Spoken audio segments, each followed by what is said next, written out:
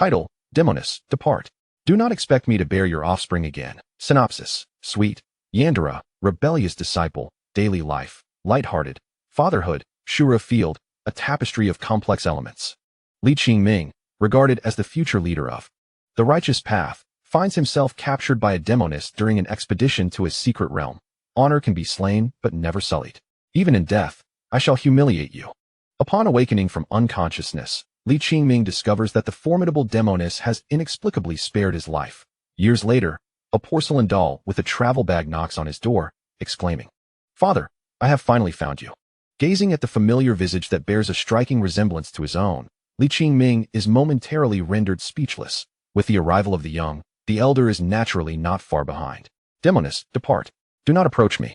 In despair, Li Qingming closes his eyes, tears of humiliation and helplessness streaming down his face. Do not expect me to bear your offspring again. Chapter 1. Repaying grievances with kindness, offering all. Qingming Xianshi, I have entered. The night was as dark as ink when the wooden door creaked open, and the moonlight illuminated the room, casting a silhouette of a curvaceous figure onto the floor, her slender waist captivating. Li Qingming opened his eyes, nodding gratefully to the voluptuous beauty before him. Thank you, Sister Du. You may simply call me Qingming. Do not jest with me, Xianshi. Were it not for your aid, I would have long been devoured by those demonic beasts. The lady from the Du family giggled lightly, setting down the medicinal soup she had brought and picking up the ointment. Li Qingming nodded and closed his eyes, though a groan escaped his lips as the salve was applied to his wounds. It may sting a bit. Xianshi, please bear with it. With such gentleness from Sister Du, how could I possibly feel pain? Li Qingming chuckled, feeling as if embraced by spring breezes. Oh dear, your address makes my heart melt. The lady from the Du family laughed with a hand over her mouth, then sighed. At my age, you ought to call me Ani instead. Age is but a number. You are in the bloom of your youth, and which man would not wish to pledge his life to you? Your words are truly sweet. Since arriving in this world where cultivators can soar through the skies and move mountains, Li Qingming's life has been a splendid journey. As a child, he was taken under the wing of the esteemed sect, Juzhou Palace, and by his early 20s, he was already recognized as a contender for the title of the foremost cultivator of the current generation, a young sword immortal, and a candidate for the holy son of Juzhou Palace, brimming with youthful vigor and ambition. Upon receiving orders from his sect, he and his fellow disciples ventured into a secret realm that severely weakened their cultivation. In just a month, many of his companions had perished or were injured, and he himself was gravely wounded. It was during this time that he encountered the Demoness, Pei Jinan, with whom he had a fateful connection 5 years prior, when he fortuitously saved her, though it did not prevent her from attempting to eliminate him time and again. As a notorious Demoness, even he had stumbled and faltered under her hands, and now he found himself fleeing in utter disarray, barely escaping to this mundane town. However, he could not stand idly by as the town faced the onslaught of a beast tide, dragging his injured body into battle, further worsening his condition, rendering him no more than a useless scholar. A series of coincidences led him to ponder deeply, yet he was left with no choice. If the town fell, he would have no path to survival. Once the lady from the Du family had tended to his wounds and exited the room, Li Qingming closed his eyes to meditate, silently attempting to mend his fractured spiritual sea. After a long time with no success, he sighed inwardly. Alas, for now, I can only take one step at a time. Surviving the night will be my success. As the dark clouds obscured the moonlight, fatigue gradually pulled Li Qingming into a deep slumber. It had been ages since he had rested properly, and even with his eyes closed, he had dared not let his guard down for a moment. As the night deepened, a silent shadow stood outside his door, its curve unmistakably that of the lady from the Du family. After observing for a long while, she quietly slipped through the window and approached the bed where Li Qingming lay, her cheeks faintly flushed and the aroma of fine wine wafting from her breath. The shadow paused at the bedside, a sly smile creeping across her lips, her gaze lingering on Li Qingming, whose brows were slightly furrowed, as if she could not get enough of him. Her flirtatious eyes shimmered like flowing silk, and she finally sat on the edge of the bed, reaching out toward his face. That moment, a voice rang out, laced with an indifferent mockery. "Tsk, after so many days of longing, you hesitate to feast on the delicacy before you? Who?" The hand of the lady from the Du family froze mid-air, turning towards the window, her eyes wide with terror. Perched upon the branch of an ancient locust tree in the courtyard was a woman clad in red gauze. Her lips curved into a delicate smile. The moonlight illuminated her snow-like skin, enhancing the allure of her curvaceous figure. A gentle breeze rustled the leaves, casting dappled shadows on her sheer attire, alternating between dark and light. Darkness like a serpent's venom, brightness embodying youthful innocence, intertwined into an ineffable allure. Around her bare ankles, a red string secured a small bell, which chimed softly as she swayed her legs. Tinkled at the sound, Li Qingming abruptly opened his eyes. Pei Jinan, the three words, akin to a nightmare, surged through his mind, igniting a sharp pain in his wounds. Upon seeing the puzzled expression on the lady from the Du family, he queried, "Sister Du?" No sooner had he spoken than the lady attempted to grasp his arm, her lips trembling as she said, "Qingming, this celestial being does not appear to be a good person." Not a good person. The name Pei Jinan, the Demoness of the dark sect, evoked both desire and dread among male cultivators. A visage concealed beneath her veil that no one had seen, yet countless had. Perished beneath her sword, yearning for a glimpse of her true face. Li Qingming was about to speak, but before he could utter a word, a blinding flash of white light enveloped the room. The head of the lady from the Du family fell to the ground with a dull thud, rolling to a stop at Pei Jinan's feet, who disdainfully nudged it aside with her sword, as if it were. "Refuse Pei Nan." Li Qingming spat out the name between clenched teeth. "What? Have you missed your master?" Pei Jinan's eyes glimmered with amusement as she regarded the infuriated Li Qingming, her smile growing ever wider. "I told you, you cannot escape my grasp. You may run, but once I break your legs." Before her words could conclude, Li Qingming interjected, "Why did you kill her?" The moment his words fell, the room plunged into a profound silence, an oppressive stillness that rendered the flickering candlelight feeble. Li Qingming felt as if he had become a lone candle, flickering in the wind. Pei Jinan narrowed her eyes, her alluring phoenix-like gaze transforming into a slender shape, revealing a different kind of chilling beauty. "This woman is utterly ungrateful. What would it matter if I killed her? Yet you, Li Qingming, dare to engage in light-hearted banter with her. Truly, you are as foolish as they come."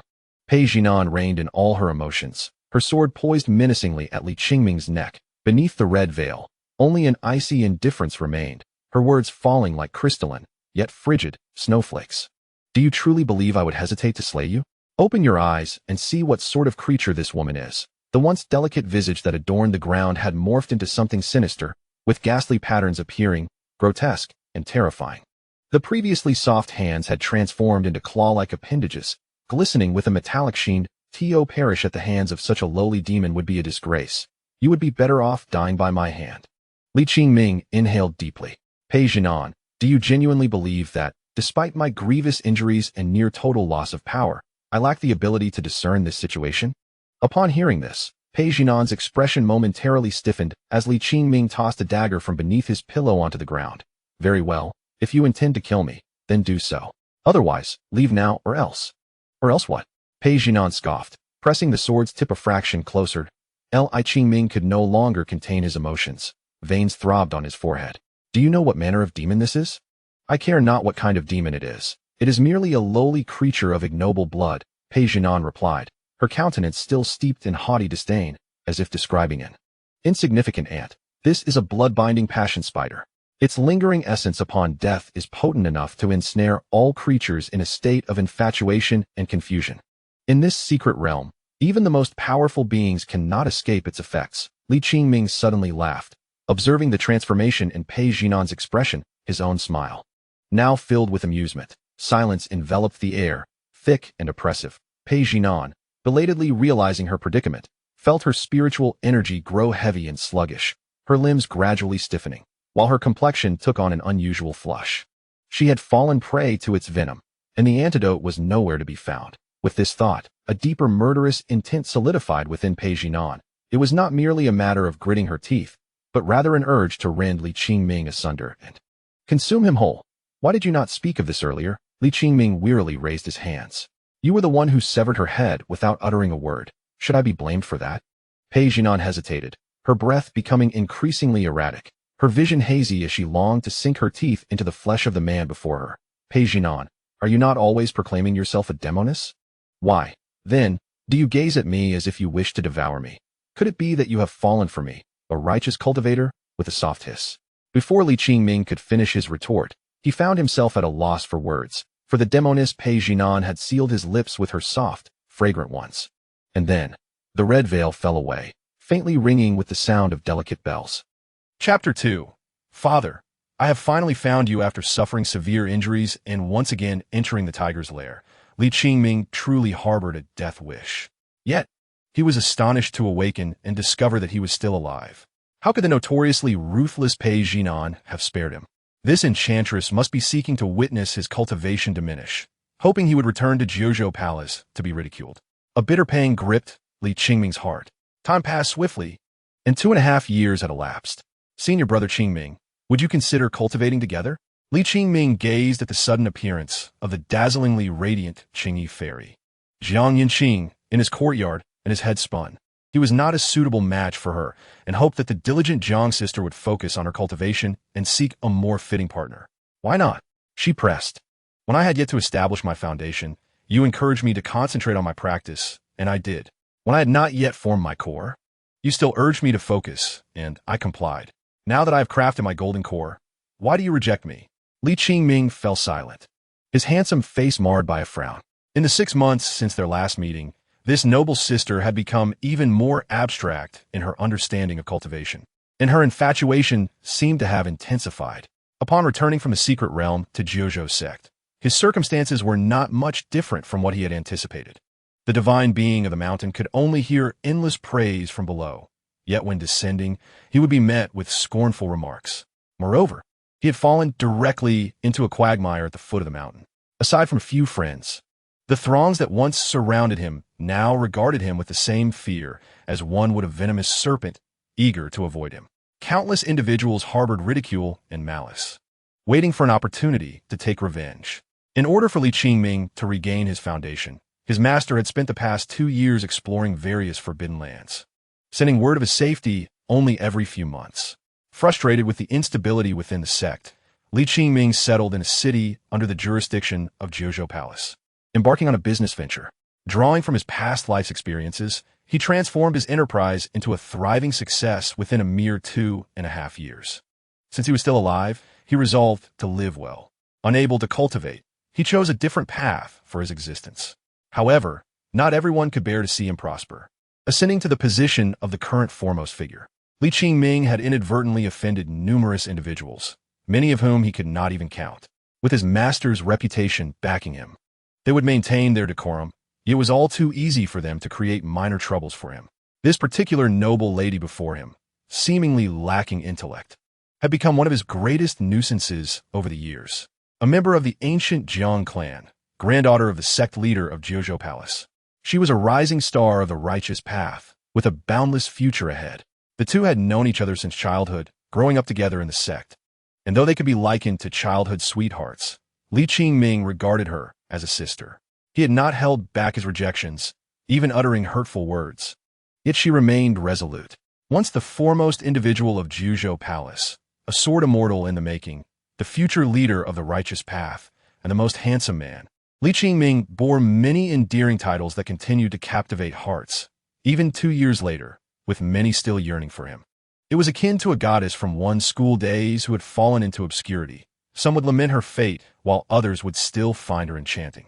Li Qingming had never tasted the essence of being a goddess, yet by a twist of fate, he had become the object of others' admiration. Not only Jiang Yanqing, for previously, an elder nearing 800 years old had entered his room late at night. Had it not been for the life-preserving sword his master left him, Li Qingming might have had to learn the art of pleasing wealthy women.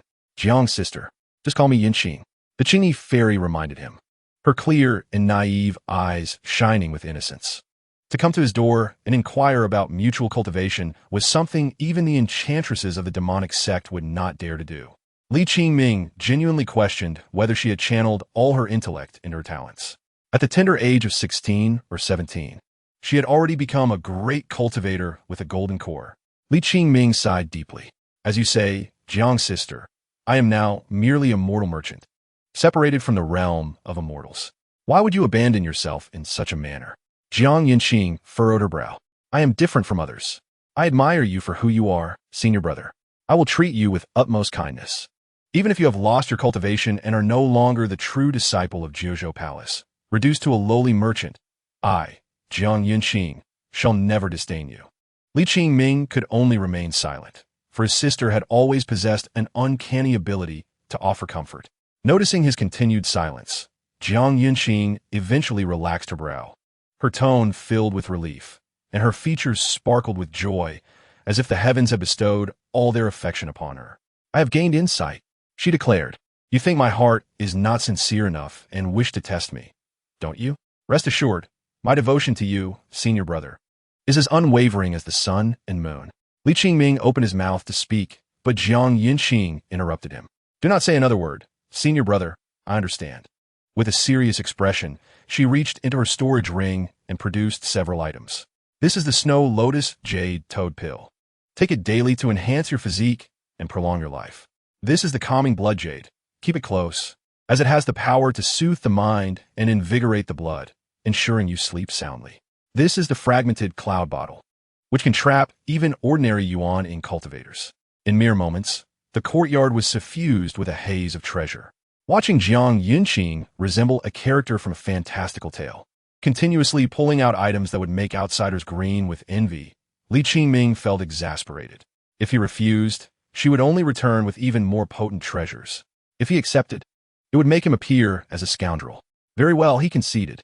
"I accept your gifts." This equation, when applied to the realm of cultivation, would still overpower all. "All right." Jiang Yunqing beamed, surveying the now cluttered courtyard. "I must return to continue my diligent practice. I shall visit you again." "Sure," Li Qingming nodded, left alone in the courtyard amidst a sea of treasures. His dear Jiang sister was always so straightforward. He had just begun to gather the items when a series of knocks echoed from outside. "Little girl, whom are you seeking?" Li Qingming opened the door to find a chubby little girl with twin buns, her cheeks round like polished white jade. Although she appeared weary from travel, she radiated an irresistible cuteness that evoked a strange warmth within him, making him want to embrace her. "I'm here to find my daddy." "Your daddy? Have you been searching for long?" "Yes, for such a long time."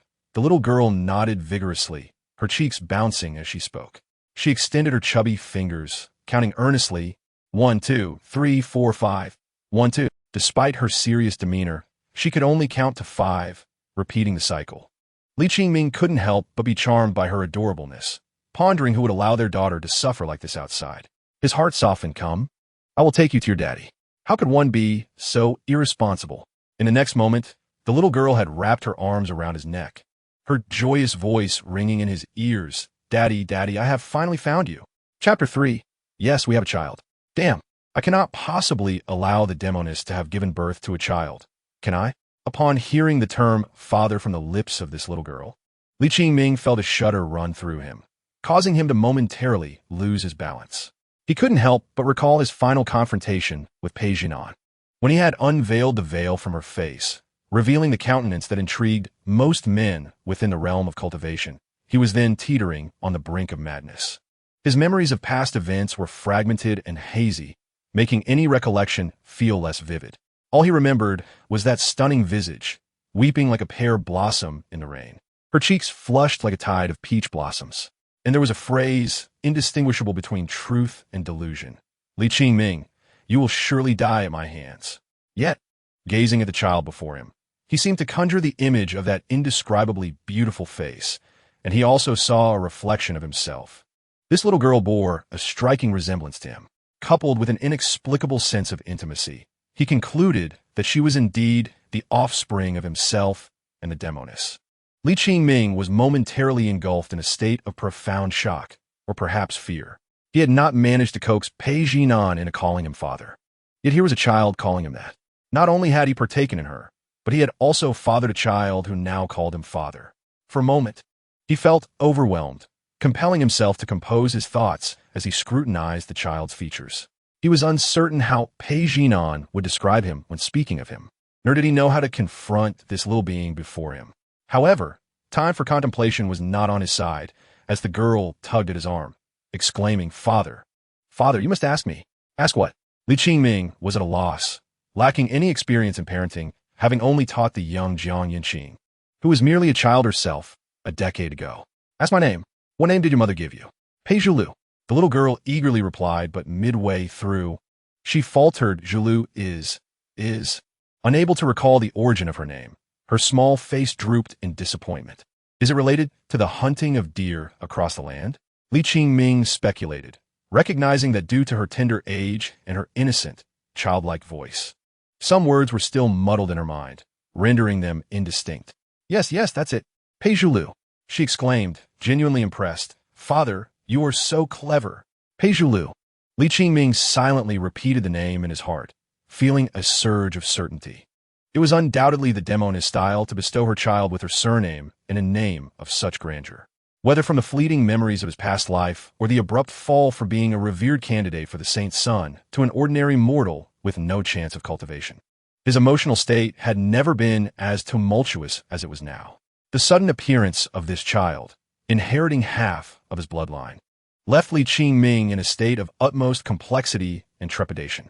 May I call you little dear? Yes. Peijulu nodded, holding up her small fingers. Father can also call me little Pei, Piglet, or Lulu.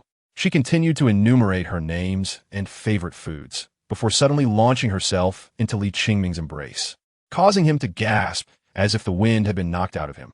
The potential of this child, being the offspring of himself and Pei Jinan, was beyond his imagination. Even at her tender age, the fluctuations of spiritual energy within her were already alarmingly formidable. Had he not tempered his physique over the years, this collision might have cost him his life. What do you wish for me to call you? Li Qingming asked as he held her close and walked into the courtyard. What I like.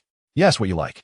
Li Qingming accepted the reality with surprising swiftness, embracing the role of a father, since he now had a daughter. He ought to embody the essence of a father. Yet, Peijulu's immediate response softened his heart, filling him with an inexplicable bittersweetness. I don't have anything I particularly like, she said, nuzzling her small head against his chest. As long as it's from father, I like it all. It is often said that cultivators lack emotion. Yet Li Qingming harbored a fondness for the warmth of human life. Otherwise, he would not have chosen to reside in a bustling city. After changing Peijulu into a clean outfit, Li Qingming summoned several skilled chefs from his restaurant to prepare a sumptuous feast. The little girl hardly paused to breathe as she devoured the food. The culinary techniques etched in his past life allowed him to gain renown for his restaurants within the cultivation world. Once she was satiated and had played enough, Li Qingming finally coaxed her in a slumber before returning to his study with a solemn expression. Pei Jinan, come forth. After a lengthy silence, no other figure appeared in the study. Li Qingming took a deep breath, his expression turning slightly impatient. The entire room is filled with your fragrance. Are you still playing hide and seek with me? A light chuckle rang in Li Qingming's ear, effortlessly sending ripples through his heart.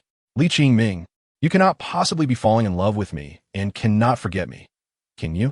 Accompanied by her teasing words, the figure clad in red silk appeared upon his desk. Her alabaster skin tantalizingly obscured. The veil still concealed her features, yet her enchanting silhouette remained unchanged, with her striking phoenix eyes exuding both indifference and allure, captivating to behold.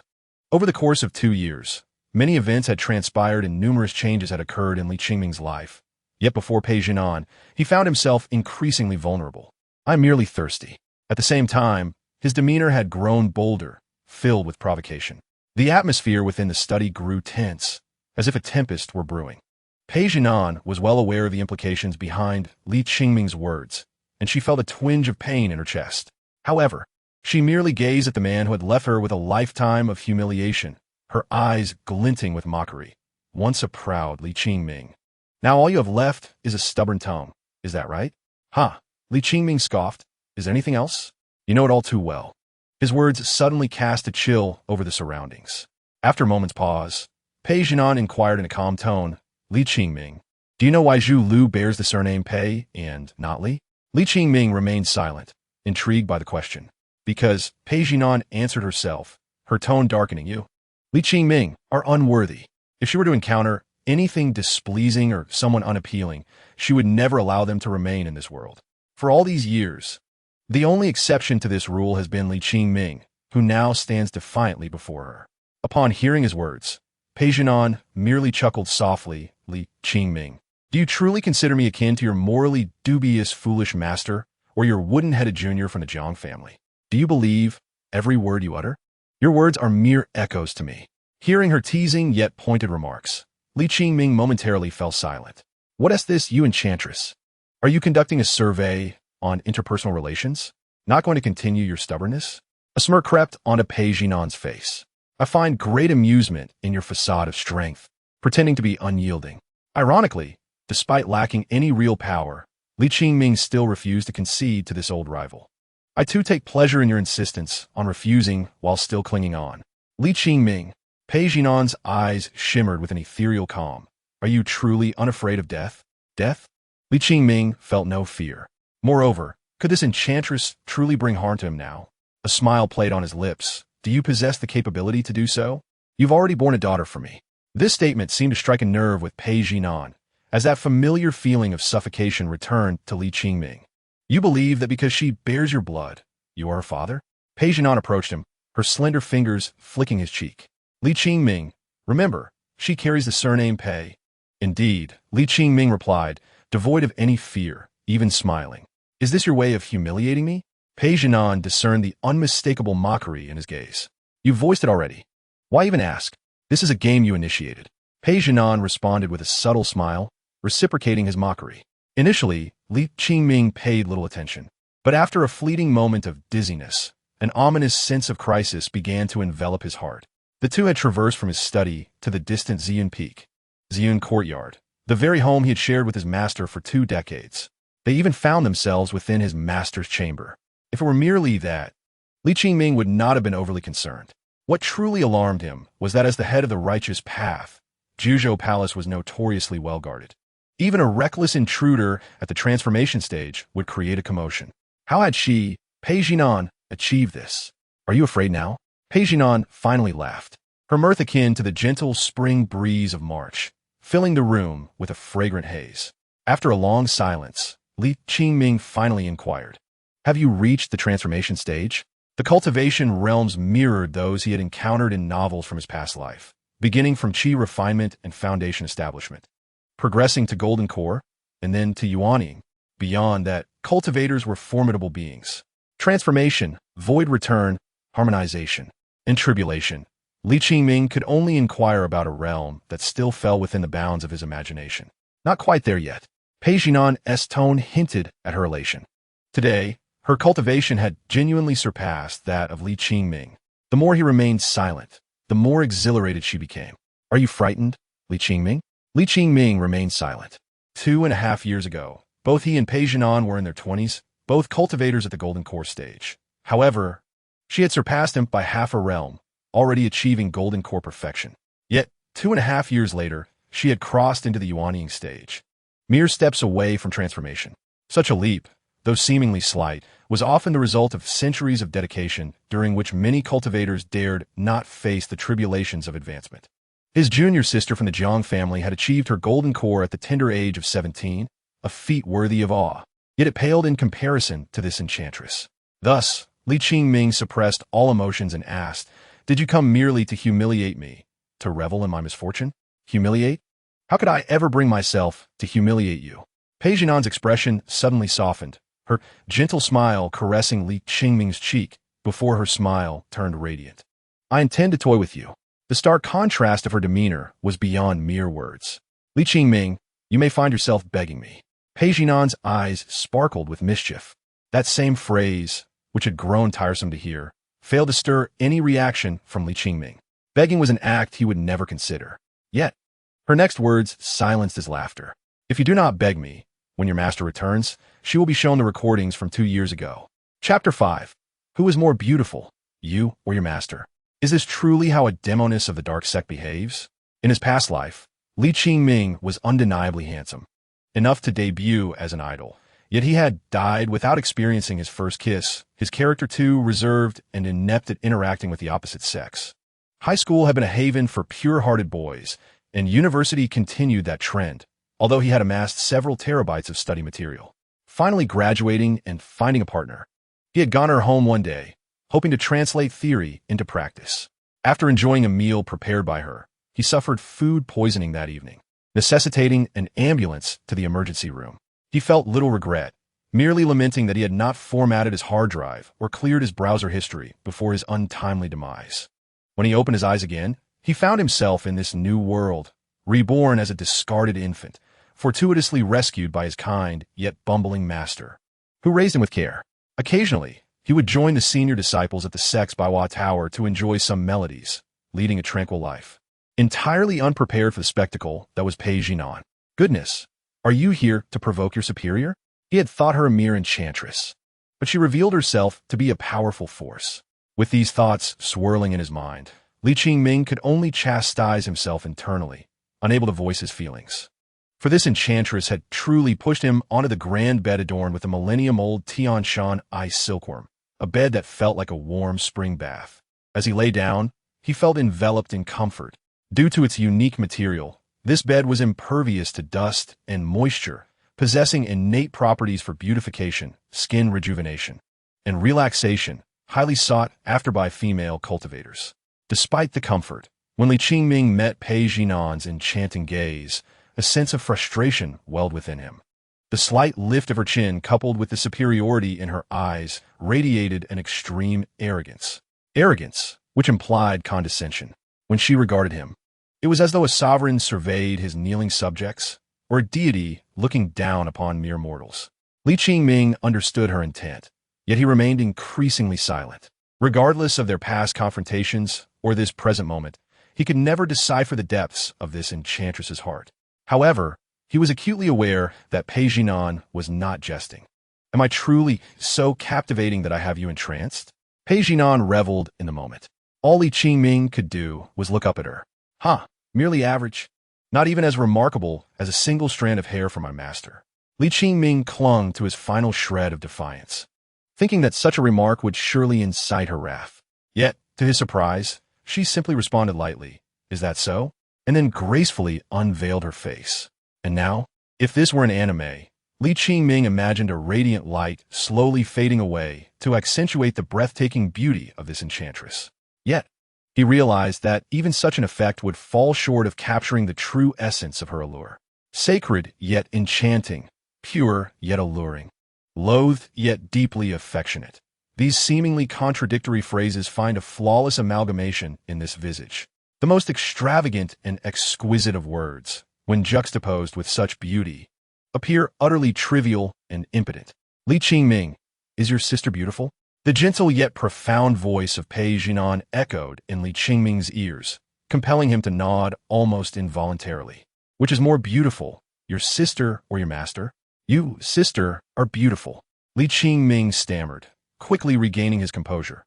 Enchantress, you are employing your seductive arts upon me again. A wave of trepidation washed over Li Qingming. Having lost much of his cultivation, his spirit was, however, stronger than ever, and he ought not to be so discomposed. This enchantress's allure had intensified. Yet Pei Jinan simply laughed, a melodious sound that caused the blossoms to tremble, their fruits swaying gently on the branches. Though he recognized her genuine delight in her laughter, he was perplexed as to its origin. Truly, she is a siren. Li Qingming, do you believe me when I say I have not used any seductive arts upon you? Pei Jinan teased, her laughter continuing as she leaned closer. Li Qingming could even feel the warmth radiating from her, enveloped in her subtle fragrance. He dared not meet her bewitching gaze, turning his head aside to feign disbelief. What? Are you still shy? Pei Jinan's smile widened, yet her tone bore an air of sorrow. If you continue this way, sister will truly be saddened. All that responded to her was a cold retort from Li Qingming. Enchantress. I am indeed an enchantress. When have I ever denied it? Yet you. Pei Jinan pressed herself against Li Qingming's chest, her crimson lips brushing against his ear as she exhaled softly. And you do not resemble a righteous sword immortal at all. Li Qingming could not help but swallow hard, finding it increasingly difficult to resist the allure of this enchantress. A tingling sensation coursing through him. The gentle breath, imbued with her fragrance, seemed to seep directly into his heart. Enchantress. Li Qingming struggled to conceal his inner turmoil, exclaiming, Do not disturb my resolve. Oh, Pei Jinan feigned confusion. Have I truly unsettled your resolve? You. Now Li Qingming was genuinely flustered. Words were mere words. Must he use this? If it truly becomes unbearable, then no. Why is it that we as cultivators cannot control such awkward bodily reactions? Just as Li Qingming was engulfed in a whirlwind of emotions, Pei Jinan's laughter became even more beguiling. Li Qingming, this is your master's boudoir. Is this not a tad inappropriate? Or do you merely relish this? Polygon teased him, deriving amusement from his embarrassment. Pray, she is indeed a genuine enchantress. Amidst the chiming of bells, the enchantress's triumphant whispers could be heard. Ah, Li Qingming, look at your expression. Chapter 6. A secret longing for father as the evening descended. The enjoyment lingered until darkness fell. The clouds swirling around Ziyun Peak were tinged with hues of orange and yellow, while some layers of clouds stacked upon one another, revealing a profound shade of violet. At dawn, one could witness the sky adorned with vast swathes of violet clouds. This was the origin of Ziyun Peak's name. Brother Qingming, an outer sect disciple stationed at the foot of the mountain, spotted the somewhat unsteady figure and hurried over to support Li Qingming, asking, "Have you relapsed from an old ailment? Why does your complexion appear so pale?" Li Qingming paused momentarily before nodding. He could hardly confess to having engaged in a fierce battle with an enchantress, resulting in slight exhaustion. Could he? What would become of his reputation as the foremost disciple of Ziyun Peak? He had merely made a slight miscalculation. Next time, he would surely reclaim victory. Upon seeing the newcomer, he recalled their previous encounters and greeted, "Oh, it's junior brother Du Hao." Though he had traversed from heights to depths in the past 2 years, many outer sect disciples still held him in high regard. And this junior brother was one of them, a disciple from below Ziyun Peak. Li Qingming returned to Ziyun Peak each month to collect letters from his master. Having met him on numerous occasions, Du Hao, though unremarkable in appearance and aptitude, possessed a commendable attitude, yet remained stuck at the 9th level of foundation establishment for several decades. Indeed, the last time we met was when you returned to the peak for letters a month ago, Du Hao remarked with a hint of nostalgia. By the end of the year, I shall be demoted to the city below to manage affairs. Cultivating is akin to gambling. In youth, one dreams of being the next favored child of fortune. In middle age, one hopes for a late bloom. And in old age, one still yearns for a turning point. Many, like Du Hao, are gifted yet ordinary, leading lives fraught with missed opportunities. We seem to be fated.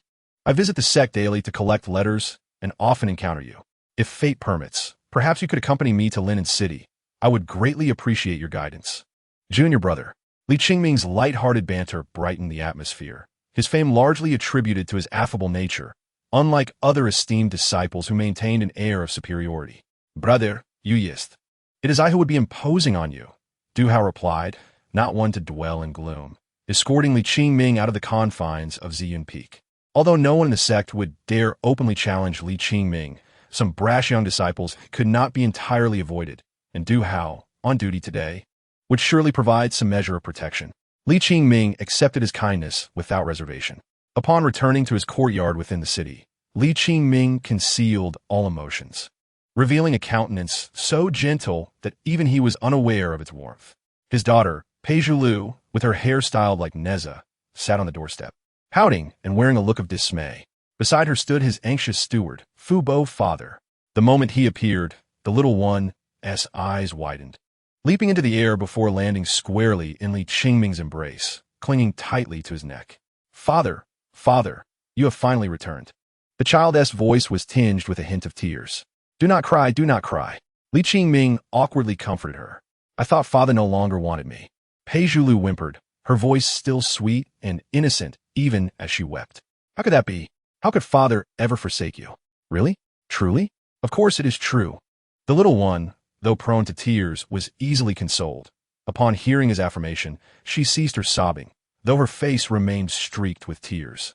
She lifted her chubby little face, sniffing back her tears, and timidly asked, "Did father miss me?" "I did," Li Qingming responded without hesitation, reaching out to wipe her tears. Upon hearing this, Peizhulu managed to hold back the final drop of her tears, then stroked her own chest with her chubby little hand, sweetly saying, "That's a relief. I thought I was the only one secretly missing father." Chapter 7. I'll share half with father. Previously, if someone had asked Li Qingming what it felt like to be struck by an arrow to the chest, he would have had to apologize for his ignorance. Now, however, he could compose an 800 to 1,000 word essay worthy of the highest marks. How is it that any daughter could be so adorably charming? It turns out she is my own. Li Qingming found it increasingly difficult to suppress the tumultuous emotions within him, despite his self-assured disdain for the enchanting Demoness Polygon. To the point of being irked by her very breath, he could not help but feel an overwhelming affection for this little creature. He even mused that the Demoness ought to kneel before him and bow deeply in reverence. Fortunately, he was the one who had sown the seeds. Otherwise, how could such an adorable daughter emerge from that Demoness? Absurd. It was simply inconceivable. The introverted nature of his past life was undoubtedly intertwined with his upbringing in an orphanage. The matron of the orphanage was genuinely affectionate towards them. Yet one person's love could not suffice. It was akin to when kind-hearted individuals brought gifts. Not all the children could receive them, nor could they choose the gifts they desired. This unprecedented stirring of emotions ignited a flicker of hope within Qingming, awakening a rare urgency to reclaim his strength. In this cruel yet beautiful realm of cultivation, only strength provided the foundation for one's voice. If calamity were to befall him, what could the enchanting Demoness do to protect the little one in his arms? Strength, indeed, strength. As Qingming returned to the courtyard with the little one in his embrace, his resolve grew ever more steadfast, gradually filling him with a sense of accomplishment, a sentiment tinged with a sacred sense of responsibility. I am now a father. This emotion is difficult to comprehend for those who have never experienced parenthood. Of course, at times, witnessing his friends begin to mature, study earnestly, and even embark on the journey of love and marriage, one might reflect similarly. My dear son has finally grown up. Yet, Pei Zhulu, at her tender age, was merely 1.5 years old. How could she truly comprehend the world? As night fell, Qingming recounted a few fairy tales to her, only to realize that being a doting father was no simple task. After narrating the tale of Snow White, the little one, with her innocent voice, queried, "Father, is Snow White a big dummy?" Dummy? Did she mean to say foolish? Yes, I mean she's a big dummy. The little one frowned, evidently irked, declaring that this princess named Snow White was indeed a big fool. Can you explain to me why? Qingming felt a surge of joy. He believed the essence of fairy tales lay in imparting certain lessons or meanings, allowing children to grasp fundamental truths. Thus, he gently encouraged Pei Zhulu to articulate her reasoning and express her thoughts. How could she eat an apple given by a stranger? Indeed, we must be wary of strangers. Qingming felt he possessed a natural talent for fatherhood, adept at guiding his child. He continued to prompt her. What would you do in such a situation? Chop them up with a knife. Qingming nearly choked on his own words, his mind reeling in confusion. As expected, she was indeed the offspring of a Demoness. Noticing her father's silence, the little one scrutinized Qingming's expression, timidly adding, "Then what?" Qingming's eyes regained their sparkle. Perhaps this little one had not completely fallen under the Demoness's influence. He looked at her with anticipation, seemingly sensing the hope in his gaze. The little one stood up from the bed, raised her head, and with her chubby hands mimicking a knife, declared, "Then I'll chop her a few more times." Mother said, when encountering bad people or enemies, one should chop them up. If one chop isn't enough, then 2 chops. If 2 aren't enough, then more. This somewhat alarming declaration, uttered by Pei Zhulu, sounded comical in her childish voice, causing Qingming, as a father, to take deep breaths to calm himself, all while silently cursing Pei Jinan. Pei Jinan, how could you be such a mother? Truly a Demoness. Lulu, we should not wield knives carelessly. Huh? The little one blinked in confusion, then obediently lay on the bedding, propping her chin with her hands, awaiting her father's elaboration. When encountering bad people, we should first reason with them. If that fails, Qingming's words faltered. In the realm of cultivation, when faced with enemies or adversaries, the simplest and most direct response was indeed to draw one's sword and strike. The righteous path required some form of decorum, necessitating a lengthy discourse before action, which he had never favored. Upon reflection, the Demoness's teaching methods were not entirely flawed. Yet, Qingming truly did not wish for his daughter to embrace such violence at such a tender age. After much contemplation, he could only say, "You are still young. What if drawing a knife injures yourself? Your father would be heartbroken. I'll listen to you, father. I want to draw my knife." Pei Zhulu adored such affirmations. Compared to her mother, who often wore a stern expression, this father she had just met was simply wonderful. Not only did he provide her with delicious food and lovely new clothes, but he also showered her with affection. It was no wonder her mother frequently remarked, "If you have the ability, go find your father." Pei Zhulu rolled over on the bed, nestling into Qingming's embrace, gazing up at him with her round, pure eyes. And after a moment, she sweetly exclaimed, "Father, father, I cherish you so much." Li Qingming couldn't help but chuckle, gently pinching the little one's nose. Mimicking her tone, "I cherish you very much too." Following this, the little one erupted into giggles, returning to the earlier topic of Snow White. "Father, what should we do if we encounter a bad person like a prince?" "A prince?" Li Qingming was taken aback, his mood swiftly darkening. The thought of any scoundrel attempting to take advantage of his daughter ignited a surge of anger within him, and he could not help but exclaim, "You need not worry. Your father will deal with him directly. Damn it, how dare he lay hands on his daughter? 1,000 deaths will be insufficient." The little one might not fully grasp the implications of his words, yet she sensed the concern underlying them and couldn't resist nuzzling her head against him. Like a small kitten. "Father, I want to eat something delicious tomorrow." "All right. Father, you are so wonderful." Li Qingming ruffled her hair, savoring this hard-won tenderness. "I will always treat you well."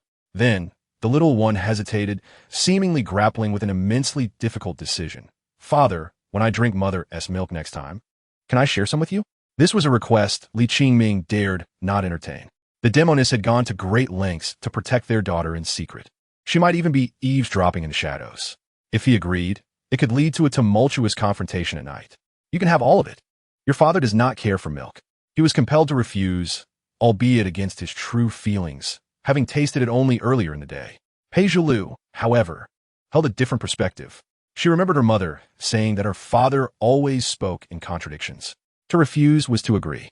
Thus, with the poise of a little adult, she patted Li Qingming's arm and reassured him, "Father, don't worry. I will make sure to tell Mother properly, so you can have your fill."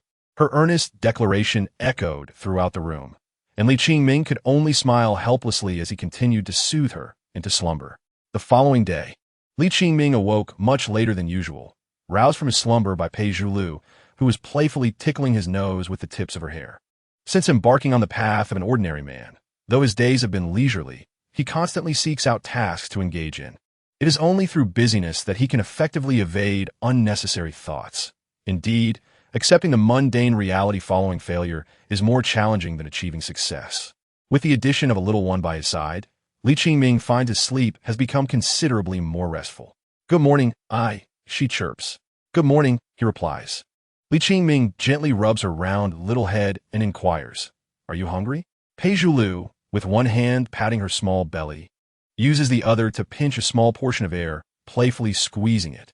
Li Qingming smiles and, cradling her, steps out of the room to personally assist her with her morning routine, adorning her hair with 2 charming little braids.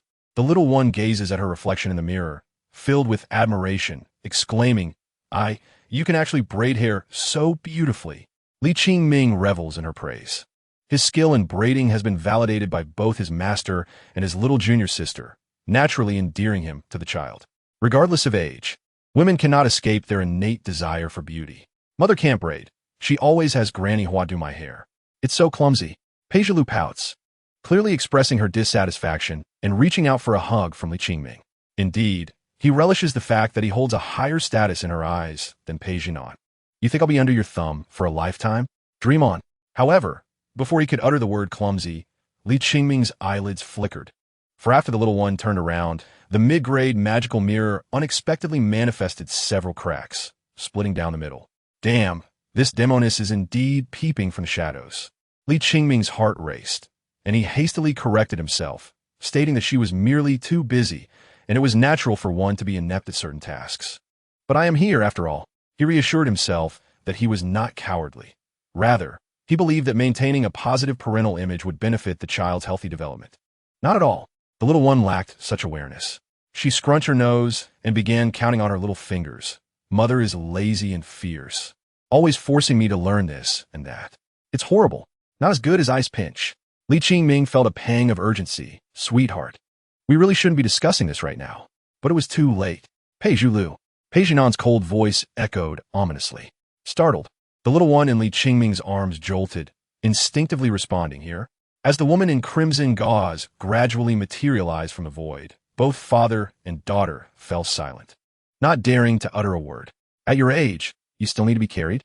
Get down and walk yourself," Pei Zhinan stated flatly, her tone commanding, her gaze more imposing than her words. Li Qingming was displeased, and before he could voice his objection, the little one, with an air of grievance, implored, Let me down." Seeing the stubbornness in her eyes, Li Qingming sighed inwardly and bent down to place her on the ground.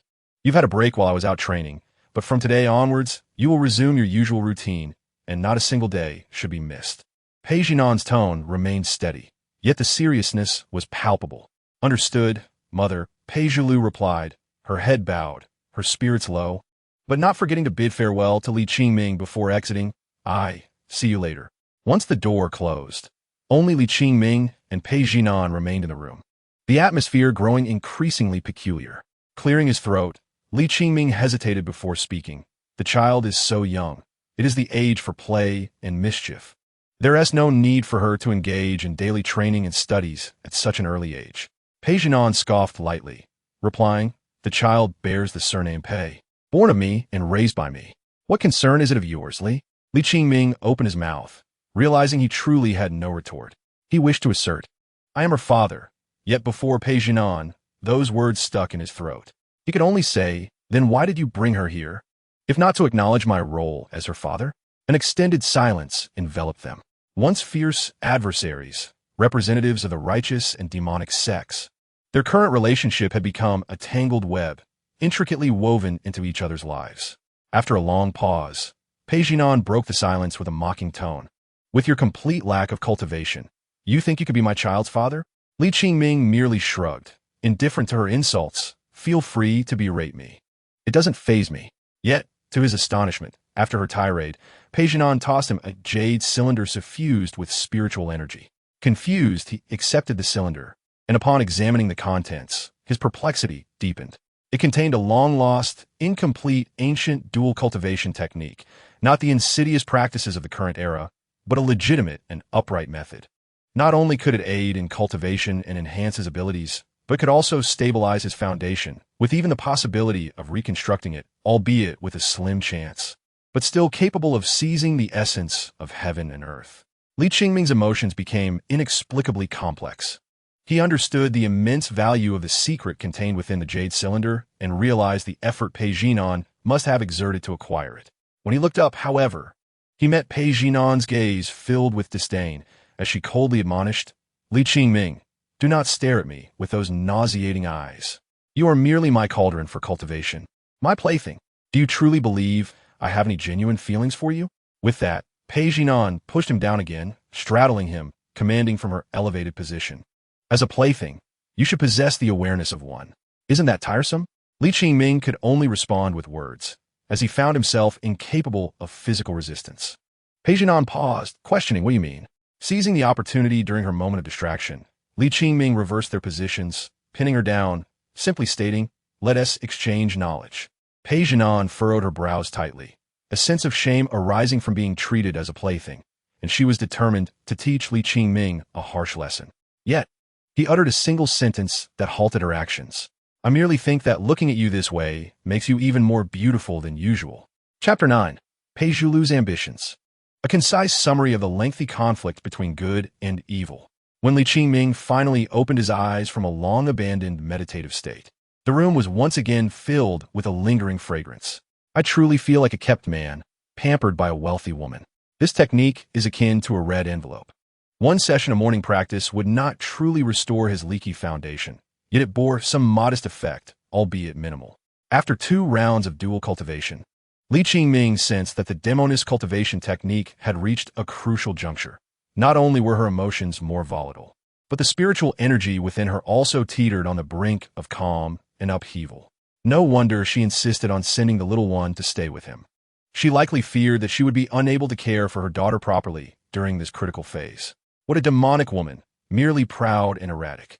As he opened the door, Li Qingming found the little one diligently practicing a set of palm techniques in the courtyard, displaying great seriousness. Upon noticing him, she paused for a mere moment before resuming her enthusiastic punches. Once she completed her routine, she bounded over to him, clutching his leg. "I'm so hungry." Li Qingming's heart swelled with affection as he wiped the sweat from her forehead. In the past, the children of the world lost their carefree childhoods due to the relentless pressures of early education classes and various interest groups. Upon entering primary school, They found themselves caught in a whirlwind of academic competition, their heads buried deep within the demands of examinations. Little did they anticipate that within the realm of cultivation, the competition would be even more exaggerated. The primary cultivation techniques, including martial arts, leg techniques, swordplay, and knife techniques, were just a fraction of what Peijinan had meticulously arranged for the little one, alongside knowledge of spiritual herbs, elixirs, and magical treasures. The young child's satchel contained not only a few personal toys, but was predominantly filled with various secret techniques and precious materials. From a rational perspective, Peijinan's decision to initiate the child's training at this juncture was indisputable. Cultivation is fundamentally a matter of time, and the coursework she designed was perfectly balanced, neither forcing premature growth nor failing to stimulate the child's potential to the fullest. However, Li Qingming, the father, could not help but feel a pang of sorrow.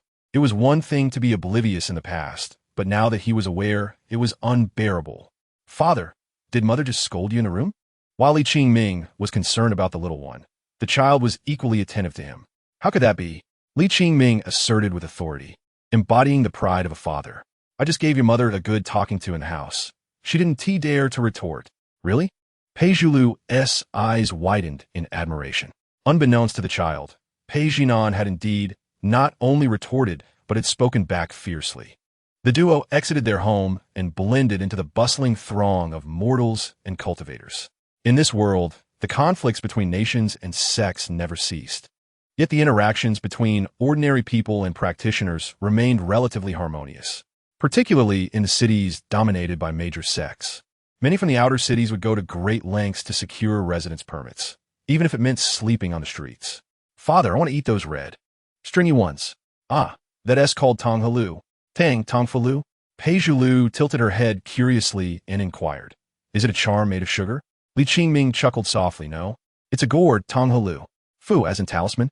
The little one nodded vigorously, mirroring his words, her eyes glistening with anticipation as she gazed at the tantalizing Tong Halu, saliva almost pooling at her lips. She gingerly held a large string of Tong Halu, offering it to Li Qingming without tasting it herself. "You eat first." Li Qingming, who had little taste for sweets, shook his head. "No, it must be tasted by father first." The innocence of children is profound, often embodying a steadfastness in some matters that surpasses that of adults. With a resigned smile, Li Qingming bit into one. "Is it delicious, father?" "Yes, it is." Only then did the child gleefully lick the Tong Halu, savoring each bite with squinting eyes, feeling that her decision to run away from home was indeed a stroke of brilliance. Along their journey, they had purchased numerous earthly delicacies, and soon Li Qingming carried his little one into a restaurant under his name. Even before noon, the establishment was bustling with patrons. "Boss, you've come to dine." The manager, recognizing Li Qingming, hastened over. "Just find a vacant table in the main hall. Feel free to continue with your duties." Li Qingming preferred not to fuss and disliked noisy places, yet the little one clearly enjoyed the lively atmosphere, making the main hall quite suitable. "Father, is this the restaurant you mentioned as your own?"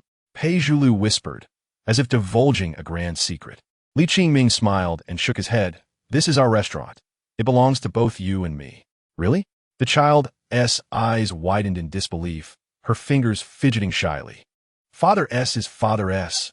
How could it be mine?" "Father S is also yours." "Really?" Peijulu questioned again, still skeptical. Upon receiving his nod, her face lit up with joy as she hesitantly asked, "Then, can I have 2 roasted spirit pig trotters?" Ever since tasting the delicacy the day before, she had become enamored. "Of course, if you're still hungry, just order more." "Then I'll have 3. Her eyes sparkled with delight.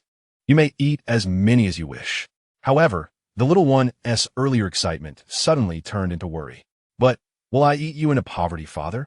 What if you no longer want me?" Li Qingming was utterly charmed by her cuteness and couldn't help but playfully poke her nose. "Father is not worried about you eating me into poverty. I'm more concerned about you not being full." The child wriggled, still convinced that she would eventually eat away the family fortune. Her little mind raced to devise a way to repay her father for his kindness. Suddenly, an idea struck her. She leaned close to Li Qingming and whispered, "Father, if mother is so fierce, should I find you a new wife?" Chapter 10. Fateful Candy. Li Qingming was taken aback by such a suggestion. "My dear child, You are not helping father. You would surely be putting his life at risk. Was she out of her mind, contemplating stealing a glance at the fierce Polygon? Few dared to act so brazenly in the entire cultivation realm. Yet, upon reflection, he found the thought rather thrilling. As the waiter began to serve the dishes, Qingming momentarily suppressed these thoughts. At present, he truly felt he was only worthy of being a toy for that enchanting woman, while also juggling the role of father. It was not a terrible predicament. Qingming had a knack for finding joy in hardship, and with the addition of a daughter, life was undoubtedly more vibrant than before. Father, I'm so full. Let us go for a stroll and digest. After satisfying his daughter's appetite, Qingming took her to a high-end pastry shop under his ownership, which specialized in selling the highly popular candies and chocolates from his past life, alongside whimsically shaped confections. In this realm where entertainment was scarce, even a hint of his previous life's offerings could create a frenzy. The trend of sycophancy from his former life was equally applicable here. More accurately, due to the average age of cultivators being measured in centuries, the gender imbalance had reached astonishing levels. Esteemed cultivators thousands of years old could still take on numerous young concubines, while those without wealth or cultivation were scorned even at brothels. From luxurious taverns to high-end pastry shops, he monopolized the upscale dining scene in Linen City, or rather, he had a hand in various high-end enterprises. Is it easier to earn money from women? No, it was far easier to earn from sycophants. Here, male cultivators were far more generous with their spirit stones. Notably, there was also a high-end clothing boutique, although it was not suitable to bring the little one there. He planned to bring back a few items to impress the enchanting woman. Upon entering the store, they were greeted by a beautiful female cultivator dressed in a style reminiscent of a previous life's Lolita dress. In the business circles of Linen City, Qingming's visage was akin to that of a deity, having captivated countless female cultivators, leaving them restless in the night. Though she was merely a slightly attractive young cultivator at the chi refinement stage, she harbored aspirations of becoming a proprietress. Upon encountering Qingming, she naturally displayed an abundance of enthusiasm, only to be promptly dismissed by him with a wave of his hand. No one is allowed to disturb my cherished moments with my daughter. Daddy, are these truly candies? Why do they resemble little pigs, bunnies, and puppies? Wow, there are even flowers and birds. Wow, they're all so beautiful. From behind the display case, Peijulu's eyes sparkled with wonder. She had previously thought that the sugar paintings she had seen earlier were the most exquisite candies in the world, but she was astonished to discover these vividly lifelike confections. There was simply too much to behold. These are gummy candies and fruit-flavored hard candies. One is springy and soft, while the other is similar to the sugar painting we just bought, Qingming patiently explained. This shop primarily attracted female cultivators and young children. And what about this little black square? This is called chocolate, and it is also a type of candy.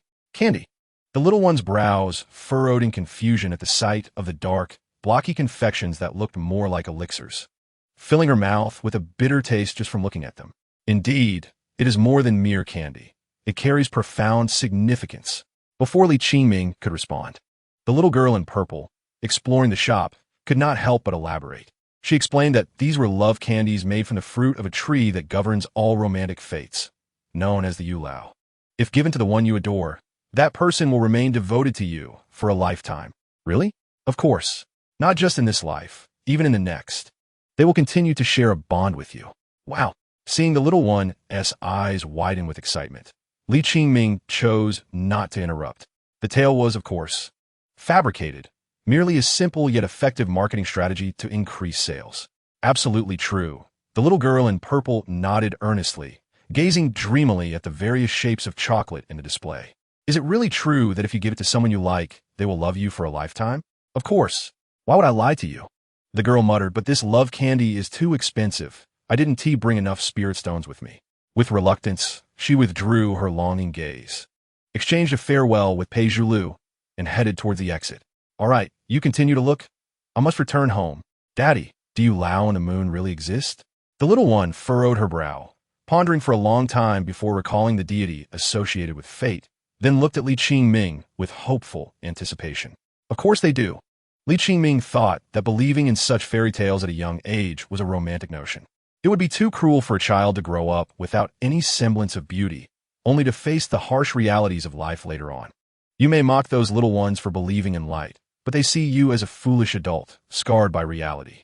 Not only is there Yu Lao, but there is also a magnificent palace on the moon where the celestial Chang'e resides, along with a laurel tree in full bloom. Listening intently to Li Qingming's description, the little girl began to dream, searching for the moon that was not visible in the daytime. After a fruitless quest, she returned to reality. Which ones do you like? Daddy will buy them for you, Li Qingming said affectionately, thinking that if she desired it, he could have a candy castle constructed for her that very night. After a lengthy gaze at the display, the little one hesitated between a small white rabbit and a little deer. Shall I buy both for you? Li Qingming inquired, only to be surprised when Pei Zhulu shook her head and decisively stated, just one is enough. I heard this candy is quite expensive. Ultimately, she chose the little deer lying on the ground. Daddy, I want this one. Li Qingming, fully compliant, agreed to her choice. As they exited the shop, he noticed the little one suddenly released his hand. What's wrong? Li Qingming assumed she regretted not purchasing the little deer. Pei Zhulu looked down at the chocolate nestled in its transparent box, gazing at it several times before lifting her suddenly serious face, as if she had made a monumental decision. Daddy, I want to give you this love candy, she said, her words slightly stammering, yet each was articulated with utmost sincerity as she placed the small box in Li Qingming's palm. She then looked up and asked, I only wish for this lifetime. Can you like me in this life? I'm not greedy. Chapter 11. Daddy is the best in the world. Li Qingming's heart melted once more. How could such a delightful daughter be born of that enchantress, Pei Jinan? It was utterly impossible. It must be that my genes are simply too exceptional. He knelt down to her level, placing the little deer in their shared line of sight, and declared, Daddy understands your intentions, little one. You need not the love candy. I would love you for a lifetime regardless. Really? Is that true? Pei Zhulu tilted her head, her expression skeptical. But mother always says you are a heartless scoundrel who doesn't care for us. Demoness. Li Qingming's expression stiffened, cursing inwardly, yet he maintained a facade of disbelief. Look at how much I adore you, telling you lovely stories, taking you to delightful places. How could I possibly abandon you? Upon hearing his words, the little one felt guilty, wishing to explain, but unsure how to articulate it. Her prior comments were not a reflection of any real discontent with Li Qingming. Rather, they were the unfiltered musings of a child. Because she loved her father so dearly, she feared he might one day stop loving her in return. Now think again. Li Qingming gently guided her. Does your mother tell you beautiful stories? No, she only makes me practice cultivation and read scriptures. The little one shook her head vigorously. Does she take you to enjoy delicious food? No. The little girl suddenly looked dejected. She only makes me consume bitter elixirs and foul-tasting potions. Does she take you to play fun games? She does not. Pei Zhulu burst into tears. She only makes me do horse stance and practice punches and kicks. How could your mother treat you so poorly? Li Qingming's heart ached, yet he couldn't help but feel a sense of joy. He embraced the little one, patting her back soothingly. Don't cry, don't cry. Daddy will treat you well from now on. Demoness, just wait. Our daughter shall soon bear the surname Li. Mother is so mean. Pei Zhulu cried for quite a while before finally stopping, unable to help but exclaim, Daddy is the best in the world. This outburst allowed her to vent many of the small grievances she had accumulated since she could remember. A cultivator's upbringing cannot be measured by ordinary standards, especially for the offspring of two exceptionally gifted practitioners. Pei Zhulu, in both stature and intellect, was hardly a typical child for her mere 2.5 years of life. Daddy, the little one sniffled, adopting a serious expression once more. Since mother is so bad, I will definitely find you a new bride who is obedient and well-behaved. Li Qingming hesitated to respond, but nodded with a smile, thinking to himself, what a joke. I possess such a dear little cotton-padded jacket. How could I possibly fear the trifling enchantress Pei Jinan? My daughter is truly remarkable. On this delightful outing, Li Qingming, the father, was thoroughly enjoying himself, and Pei Zhulu, his daughter, was equally elated, even eagerly attending to the homework left by Pei Jinan. However, those assignments were daunting even for Li Qingming, prompting him to ask the housekeeper, Fu Bo, to retrieve several children's books he had compiled from his own shop. Children ought to read storybooks. Young boys should believe in the light. Li Qingming relished this joyful bonding time, selecting a fairy tale illustrated book from a princess's perspective and reading each word with care. Little girls, after all, often find the notion of being a princess quite enchanting. Master Qingming, Fu Bo's hesitant voice echoed from the doorway. Upon finishing the last line of the page, Li Qingming set the book aside and affectionately ruffled the little one's hair, saying, "You stay here and read for a while. Your father has some matters to attend to." "Goodbye, father," Pei Zhulu replied obediently, watching as Li Qingming exited the room. Yet, the moment the door closed, a flicker of disappointment crossed her eyes. She longed to be by her father's side all day long. "Fu Bo, what has happened?" Observing the elderly man's silver hair and furrowed features, a serious expression emerged on Li Qingming's face. This venerable Fu Bo, aged for centuries, was a stalwart figure of Ziyun Peak, having been the trusted servant of Li Qingming's master. He had nurtured Li Qingming's mentor and had continued to care for him after he was taken back to Ziyun Peak. When Li Qingming decided to leave 2 years ago, Fu Bo followed closely, wary of any misfortune befalling him. Between the elderly man and the young master, a bond akin to that of grandfather and grandson had formed, making Fu Bo a truly trustworthy individual. Li Qingming even allowed the little one to call him Grandfather Fu. There's been an incident at the Jujioj, and it may require Master Qingming's personal intervention. Has someone arrived? Fu Bo hesitated for a moment before nodding in affirmation. Had it merely been a common faction from Linen City, he would not have appeared so grave. Only the few true disciples of Jiuzhou Palace, who were of equal standing, could cause him such concern, fearing that Li Qingming might be adversely affected. It has been difficult to maintain peace for 2 years, Li Qingming mused, a smile suddenly breaking forth as he relaxed, astonishing Fu Bo. Since his foundation was shattered and his cultivation lost, Li Qingming had long been enveloped in gloom. Yet now he seemed to have returned to the spirited vigor of his youth. Should I inform Miss Ji Yun at the sect? Fu Bo still felt uneasy. If they were still at Ziyun Peak, relying on the legacy of the revered ancestors, they would not have needed to concern themselves with such trivial matters. Especially with Li Qingming's master present, even the deputy palace masters would tread carefully. Yet, in the current situation, he felt powerless, with the only possible ally being that esteemed young lady from the Jiang family. "Farewell, she is the greatest trouble of all," Li Qingming remarked with a smile, his expression devoid of any worry. He understood that Fu Bo's concerns stemmed from his nature. Fu Bo nodded, though his heart remained heavy. Little did he know that Li Qingming's sole thought was, "Whoever dares disturb my pampered daughter shall face my wrath." Chapter 12. Cultivation without mental strain for over 20 years. Li Qingming's life had been extraordinarily vibrant, encountering countless crises. Ever since he was brought back to Ziyun Peak, he had become a figure of envy among numerous disciples. In recounting the storms weathered by Jiuzhou Palace over the millennia, it was always the lineage of Ziyun Peak that stood at the forefront during perilous times, serving as the spiritual totem of Jiuzhou Palace in a sense. This unique historical status, however, did not bestow much fortune upon this lineage. A calamity over 1,000 years ago led to its rapid decline, and despite the remnants of its heritage, it was no longer prosperous. A rule was established to accept only one disciple per generation. Yet, this chosen one was invariably a rare and exceptional talent. Correspondingly, all honors and resources of this lineage were exclusively bestowed upon that individual. Li Qingming's master, who was over a decade his senior, was an extraordinarily gifted person, possessing remarkable talent, beauty, and physique. Before his emergence, no one wished for anything more than to become a disciple of Ziyun Peak and the next master of this lineage. Who could have imagined that such a coveted position would be claimed by an abandoned infant from the mortal realm? It is no exaggeration to say that while Li Qingming was still in swaddling clothes, he had unknowingly offended countless individuals.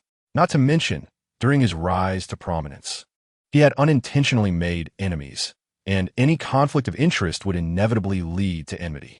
Yet, beneath the brilliance of Li Qingming at that time, all those sentiments had to be concealed. Now, however, he had fallen from his exalted position as the foremost true disciple to an ordinary person devoid of cultivation. Moreover, his exceedingly protective master had been absent for over 2 years. At last, someone could no longer contain their impatience. Li Qingming noticed a tall male cultivator standing out from the crowd in a shop across the street, garbed in white and holding a folding fan, exuding an air of charm and elegance. "Brother Qingming, it has been a long time. How have you been?" As Li Qingming approached, the white-robed cultivator, Wen Yuan, initiated the conversation and even performed a courteous bow. Li Qingming nodded in acknowledgement, though his brow furrowed. Observing this, Wen Yuan's eyes flickered with delight. The once arrogant Li Qingming now appeared to regard him as a formidable adversary. Delightful, I must say, he mused inwardly. Despite his cheerful demeanor, Wen Yuan reassured. I have come to discuss matters, not to trouble you, brother Qingming. There is no need for such a grave demeanor. However, Li Qingming replied, which junior are you? Wen Yuan's smile immediately froze, but he quickly recovered, saying, is brother Qingming's demeanor not somewhat lacking in grace? My surname is Wan, and my given name is Yuan. My apologies, Li Qingming responded, offering a sincere smile, but I truly cannot recall knowing a junior by that name. It was not that he harbored any malicious intent. He genuinely did not recognize Wen Yuan.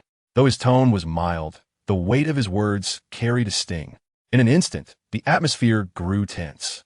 The onlookers, eager for entertainment, held their breath, their curiosity piqued by the confrontation between these elusive core disciples of Juzhou Palace.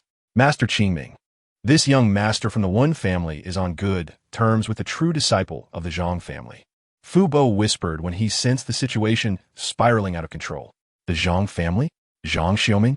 Upon receiving Fu Bo's nod, Li Qingming felt a sense of relief. Years ago, in the grand internal competition, he had made a name for himself by stepping upon the face of the then highly regarded Zhang Xiaoming.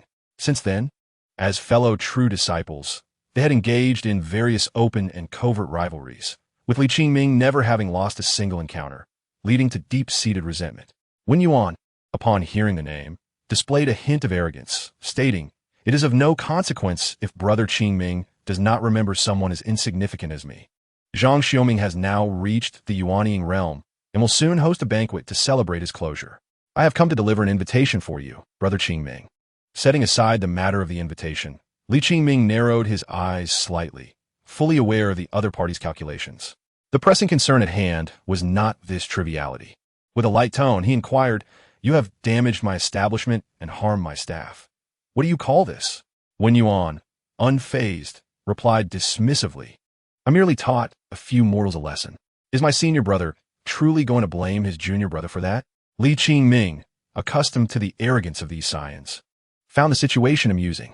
Did this junior brother not realize that the sect's regulations explicitly forbade disciples from striking immortals without cause? The allure of the Juzhou Palace was significantly bolstered by a series of regulations aimed at both mortals and cultivators. Yet for those born into the aristocratic families within the sect, such rules were rendered meaningless. What of it? Wen Yuan taunted, let alone injuring them. If I were to take their lives, what would it matter? Enough, Li Qingming replied with a slight smile, retrieving a pitch-black token from his storage ring. The ghastly visage engraved upon it seemed almost alive, sending a chill of dread through the souls of nearby mortals at a mere glance. Upon seeing the token, Wen Yuan's expression shifted, betraying an unsettling discomfort. Within the sect, the law enforcement hall was a source of fear for ordinary disciples, and the scions were particularly wary of it. Years prior, Li Qingming had led a group of zealots to discipline countless disciples from noble families. Fortunately, despite their numerous privileges, they were also bound by even stricter regulations. With Li Qingming's recent silence, the law enforcement hall had gradually faded from public view, and had it not been for the sight of this token, Wen Yuan might have forgotten its existence entirely. He even overlooked the fact that Li Qingming still possessed this token. Although he had lost his cultivation and no longer ranked as a true disciple, he remained one of the 3 leaders of the law enforcement hall, commanding members of the Shui group, disciples he had personally selected, akin to his own guards. Brother Qingming, must you be so severe over such a trivial matter? Wen Yuan retreated a step, pondering that it was better to avoid trouble. Yet his attempt at appeasement did not sway Li Qingming in the slightest. Infusing the token with a surge of spiritual energy, the ghastly visage erupted forth, transforming into a wisp of black smoke that dissipated like a serpent. In the span of mere breaths, a squad of disciples clad in black robes materialized out of thin air. Leading them was a tall cultivator wearing a ghostly mask, who knelt on one knee upon seeing Li Qingming. The Shui group pays respects to the leader. The line of black-clad figures behind him followed suit, kneeling in reverence, their voices tinged with barely contained excitement. The atmosphere in the vicinity grew palpably colder upon the appearance of the Shui disciples. Wen Yuan's previously pale complexion turned a shade of green, for within the Juzhou Palace, the law enforcement hall's disciples were the most formidable adversaries, each of them a madman, unbound by convention. Yet, paradoxically, the sect granted them such authority. While the name of the group was a reflection of Li Qingming's twisted sense of humor, to others, it was an entity they instinctively sought to evade. Their involvement often signaled impending doom, and thus, it was indeed the Ku Shui group. Brother Qingming, do not take this too seriously. I was merely jesting with you. Wen Yuan, not a fool, sought to avoid further conflict. As for compensation in spirit stones and elixirs, I shall make amends. Inner disciple Wen Yuan, your intent to harm the common folk is a clear violation of sect rules, Li Qingming stated resolutely, not wasting words. Upon realizing Li Qingming was serious, Wen Yuan shed his initial noble demeanor. Brother Qingming, do not slander me. When did I ever say I wish to harm anyone? Even if I were to take their lives, what would it matter? Li Qingming casually tossed out a recording stone, projecting the scene of Wen Yuan's earlier words. Wen Yuan's countenance shifted again. That was mere folly. I did not truly intend to act upon it. Does the law enforcement hall not demand proof? He was acutely aware that if he could assert that his words were mere bluster, there might still be room for retreat. Though he had acted against the citizens, the law enforcement hall was not permitted to use certain methods against ordinary people. As long as he could deny his earlier statement, his family could mitigate the situation. After all, times had changed. Finding Wen Yuan's demeanor laughable, Li Qingming mused that these cultivators possessed none of the ethereal qualities he had encountered in the novels he had read. Rather, many seemed less mentally stable than ordinary folk. Cultivation could achieve many things, yet it failed to mend the minds of certain individuals. Proof? Li Qingming called to Fu Bo, saying, Fu Bo, please retrieve the recording stone from the shop. With numerous enterprises to manage, Li Qingming had devised methods to implement the strategies of his past life, utilizing recording stones that proved efficient as surveillance. Li Qingming, you are abusing your power. This is personal vendetta. Faced with the towering figure of the ghostly masked cultivator before him, Wen Yuan's legs trembled. The disciples of the law enforcement hall were not only madmen, but also formidable beings, each as resilient as treasured artifacts. In a moment of desperation, Wen Yuan lost his last shred of composure, producing a spirit artifact that radiated energy to shield himself, brandishing it threateningly. Li Qingming, do not force my hand. Li Qingming, uninterested in the incessant wailing of Wen Yuan, pressed a hand to his chest, his expression turning pale, and shouted, Xiong. In an instant, the previously menacing Wen Yuan found himself gripped by the ghostly masked giant as if he were a mere chick, the latter rumbling, Leader, the enemy has been subdued. Li Qingming smiled. It had been years since he had employed this method, and Xiong's capabilities had not waned. Let us add the charge of attempted harm against a fellow disciple. Yes, Li Qingming, have you lost your mind? When did I ever intend to harm a fellow disciple? I merely wished to embarrass you.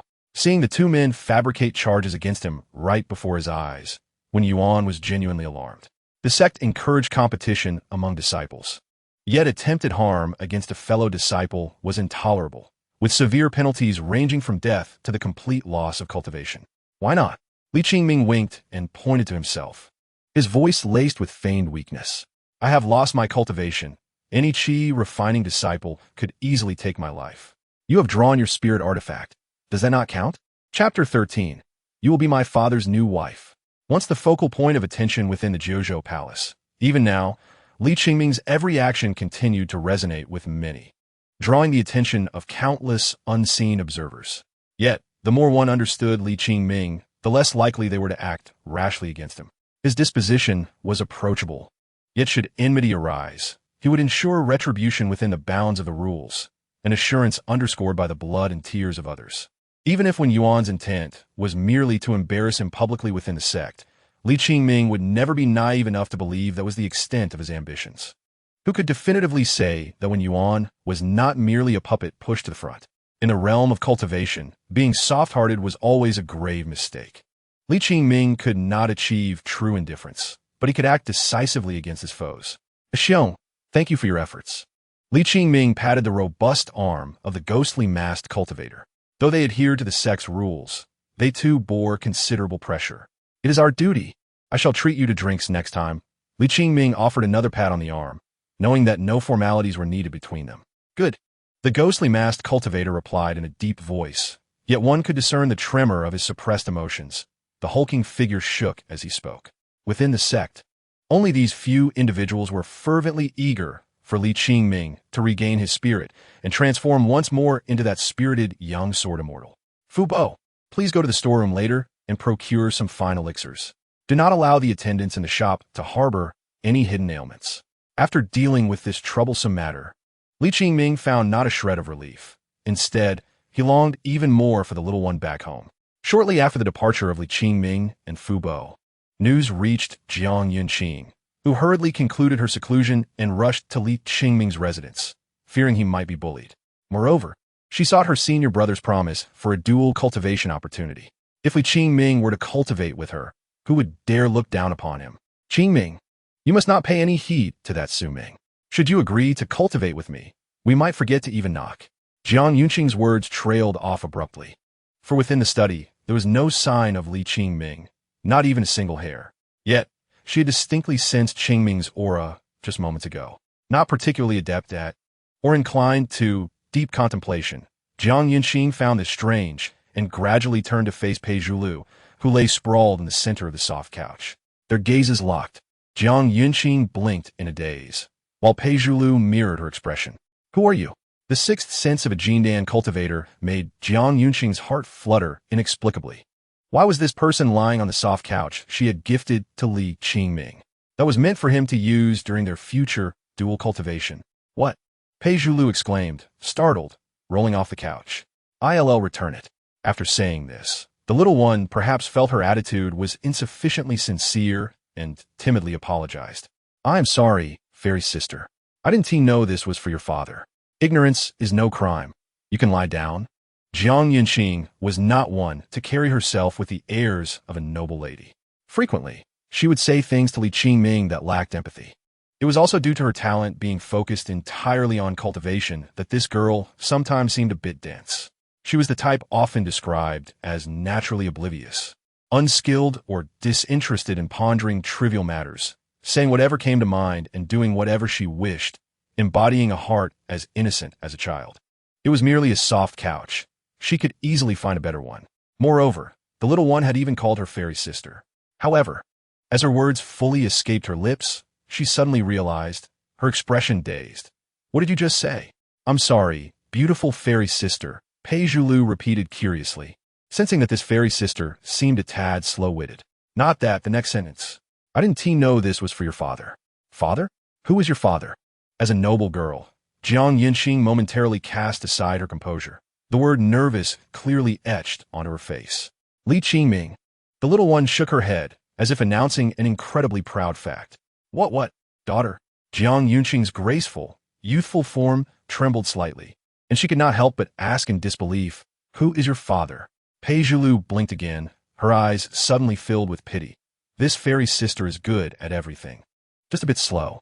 Li Qingming. The little one earnestly pronounced each of the three characters, thinking that if the writing were not so ugly, she would have insisted on teaching this silly sister how to write it. Li Qingming. Jiang Yunqing repeated the three characters she knew so well, momentarily feeling as if her soul had been extracted, her Tao heart nearly shattered. Why does my chest hurt so much? It hurts. It hurts too much. Standing rooted in place, Jiang Yunqing's eyes gradually dimmed, her heart turning to ash. She had not yet cultivated with Qingming, so how could he have such a large daughter? Qingming was clearly mine. Fairy sister. Fairy sister? The little one had already hopped over to Jiang Yunqing. After waving her tiny hand for quite some time, it took Jiang Yunqing a while to regain her composure, her breath feeling stifled with pain. I came first, but why has the extra become me? Fairy sister, may I ask you something? The little one's sweet voice finally pulled her back to reality. She lifted her small head to inquire. Jiang Yunqing remained silent, gazing at this petite figure before her, noticing the striking resemblance to Li Qingming and thinking, if only I had obtained Qingming sooner, our child might also be as adorable. You may ask. Jiang Yunqing suppressed her inappropriate emotions, yet some hostility began to brew within her gaze. She had not yet lost. Indeed, fairy sister. The little one began to fidget, her tiny hands clasped together. Do you want to be my father's wife? What? Jiang Yunqing fell into a daze once more. This time, Peijilu did not wait for her to inquire. She reiterated, "Fairy sister, do you want to be my father's wife?" "See, can I?" This time, it was Jiang Yunqing who fidgeted, her little face flushing. Qingming had yet to agree to her dual cultivation, but if she became the mother of his child first, would they not share a bed at night? Is this not akin to those tales of love that blossoms after conception? This noble girl, filled with romantic notions, could not help but ponder. Of course, the little one exclaimed joyfully. She had not forgotten her promise to Li Qingming and was determined to uphold it. In fact, she began to assess Jiang Yunqing. "Fairy sister, are you obedient? Do you listen?" Jiang Yunqing lowered her gaze to meet the little one's earnest face. Though unsure of the question's meaning, she quickly replied, "I am obedient. Qingming has praised me for being good. I always listen to Qingming. That's wonderful." Peijilu, resembling a small adult, grasped one of Jiang Yunqing's hands, attempting to alter her voice to sound more mature, yet it came out even more childish. "Beautiful fairy sister, you will be my father's new wife." Chapter 14. Father, I found you a new wife. How wonderful. I quickly found a new wife for father. How wonderful. I will finally cultivate with Qingming. At this moment, both the elder and the younger were immensely satisfied, each believing their lives had reached fulfillment. It was as if their thoughts resonated on the same frequency. My daughter looks so adorable. My new mother seems a bit slow, but she is truly beautiful. This peculiar yet harmonious atmosphere persisted until Li Qingming's return, unbroken. However, the dazed one had shifted from them to Li Qingming.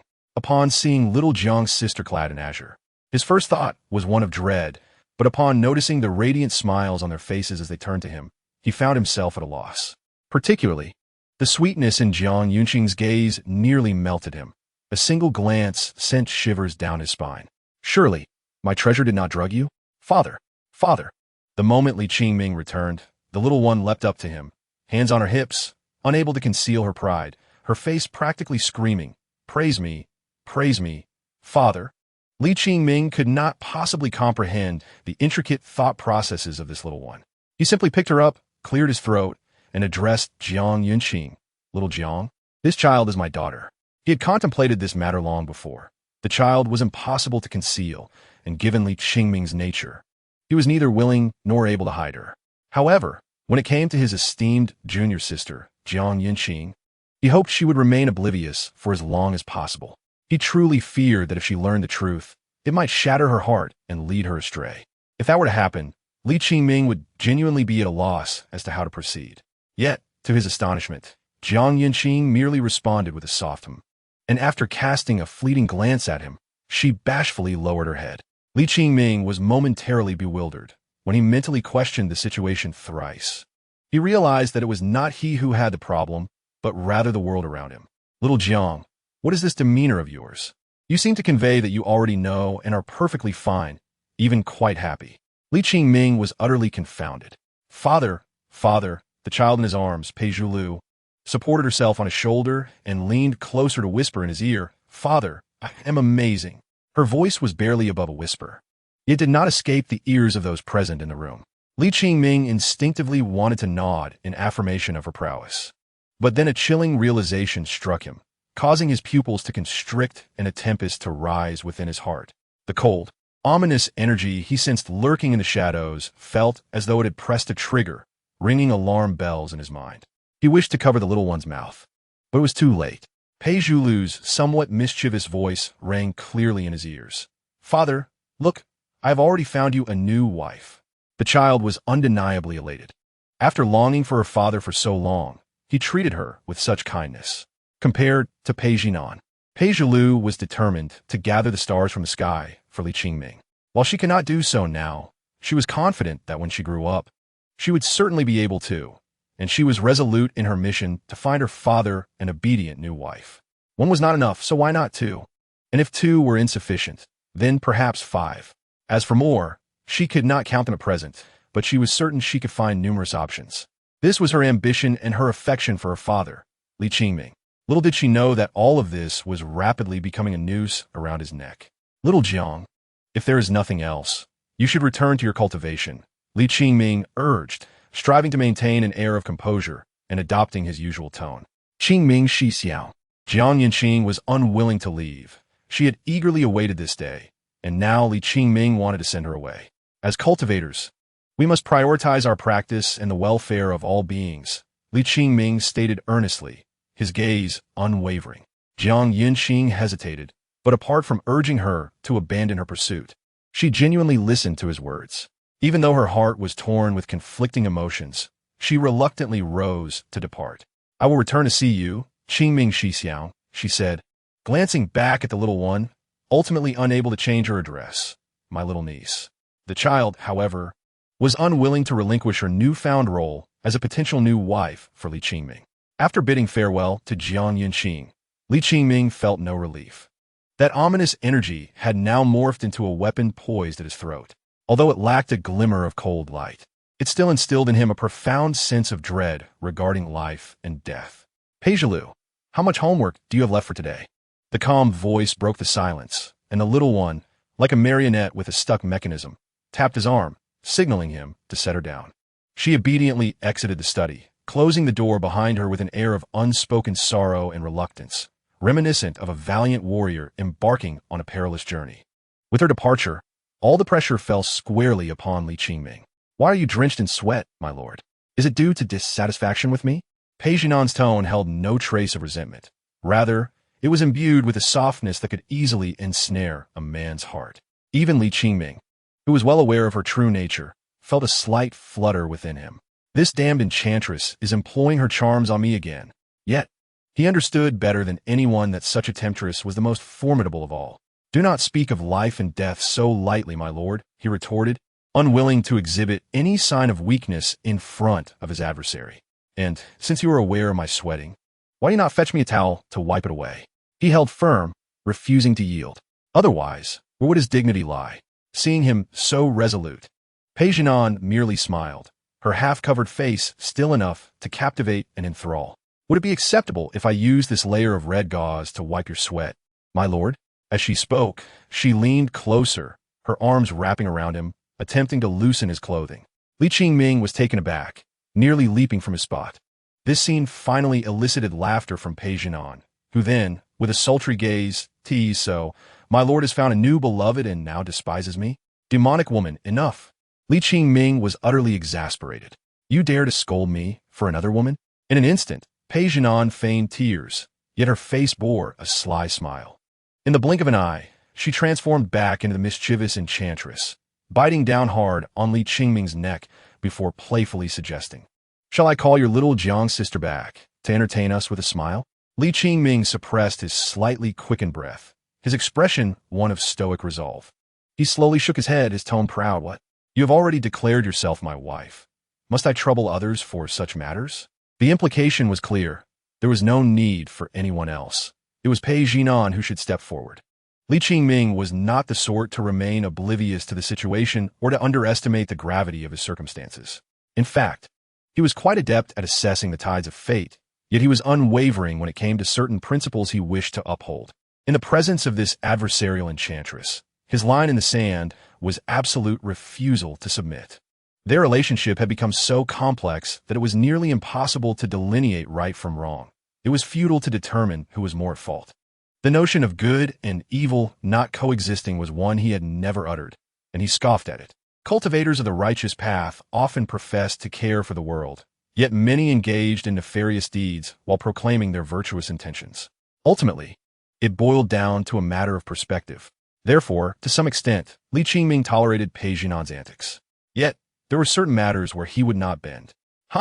Li Qingming, you're growing weaker by the day. Is this all you are capable of? Are you still capable of anything? You are truly a waste.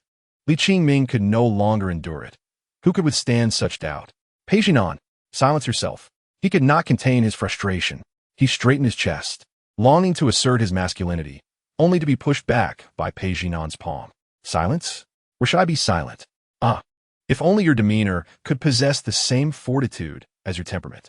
Faced with the mocking words of this enchantress, Li Qingming felt a mixture of anger and helplessness. Unable to retort, ZG people do not deceive their own. Li Qingming acknowledged that compared to over 2 years ago, he had indeed softened, albeit only slightly. Yet he was far from the pitiful state she claimed. Defamation. This was nothing short of blatant slander.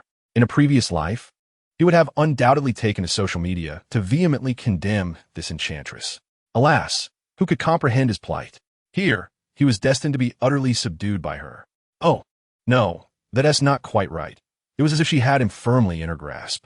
Bound to his chair, unable to move, Li Qingming could only gaze up at Pei Jinan, whose smile was as alluring as it was teasing, leaving an air of unfinished business. The audacity of this enchantress, even after their confrontation, to look down upon him with such derision. Her expression was a beguiling blend of coyness and seductive charm. Has my lord given up so easily? Li Qingming turned his head away, seething with indignation, and retorted coldly, "You vile enchantress." An enchantress? How could I be such a thing?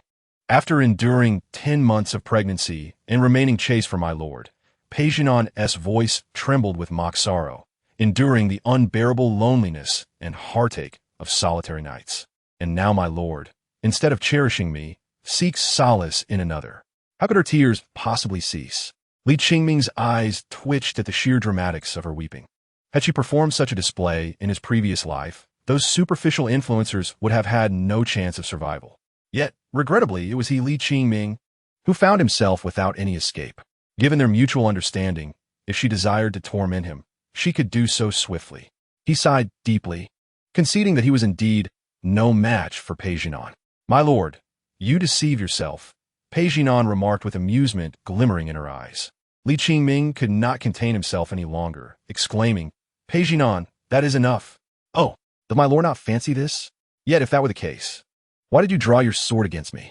Pei Jinan feigned ignorance, relishing in Li Qingming's vexation, which he could only suppress while feigning indifference. What man truly despises a woman flaunting her allure? What they detest are the advances of such women, not their attempts at pleasing them. "Admit it, Li Qingming," she teased, as she observed his flushed face and silence. Finally, Pei Jinan revealed her true nature, her expression one of triumphant delight. "You have become my plaything." She echoed the words she had once heard from Li Qingming 2 years prior.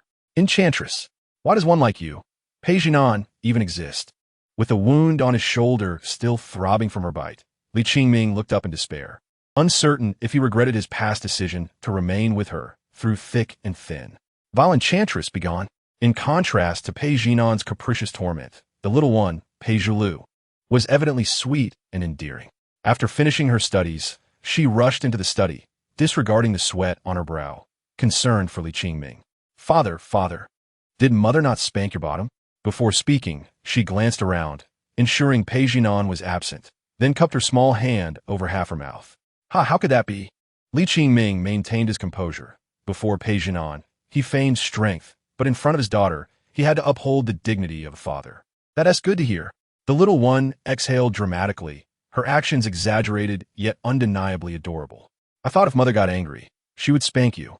Perhaps recalling her own experiences, Pei Zhulu frowned. "That must hurt. Then father will spank her back next time." Li Qingming could not bear to see his daughter distressed and responded readily. "Really? Is that true?" The little one's eyes brightened, her face brimming with admiration. "Father does not deceive you," Li Qingming asserted earnestly.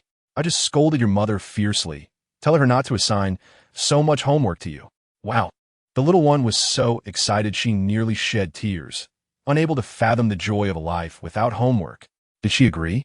Upon meeting Pei Zhulu's tear-filled gaze, Li Qingming fell silent. Even he, a man of unwavering resolve, felt a twinge of guilt. "My dear, father was merely boasting. If you keep this up, I will lose face." Li Qingming aimed to preserve his dignified image as a father and, not wishing to disappoint, adopted a confident facade. "Not yet, but I will mention it to her next time." When the little one saw his hesitation, her expression dimmed visibly, prompting him to alter his words. "If she doesn't agree, then father will spank her until she does." "Really?" The little one sprang back to life, her eyes sparkling with excitement. "Father is truly amazing. I love you so much." Amidst her praises, Li Qingming found himself momentarily lost in admiration, declaring, "I will keep at it until she agrees." Then, Pei Zhulu hesitated, her expression eager yet cautious. "Can I join you next time when you spank mother?" She too wanted to partake. Li Qingming blinked, pondering, "My daughter? That is not something I can easily agree to." Pei Zhulu mirrored his actions, then clapped her small head in joy, asking, "Father, are you playing a fun game with me?" Chapter 16. Enchantress, you truly possess skill. There are words that the little one can express without restraint.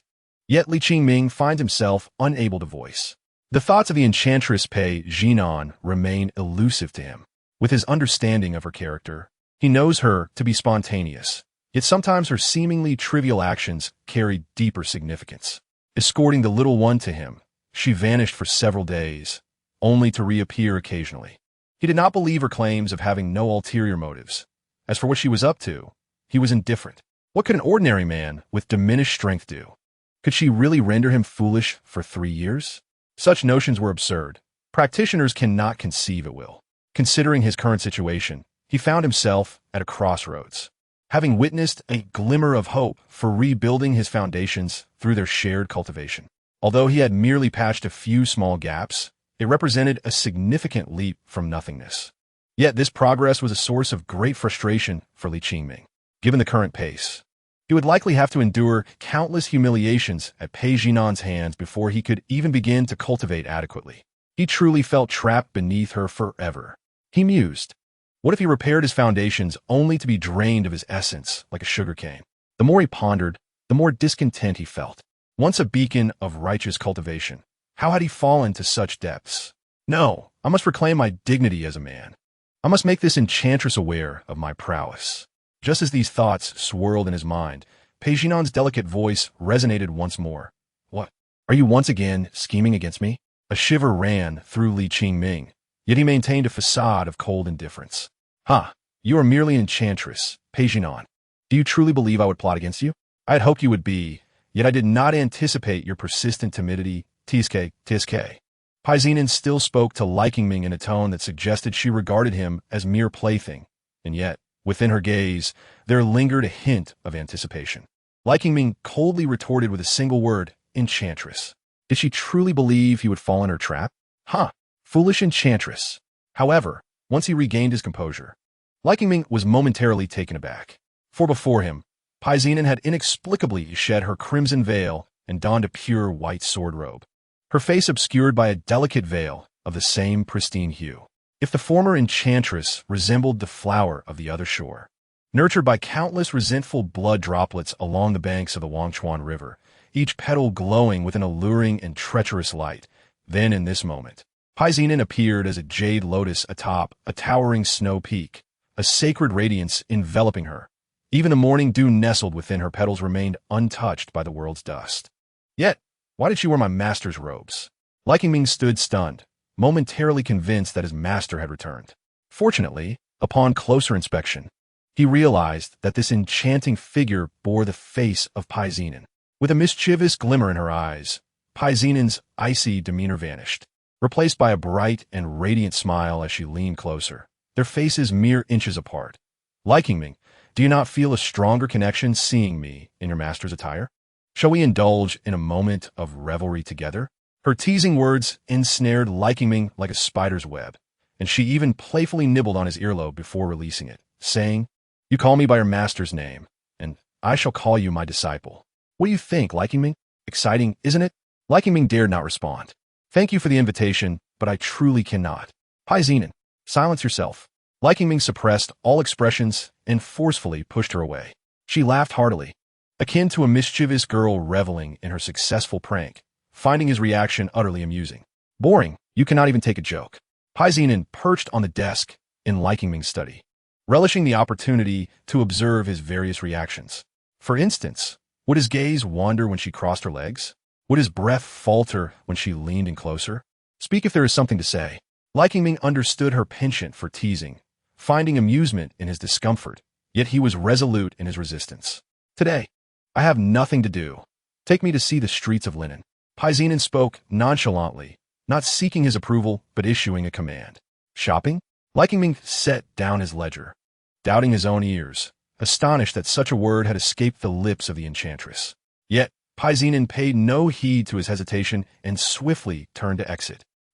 Must I do as you wish? Dream on. Li Qingming's heart swelled with defiance. He yearned for the chance to deflate her arrogance. Accompany you shopping? Even if I were to disembowel myself, or leap from Xian Peak, I would never accompany you, enchantress. He understood Pei Jinan, and she, in turn, comprehended his thoughts. Pei Zhilu. Pai Zinan called to the young boy, practicing his skills while stealing glances at her. Come here. The boy responded promptly, lowering his head in trepidation, believing he had committed some error. Look up. Pei Zhilu obediently complied. Go fetch that person inside to accompany us. The boy instinctively agreed, but only later realized something was amiss, hesitating to ask, but what about today's lessons? You have the day off. As soon as Pai Zinan's words left her lips, the boy vanished in an instant, leaving only a gust of wind in his wake. Father, what is it? The way Qingming addressed the young boy was worlds apart from his demeanor towards Pai Zinan. Yes, Pei Zhilu had a habit of repeating words when he struggled to articulate, his mind working diligently. Mother wants father to accompany us to shop. Adding a single word altered the entire meaning. The boy thought proudly, who says I'm foolish? I'm quite clever. Father can accompany mother and me, right? Qingming fell silent, gazing at the child who bore his bloodline. Refusal? Those words would never pass his lips. Enchantress, you are indeed capable. Qingming clenched his teeth internally, thinking, self-mutilation is out of the question. Perhaps I shall leap from Xian Peak another day, for I possess a magical flying sword. Chapter 17. The bookstore by the street. Enchantress. Why are you wearing Pinru's clothes? Enchantress. Could you please refrain from parading about in Pinru's attire before me? Enchantress. Are you once again using your charms on me? In recent days, Qingming had come to truly understand the sentiments of Hong Shixian and recognize the sincerity behind his smirk when he uttered that phrase. The days spent in the company of the Enchantress were indeed quite excruciating. In terms of beauty, within the vast realm of cultivation, few could rival Pai Zinan. When it came to allure, none could compare to this enchanting figure of the demonic sect. She was beguiling, yet devoid of vulgarity, the most capable of tugging at the heartstrings. Now, as they stepped outside, she donned a completely different visage, evoking the image of a celestial being, clad in flowing white. Every movement exuded an ethereal grace. To suggest she was an enchantress? Do you take me for a fool? From the distant, aloof goddess in public to the insatiable darling in private, this stark contrast was irresistibly captivating to men. Remembering the titles often found on websites, Qingming could not help but muse. From enchantress to celestial maiden, it seemed a rather delightful contrast. Noticing his gaze, Pai Zinan shot him a frosty glance and transmitted a message. Wretched man, do not look at me with your disgusting eyes, or I shall sever you with a sword. How fitting, so fitting. Curse you, vile enchantress. Qingming retorted, feeling a surge of emotions, reflecting on how those haughty female cultivators resembled her. This enchantress truly knew her craft. Qingming withdrew his gaze, leading the young boy by the hand as they strolled leisurely along the street, appearing no different from any ordinary, happy family of three. Yet, who could fathom that one was once a righteous young sword immortal, and the other a notorious enchantress of the demonic sect? Father, this smells delightful. Buy it. Father. This looks so interesting. Buy it. Qingming's attitude toward Pei Zhilu could be summed up in one word: indulgent. Witnessing this, Pai Zinan's eyes softened with an unfamiliar tenderness, akin to a delicate white flower blooming amidst the cold rain, exuding a gentle fragrance that enchanted the senses. Such emotions had only graced her life on a few rare occasions, until the enticing shouts from a nearby shop captured her attention. Pei Zinan retracted the fleeting brilliance that had just graced her countenance, yet a cryptic smile lingered at the corners of her lips. Qingming, take me to explore that bookstore next door. Bookstore? What bookstore? Qingming set down the small rabbit he had woven from grass rings and followed Pei Zinan's gaze. Instantly, a sense of unease gripped his heart, and he calmly responded, "It's just a bookstore. Let's visit it later." Pei Zinan's smile widened. "This store is under your name, isn't it?" "Yes, it is." Qingming wiped away non-existent sweat from his forehead in a fluster. "And the best-selling novels on that banner were penned by you, weren't they?" "No, absolutely not." Qingming vehemently shook his head, preparing to leave. However, he was halted by a shout from the proprietor.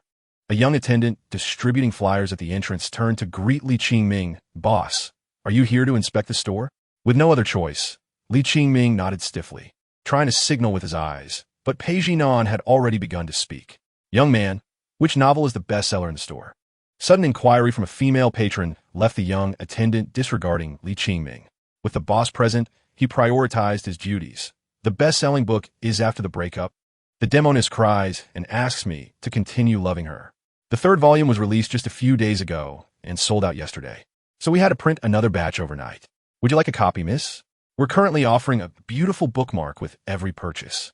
The young attendant enthusiastically promoted the book, proudly displaying a small square piece of paper. Polygon glanced over and recognized a familiar silhouette on the bookmark.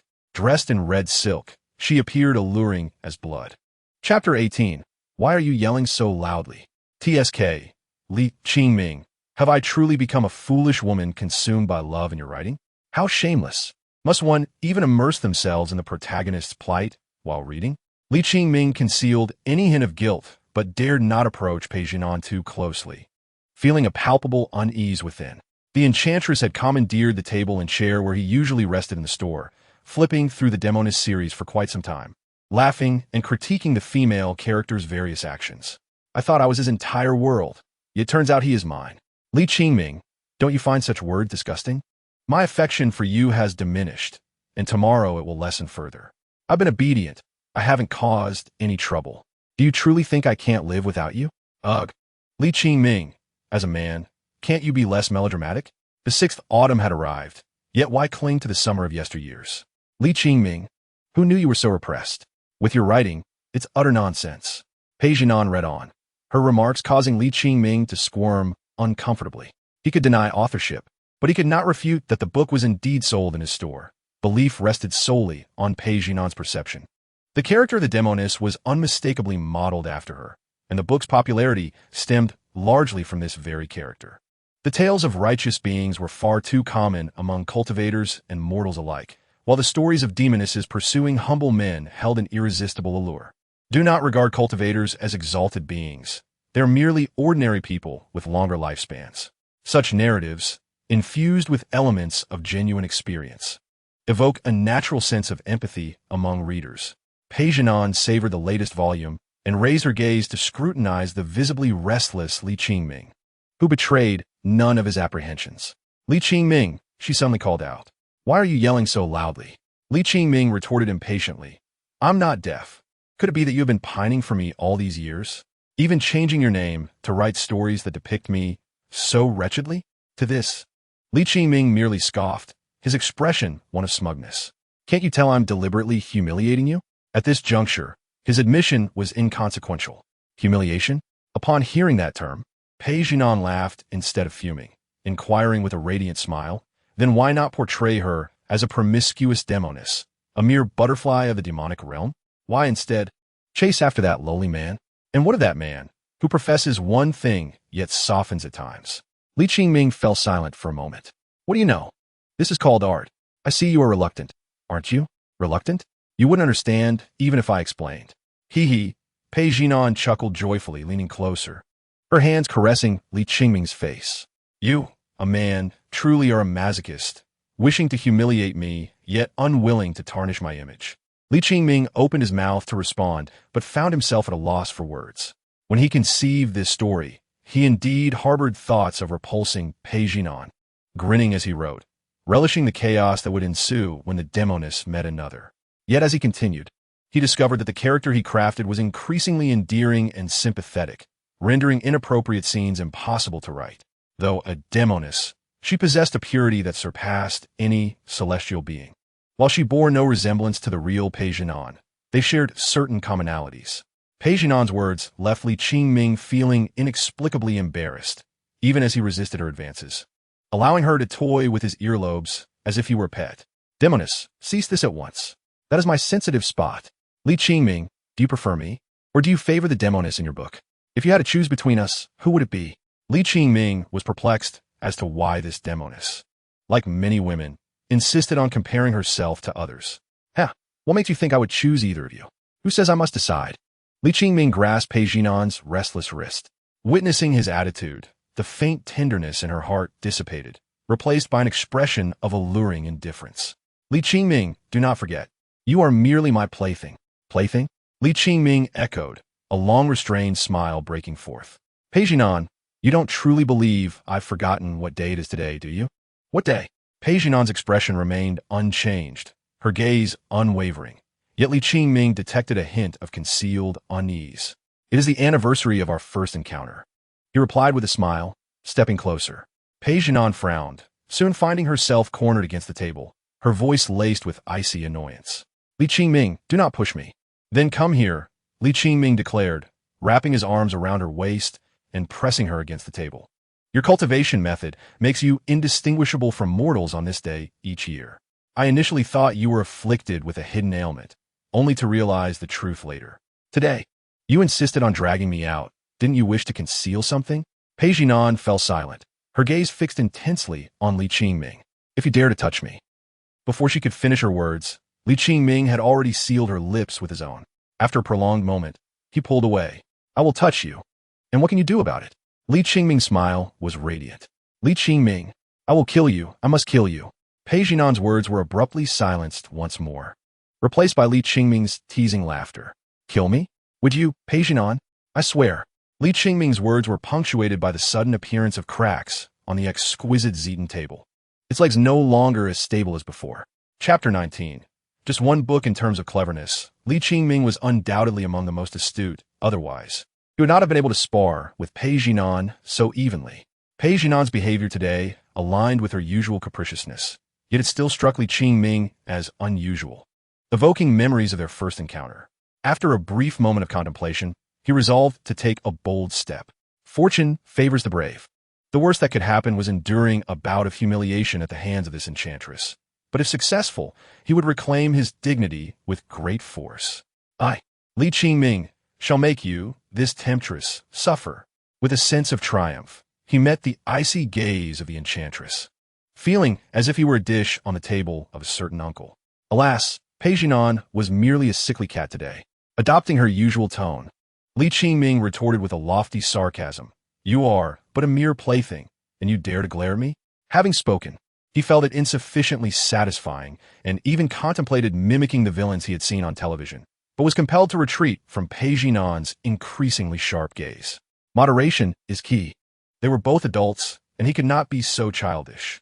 Yet, in his mind, Li Qingming still lifted Pei Jinan's chin with his finger, accentuating her graceful neck.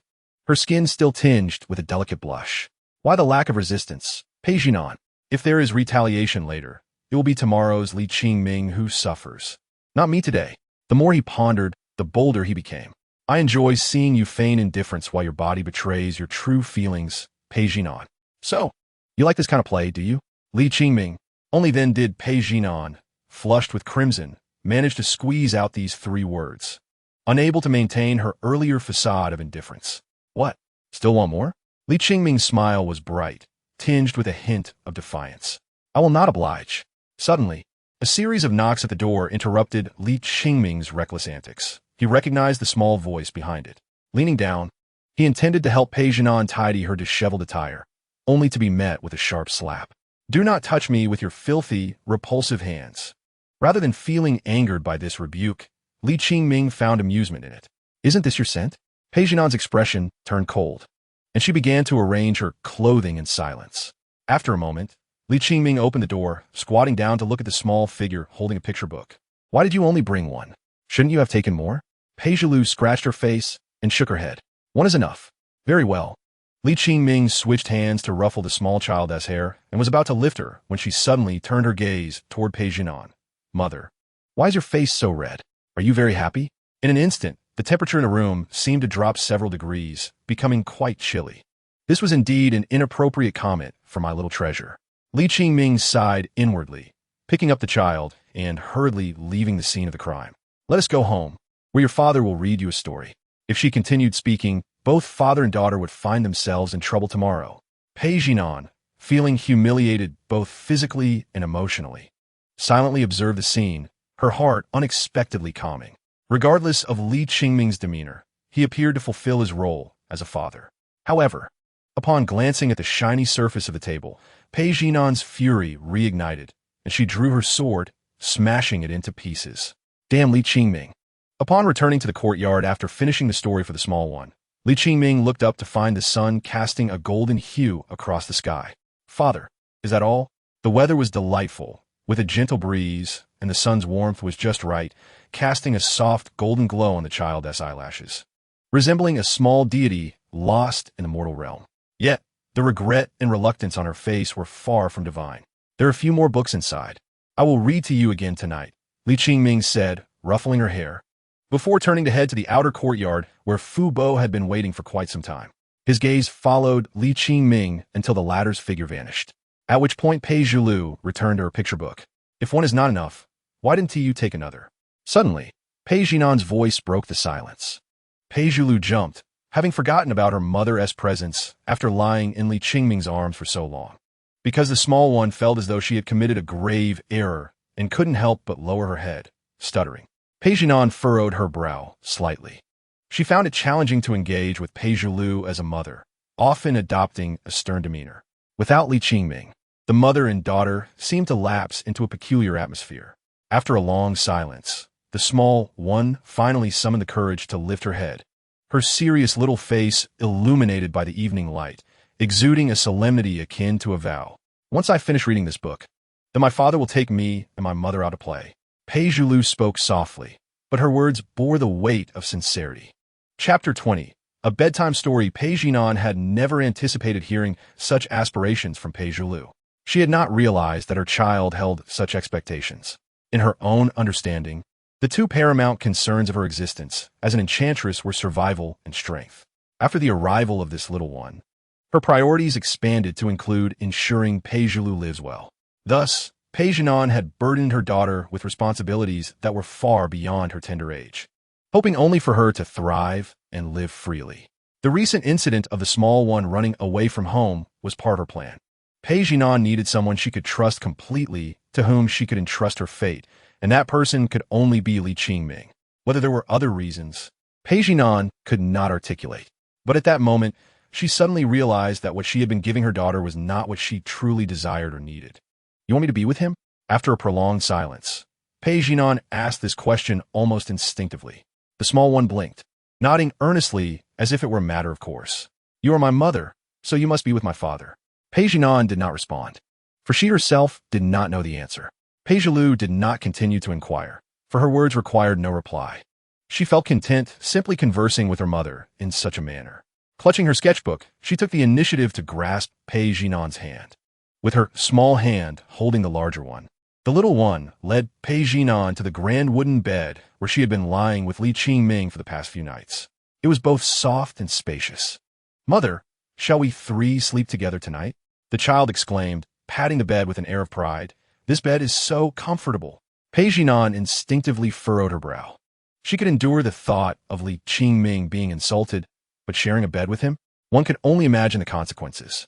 Yet, it was her daughter, Pei Zhulu, who proposed this. Meeting her daughter's glistening, round eyes, Pei Jinan hesitated, preparing to refuse, but Li Qingming, returning at that moment, readily agreed. Sure. We can all sleep together tonight. Really? The little one beamed with delight, eager to lie down immediately. Pei Jinan, about to protest, was taken aback when she realized Li Qingming had boldly wrapped an arm around her waist, his large hand stroking her side as if to issue a warning. This bed is spacious enough for the three of us. You can lie wherever you wish. As Pei Jinan attempted to struggle free, she found herself unable to escape Li Qingming's grasp. Her gaze turned icy and menacing. Li Qingming, seemingly unfazed, smiled and remarked, "Since you are a mother now, what kind of mother would refuse her daughter's simple request?" That night, the little one, fresh and fragrant from her bath, donned a rabbit-themed pajamas that Li Qingming had gifted her and eagerly lay on the bed. Father, where is mother?" Upon seeing Li Qingming enter in matching pajamas, she exclaimed in excitement. She went to change into her pajamas. Surprisingly, it was not the child who felt the most joy, but Li Qingming, for he had finally regained his masculine vigor and could fulfill yet another of the little one's wishes. A child's heart truly requires the love of both parents. Even if one parent's love could rival the sum of two, it could never replace the other, and some wounds would take a lifetime to heal.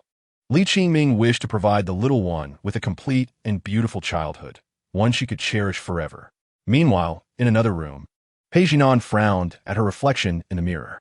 She was well aware of her beauty. It was no exaggeration to say that all praises of beauty coalesced upon her. Regardless of the attire she donned, it would inevitably become a manifestation of her unique elegance. However, she had never encountered such an awkward outfit as the pink long-sleeve top and pants adorned with rabbits. It was not that the outfit was ugly. but it clashed entirely with her usual style, transforming her appearance. She seemed to have shed all allure, replaced instead by an aura of purity akin to a lotus emerging from the water. Fine, let me try being the motherly Qingming speaks of, she thought. Mother, mother, you look so beautiful in that outfit. Upon hearing the child's praise, Pei Jinan felt a subtle shift in her mood, a faint trace of joy. Yet, when Pei Zhulu urged her to lie down quickly, Pei Jinan hesitated, for Li Qingming was already sprawled in the center of the bed. Joining him would not merely mean sharing a bed, but sharing a pillow as well.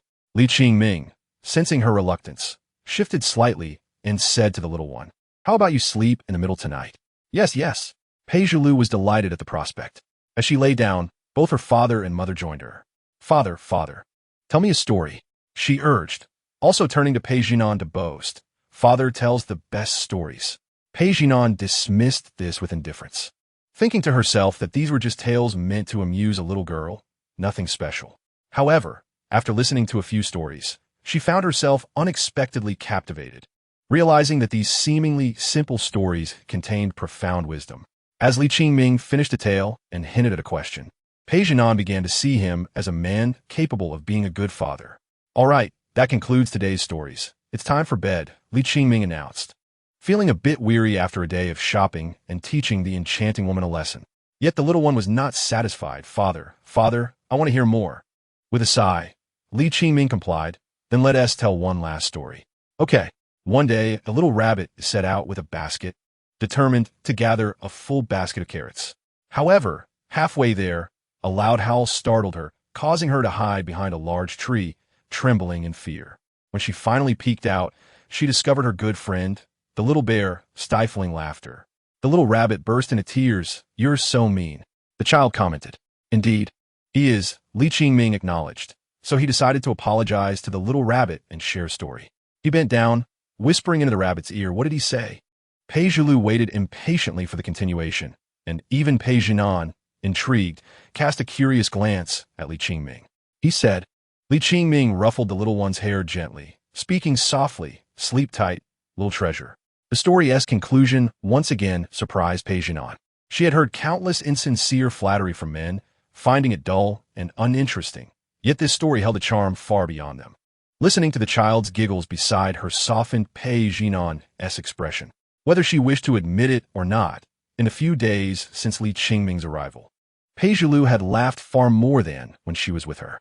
"Sleep tight, little treasure," truly coaxed the child into closing her eyes, something Pei Jinan had never managed to achieve. It seemed that Li Qingming possessed a comforting aura, allowing Pei Jinan to sleep soundly that night. However, upon awakening the next day, Pei Jinan found herself clenching her fists. Although she had been lying on the outer edge, she now found herself nestled in Li Qingming's embrace. Resting upon his arm, one of his hands rested on her chest while the other gripped her waist. Li Qingming, "Oh, you're awake," Li Qingming yawned, still feeling drowsy and indifferent to the seemingly frantic woman. "This is not my fault. You chose to snuggle into my arms." Pei Jinan lay on her side, her long black hair cascading in an elegant arc, her face cold and silent, though her cheeks gradually flushed with color. This was due to Li Qingming's hands, whether intentional or not, which had tightened their grip. "Li Qingming," she exclaimed, her voice laced with frost, instantly dispelling his remaining drowsiness. "Why are you making such a fuss so early in the morning? Look at your face. How can you claim to be a righteous young swordsman?" Pei Jinan felt a surge of frustration. Regardless of whether she had willingly nestled into Li Qingming's embrace, she would solely attribute the blame to him, especially considering his audacity. A true hero does not dwell on past glories. Li Qingming, reluctant to part, lingered for a moment longer before releasing her. After losing his cultivation, he found himself living a life of ease and contentment, unconcerned with matters of propriety. In his former spirited days, he, like a youthful boy before a girl, had been mindful of his image and reputation. Where was the freedom he now enjoyed?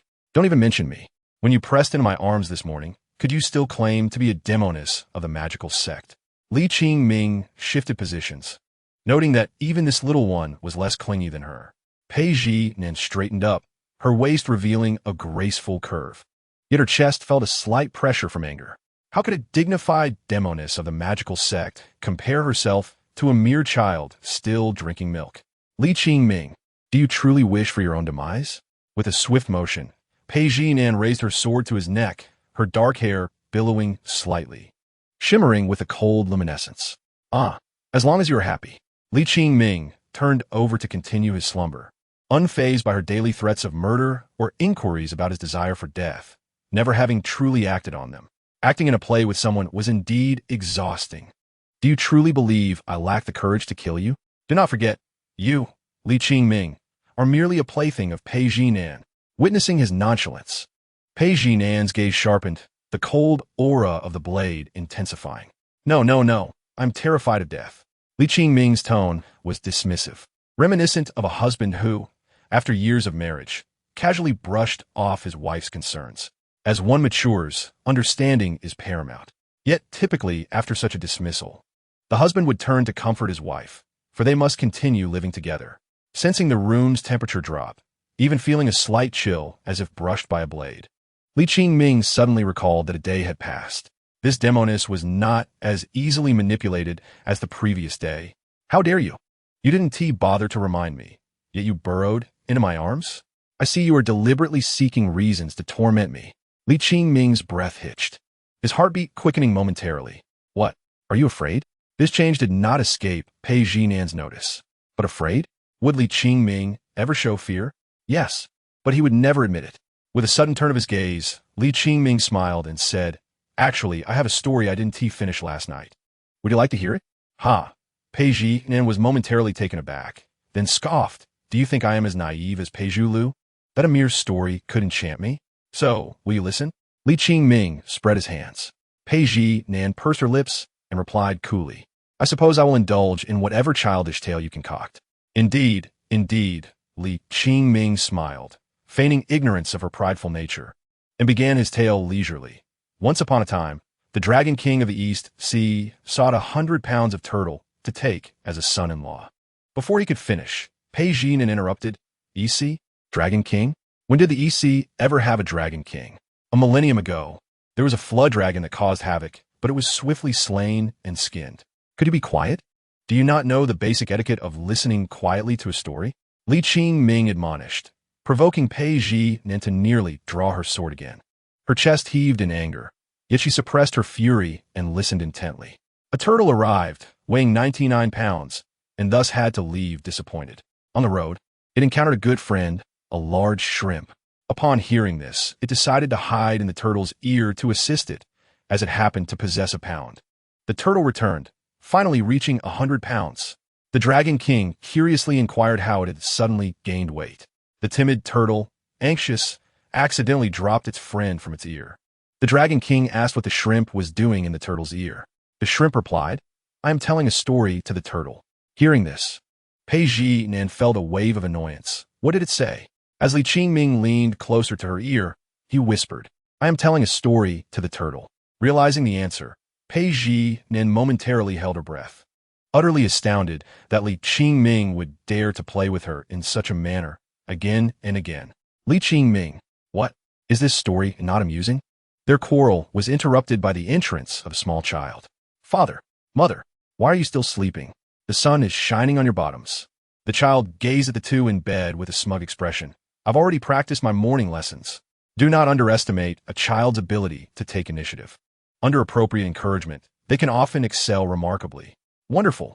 Just as Li Qingming, who had been contemplating returning to sleep, flipped out of bed, ruffling Pei Lu's hair in praise, Pei Jinan felt an inexplicable discomfort in her heart. Why must this man always display such duality? She wished fervently to pierce him with a sword to cool his ardor. Having graciously accepted Li Qingming's praise, the child bounced over to Pei Jinan. Mother. What is it? I want to drink milk. The child's simple request stirred the calm within Pei Jinan once more, causing her body to stiffen. Seeing her silence, the child turned to Li Qingming, then nestled into his familiar embrace, sweetly asking, Father, can I drink milk with you? One for each. After declaring this, the child felt immensely proud. I, Pei Lu, am not stingy. If you give Father Li Qingming one side, then so be it. I, the child, am a person of my word. Chapter 22. The path to death is already known. Father, do not be upset. What is there to be upset about? Discouraged. Yes. Do not be discouraged. In the study, Pei Zhu Lu, with traces of tears still on her face, patted Li Qingming's knee with her small hand, comforting him. I will make sure Mother agrees to let us drink milk together next time, following her invitation to Li Qingming to join in drinking milk. Her little bottom certainly earned a scolding. The tears on her face had yet to dry. As for Li Qingming, he had also endured a good scolding and was still feeling weak. No need, my dear. Next time you can drink to your heart's content alone. Li Qingming did not express any dissatisfaction in front of the child. Children are often oblivious to many things, yet they can be overly sensitive to certain emotions. That will not do. The child firmly rejected, her seriousness palpable. Father, you are not well. You must drink more milk to be strong. Grandmother always told me that. Li Qingming felt touched by his little cotton-padded jacket's thoughtfulness. But who said he was unwell? If you have the ability, stand up and say it. No. Father is quite well. Li Qingming patted his chest, asserting his robust health. Really? Pei Zhu Lu scratched her face, her expression puzzled. But Mother said Father is not well, and there is something. She pondered for a long time before recalling the words she had overheard. Weak. Li Qingming's expression darkened. This damned little Demoness has slandered me again. I shall write a composition about you. Just wait until my cultivation is restored. I will ensure you suffer greatly. Do not worry, dear father. I shall undoubtedly cure your ailment and restore your health. The little one noticed Li Qingming's silence, which dampened her spirits, despite her lack of understanding of the character Su, its writing, or its meaning. She vaguely recognized it as a type of illness. Yet this did not deter her desire to care for Li Qingming. But what if I cannot heal you? Li Qingming inquired with a smile. Parents often harbor such peculiar thoughts, eager to ascertain their child's preference between them, frequently asking whom the child would choose to live with in the event of a divorce.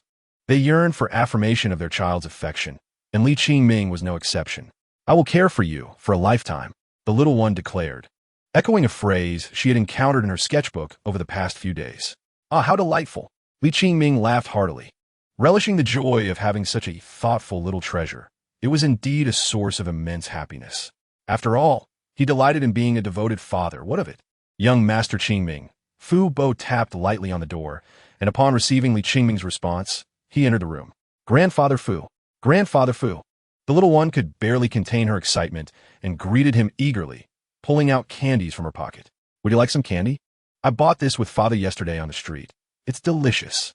She held out the sweets to the kindly old man, who often treated her with small snacks and toys. Very well. I shall gladly accept the treats from little Zhu Lu, Fu Bo replied with a warm smile. To him, Li Qingming was akin to a grandson he had raised, and thus his fondness for Pei Zhu Lu was genuine. After allowing the pair to enjoy some playful banter, Li Qingming inquired, is this regarding Zhang Xiaoming? Indeed, they sent another invitation yesterday, and the one family came to apologize in person, bringing gifts, Fu Bo confirmed, his tone tinged with emotion. I sent both the people and the gifts away. Such a prideful bunch. Li Qingming expressed his disdain openly, smacking his lips in regret. They should have accepted the gifts. Fu Bo chuckled at this, apologizing. It is my fault in handling the situation poorly. Nonsense, if you had not acted thus. How could the one family be persuaded to send even more generous gifts next time? Li Qingming was no pushover. His heart was resolute. He accepted gifts and apologies. The bond they shared was one of deep familiarity, too strong to be tarnished by trivial matters. The banquet at Zhang Jinchuan's will commence at noon today, Fu Bo continued. But I refrained from mentioning it yesterday, as you were quite busy. Li Qingming nodded, unperturbed by the matter. Was he busy? Indeed. He was preoccupied with attending to his daughter. Does Fu Bo know? Certainly, Fu Bo was aware. The elder and the child both harbored a mutual disdain for the Zhang and Wen families, or perhaps they simply did not regard them at all. I have already prepared the gifts for you, young master, Fu Bo announced, placing a wooden box on the table. He intended to quietly exit the study, but could not resist asking, shall I accompany you, young Master Qingming? Dear Fu Bo, you need only bask in sunlight at home. If I truly require your assistance, I shall call for you, Li Qingming replied, not wishing to burden the elderly gentleman, despite the fact that even at his age, he could easily handle a robust child. Very well, Fu Bo always valued Li Qingming's opinions. Come along, little one, Li Qingming said, ruffling Pei Zhu Lu's curious head as she wondered what lay within the wooden box. Where are we going? She asked eagerly. We are off to a banquet, he replied. A banquet? What is that? It is a gathering to enjoy an abundance of delectable dishes. Li Qingming simplified his explanation.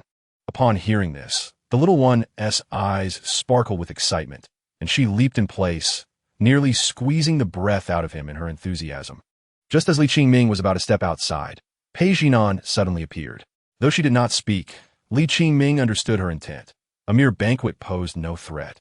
As those people lacked the courage to act against him, Pei Jinan coldly scoffed and communicated telepathically. Who is worried for you?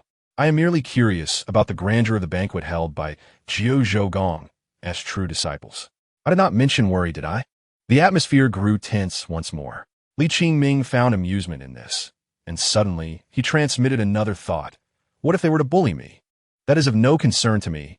Pei Jinan's telepathic response mirrored her icy demeanor. Li Qingming shrugged, cradling the little one as he prepared to leave for the banquet, his mind echoing Pei Jinan's cold warning. But should anyone dare to insult my cherished plaything, they shall face a path to their demise. Chapter 23. 30 years east of the river, 30 years west of the river. A path to their demise? Such classic villainous lines, when uttered by Pei Jinan, carried an unexpectedly endearing charm. How could she not be deemed a captivating enchantress? Noticing Li Qingming's gaze, Pei Jinan taunted, You too have a path to your demise. How dare you gaze upon your master so boldly for merely being a plaything? Ha! What a ridiculous remark, you wretched enchantress. Li Qingming inwardly cursed, choosing silence as he averted his gaze, refusing to stoop to her level. Where has mother gone again? The little one's puzzled voice broke the moment, prompting Li Qingming to look again and realize that Pei Jinan had vanished once more. He understood that the enchantress had concealed herself with her abilities. She could come and go freely as long as she did not recklessly enter any forbidden places. Her current concealment was merely to facilitate her actions. Li Qingming concocted an explanation, saying, She is simply playing hide-and-seek with us. We shall find her upon her return. That sounds splendid. The little one was elated, secretly contemplating the prospect of finding a new mother for her dear father now that Pei Jinan had disappeared. As this father-daughter duo set off, a gathering of individuals awaited their arrival atop a majestic peak within Jiu Zhougong, where ethereal cranes danced gracefully.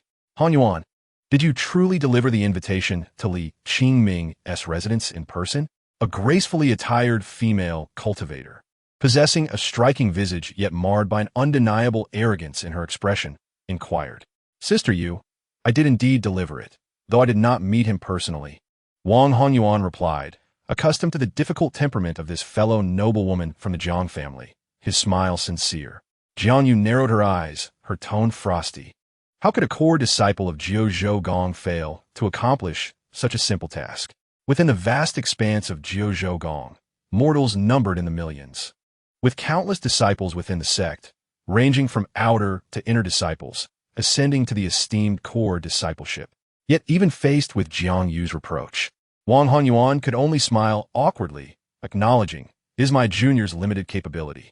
Despite his humility, he was met with only Jiang Yu's cold huff in response. The realm of cultivation revered strength, yet with so many individuals, it inevitably resembled society. Furthermore, cultivators enjoyed long lifespans, and the power of their clans far exceeded that of feudal aristocracies, with roots that were unfathomably deep, leaving one daunted by the mere appearance of their intricate connections. What fault lay with Han Yuan? If there were faults, they resided with the disdainful Li Qingming, as it had always been and would continue to be. A gentle male voice broke through the slightly awkward atmosphere. Qingming, upon catching sight of the figure beside him, as gentle as jade, the previously proud Jiang Yu could not help but radiate a soft smile, unabashedly revealing her admiration. Wang Hanyuan, standing nearby, also displayed a genuine smile, acknowledging his senior brother, Zhang Qingming. In terms of lineage, talent, appearance, and demeanor, Zhang Qingming commanded the respect and admiration of many disciples within the sect. Once, he nearly gained entry into Xian Peak, but this year, he was only promoted to a true disciple after a prolonged period of dormancy, overshadowed by the spirited Li Qingming. Competing against him was futile. No matter the contest, defeat was inevitable. Even as a good-natured and honest man, Zhang Qingming could not escape harboring deep-seated grievances. Now, with their circumstances reversed, It would not be an exaggeration to say the disparity was vast, and he naturally sought to alleviate the pent-up frustrations within him. The banquet was splendid, and he was not so despicable as to take advantage of the occasion to undermine Li Qingming. However, Zhang Xiaoming desired to let Li Qingming witness his rise to prominence, soaring above the clouds. As for the opinions of others, Zhang Xiaoming remained indifferent, merely frowning slightly at some insidious schemes around him. He sought only clarity of mind, even if he remained silent.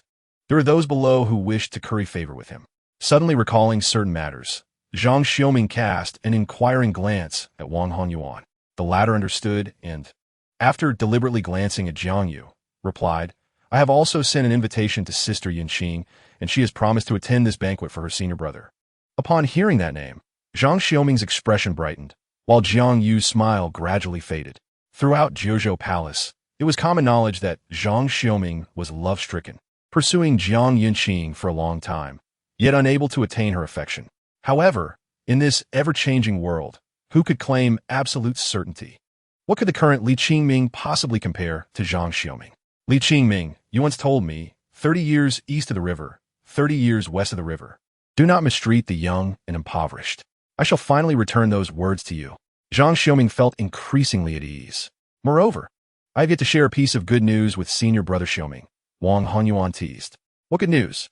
Li Qingming has a daughter around 2 or 3 years old. Is that truly the case?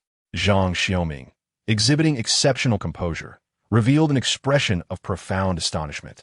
He could scarcely envision what kind of woman could capture the discerning Li Qingming's eye, let alone bear him a daughter. Indeed, it is true. He has been wandering around Linen City these days, likely now devoid of hope in regaining his former strength, preparing to become a wealthy man. Or perhaps placing his hopes upon his daughter. Wang Honyuan speculated. Will he be bringing his daughter today? Wang Honyuan, aware of Zhang Xiaoming's true inquiry, responded. Whether he comes or not is inconsequential. Even if he hides his daughter well, it is futile. With so many eyes within the sect watching him, the news has long circulated. Sister Jiang Yinqing has just recently entered seclusion, and upon learning this, she may very well feel disheartened. Zhang Xiaoming's smile grew ever warmer, his joy more profound. Yet, Jiang Yu felt an increasing gloom. Given Li Qingming's current state, her cousin Jiang Yinqing would face insurmountable difficulties in forging a bond with him. By the time she could make her own decisions, it would be a century later. The sudden appearance of a daughter only complicated matters further, potentially igniting strife between the two. Zhang Xiaoming was naturally elated, but how could she harbor even a fraction of joy? Should she wish him and Jiang Yinqing eternal bliss? Amidst the varied emotions of the three, unexpected murmurs of surprise filled the courtyard. Sister Yinqing. In the next moment, the poised Zhang Xiaoming, acting as the host, personally welcomed her. Witnessing this scene, Jiang Yu could no longer contain her emotions, her face as cold as water. For the first time, she felt an urgent desire to confront Zhang Xiaoming, seeking to avenge herself against Li Qingming. Senior brother Zhang, our relationship has not yet grown familiar enough for us to address each other by name. I hope you will maintain decorum. Upon hearing her cousin's frowning response, Jiang Yu's mood lightened slightly. No matter how much you try to ingratiate yourself, Jiang Yinqing will always treat you with indifference. What difference is there between you and me? No, you are even beneath me. Zhang Xiaoming found himself somewhat at a loss for words at Jiang Yinqing's blunt remark. They had known each other since childhood, with deep familial ties. How could they not be familiar?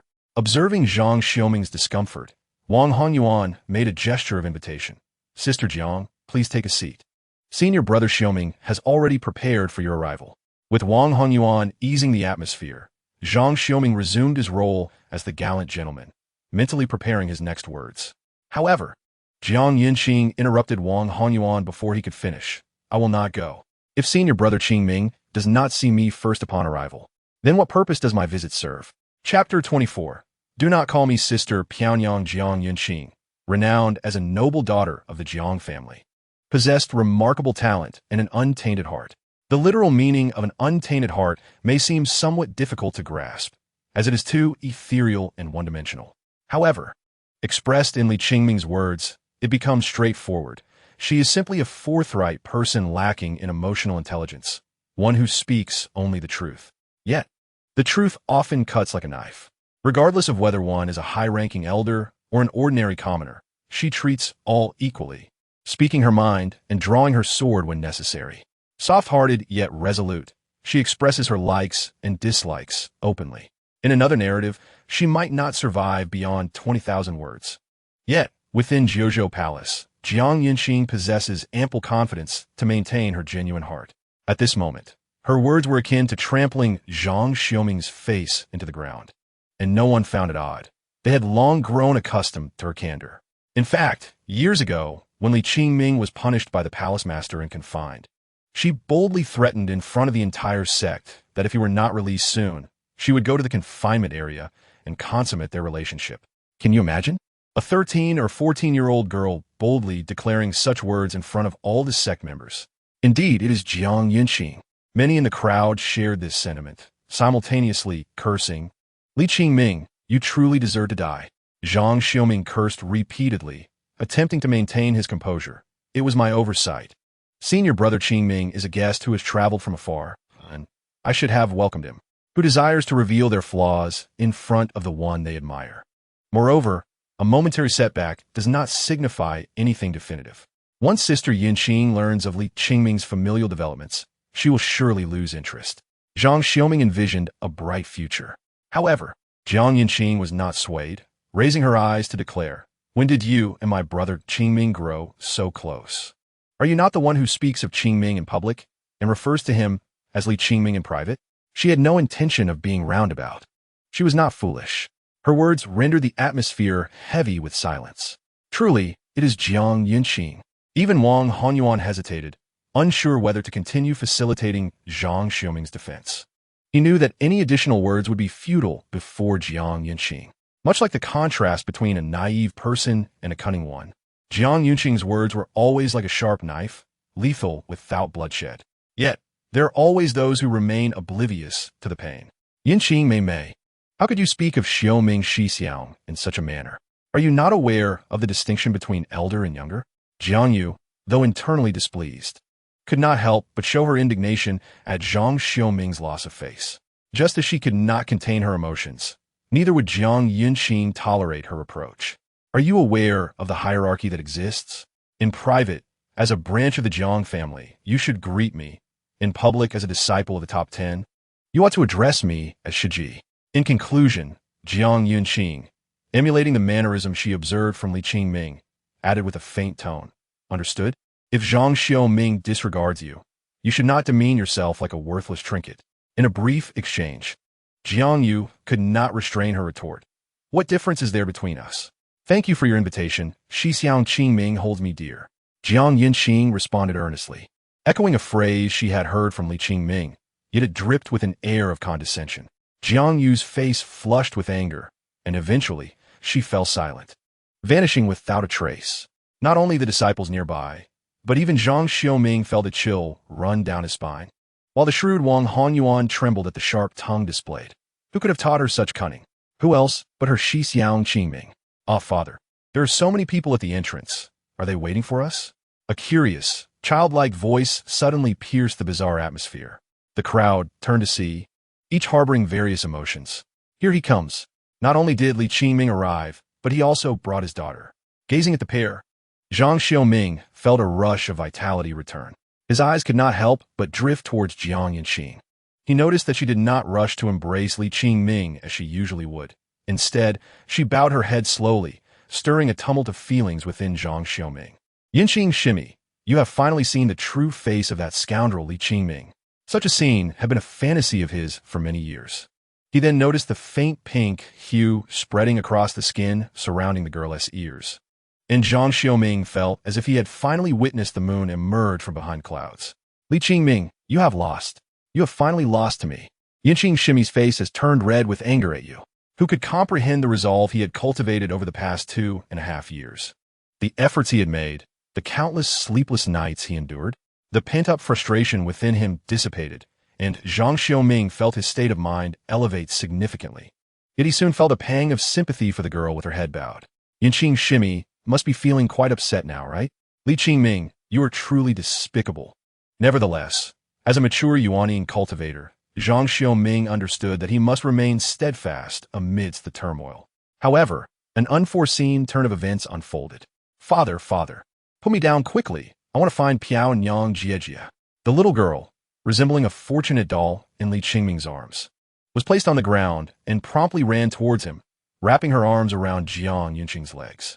Contrary to his expectations of finding Jiang Yinqing crying silently, she lifted her head instead, her face devoid of anger or sorrow, instead flushed with an unknown shyness. Piao and Yang Jiejia, Piao and Yang Jiejia. Lulu, please do not call me Jiejia. The little one blinked her eyes and patted her chubby cheeks. Then what should I call you, Piao and Yang Jiejia? Jiang Yinqing blushed and quickly glanced at Li Qingming before responding to the child. Call me and Yang. Chapter 25. Oh no, how did the Demoness get in? Am I truly bewitched? I must be. It cannot be otherwise. The sights before my eyes and sounds in my ears plunged Zhang Xiaoming into a state of surreal bewilderment. In a mental world he had long established showed signs of imminent collapse. Aside from the possibility of his own delirium, Zhang Xiaoming could find no other explanation to convince himself. He was among the elite of Juzhou Palace, born into a status that most disciples would chase for a lifetime but never attain. Yet he had repeatedly suffered defeats at the hands of Li Qingming, all while maintaining his pride. Zhang Xiaoming possessed the confidence and capability to carry his pride throughout his life. But how could you, a noble lady of the Jiang family, lack even a shred of pride? Please, that scoundrel Li Qingming has fathered a child with another woman. Even if you do not weep in despair, should you not part ways? No matter how hard you find it to let go of Li Qingming, you should not allow his child to call you in Yang, let alone with that bashful expression. Observing the faint blush on a face that had always been cold and indifferent towards him, Zhang Xiaoming felt a rush of blood surge within him. Unable to contain himself. Good news. That scoundrel Li Qingming has a daughter, rendering any possibility between him and Jiang Yinqing impossible. Bad news. She, Jiang Yinqing, is willing to take on the role of the child's mother. Xiaoming shitty. Wang Honyuan sensed the tension and discreetly supported Zhang Xiaoming, along with many other disciples present, fell into an uneasy silence. Why does Li Qingming have a right? You country bumpkins have no idea how terrifying a straightforward romantic mind can be. Li Qingming sighed inwardly, stepping forward to scoop up the little girl and pinching her cheek. No more nonsense.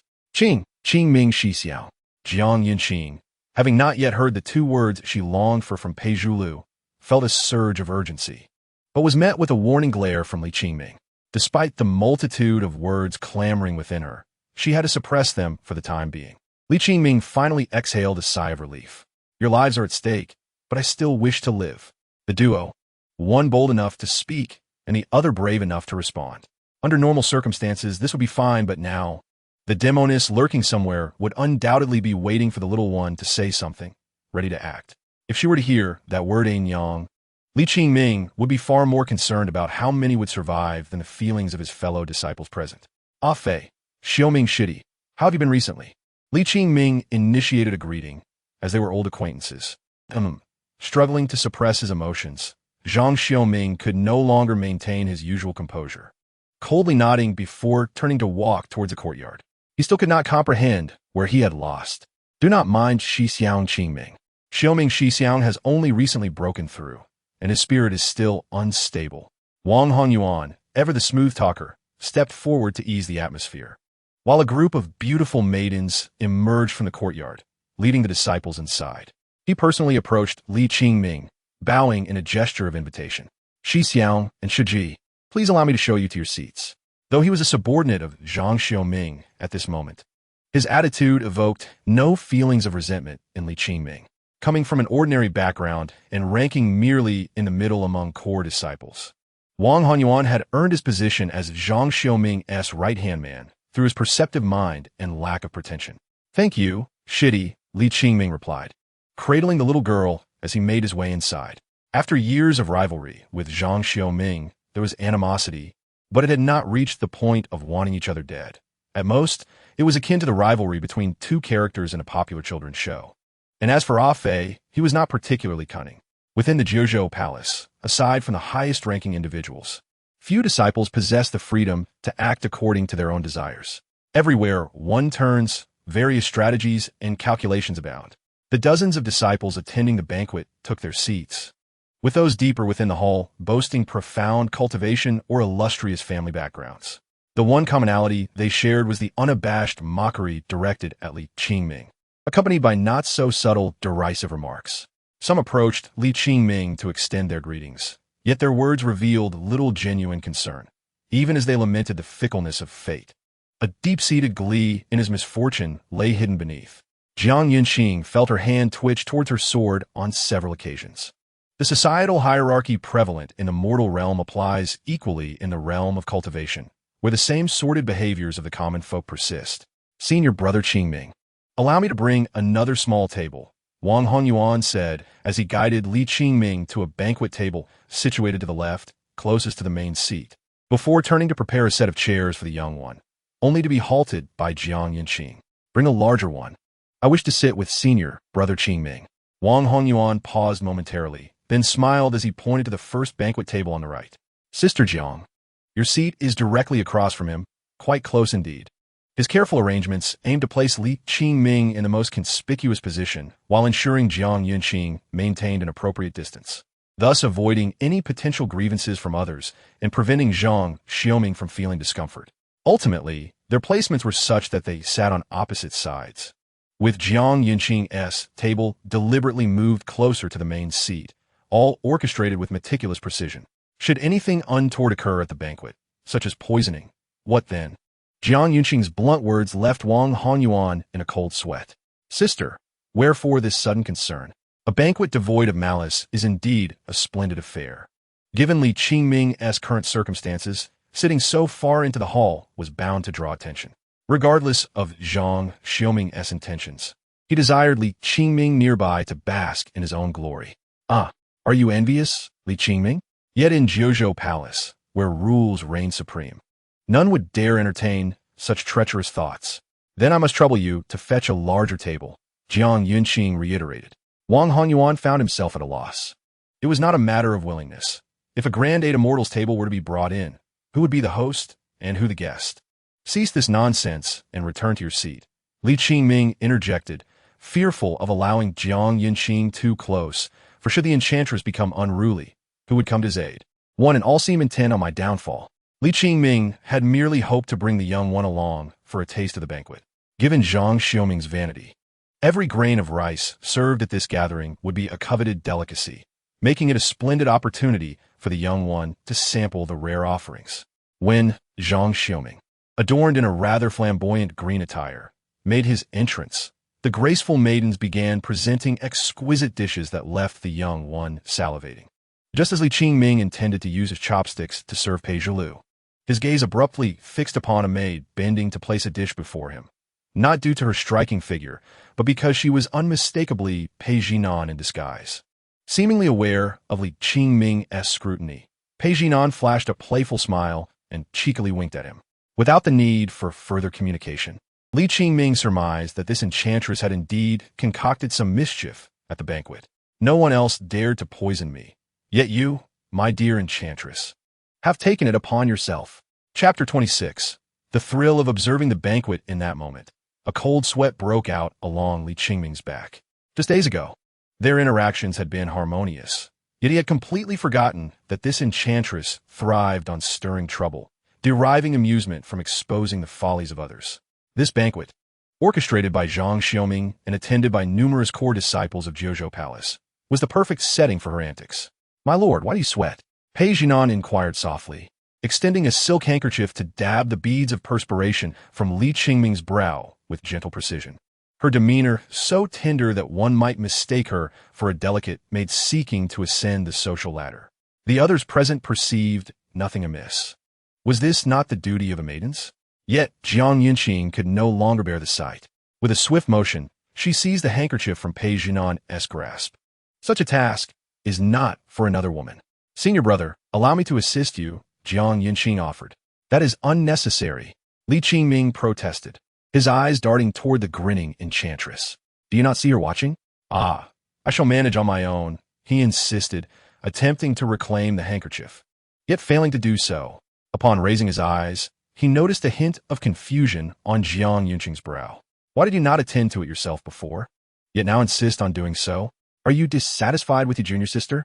Very well, if you possess such prowess. Why not inquire of the enchantress beside you, if she may torment me daily? Li Qingming was at a loss for words, feeling as though he were seated upon a bed of nails. He had no doubt that, in the next moment, the two women beside him would soon engage in a dispute. Oh no, wait. It is likely that my dear junior sister is being schooled by Polygon. You love-struck fairy. What do you possess to contend with the enchantress of the demonic sect? As he remained silent, Jiang Yunqing had already reclaimed the handkerchief. Her expression earnest as she stated, "Senior brother must be more vigilant now.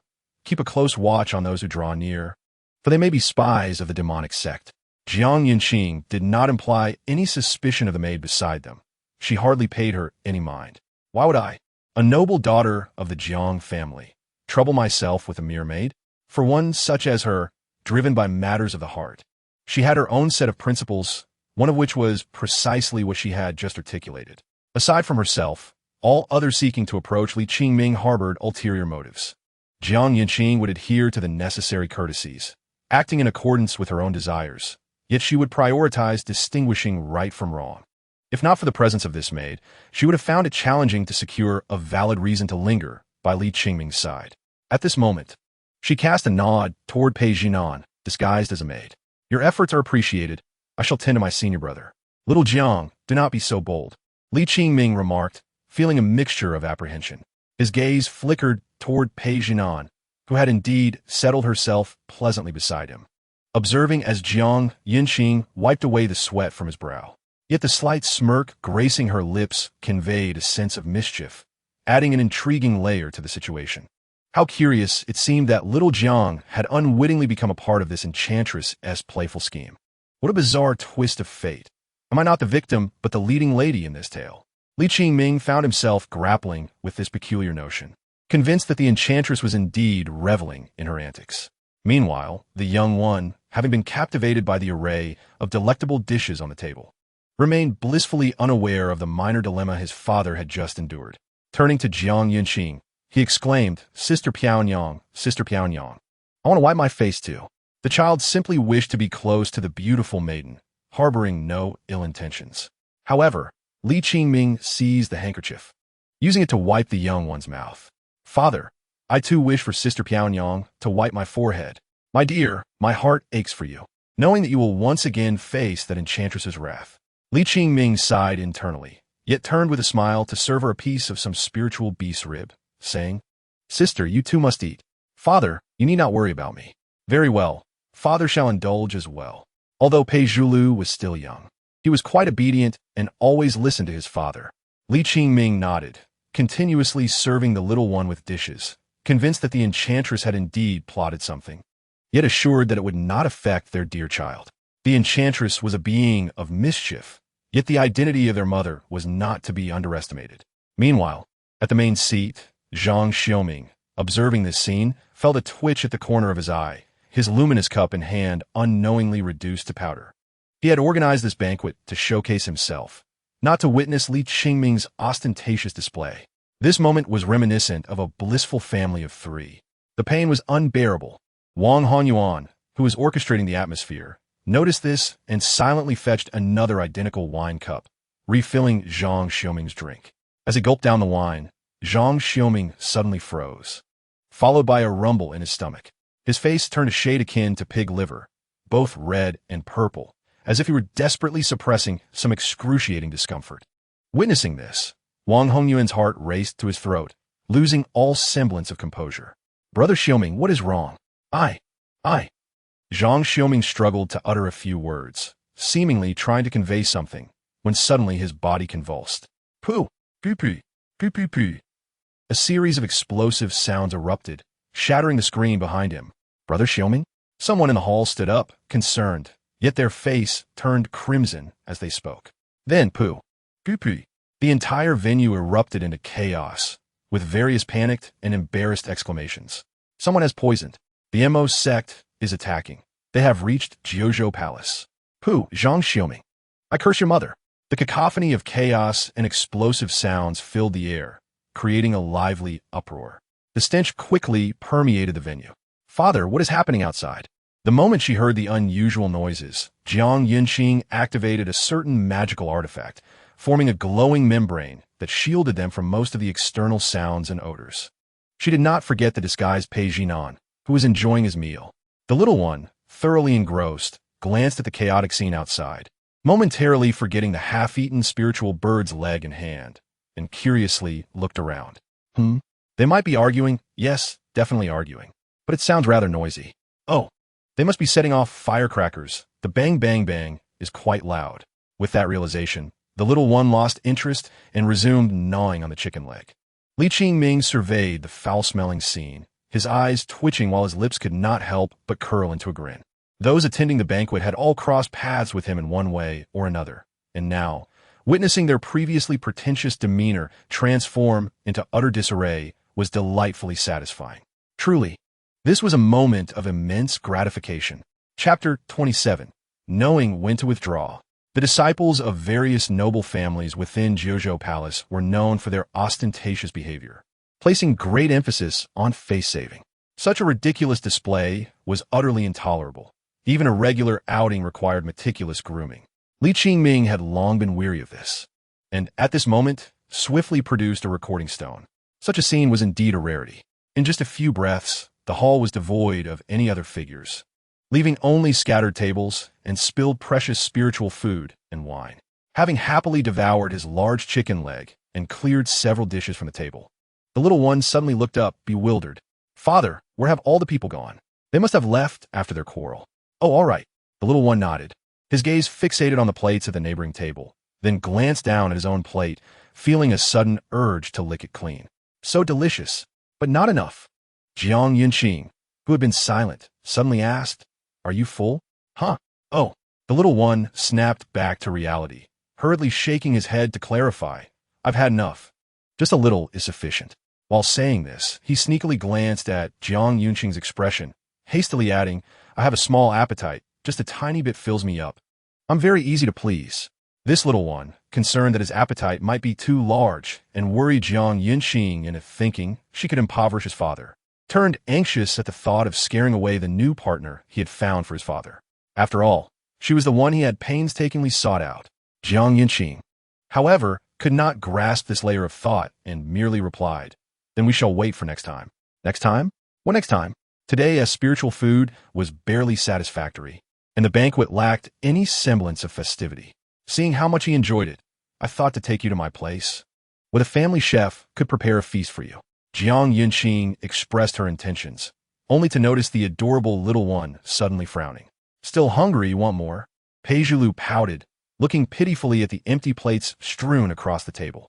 Upon seeing her disappointment, Jiang Yunqing felt a sudden pang of anxiety. I get to hear her call me mother. What if she grows tired of me now? Did I say something wrong earlier? She seemed to be enjoying herself so much. The two, one large and one small, fell into a sudden silence. Li Qingming could no longer bear to watch this awkward exchange, fearing they might indulge in a tear-jerking display of maternal affection.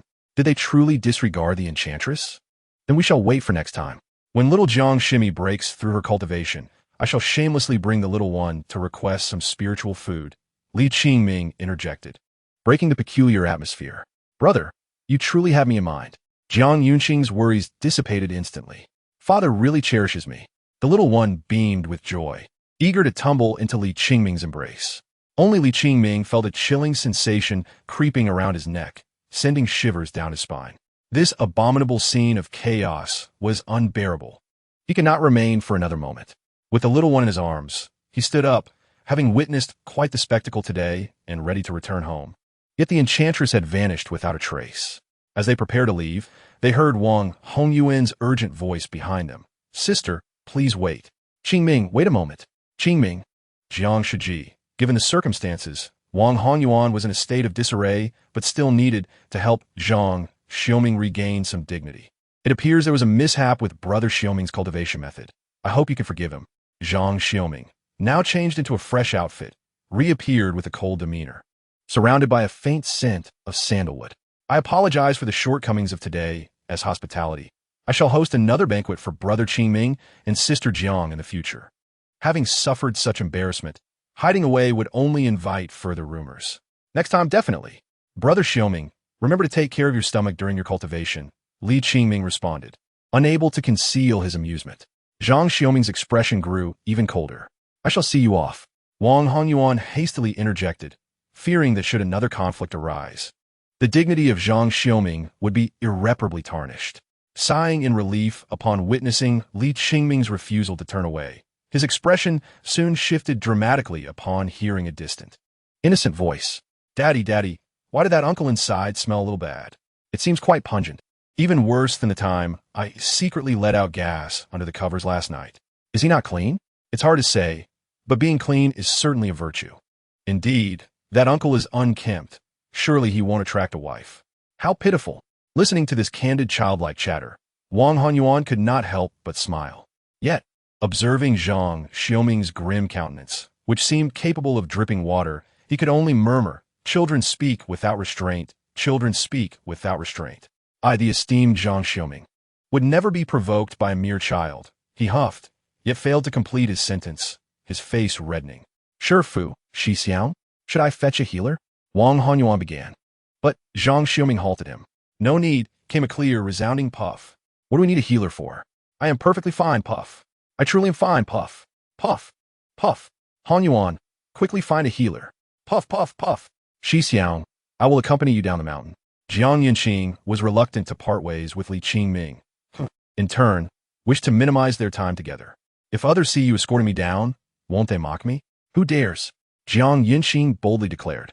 But upon locking eyes with Li Qingming, she chose to relent. "You must bring the little one to visit me in a few days." Li Qingming readily agreed, knowing that an abundance of women at home would only bring him torment. "I will definitely." Jiang Yanqing watched reluctantly as Li Qingming and the child departed, only turning away once they fully vanished from her sight, inadvertently catching sight of the maid from earlier, who seemed to have been waiting nearby for quite some time. "What brings you here?" Jiang Yanqing had no prejudice against these maids, her tone cool, yet not unfriendly.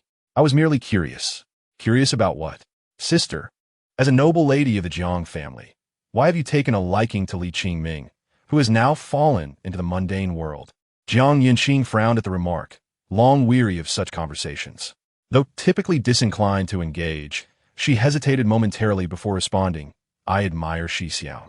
His status is of no concern to me, but he has already fathered a daughter with another." "And what of it?" Jiang Yunqing's face bore a hint of resolute determination. "My feelings for Shi Xiao have not wavered. His child is as dear to me as my own. Besides, that cold-hearted woman has long abandoned him." To those within Jiuzhou Palace, it seemed that the sudden addition of a daughter to Li Qingming's life was merely a sign of rejection. Hearing this, even Pei Zinan, with her vast knowledge, appeared momentarily taken aback. "You, Jiang Yanqing, are nothing but a farcical noble lady. What if that woman did not abandon him?" Pei Zinan inquired. Jiang Yanqing, unfazed, revealed a hint of noble poise as she replied, "I shall ensure she retreats in defeat." Chapter 28, Retreat in Defeat, signifies my name, Pei Zinan. Retreat in defeat? Pei Zinan, hearing this formidable declaration, could not help but smirk, narrowing her eyes as she watched Jiang Yunqing vanish from sight. She was genuinely curious to see how this noble lady from the Jiang family would orchestrate such a retreat. Otherwise, as the illustrious Demoness of the demon sect, Pei Zinan would ensure that Jiang Yunqing understood the true meaning of retreat in defeat. The one who should retreat was not herself, but Jiang Yunqing. With such thoughts, Pei Zinan's gaze took on an inscrutable quality. Moreover, this defeat was not merely a challenge. It was my name, Pei Zinan. On the journey back to Linen City, Li Qingming found himself in a state of unease. Between the capricious Demoness and the single-minded noble lady, he could not ascertain the precise amount of sparks that might ignite between them. However, it was certain that their encounter would be nothing short of explosive. The outcome was predictable, with Jiang Yunqing, who was treated like a queen at Jiuzhou Palace, facing off against Pei Zinan. She stood little chance. Enduring some losses could be beneficial. Li Qingming did not perceive this as a misfortune. The Demoness, when not in a frenzy, could be quite rational, valuing her life and possessing the wisdom not to act harshly within Jiuzhou Palace. At the banquet that day, she did not unleash any truly malicious schemes, merely ensuring that certain individuals lost face. Li Qingming was not the least bit concerned about her revealing any secrets. With Pei Zinan's cunning, he was certain that any investigation would ultimately yield only a conclusion of spiritual food and medicinal properties being at odds. Little Jiang's sister. It is not that your elder brother is heartless. One must learn from their mistakes, and you should not dwell on becoming the mother of my child. Do not think that you can outmaneuver this Demoness. Li Qingming pondered, taking a leisurely sip of tea while listening to the occasional laughter of the little one outside. Suddenly, he understood why the elder gentleman found solace in sipping tea, reclining in the courtyard, seemingly lost in thought. Life, after all, is a rare opportunity for leisure. With the addition of a little one at home, he gradually entertained notions of a fulfilling life. However, as a fragrant breeze wafted in, Li Qingming was startled to find a soft, fragrant figure nestled in his embrace. Shifu, Shi Xiao. It was Jiang Yinqing, her energy waning, her voice barely a whisper. Her pallid complexion highlighted the crimson stains on her lips, and her once elegant azure attire lacked the ethereal grace it typically possessed. Her eyes shimmered with unshed tears, evoking a sense of pity. Li Qingming's heart skipped a beat, genuinely alarmed by the severity of her condition. Without delay, he retrieved several precious healing pills from his storage ring and administered them to her. Soon, he observed a hint of color returning to her face. Only then did he exhale in relief. Once he regained composure, he realized that although Jiang Yinqing appeared weak, her life force was not at the brink of extinction. Even so, a few vials of medicine could surely pull her back from the jaws of death. Moreover, she possessed far more life-saving elixirs than he did. Without malice, Li Qingming mused that had she taken the medicine immediately, she might have already returned to her former self. One should never underestimate what a love-struck mind is capable of. This was not his first encounter with such a scenario.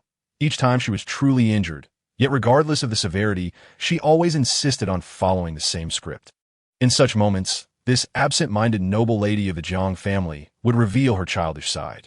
Now, as she nestled against him, closing her eyes in silence, Li Qingming felt a headache coming on. Yinqing, if you are fine, please rise from my arms. It is no longer childhood. And people will laugh at us if they see. Shi Xiao, I am hurt. I know. Shi Xiao, I am hurt. I just fed you pills. Shi Xiao, I truly am hurt. Indeed, you are injured, yet you're on the verge of recovery. Not yet recovered. Unless Shi Xiao agrees to cultivate with me, I shall not heal. Before Jiang Yinqing could finish her sentence, she found herself gently placed upon a soft couch. In such moments, Li Qingming would never grant her the opportunity to push her luck, for her request had transformed from I need Shi Xiao's comfort to get better in childhood to I must cultivate with Shi Xiao to heal. Can't you embody just a hint of the noble lady of the Jiang family? Shi Xiao. On the bed, Jiang Yinqing still whispered softly, calling out gently. All right, tell me how you sustained your injuries. As soon as Jiang Yinqing initiated the conversation, he furrowed his brow and paused for a considerable time. Eventually, he slowly recounted the events that transpired. On the way back, he seemed to have been ensnared in some kind of magical formation, shrouded in darkness without a glimmer of light. Despite my frantic struggles, I was no match for the hidden assailants. In the end, I seized a fleeting opportunity to activate the teleportation array, which brought me here to my senior brother.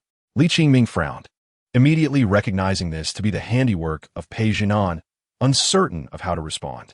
His dear junior sister Jiang Yinqing had evidently fallen victim to an unwarranted disaster. Perhaps Pei Jinan was lurking nearby, watching. That enchantress. What nonsense is this? The mere thought that Pei Jinan might be brazenly reveling in my expression sent shivers down Li Qingming's spine. How did I get entangled with her?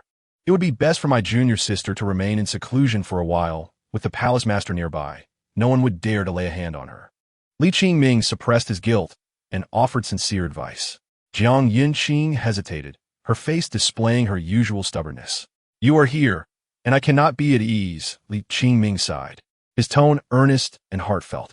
The troubles Jiang Yinqing had previously caused him paled in comparison to the current situation, with the enchantress lingering at his abode, exacerbating the peril. He truly found it overwhelming. Even last night, he felt a profound ache in his back.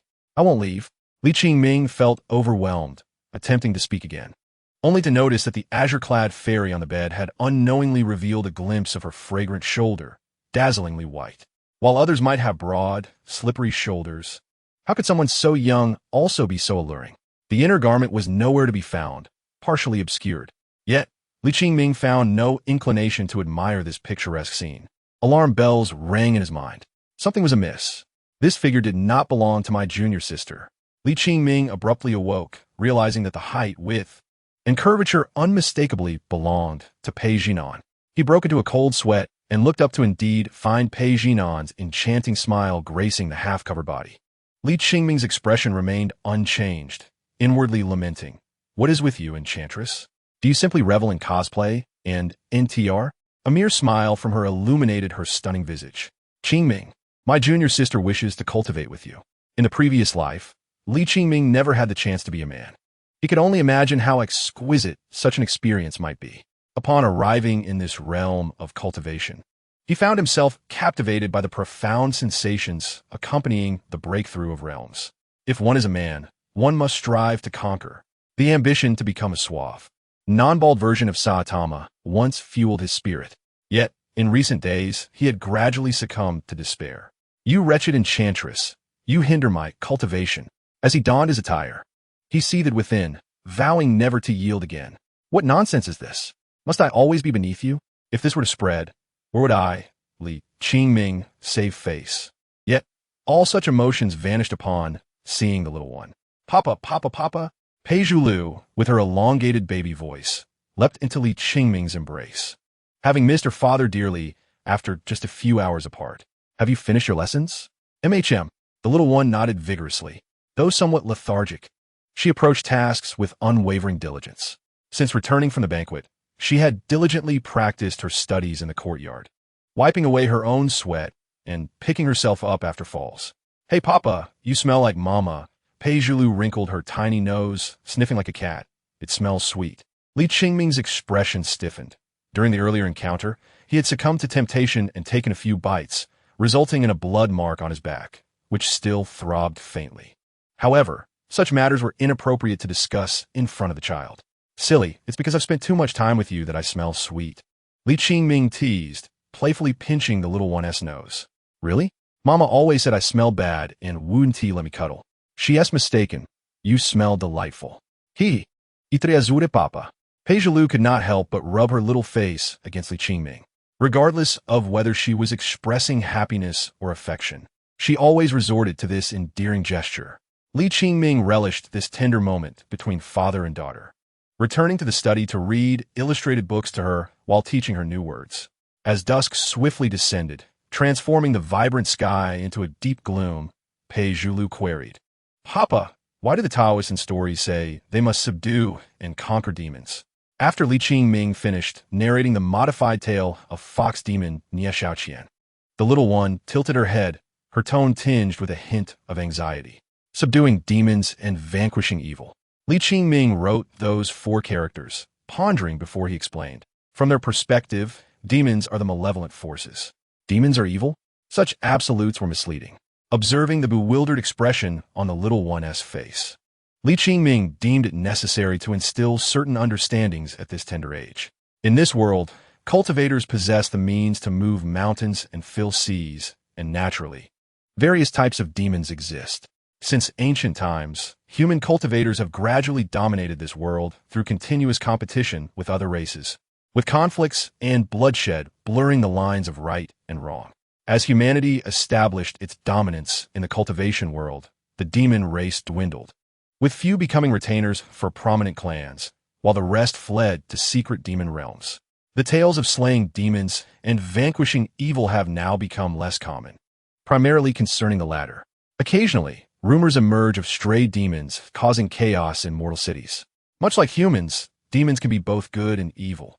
Yet, actions that may seem perfectly normal to demons are deemed atrocious by those Taoists.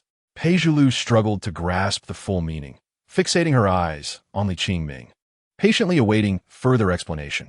Well, for instance, the spirit rabbit we had today, was it delicious? It was great, Pei Zhulu exclaimed, her excitement nearly propelling her out of Li Qingming's arms, her lips glistening with anticipation. Just recalling it made her mouth water. Papa will take you to eat it again someday. Seeing her enthusiasm, Li Qingming couldn't help but smile, then turned serious. While spirit rabbits are delicious, what do you think their mothers would feel if we ate them? Li Qingming understood that at her age, it was challenging for her to comprehend certain matters. To her, the world was not capricious, but rather lacked concrete understanding, requiring his guidance as an adult. Yet, with her mind solely focused on spirit rabbits. Her interpretation was quite different. How does rabbit mama smell? How do we make it smell good? It must smell good no matter how we cook it. The little one pouted her cherubic lips, counting on her fingers, speaking earnestly. Roasted is the best, braised is also delicious, and spicy should taste great too. Qingming chuckled awkwardly, feeling somewhat relieved. Thankfully, she didn't mention eating the baby rabbit, or it would lead to considering the mother rabbit as well. It was skewed, but not excessively so. Let's not dwell on how to prepare delicious tuto. If the little Gvobak were to be nestled in its father's arms listening to stories as it is now, it could easily fall prey to the wicked Qingming. What would the father do? Qingming expressed his thoughts differently. I do not wish to leave my father. The little one, as if confronted with something truly terrifying, burrowed deeper into Qingming's embrace, her small hands gripping his clothing so tightly that they turned a rosy hue. After a moment of silence, she timidly asked, "If I were to be captured by the Bachangfen, will my father be sad?" "It would be more than just sadness," Qingming replied, pulling her closer and making a sorrowful face. "Your father would be unable to eat or sleep, constantly grieving for you." This thought deeply troubled Peijulu, who began to wipe away the non-existent tears on Qingming's face with her tiny hands. "Father cannot cry. It would make me so sad." As the man transitioned from merely a husband to embracing his new role as a father, he found it difficult to withstand the tender onslaught of his little cotton-padded jacket. "Father, I understand." After soothing Qingming, Peijulu's eyes sparkled mischievously as she spoke. "If we eat tutu, we will be very happy, but tu mama will be very sad." A child worth teaching. Qingming nodded, intending to ruffle her hair as a reward, only to hear the little one muttering, "But tutu is really very delicious." Indeed, the road is long and arduous. The principles are such that what we perceive as normal may cause distress to others, and vice versa. Qingming closed the book, pondering that there are countless matters in this world where right and wrong are difficult to discern, often a matter of differing perspectives. While many speak of how demons massacre mortals, it is a pursuit not foreign to cultivators either. Realizing that such concepts might be too profound for the little one, Qingming added, "Perhaps demons are not inherently evil, yet cultivators seldom harbor fondness for them. Does this mean they are detested?" Qingming gently nodded, unaware that beneath the drooping eyelids of the little one lay hints of sorrow. Chapter 30. The Demoness Demon. Truly a demon of demons? Content revised from previous narrative. The day had drawn to a close. After attending to a multitude of trivial matters that had accumulated over the days in his study, Qingming stretched and turned to find the little one sprawled on the soft couch, her eyes squinting as if in a stupor, her cheeks flushed and burning. The tear stains on her face shimmered. He hurriedly felt her forehead, startled to find it as hot as a furnace. "Little one, what do you feel unwell? Speak to your father." Even with Qingming's usual calm demeanor, he was now flustered, akin to a headless fly, losing his composure. Hearing his voice, the little one struggled to open her eyes, shaking her head weakly. Father, I'm so sleepy, are you not feeling unwell?" Qingming could not ease his concern. No, I'm just sleepy," the little one mumbled, attempting to pat Qingming's cheek with her small hand, though lacking the strength to lift it. "Father, you need not worry." Her appearance only heightened Qingming's anxiety. Logically, it was improbable for the little one to fall ill like a mortal. Yet the maladies of cultivators could be quite alarming. Just then, Peijulu, dressed in plain white attire, appeared with an air of indifference. "Peijulu, it is time for your medicinal bath today." Upon hearing this, Qingming noticed the little one's face suddenly contorting in distress. As she buried her head in his chest, feigning deafness, her breathing still heavy. "Peijulu," her voice grew colder, causing the little one to tremble and bury her head deeper. This bizarre scene tugged at Qingming's heartstrings, prompting him to turn to Peijulu. "She is still young. There is no need to rush her into the medicinal bath. Is she unwell?" Peijulu paid no heed, striding forward to forcibly pull the little one from Qingming's embrace. Realizing she was being separated from her father, Peijulu let out a pitiful wail, her cries weak and breathless. Father, I do not want to take a medicinal bath. I do not want to." Qingming felt a mix of heartache and confusion. Today, the Demoness seemed unusually unyielding, and the little one's reaction to the medicinal bath was excessively dramatic. As it stands, the formulas for medicinal baths have become diverse, far from the torturous descriptions seen in novels of his past life, often used to highlight the protagonist's extraordinary will. After countless improvements, medicinal baths are now more soothing than mere baths, though some exceptional formulas may still induce intense physical discomfort. Li Qingming was unsure of the nature of the medicinal bath Pei Jinan referred to and did not believe she would truly administer a formula with severe side effects to the little one. The situation likely stemmed from the little one's youth and her aversion to the medicinal bath, yet his heart ached for her. What kind of father would remain unmoved by such cries from his daughter? Pei Jinan, can we postpone today's bath? Do you not see that she is unwell? Are you hiding something from me? For the sake of the little one, Li Qingming revealed a hint of vulnerability before Pei Jinan, yet his tone remained resolute. However, Pei Jinan remained unfazed, her cold, dark eyes devoid of any emotional fluctuation as she carried the little one into another room, where a bathtub made of mysterious ice awaited. Exuding a chilling aura, she bent down, mercilessly prying the little one's small hands from her clothing, holding them above the bathtub. The tears of her own daughter seemed to evoke no sympathy from Pei Jinan, who coldly declared, "You can choose to get in or not." Pei Jilu ceased her cries, her bloodshot eyes glancing momentarily at the abyss-like ice, then turned to Li Qingming for a fleeting moment before she pushed Pei Jinan's hand away. With a splash, the droplets of water froze into crystals upon contact with the frigid air, and the little one's sobs returned, echoing throughout the room. "It hurts.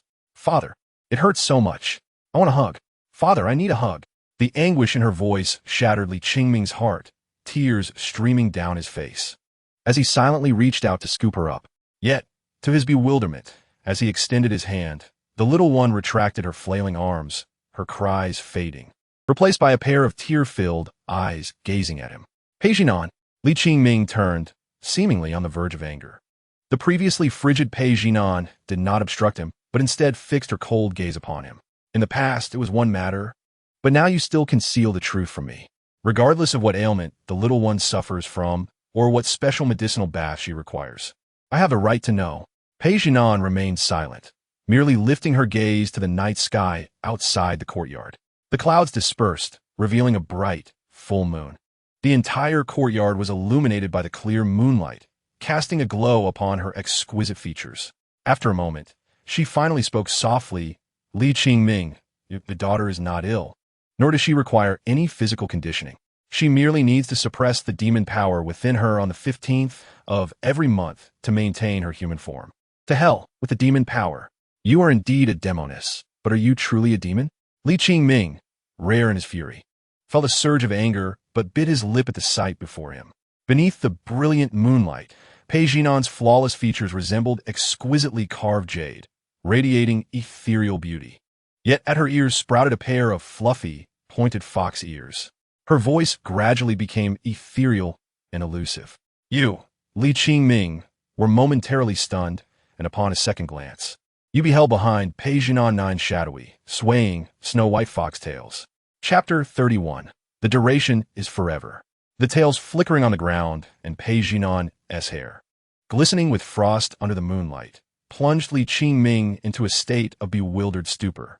The enchanting Pei Jinan, strikingly beautiful yet beguiling like the night, was a riddle no one could decipher, her every action imbued with a hint of otherworldliness. No one had ever associated her with demons. As Li Qingming understood, the chasm between humans and demons was not one that time could diminish. Even now, extreme anti-demon alliances thrived, determined to eradicate this race. Such an extraordinary woman must surely belong to the human race. Yet, as Li Qingming inhaled deeply, he recognized that both Pei Jinan's revealed demonic traits and the potent yet restrained aura surrounding her repeatedly cautioned him. She was not merely a demon, but one of the ancient royal lineage of fox demons. Once he accepted this fact, all his previous confusions crystallized. How could Pei Jinan leap over cultivation realms that took others decades, or even centuries to attain in just 2 or 3 years? He, Li Qingming, was already remarkably gifted, yet Pei Jinan consistently overshadowed him. The illustrious Demoness of the demonic sect possessed a cultivation method with such an anomalous and fatal flaw. All of this stemmed from the truth that Pei Jinan was a fox demon. Could demons and humans truly be on the same level? Why did such a clever little being sometimes appear more foolish than mortal children? And how could her physique be so astonishing? Furthermore, Pei Zhilu's habit of affectionately rubbing her head against him was akin to that of a young fox. Just as her little fox ears peeked out from her lustrous black hair, she resembled a pure little fox maiden. The reality before him was overwhelmingly shocking. And amidst his tumultuous thoughts, Li Qingming fell silent for a long while, only to meet Pei Zhinan's gaze once more, her eyes shimmering with a dim, golden light. They seemed even colder than before. Pei Zhinan, who had remained silent, parted her blood-red lips and said, "Are you so frightened that you cannot speak? Li Qingming, you are becoming increasingly timid." Her tone dripped with disdain and frivolity, transporting Li Qingming back to the time of their initial acquaintance. Fear had indeed gripped him, but not terror. Should outsiders learn that the Demoness Pei Zhinan was a transformed fox demon, the ostensibly tranquil cultivation world would undoubtedly be thrown into chaos.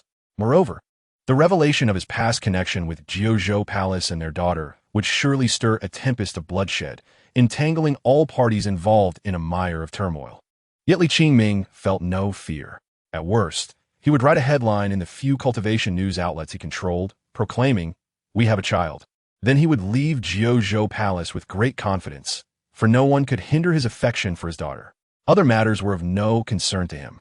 Li Qingming's expression remained calm as he bypassed Pei Zhinan and approached the ice-cold jade tub, lifting the little one into his arms. With a clean towel, he gently wiped the medicinal liquid from her body. Regardless of whether she bore the surname Pei or his own, she was unequivocally his daughter, and that truth could not be altered by anyone. He then met Pei Zhinan's gaze once more, his tone carrying an edge of coldness, directed at her as well. Li Qingming did not question Pei Zhinan about why she had not informed him of this matter sooner. Dwelling on the past was undeniably the most foolish of actions. He was accustomed to focusing on the present and gazing toward the future. The little one, who had just ceased her cries, since the atmosphere had shifted. She had often heard her grandmother say that couples tend to argue and fight, yet she had only now witnessed her own parents' quarrel. What should have been a curious and amusing experience now filled her heart with inexplicable sorrow, her little fox ears drooping. She believed her crying had caused their dispute. "Hey, a father," Pei Zhilu timidly called out, her voice laced with caution. "Can I go back into the tub?" Li Qingming looked down, confusion etched on his face. "I will be good. I won't make you angry anymore." Li Qingming opened his mouth to speak, knowing he could never be angry with this little one. Yet upon seeing Pei Zhilu's tearful eyes, even this man found himself at a loss for words. Did he lack hands or feet? Pei Zhinan's words were far from gentle. Hearing them, the little one struggled to jump to the ground, using her small legs to propel herself upwards, grasping the edge of the jade tub that towered over her, and then she tumbled inside. After revealing her demonic form, the little one, who had been burning with heat and dizziness, was now completely awake, her tiny body possessing a newfound strength, though her aura remained chaotic. Upon landing in the medicinal liquid, she instinctively cried out, only to stifle herself immediately. As long as it took, today it must be no different. Pei Zhinan's tone remained icy, like the chilling presence that lingered even after her disappearance, while the little one obediently responded with a whimper, "I understand, mother." The room fell silent once more. "Can I stay here with you, father?" After a long pause, Li Qingming finally spoke. Now that he had calmed down, he understood that the little one was likely experiencing some unusual condition due to their union, manifesting every full moon. This medicinal bath was not a mere concoction. It was specifically designed to alleviate such conditions, enabling the little one to revert to her human form. "All right," Pei Zhilu replied, but her voice was cut short as she involuntarily gasped, causing Li Qingming's heart to quiver. In the days he had been unaware, this little one had likely endured far more than he could fathom. "Does it hurt?" "Not at all," the little one began, only to be assailed by the pervasive chill, making her shiver violently, quickly followed by waves of bone-deep pain. She longed to cry but pressed her small hands tightly against her mouth. She had already upset Li Qingming, and now she was determined to remain silent. Yet in the next moment, she realized her father had somehow entered the jade tub, enveloping her in his embrace. His expression a blend of fierce tenderness. "Hey, father," she whimpered, the pain still within his tolerance, yet his facial muscles betrayed him. "Please get out, father. It's going to hurt." "The bath lasts all night," the little one urged, pushing against Li Qingming anxiously, knowing this medicinal bath required a full night's immersion. She felt concerned. One night is just one night. Father promised to stay with you. Pei Zhulu's small face fell, and then she suddenly began to wail, sobbing, Father, can you please not hate me? How could I possibly hate you? But I'm a demon. How could humans love demons? What if you no longer want me? Just a single phrase left Li Qingming feeling as though something had lodged in his throat, rendering him speechless. He finally realized that all of the little one's peculiarities tonight stemmed from her fear of being unloved because of her identity as a demon. Like those stray pet dogs wandering outside, once someone cares for them for a while, they become exceedingly docile, wagging their tails when they see people. Yet, nobody can take them away. It is a challenging endeavor. Beneath their gentle facade lies a heart filled with vigilance. Others may not understand, but I will always cherish you. As Li Qingming wiped away the endless tears from the little one's face. Really? Really? Pei Zhulu held tightly to Li Qingming's garment, seemingly forgetting the pain, fearing that Li Qingming might shake his head. Then, let's make a promise, shall we? A promise? Li Qingming curled his pinky with a tiny finger, which was no larger than a piece of hollowed-out vegetable, sealing the promise that for 1,000 years, for 10,000 years, I would forever love the little one. 10,000 years. The little one's eyes gradually sparkled, tears still flowing, yet a radiant smile blossomed on his face. I will always love I. A night passed without incident. Dawn broke. Li Qingming had kept the little one company throughout the night, while Pei Jinan remained outside all night as well. Chapter 32. The White Snake and the Green Snake. It truly is not as good as it once was. After lulling the little one to sleep, Li Qingming found himself seated at the desk, unable to resist rubbing his forehead. Staying up all night did not leave him feeling fatigued. Rather, after steeping the medicinal liquid all night, he now felt invigorated. However, an excess of energy could lead to weariness, a sense of being unwell despite having plenty of vitality, making it impossible for him to slip into a deep slumber like the little one. He spread open a blank notebook and picked up the pen, gradually sinking into contemplation. This was a habit he had cultivated since his past life. Now aware of Pei Jinan's demonic lineage and the little one's bloodline, he knew he had to prepare in advance. More importantly, he needed to mend the imperceptible rift created by his absence from the little one's side over the years. There was also the matter concerning Pei Jinan. Li Qingming suspected she must have encountered some trouble, prompting her to bring the little one to him. Perhaps last night was a kind of test. Prior to last night, Li Qingming might not have understood, but if the roles were reversed now, he knew it would not be as simple. The chasm between demons and humans was built upon the blood and bones of countless ancestors. How could Pei Jinan be so certain that upon discovering the truth, he, Li Qingming, would not reveal a different face? This Demoness, what did her confidence stem from? Li Qingming felt a subtle shift in his emotions, but he brushed it aside. Who could truly fathom the thoughts of this Demoness? Could humans and demons coexist harmoniously? Li Qingming inscribed this question on the page, then murmured to himself, it is not entirely impossible. To his knowledge, over the years, demons residing within the secret realm had gradually begun to circulate within the cultivation world, establishing connections with certain sects. The deep-seated enmity had slowly faded with the passing of those ancestors' souls, not entirely letting go of the past, yet allowing each side to maintain a vigilant heart while achieving mutual benefits in certain aspects. Particularly, the unique heavenly materials and earthly treasures within the secret realm were sought after even by Jiuzhou Palace, though their attempts at cultivation had all ended in failure. Both realms' medicinal plants could not survive in the external world, yet they remained indispensable resources for both sides. This situation effectively created a prerequisite for peace between the two factions. Li Qingming recalled his master had mentioned that the higher-ups of Jiuzhou Palace were indeed considering this matter, but as the leading righteous sect, they had to weigh numerous constraints. Perhaps in a few decades or centuries, a prosperous coexistence between humans and demons might indeed be witnessed. Yet, Li Qingming was unwilling to wait. The little one was so worried that he might harbor prejudice against her due to their differences. Should he really make her wait for decades or centuries? It was necessary to subtly alter the ingrained perceptions of the majority. Contemplating this, Li Qingming's gaze inadvertently landed on the bookshelf filled with the works published under his name. The most shameless method of invasion is the invasion of thought.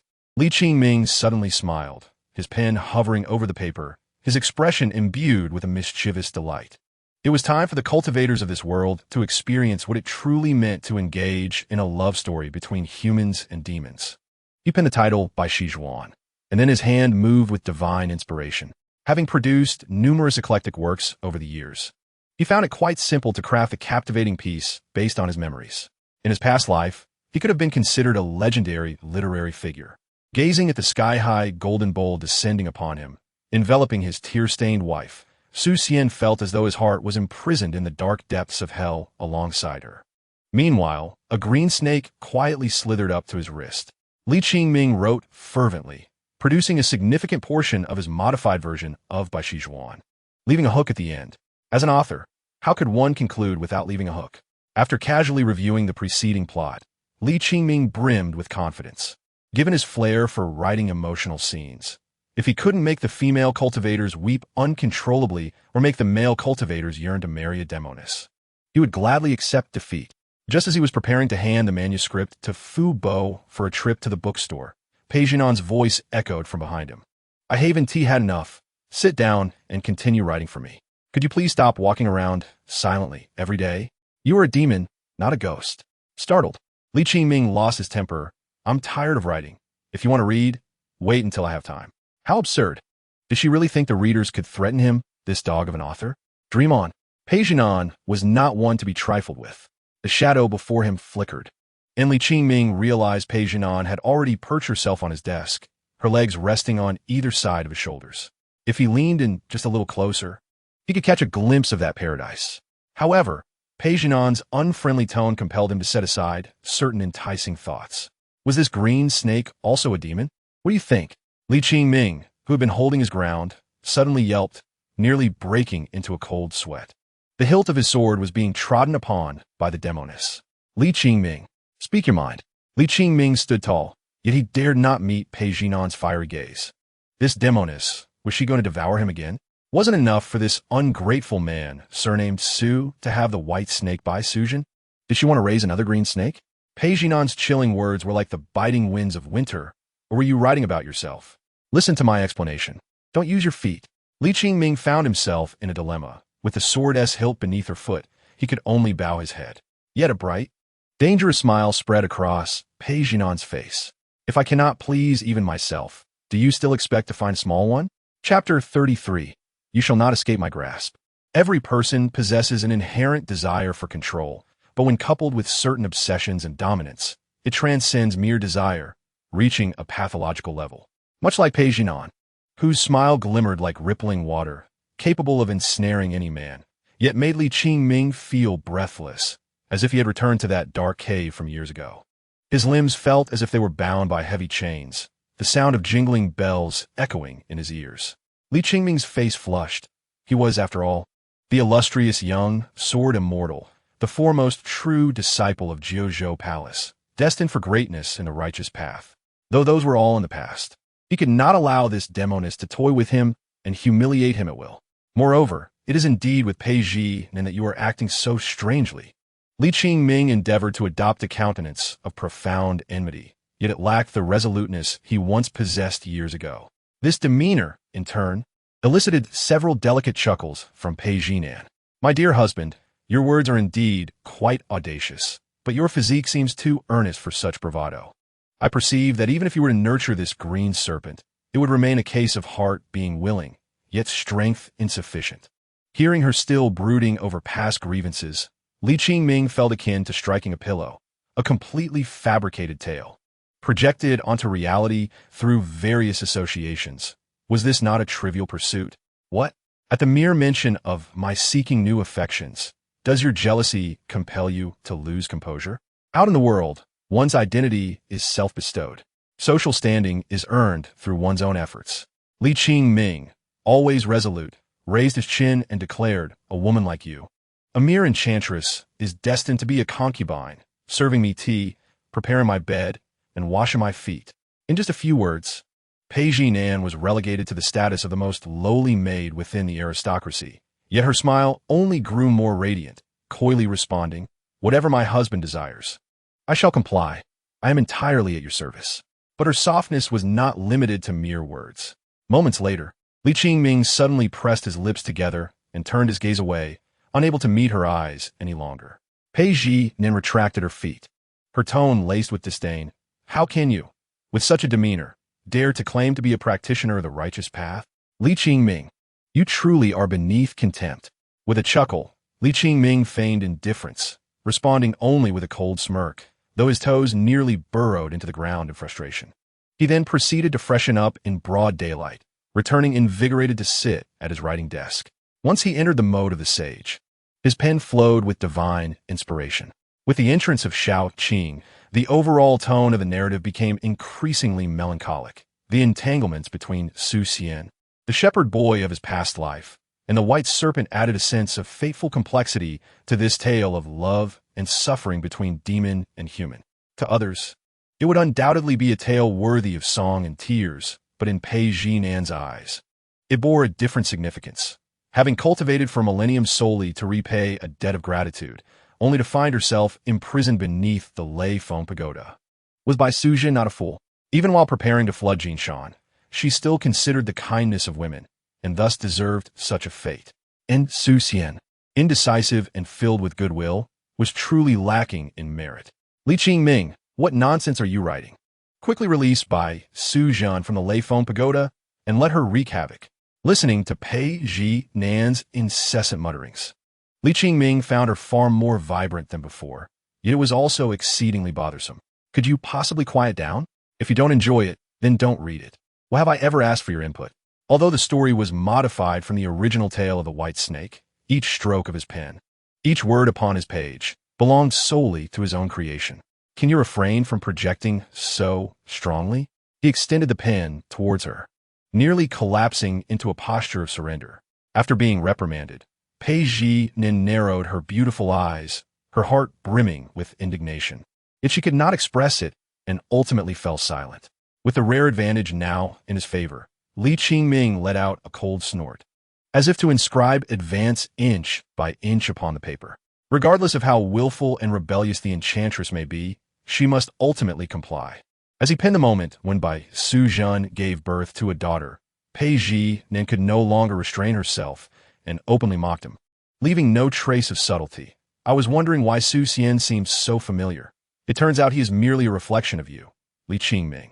You truly underestimate the demon race, believing that a single act of salvation could compel a grand demon to entrust her heart and bear children for you. How foolish of me to think it would be a masterpiece for the ages. It is nothing but a banal tale. Well, it appears that reading novels has led to a hierarchy. Qingming paused, responding irritably. Do not speak of Bai Suzhen. Are you not the same? Pei Nin was momentarily taken aback. For the sake of a millennium of salvation, Bai Suzhen surrendered herself to the ordinary Su Xian, even bearing his children. And because of this debt of gratitude, she, too, hesitated and spared Qingming. He had fathered a daughter with her. Qingming, you are exceedingly bold. Pei Jinan's tone turned icy as winter snowflakes fell. Such a foolish Bai Suzhen could not possibly compare to my splendor. Ah, are you feeling anxious? Qingming secretly reveled in his triumph, nodding nonchalantly. Indeed, indeed. Who gave you the audacity to arrange such things about me? Pei Jinan's eyes glimmered with frost. Previously, the book titled Mo Min Yao Nu was within her tolerance, and she had forgiven Qingming. But now, he not only resorted to old tricks, but escalated them. You do not truly believe I would not take your life, do you? Pei Jinan brandished her sword at Qingming's neck, her expression remaining indifferent. This time, even if you were to kneel and plead for mercy, I would still sever your head. Yet Qingming continued his writing without a hint of deviation, immersed in his narrative. The implication was far from subtle. Chop. Feel free to chop. If you possess the skill, do it.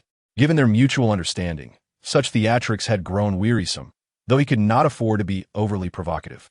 Whatever matter or words, allow me to finish my writing first. I just promised to write a new story for my daughter last night, he added, providing Pei Jinan with an escape. He knew full well that despite her seemingly unyielding demeanor, the little one held a place of utmost importance in her heart.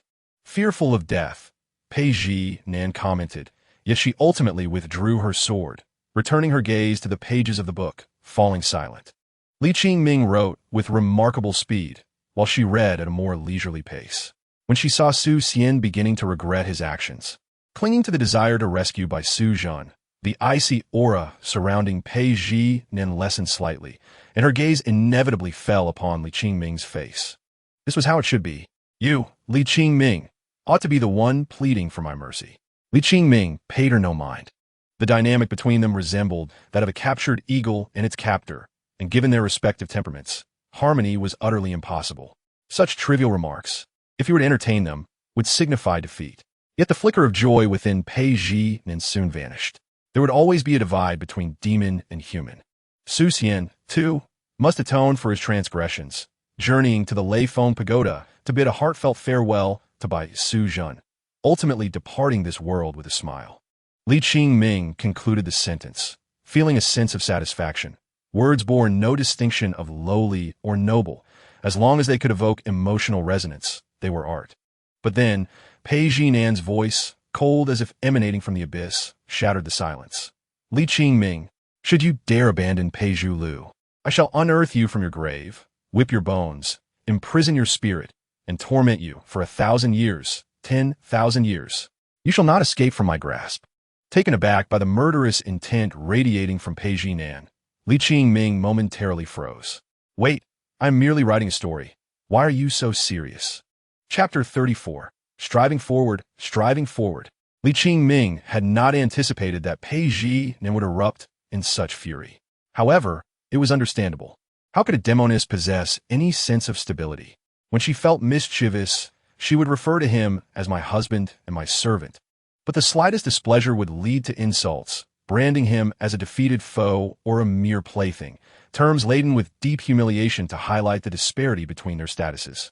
Do not act irrationally, Li Qingming said blandly, gathering a few books from the table, straightening his attire, and adding, I shall step out for a while, likely returning before dinner. Such a demeanor naturally caused Pei Jinan to furrow his brows. Clearly, he held the reins of life and death in his hands.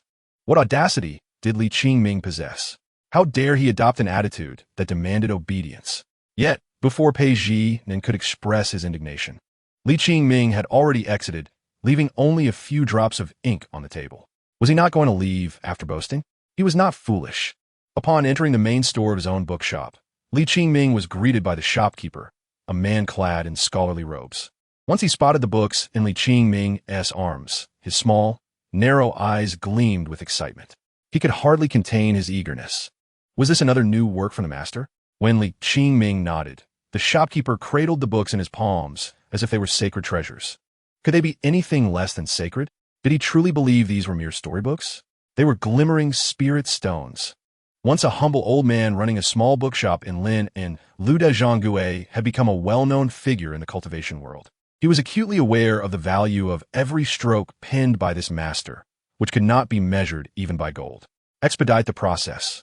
All shelves in our stores must display this work within 3 days, Li Qingming instructed.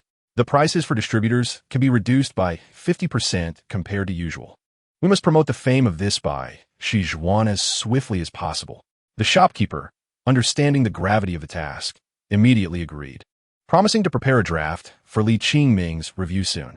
Even though Li Qingming's later decisions might risk losing capital, he raised no objections. A person of Luda Zhanggui's caliber knew well that one should take on responsibilities commensurate with their abilities, and he would never provoke the displeasure of those who provided for him. Moreover, Li Qingming had never caused him any loss. By the way, Li Qingming called him back. Which theater troupe in the city possesses the most strength? Theater troupe? Luda Zhanggui's eyes widened slightly. As a native of Linen, he was familiar with the various factions within the city and recounted. For traditional performances, the Hong family troupe is the most stable. For literary plays, the Guiyuan troupe excels with several renowned performers.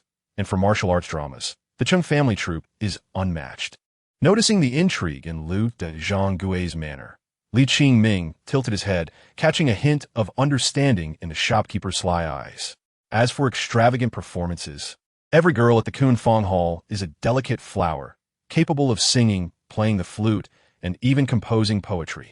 It is said they can perform sword dances as well. At this moment, Luda Zhangui chuckled softly. Li Qingming was astonished. How could a brothel be so multifaceted? The city was truly vibrant.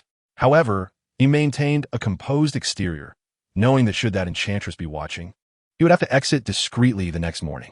No, I, Li Qingming, am a gentleman. Simultaneously, Lu de Zhang, observing no flicker of curiosity or longing on Li Qingming's face, silently lamented the missed opportunity. How can men rapidly forge deep bonds? One must either face life and death together or share a drink while embracing a lovely figure. Despite being in his 60s, Lu de Zhang was still eager to advance. Surely, Li Qingming would disdain such frivolities. Lu de Zhang chuckled, then donned a serious expression. Are you looking to find a troupe to adapt this story into a play? Li Qingming, feeling no need to conceal anything from this elder responsible for many of his affairs, nodded in affirmation. Yes, swiftly. The story of the fox spirit and the scholar Inliao Zhai also needs to be staged. This simple nod ignited Lu de Zhang's enthusiasm. He had long contemplated transforming the story into a drama. Such an endeavor would elevate his status even further. Progress was essential. I will reach out to my old acquaintances tonight and see if any theater is willing to cooperate. If not, I shall invest to entice them. I will also scout for performers and ensure the Li family theater is established.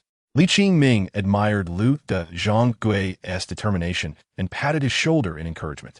Thank you for your hard work. After leaving the bookshop, Li Qingming turned his attention to his clothing chain. The business of apparel and accessories was managed by a charming middle-aged woman, born into a wealthy family. Years ago, Li Qingming had rescued her, and she had since become a valuable ally. Upon seeing Li Qingming, she was eager to place her peach blossoms into his hands, wishing for his assistance. Why has the master come to the shop today? Faced with her sweet demeanor, Li Qingming adopted an expression of resolute refusal to temptation. He was a gentleman. After all, GMO Li, please do not tease me. I am here for an important matter, he said calmly. The woman, named Chun Yiyun, reigned in her flirtation. Aware of her place, I have asked Lu de Zhang to help me prepare a theater, intending to adapt some plays. I will need your assistance with the costumes. Chunjia, you may decide the style after reviewing the script, but I require a batch of fox ear hairbands. Fox ear hairbands? Chun Yiyun blinked, momentarily bewildered. She had always sold hair accessories in her shop, which were quite popular among the fairies of Jiuzhou Palace and the young ladies of the city. The designs conceived by Li Qingming were always novel and appealing. Yet, the concept of fox ear hairbands seemed somewhat out of place. What a peculiar thing. Wearing fox ears on one's head, what an odd sight. It relates to the play's content. They are to be given as small gifts to the female audience. They will look adorable and might even spark a cute trend, Li Qingming explained, having prepared his reasoning in advance. Chun Yiyun, possessing a keen business acumen, immediately understood and remarked, I fear I may never match your brilliant mind, master. This is undoubtedly a significant move in your commercial strategy. Yet, who could know that Li Qingming's tireless endeavors were solely for the sake of the little one at home? Chapter 35. 2 pairs of black stockings. Parenting is indeed a profound discipline. Li Qingming had never experienced the warmth of a complete family, but perhaps it could not compare to the overburdened, hunchback figure of a diligent mother. The efficacy of harsh discipline and pressure-based education in nurturing a child's talents is uncertain, yet it undoubtedly creates an insurmountable rift between parent and child over time. Empathy, perhaps, should be the foremost principle for parents to uphold, and it is the most vital. Now that the master has a daughter, he has truly grown more introspective, Chun Yiyun teased, observing Li Qingming lost in thought. While the shop lacked clothing for children, it had plenty suited for the ethereal figure in white. Will you bring some back to cheer her up? Though Li Qingming did not verbally confirm, it was evident he often brought the charming little girl along with him. Onlookers speculated whether the masked lady in white was indeed his partner. If so, whose fortunate daughter could she be? In recent days, countless young ladies had lost sleep, shedding tears without restraint, as Chun Yiyun jested while rising to assist Li Qingming in selecting garments. Although unaware of the preferences of that ethereal woman clad in white, Chun Yiyun contemplated the vast array of garments in the store, none of which could be deemed unattractive. She reasoned that by selecting a variety, she was bound to find something appealing. Then I shall trouble you. Yayun Jia, Li Qingming replied without hesitation. Compared to Pei Jinan, who daily pilfered his master's clothing and donned outfits akin to Jiang Yunqing's cosplay, Bringing back some attire for her would certainly alleviate his headaches to some extent. If the proprietor truly cares, it would be beneficial for him to visit me more often, Qingming remarked with a playful smile. As she sashayed away, her figure swaying like a delicate hill, Qingming couldn't help but sigh. Being handsome had its drawbacks. It wasn't merely the multitude of young women who were enamored with him. Even the gaze of this charming widow seemed to harbor intentions of devouring him whole. While he rested indoors, savoring tea, Qingming meticulously selected garments. For in name, she was the shopkeeper, tasked with presenting gifts to the young mistress. It must not be negligent. She chose from the best-selling items, from long robes to flowing skirts and qipao, each one a premium design not available for sale. Yet, this was not sufficient, she mused as she gracefully made her way to another shop specializing in decorative items. Being a woman of experience, she understood the intricacies of relationships and the paramount importance of allure. "Shopkeeper, what items do you seek?" she asked, dismissing the shop assistant with a wave, intent on her selection. If those young women were to discover her intentions, they would undoubtedly chatter endlessly behind her back. As she surveyed the meagerly adorned shelves, a smile crept upon her face, and she began to gather an assortment of items into her storage bag. These treasures were beloved by many a noble woman, some of whom had rekindled their husbands' affections through such means. It had even sparked new trends among women, even without wearing them for men. Donning them for oneself was equally delightful. Women, at times, possess contrasts in demeanor that others could hardly fathom. The more aloof one appears, the more likely they may harbor a tempestuous spirit beneath the surface. Men, after all, are often captivated by such allure, their imaginations running wild with mere glimpses. As Qingming pondered these thoughts, she continued to select items of a risque nature, carefully placing them into her storage ring, and thoughtfully chose an exquisite gift box to hold them. Truly, she was a diligent employee, considering the best for her employer. "I have chosen a few items at random, though I cannot ascertain if they meet the ethereal lady's taste," she said with a smile, placing the gift box upon the table before Qingming. "Next time, it would be splendid for the proprietor to accompany me to the shop for a personal selection."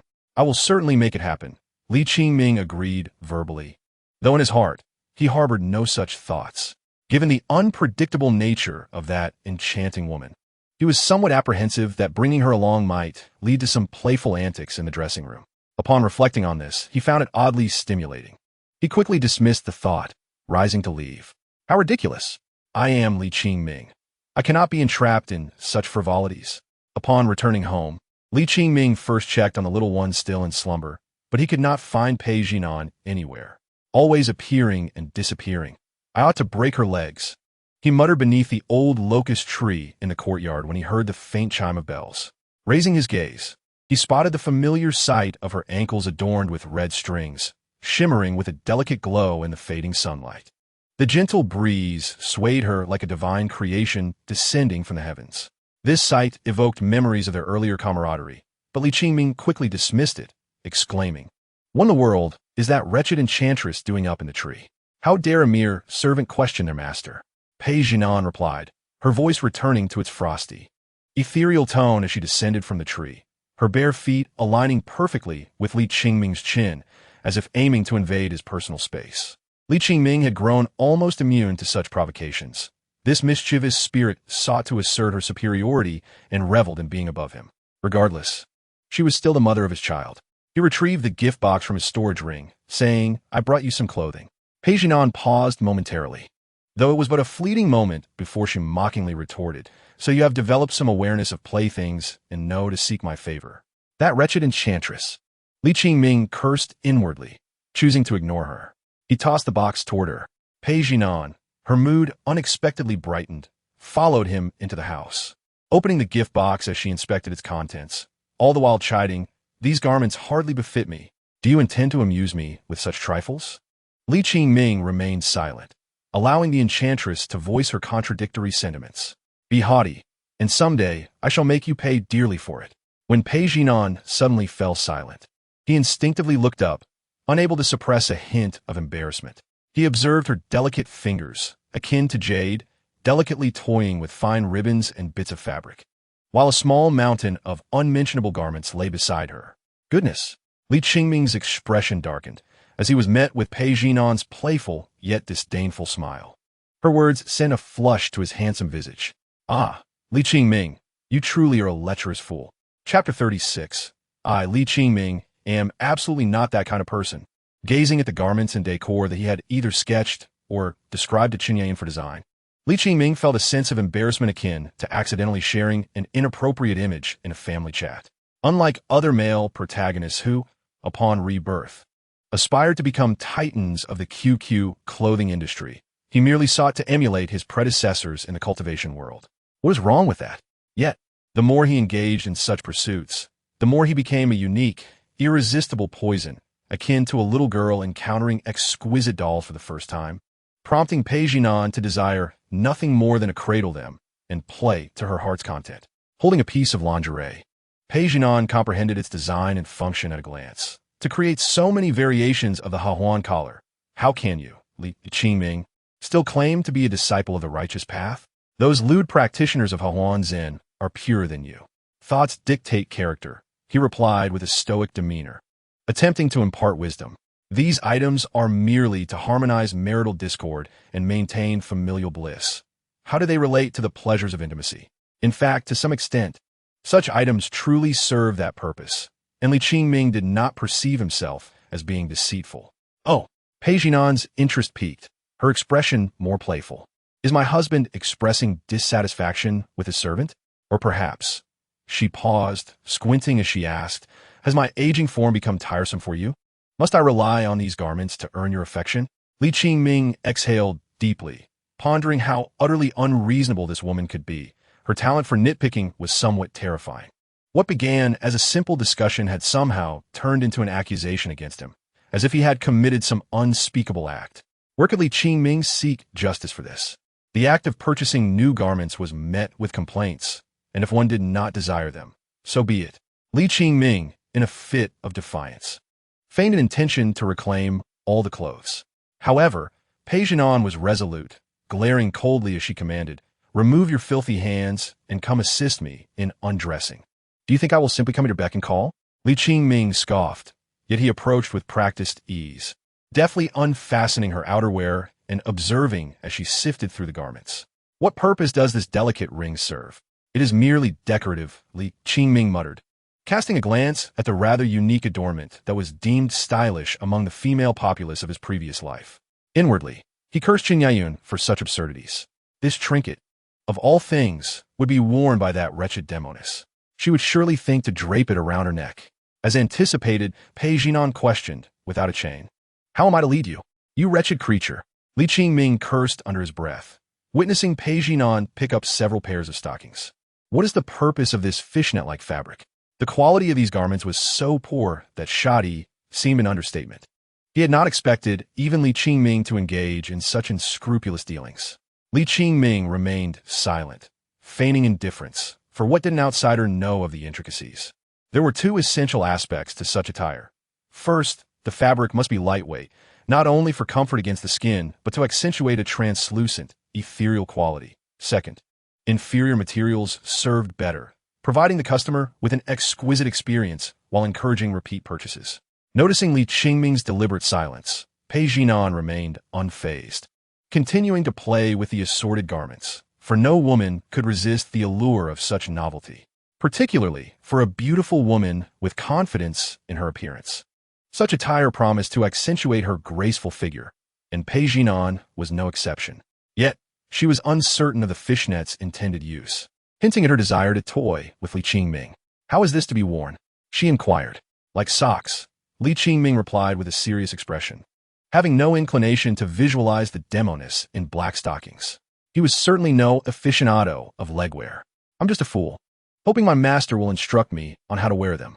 However, when Pei Jinan tossed the stockings playfully at his face, he couldn't help but steal a glance.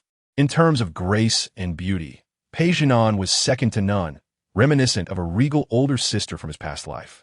He could only imagine how stunning she would appear adorned in such attire. Am I lacking hands? Li Qingming, ever the paragon of virtue, averted his gaze, feeling a twinge of unease as the faint scent enveloped him. Before he knew it, he found himself seated in a zetan chair at the desk. confronted by her porcelain skin, so delicate it seemed it could shatter with a gentle breeze. "Master, would you be so kind as to help me put these on?" Li Qingming hesitated for several seconds, then let out a cold huff, remarking, a dignified Demoness unable to don stockings properly. How utterly laughable. Pei Jinan offered no rebuttal, merely gazing at the conflicted man before her, as if expecting him to act as her servant. "Have you learned? I shall instruct you this once. But do not expect my assistance again." "I have," Pei Jinan replied softly, her eyes sparkling with mischief, yet a question lingered. "Why do you not release my leg after teaching me?" Her voice, laced with softness, would make anyone's heart flutter. Upon lowering his gaze, Li Qingming realized his hand had yet to withdraw from her leg, and was, in fact, caressing it. Ahem. He coughed twice to mask his embarrassment, justifying, "I was merely smoothing out the wrinkles. You know I strive for perfection in all I do. It is not that I wish to take liberties." You do not believe me, do you?" "I do." "That is good. You know I, Li Qingming, am not such a person." "Indeed," Pei Jinan replied, her face aglow with laughter as she continued the charade. "So when shall you retract the other hand?" "What other hand?" Li Qingming, mid-sentence, suddenly became aware that his other hand was also misbehaving. "Why do you not listen? It must be severed." "This is not my intention," Li Qingming asserted gravely as he turned to Pei Jinan. "Have you employed some sort of enchantment on me?" Pei Jinan, her demeanor shifting from sweet to cold, regarded him with a glimmer of satisfaction, knowing that no matter how stubborn Li Qingming was, he would ultimately yield to her whims. The atmosphere grew tense. Li Qingming cleared his throat and suggested, "There are white ones over there. Perhaps you might like to try those as well. One of each color would be quite delightful. After all, we cultivators must seize every opportunity to explore the profound mysteries of yin and yang." The Demoness in stockings was indeed alluring. In the end, Li Qingming had the opportunity to personally experience the quality of his products. The price he paid was a red mark on his face and a slight ache in his waist. However, such consequences were to be expected during market research. Minor inconveniences were inevitable. Time seemed to fly by, and as he grasped the drawer's latch beside the desk, he recalled that he had yet to read the letter from his master. Rather than being unable to read it, it was more accurate to say that he lacked the opportunity. Li Qingming had no desire to allow the elusive Pei Jinan to pry into even the slightest of his private matters. Following a vigorous encounter, he sensed the shift in her energy, indicating she was on the verge of breaking through. At last, he might have a semblance of privacy. As the drawer opened, neatly arranged envelopes came into view, devoid of a single crease, revealing the recipient's meticulous care for them. Over the past 2 years, Li Qingming had amassed nearly 100 envelopes, as sometimes his master would send several in a single month. Aside from the messages regarding rare treasures, she often shared amusing anecdotes from her travels or captured enchanting landscapes with her recording stone, along with her daily musings. She refrained from mentioning the dangers she faced, opting instead for vague remarks to avoid alarming him. Having spent nearly 20 years together, they had long considered each other the closest of companions. "Little Li, have you been thinking of your master lately?" Upon opening the letter and reading that line, a smile crept onto Li Qingming's face, as if he could hear the lively, endearing voice of the one he cherished. "Have you been eating, well, every day? If I return to find you have thinned out, I shall have to discipline you according to the rules of Ziyun Peak. I heard from Fu Bo that you have been busy with your business, and you have become quite slim. Oomph! How dare you disregard your master's words?"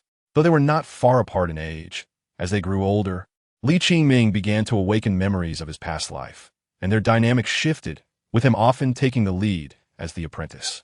This prompted his master to constantly emphasize her role as his mentor, affectionately referring to him as Little Li, often exhibiting a childlike innocence. After expressing her concerns, the content of the letter shifted once more. "As for those foolish individuals within the sect who are always intent on belittling you, you must not pay them any heed. Instead, jot down their names one by one in a little notebook. When I return, I shall pay them a visit, one by one. Do they truly think that my disciple, you by way of Ziyun Peak, is easily bullied?" Li Qingming couldn't help but smile. Even while away, he was reminded of this matter, leaving him unsure whether to feel touched or helpless. Yet, his heart felt considerably steadier. Regardless, there are still those in the world who will forever hold him in their thoughts. By the way, I have 2 pieces of good news to share with you. One good and one bad. Which would you like to hear first? You wish to hear the good news first? No, I shall tell you the bad news first. Li Qingming raised an eyebrow and turned his attention to the so-called bad news. I returned from the last secret realm empty-handed. Upon reading this, Li Qingming felt a sense of relief. He had thought that his foolish master had been injured. He continued reading. The good news is that this secret realm has brought me a great surprise. Soon, I will be able to return and seek vengeance for you. Are you pleased? Naturally, Li Qingming was delighted, not because his master, Yu Baiwei, had finally discovered some treasure that might help him rebuild his foundation, but because he would finally be able to see her return. However, the final line of the letter caused the smile on Li Qingming's face to freeze. Have you been keeping an eye on the beautiful garments in my room? Make sure no mice have nibbled on them. With the formation and the wardrobe made of extremely rare materials, not even dust could settle there, let alone mice. But the critical point was that many of his master's clothes were with Pei Junan. Li Qingming's scalp tingled as he pondered. He couldn't possibly approach Pei Junan and say, "Ai Li, return the clothes of Pinru." Nor could he wait for his master, Yu Baiwei, to return and tell her, "Pinru, your clothes were borrowed by Ai Li for a few days. You won't be angry, will you?" It was a dilemma. Li Qingming's head ached as he contemplated how to quickly order a new batch of similar garments to replace the ones borrowed, as he was well aware of the sizes.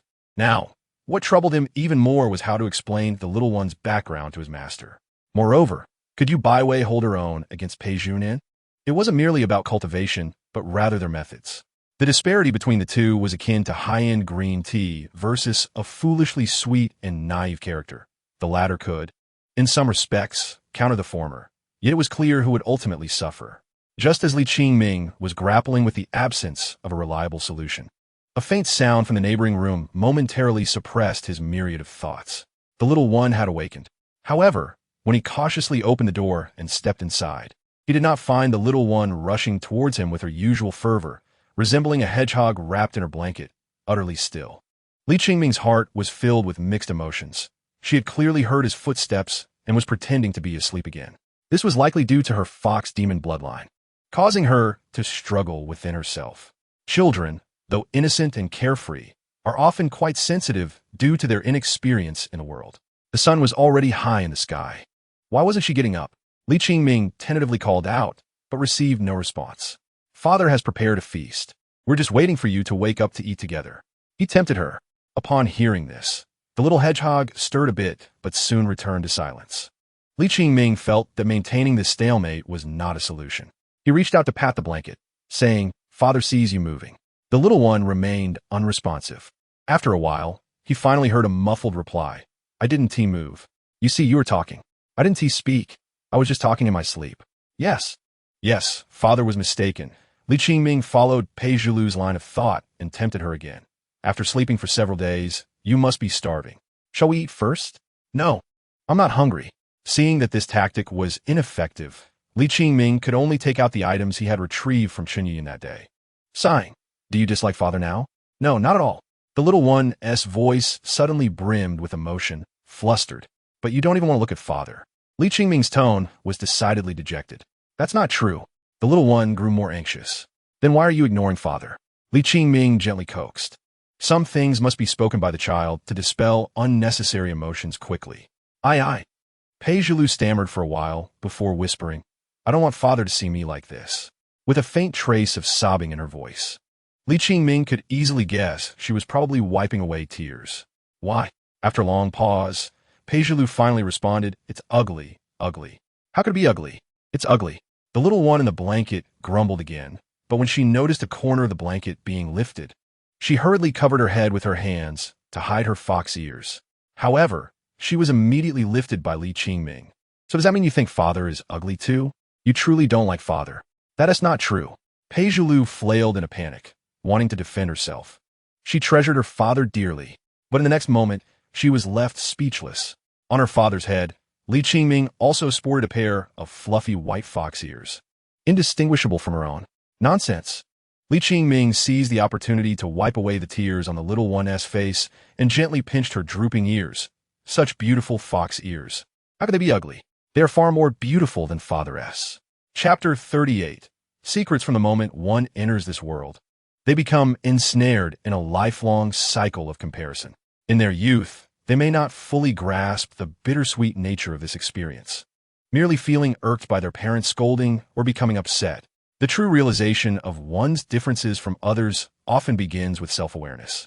During kindergarten, they might wonder why some children have toys that cannot fit in a single box, why other parents pick them up in cars on rainy days, and why their classmates wear new and exquisite clothes and backpacks that evoke envy.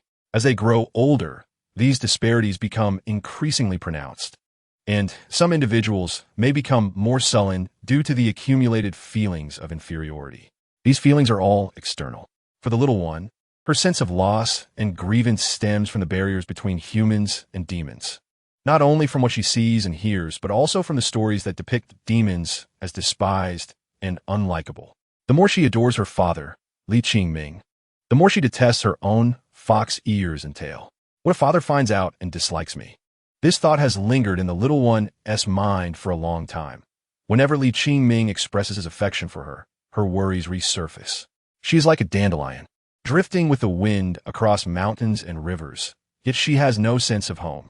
Thus, she approaches her father with utmost caution, seeking various promises from him. Now that she has finally heard the answer she yearns for from her father, Peijilu will undoubtedly seek to request it again in another manner next time and again, with unrelenting persistence. It is precisely for this reason that despite Qingming having shown no sign of annoyance previously, upon opening his eyes, Peijilu remained filled with unease, resorting to feigning sleep and wrapping herself tightly in the quilt. She was gluttonous and playful, yet what she desired above all was the affection of Qingming. How could he not comprehend her subtle intentions? Having grown up in an orphanage, he understood the sentiment all too well. Those who are favored often feel fearless, while those who yearn for love are perpetually anxious. Thus, during this time, when he busied himself with various matters, he seized the moment to don the whimsical fox ear headband, infused with an air of embarrassment, solely to ensure that the little one could distinctly sense his affection as her father. Through this action, he sought to convey that he could never disapprove of her enchanting fox ears. After all, what man, spirited and not particularly modest, would engage in such antics? Especially someone like Qingming of Jiuzhou Palace? Did he truly believe that such headgear was aesthetically pleasing? It was merely the folly of a doting father. Do you think it looks good on me? Qingming leaned closer, allowing the little one to observe more clearly. Peijilu widened her eyes, gazing at her father's faux fox ears, wanting to reach out and touch them, yet hesitating, biting her lip in silence. Indeed, they were not splendid enough. Qingming glanced at her, his tone tinged with disappointment, prompting Peijilu to instinctively wish to retort. However, before she could utter a word, she heard Qingming express genuine admiration. It cannot be said to be unattractive. It is merely that in comparison to your fluffy ears, no matter how exquisite or beautiful this headband may be, it pales in comparison. As he spoke, he gently removed the tiny hands still covering her ears, marveling. Your ears are truly beautiful. With both comparison and praise, the self-conscious Peijilu could not help but voice her doubt. Are my ears really that lovely? For women, flattery devoid of subtlety is far less impactful than this unintentional comparative praise. Father is deceiving me. Peijilu pouted, her expression still one of mild grievance. Yet her drooping fox ears began to perk up. Not at all, Qingming assured, having almost succeeded in soothing her feelings. He embraced his little fox daughter, wishing he could touch her lovely ears every day. Whenever the moon was full and the supernatural aura leaked out, her youthful age and half-demon lineage meant that with the aid of medicinal baths, her visible traits, such as fox ears and tails, would slowly fade within days. Really? The little one's emotions fluctuated rapidly. Upon sensing the sincerity in Qingming's voice, she could not resist shaking her fox ears, appearing exceptionally adorable.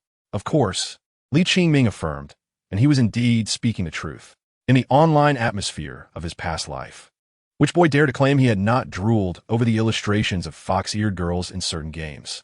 Perhaps. He had even sought out such comics on platforms like HomeFin or Chung App to study them.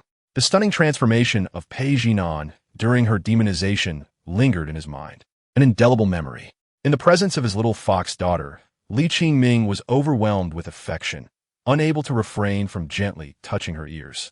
The moment his fingers brushed against the soft fur of her tiny fox ears, Pei Zhulu, with remnants of tears on her face, erupted into an infectious giggle.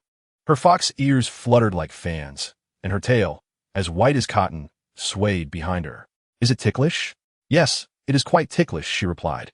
Li Qingming immediately withdrew his hand, reflecting on how the novels and animations he had previously consumed were indeed not misleading, his gaze drawn to her foxtail.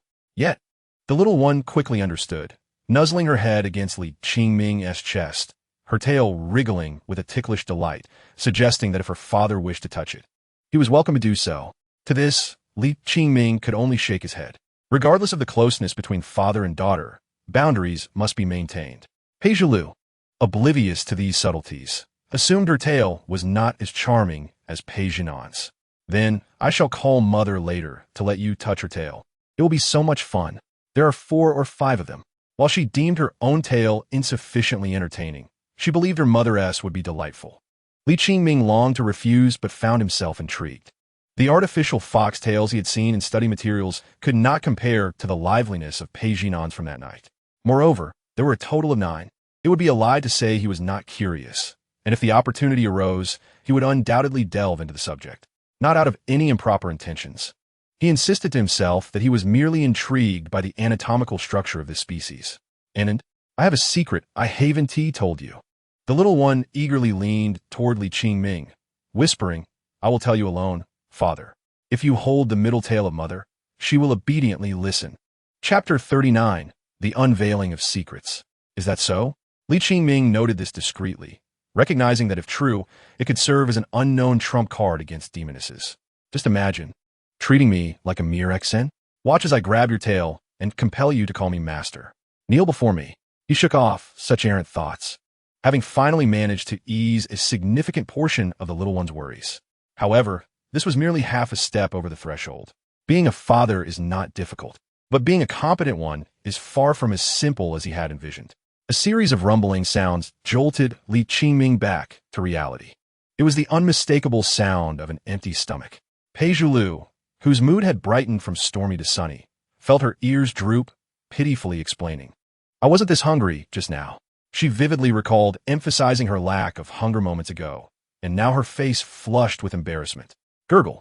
Li Qingming inhaled deeply, producing a similar sound, chuckling, Father is starving, let's go eat. The little one affectionately called out, feeling as though she could never be separated from her father. Upon entering the adjacent room, Li Qingming accompanied her as she devoured her meal, not removing the fox ear headband from his head. For him, some things once initiated were meant to be seen through to the end. Father, eat this meatball. All right. Father, I will help you peel the shrimp. Thank you. Father, I will serve you rice. Huh, why does this bowl of rice smell so much better than the last? Hee hee, then I will serve you rice every day. In response to the little one's attentiveness, Li Qingming engaged with her, for regardless of age, women always require acknowledgement. Young Master Qingming. At that moment, as Fu Bo stepped outside, his footsteps faltered slightly, and the words he was about to utter were swallowed upon seeing the fox ears atop Li Qingming's head. He was further astonished by the fox ears adorning the little one. With his discerning eye, he could easily distinguish between the real and the fake. Yet in an instant, Fu Bo concealed all traces of surprise, his expression shifting to one of realization. No wonder young Master Qingming insisted on giving me that fox ear headband this morning without hesitation. Fu Bo would not pry into Li Qingming's affairs, nor would he inquire further. After all, even if the little one was a half-demon, he would not dare to advise against Li Qingming keeping a powerful demon at home. As the current heir of Ziyun Peak, Li Qingming possessed ample confidence in whatever he chose to do. Fu, the little fellow still chewing on his food, called out and suddenly lowered his head, seeking refuge in Li Qingming's embrace. She was uncertain if the usually kind Fu would be put off by her appearance. Much like a hedgehog wishing to hide away. Li Qingming sighed softly and exchanged a glance with Fu, who, after a moment's hesitation, donned the fox-eared headband and beamed a genuine smile. Little one, do you see what he is wearing on his head? He sincerely regarded Li Qingming as his own kin. With the presence of the little one, he felt a profound sense of fulfillment akin to having a bustling household full of grandchildren. Did you not hear her calling him Fieye? Hearing his voice unchanged from the past, the little one peeked out, her previous worries vanishing, replaced by a radiant smile. Fu Ye, you look splendid in that. Indeed, I think so too, Fu replied, unexpectedly producing several boxes of pastries to place on the table. Not unlike those elderly men in the mortal realm who indulge in raising grandchildren. Li Qingming silently observed this scene, feeling a pang of guilt. It truly seemed a burden for Fu to wear such things at his age. Who would have thought that the legendary swordsman from Xian Peak, renowned in the sect over a century ago, would don such delicate trinkets to amuse a child? If former adversaries were to witness this, they would scarcely believe their eyes. Yet, who could deny that he found joy in it? Li Qingming reflected on the scene, with the young and the old both wearing fox ears, sharing a meal of spiritual delicacies with the little one. The little one burped contentedly and rubbed her round belly, snuggling closer to Li Qingming. Shall we take a walk? I'm too full. After eating, I should rest in Father's arms. She turned over, too lazy to move, feeling blissfully stuffed and cradled by her father, a happiness she had never experienced before. Father, you haven't finished the story from last time. Pei Zhulu, in a playful manner, gradually shifted from a state of insecurity to one of boldness. Such parental interaction was impossible for Li Qingming to refuse. So he embraced her and went to the study to tell her story. A wholesome family environment greatly benefits a child's growth. As a devoted father, Li Qingming naturally considered this aspect. Regardless of the tumultuous relationship with Pei Jinan, they were undeniably Pei Zhulu's parents. After hearing the tale of Shunbi Maliang, who could bring drawings to life, Pei Zhulu was elated. Drawing? The little one, not pondering too deeply, jumped in Li Qingming's arms, nearly causing him to cough up blood. Father, I can draw too. Her eyes sparkled like stars, and then, with her tiny hands clasped together, she shyly asked, Can I really draw? I want to draw father and mother. Li Qingming, his complexion slightly pale, suppressed the discomfort in his abdomen and smiled, retrieving drawing paper and a box of colored pencils from his previous life. As a father, he had anticipated needing these supplies since his child was just a few months old. However, upon seeing the paper, the little one turned to him and asked, Father, this paper is too small. Do you have a bigger one? Yes. Li Qingming, showing no signs of impatience, replaced it with a sufficiently large sheet and quietly watched her creativity unfold. At that moment, Pei Jinan's cold voice suddenly broke the silence. Wasn't that paper large enough? Why change it? A seemingly innocuous question made Li Qingming's heart skip a beat, a foreboding sensation washing over him. The next moment, the little one's response confirmed his fears. Where is it bigger? Pei Zhulu, swaying her body, pondered how to begin and instinctively replied with a hint of arrogance. I want to draw more wives for father. Chapter 40. What's worth watching children often speak without reserve, their innocent and sometimes misguided words perceived as adorable by outsiders. The little one, whose mind oscillated between cleverness and naivete, expressed her most genuine thoughts. From a moment she found Li Qingming, she had been contemplating what to do for her father. She wished to invite him to share her mother's treats, dividing them equally to preserve their bond. She desired to share the most delectable delicacies in the world with her father. She wanted to provide him with more wives, obedient and charming ones, as many as possible.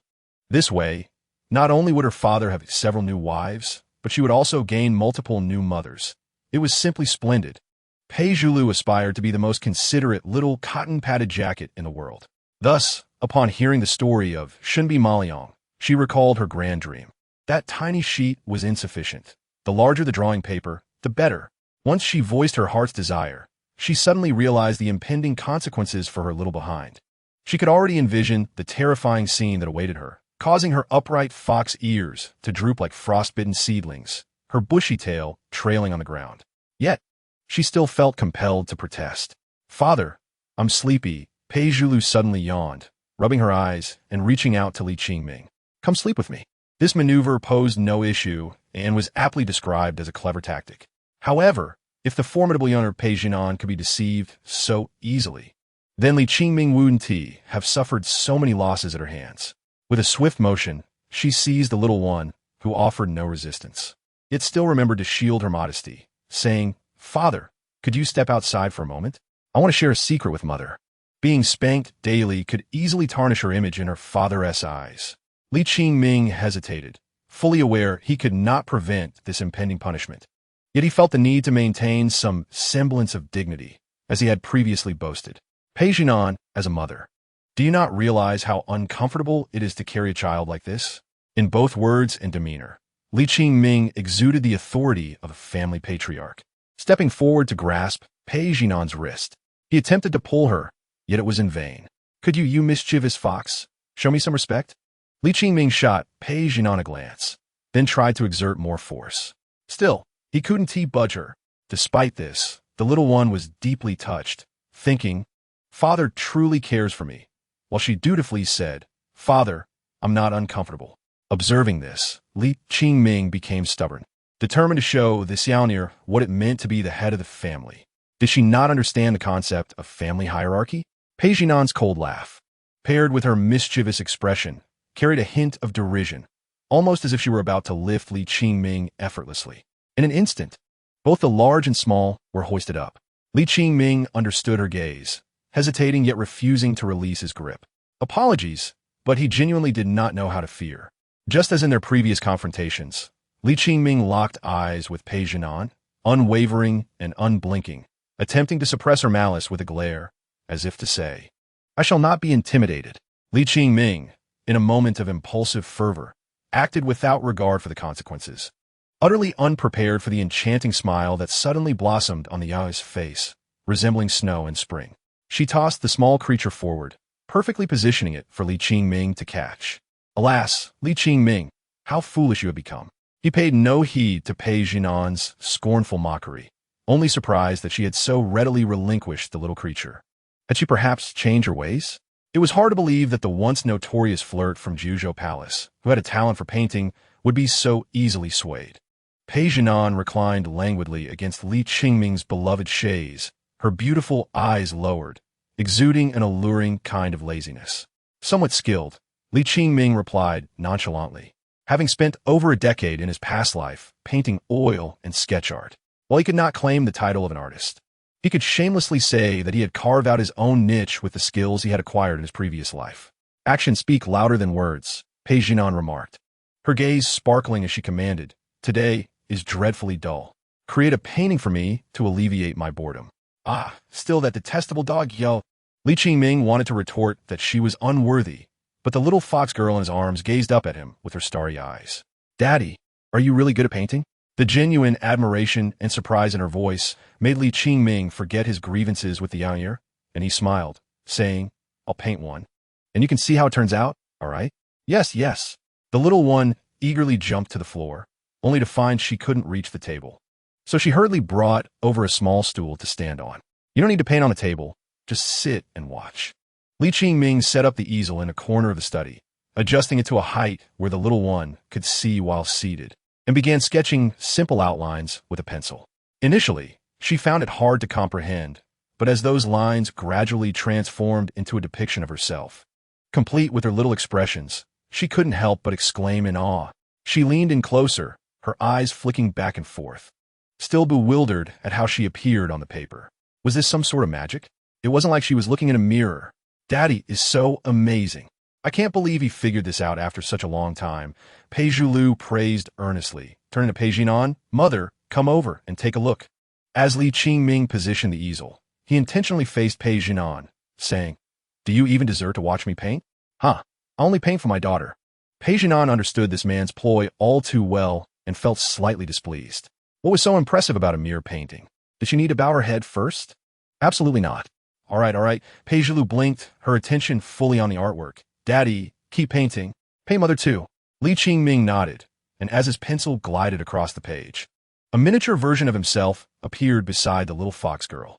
Wow, the little one gasped, her voice trailing in excitement. She had never seen such extraordinary artistic talent. Her heart swelled with admiration.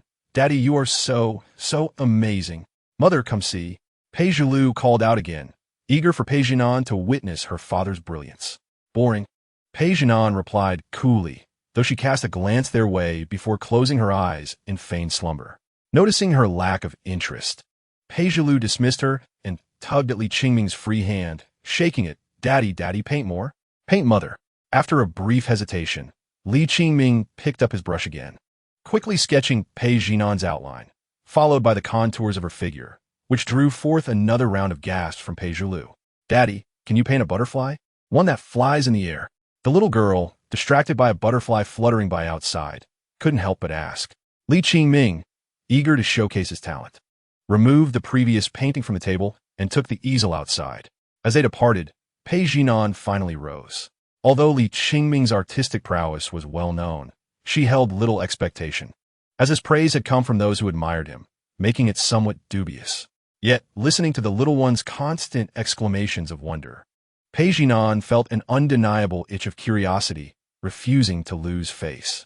With the room now empty, except for herself, she finally allowed herself to take a few peeks. I must see what skills you possess, Qingming. Pei Jinan murmured softly, and upon glimpsing the drawing of herself on the table, she was momentarily taken aback. Though lacking in color, the portrait captured her essence exquisitely, even rendering her subtle ouchie. Is it possible that I appear so beautiful through Qingming's brush? Chapter 41. Closer than ever. The esteemed writer Lu once said, "No one can remain happy forever. Happiness, however profound, is fleeting." Hearing the faint sounds of crying within the room, Qingming never anticipated that the little one, who had narrowly escaped a beating, would experience such a moment in this manner. Why did you provoke your mother, the Yandere? Qingming felt both pained and helpless. There was no point in discussing whether to intervene. He could not even push open the door. The only solace he found was that the so-called lesson from the Ur was but a minor annoyance to the little one, akin to a mosquito bite, with the pain barely lasting a fleeting moment. Crying was merely a child's instinct to avoid harm. Nevertheless, it still tugged at his heartstrings. After a while, the door finally creaked open, and the little one, tears streaming down her face, leaped into Qingming's embrace, looking utterly wronged. "Daddy!" Qingming wiped her tears away and patted her back to comfort her. "Next time, I will scold your mother thoroughly for daring to hit you." Truly, upon hearing this, the little one cried even louder, lamenting, then remembered to hit her bottom harder, both left and right. Qingming dared not reply, quickly stepping away from the study. It was one thing to speak ill of her behind her back, but to say it to her face would only invite more trouble. Fortunately, the little one's moods shifted swiftly. It wasn't long before she was giggling and begging Qingming to paint again. Not sad anymore?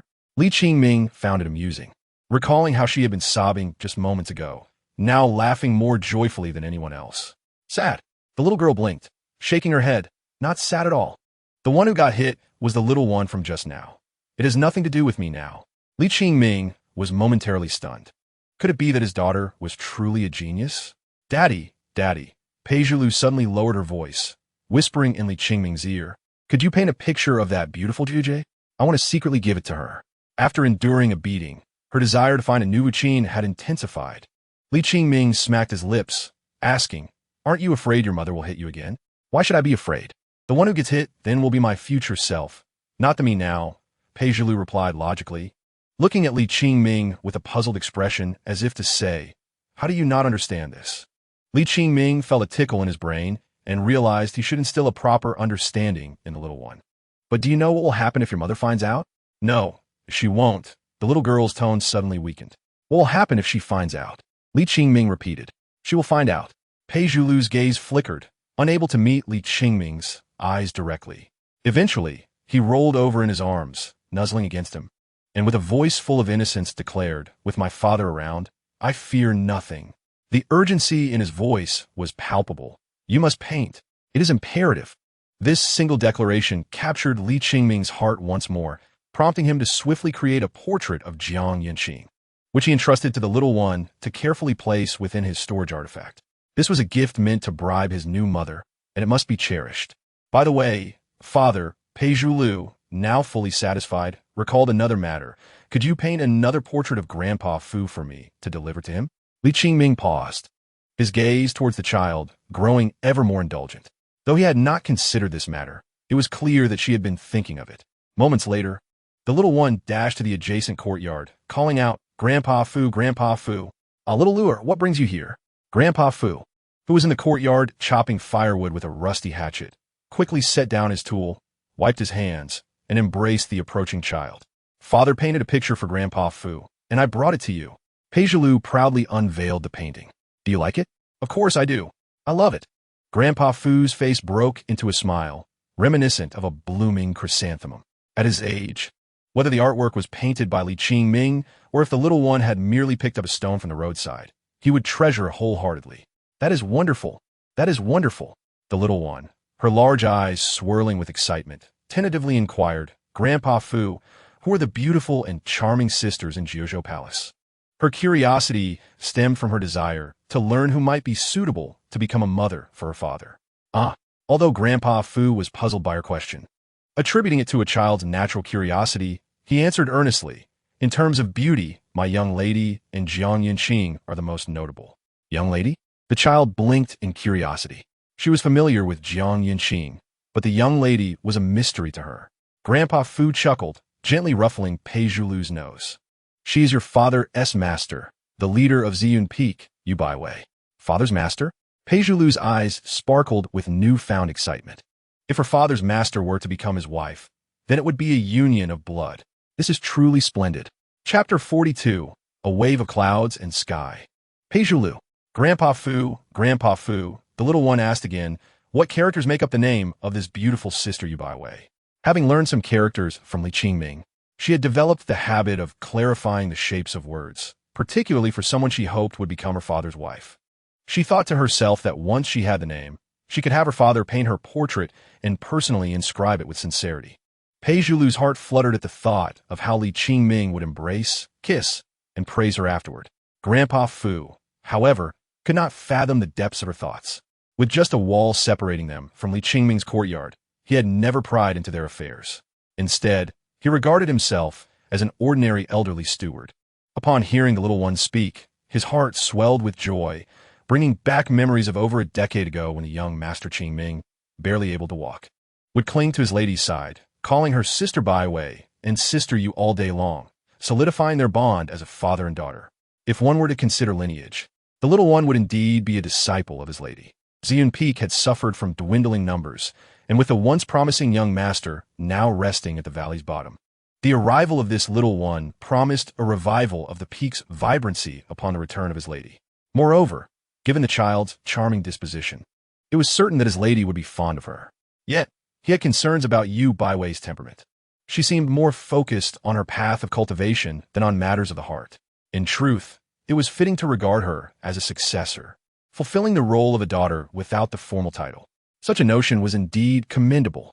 As he pondered this, Grandpa Fu felt a sense of unspoken joy, happily inscribing the name Yu Baiwei in the sandy ground. Yu, as in the sweet and sour fish from their last meal, and Bai, reflecting the color of blooming white roses. He then selected a few white roses, carefully removing the thorns before handing them to the little one, explaining, Wei refers to the rose, with the grass radical above and the delicate below. The elderly, possessing wisdom, understood how to guide the young in their learning. Upon receiving the fragrant white roses, the little one immediately committed the name to memory. Yu Baiwei, Sister Baiwei, Pei Zhulu repeated to solidify the impression. Gazing at the roses in her hand, unable to contain her thoughts, Sister Baiwei must be extraordinarily beautiful, right? Indeed, she is. Grandpa Fu's expression mirrored that of Qingming when he felt proud of the little one. There is no woman in the world who can compare to my lady's beauty, except for a scant few, including that enchanting figure from the demon sect. And my mother, how do they compare? Pei Zhulu's eyes widened with curiosity, her lashes nearly brushing her eyelids, filled with a mix of satisfaction and a twinge of guilt. It seemed Jiang Yanqing would need to take a back seat. With Grandpa Fu's words, the yet-to-meet Yu Baiwei had already become her top choice for a new mother, even surpassing Jiang Yanqing. Yet, there was another crucial criterion to consider. After all, the youthful innocence of the Jiang family's noble daughter had yet to fade. Pei Zhulu, however, was a girl of integrity. One wave after another. Pei Zhulu, what have you been up to at Grandpa Fu's, having so much fun? When Pei Zhulu returned to her own courtyard, Qingming was momentarily taken aback by the radiant smile on her face. Shoo! The little one made a secretive gesture, glancing around to ensure Pei Zhinan was not in sight, before rubbing her little bottom and raising her hands to draw a large circle. I have prepared a super-duper, enormous gift for father, Pei Zhulu exclaimed, repeating the word big 4 times for emphasis. Really? Qingming was genuinely surprised. Half of his delight stemming from sincerity and the other half from playful exaggeration, aiming to further delight the little one. Of course, Seeing his surprise, Pei couldn't resist posing with her hands on her hips, her foxtail swaying like a dandelion in full bloom. It's a huge, huge surprise. Can I tell father now? Qingming scooped her up in his arms. Not yet, Pei teased, winking at him repeatedly, first with both eyes, then with one eye while the other remained still, and then switching. Qingming was momentarily perplexed, but soon realized that the little one was playing a game of silent communication, fearing that the wall might have ears. He nodded in understanding. Got it. Good. Pei sighed with the air of a little adult. This is our little secret, just between father and me. All right, let us seal it with a pinky promise. Okay. Qingming, although not entirely grasping the secret code the little one was conveying, paid no mind. With all this blinking, what if I tire out my daughter? Today, shall we go watch a play together? He asked. Watch a play? She replied. It is when stories from the script are performed on stage, with melodies sung for others to enjoy. That sounds wonderful. Pei had never had any particular likes or dislikes before, but now, everything associated with her father, Qingming, filled her with joy. However, just as Qingming was about to carry her out, Pei squirmed and called out, Wait, father, wait. Qingming found her behavior peculiar, but set her down. He watched as she dashed into the room and returned after a while, donned in an extraordinarily loose and billowing dress, topped with a rather large sun hat. Qingming understood that she was trying to conceal her Fox Clan features. Yet, the more she tried to hide, the more his heart ached. The little one's awareness made him genuinely sorrowful. Father, please squat down, she said, stopping in front of him. Qingming complied, intending to say something, but was taken aback when the little one tiptoed and removed the fox ear headband he had been wearing. There, she declared, clapping her hands. Upon seeing Qingming's pursed lips and the faint sadness on his face, she, resembling a miniature adult, cupped his face and comforted him. Just stay at home and cheer me up, father. If we go out and someone speaks ill of you, I would be heartbroken. Chapter 43. The little one only needs her father. Though young and seemingly oblivious, often she understood everything. Pei was aware of how much her father, Qingming, loved and cared for her. She grasped that he wore the fox ear headband for her sake, to avoid seeing her upset. She understood all too well. Thus, she felt an overwhelming joy, one that made her want to cry. Yet, knowing her father went to such lengths to prevent her tears, how could she let them fall for this reason? She was acutely aware that if a grown man like Qingming wore such a delicate fox ear headband, it would surely invite judgment from others. She dreaded the thought of being pointed at because of her fox ears. Even more so the idea of her father facing ridicule because of her. Qingming felt pain for his daughter. But how could Pei not feel the same for him? He comprehended her thoughts entirely. Yet as her father, he had to fulfill his responsibilities. He placed the headband back on her head, gently ruffled her hair, and casually remarked, What do they know? By then, many will say my headband looks lovely. If you remove your hat, they will praise your beautiful fox ears. Pei lips quivered. She was not foolish, just occasionally a bit naive. She was unconvinced by his words, yet they touched her heart deeply. As Qingming lifted her into his arms, Pei could not resist nuzzling her cheek against his. Father, I truly cherish you, and I cherish you as well. The atmosphere was filled with warmth, but once they stepped outside, the little one became quite anxious, losing the excitement and curiosity she had moments before. Father, why are there more people on the street today? It's not much different, Qingming told a small fib. Is that so? As they passed by pedestrians and stalls, she would always perk up her fox ears beneath the hat, listening intently. Look, isn't that the fallen hero from Jojo Palace? Why is he wearing such an odd headband? I wonder how he gained his previous fame. What a shame for a man to dress like a woman. This Li Shenchuan, could he have lost his mind? Each idle comment pierced Pei like the burrs that once stuck to her foxtail, leaving her feeling unsettled, and pulling them out only brought pain. Though there were occasional praises, they could not wash away the hurt. Instead, the slight discomfort intensified, and she even held the candied hawthorn Qingming offered without taking a bite. Father, shall we go home? Pei clung to Qingming's neck, her hat lowered slightly. We haven't seen the play yet. Let's finish watching first. Qingming understood why his daughter felt disheartened, but evasion would never resolve any issues. Confronting and addressing challenges was the only correct way to face adversity. All right, I will accompany you to the play. Pei nestled in Qingming's embrace, quietly removing her large sun hat. She refused to let her father bear the brunt of others' comments alone. Seeing this, Li Qingming was taken aback yet warmed. It stirred an impulse in him to shed tears, reminiscent of a father overwhelmed with pride. Indulging a daughter brings immense satisfaction to certain fathers. Yet when a little girl understands the need to care for them at such a tender age, they often retreat to their rooms to shed silent tears. Such tears felt more genuine than any heartbreak caused by a daughter running off with a young man on a motorcycle. But with Li Qingming's character, how could he let his daughter truly suffer? Suddenly, the previously subdued little one lifted her head, her big eyes wide with astonishment, struggling to articulate her thoughts. "Father, look. What is it?" Li Qingming feigned confusion, following her gaze to a group of young women wearing similar fox ear headbands. They're wearing fox ears too. Pei Zhulu half covered her mouth, fearing her voice might be too loud. Are they fox demons as well? After pondering, Pei Zhulu sought Li Qingming's assistance with her gaze. They're all cultivators. However, this response left Pei Zhulu bewildered. Why would respectable cultivators wear fox ears like her father? She was not familiar with them at all. Unbeknownst to Pei Zhulu, during her few days of slumber, her father, Li Qingming, had stirred quite a commotion in Linen City. Following the release of Bai Shijuan, it sparked significant controversy within half a day. Admirers were utterly captivated, reading the newly published volumes multiple times. The tale of love and enmity between humans and demons was truly novel, and none had penned it so compellingly.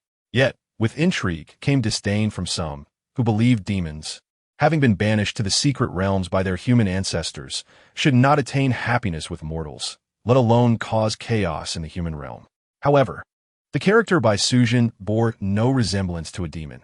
She appeared more benevolent than any deity, while the seemingly haughty Shao Qing was incredibly kind-hearted.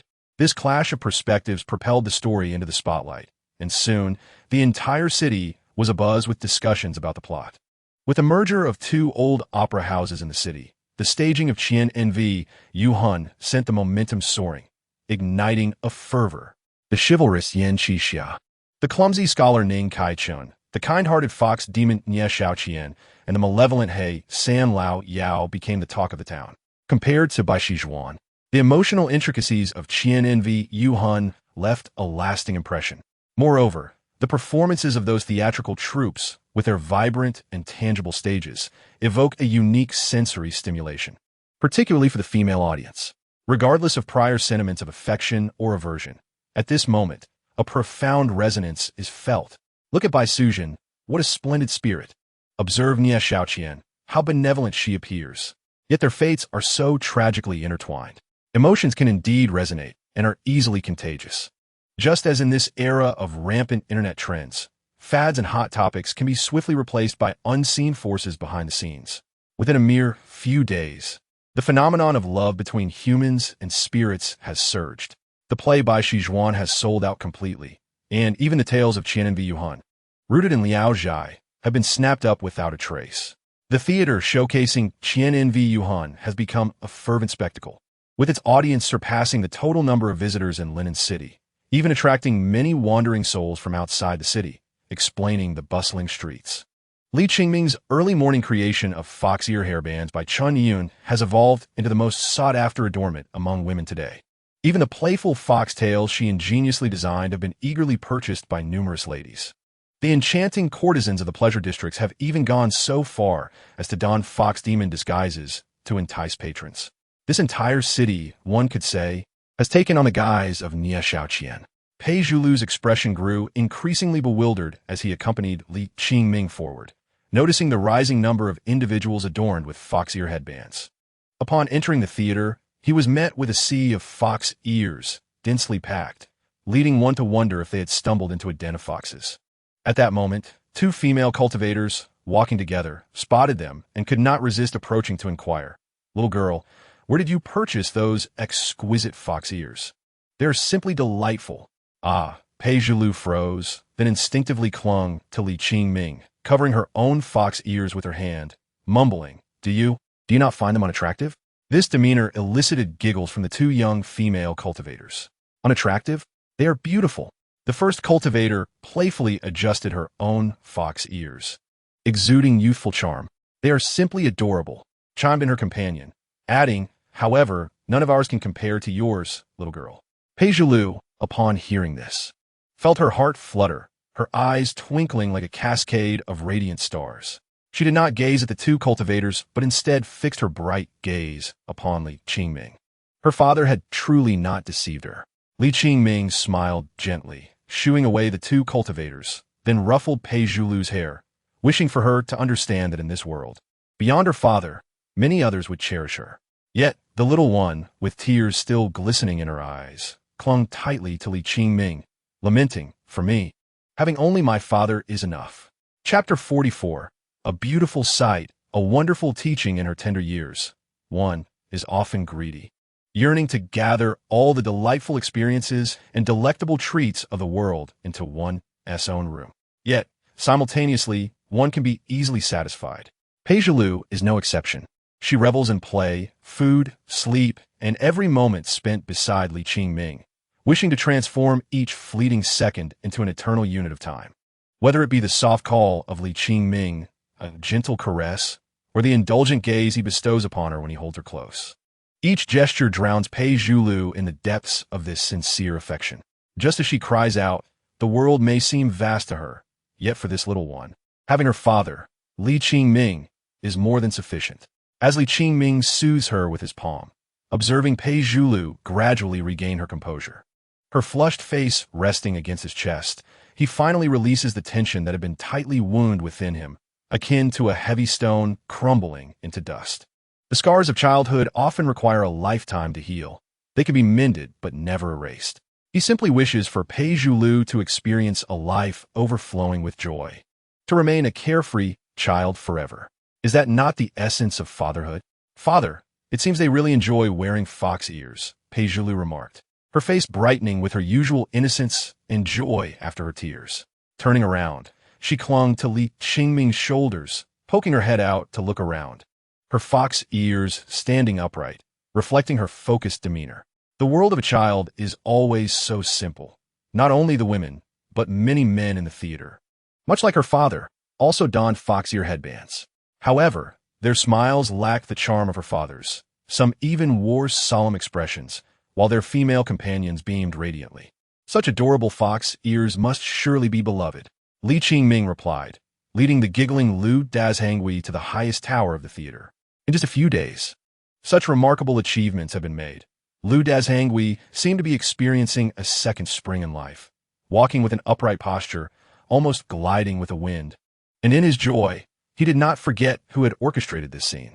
Hearing that Li Qingming was bringing his daughter today, he had already been waiting at the entrance for over an hour, now eagerly flattering, "Master, our young lady looks truly delightful in those fox ears. There is no other girl in Linen City as lively as her." As a father, such flattery is invaluable. Upon hearing this compliment, the little one's eyes sparkled, nearly bursting into laughter. Yet in the presence of strangers, she restrained herself, merely twitching her ears. Her large eyes fixated on the somewhat unattractive, small-eyed, yet perceptive Lu Dazhangui. "Little one, this is Lu Dazhangui," Li Qingming introduced, and Pei Zhilu, instantly obedient, greeted him, not as master, but with a cheerful hello, "Grandpa Lu." For one with such discernment, calling him grandfather was not unwarranted. Lu Dazhangui, however, was momentarily taken aback, wondering what merit he possessed to deserve such an address. In terms of emotions, he felt more stirred than when his eldest grandson first called him grandfather. "Hello, hello," Lu Dazhangui responded, somewhat flustered, attempting to maintain a calm demeanor, yet unable to suppress the smile creeping across his face, which appeared both comical and kindly. Even the grumbling voices from below faded into oblivion. "Master, when is the show starting? I've waited long enough for this performance. Give me a refund. I want my money back." The crowd below clamored for the performance to commence. Lu Dazhangui bowed out of the special loft reserved for Li Qingming, stepping outside to mutter curses. "A bunch of ungrateful fools. I ought to double the ticket prices. If it weren't for Li Qingming's request, I wouldn't hesitate to squeeze every last spirit stone from these patrons." Yet, he understood that the effort expended was solely for the sake of the little fox girl in his arms.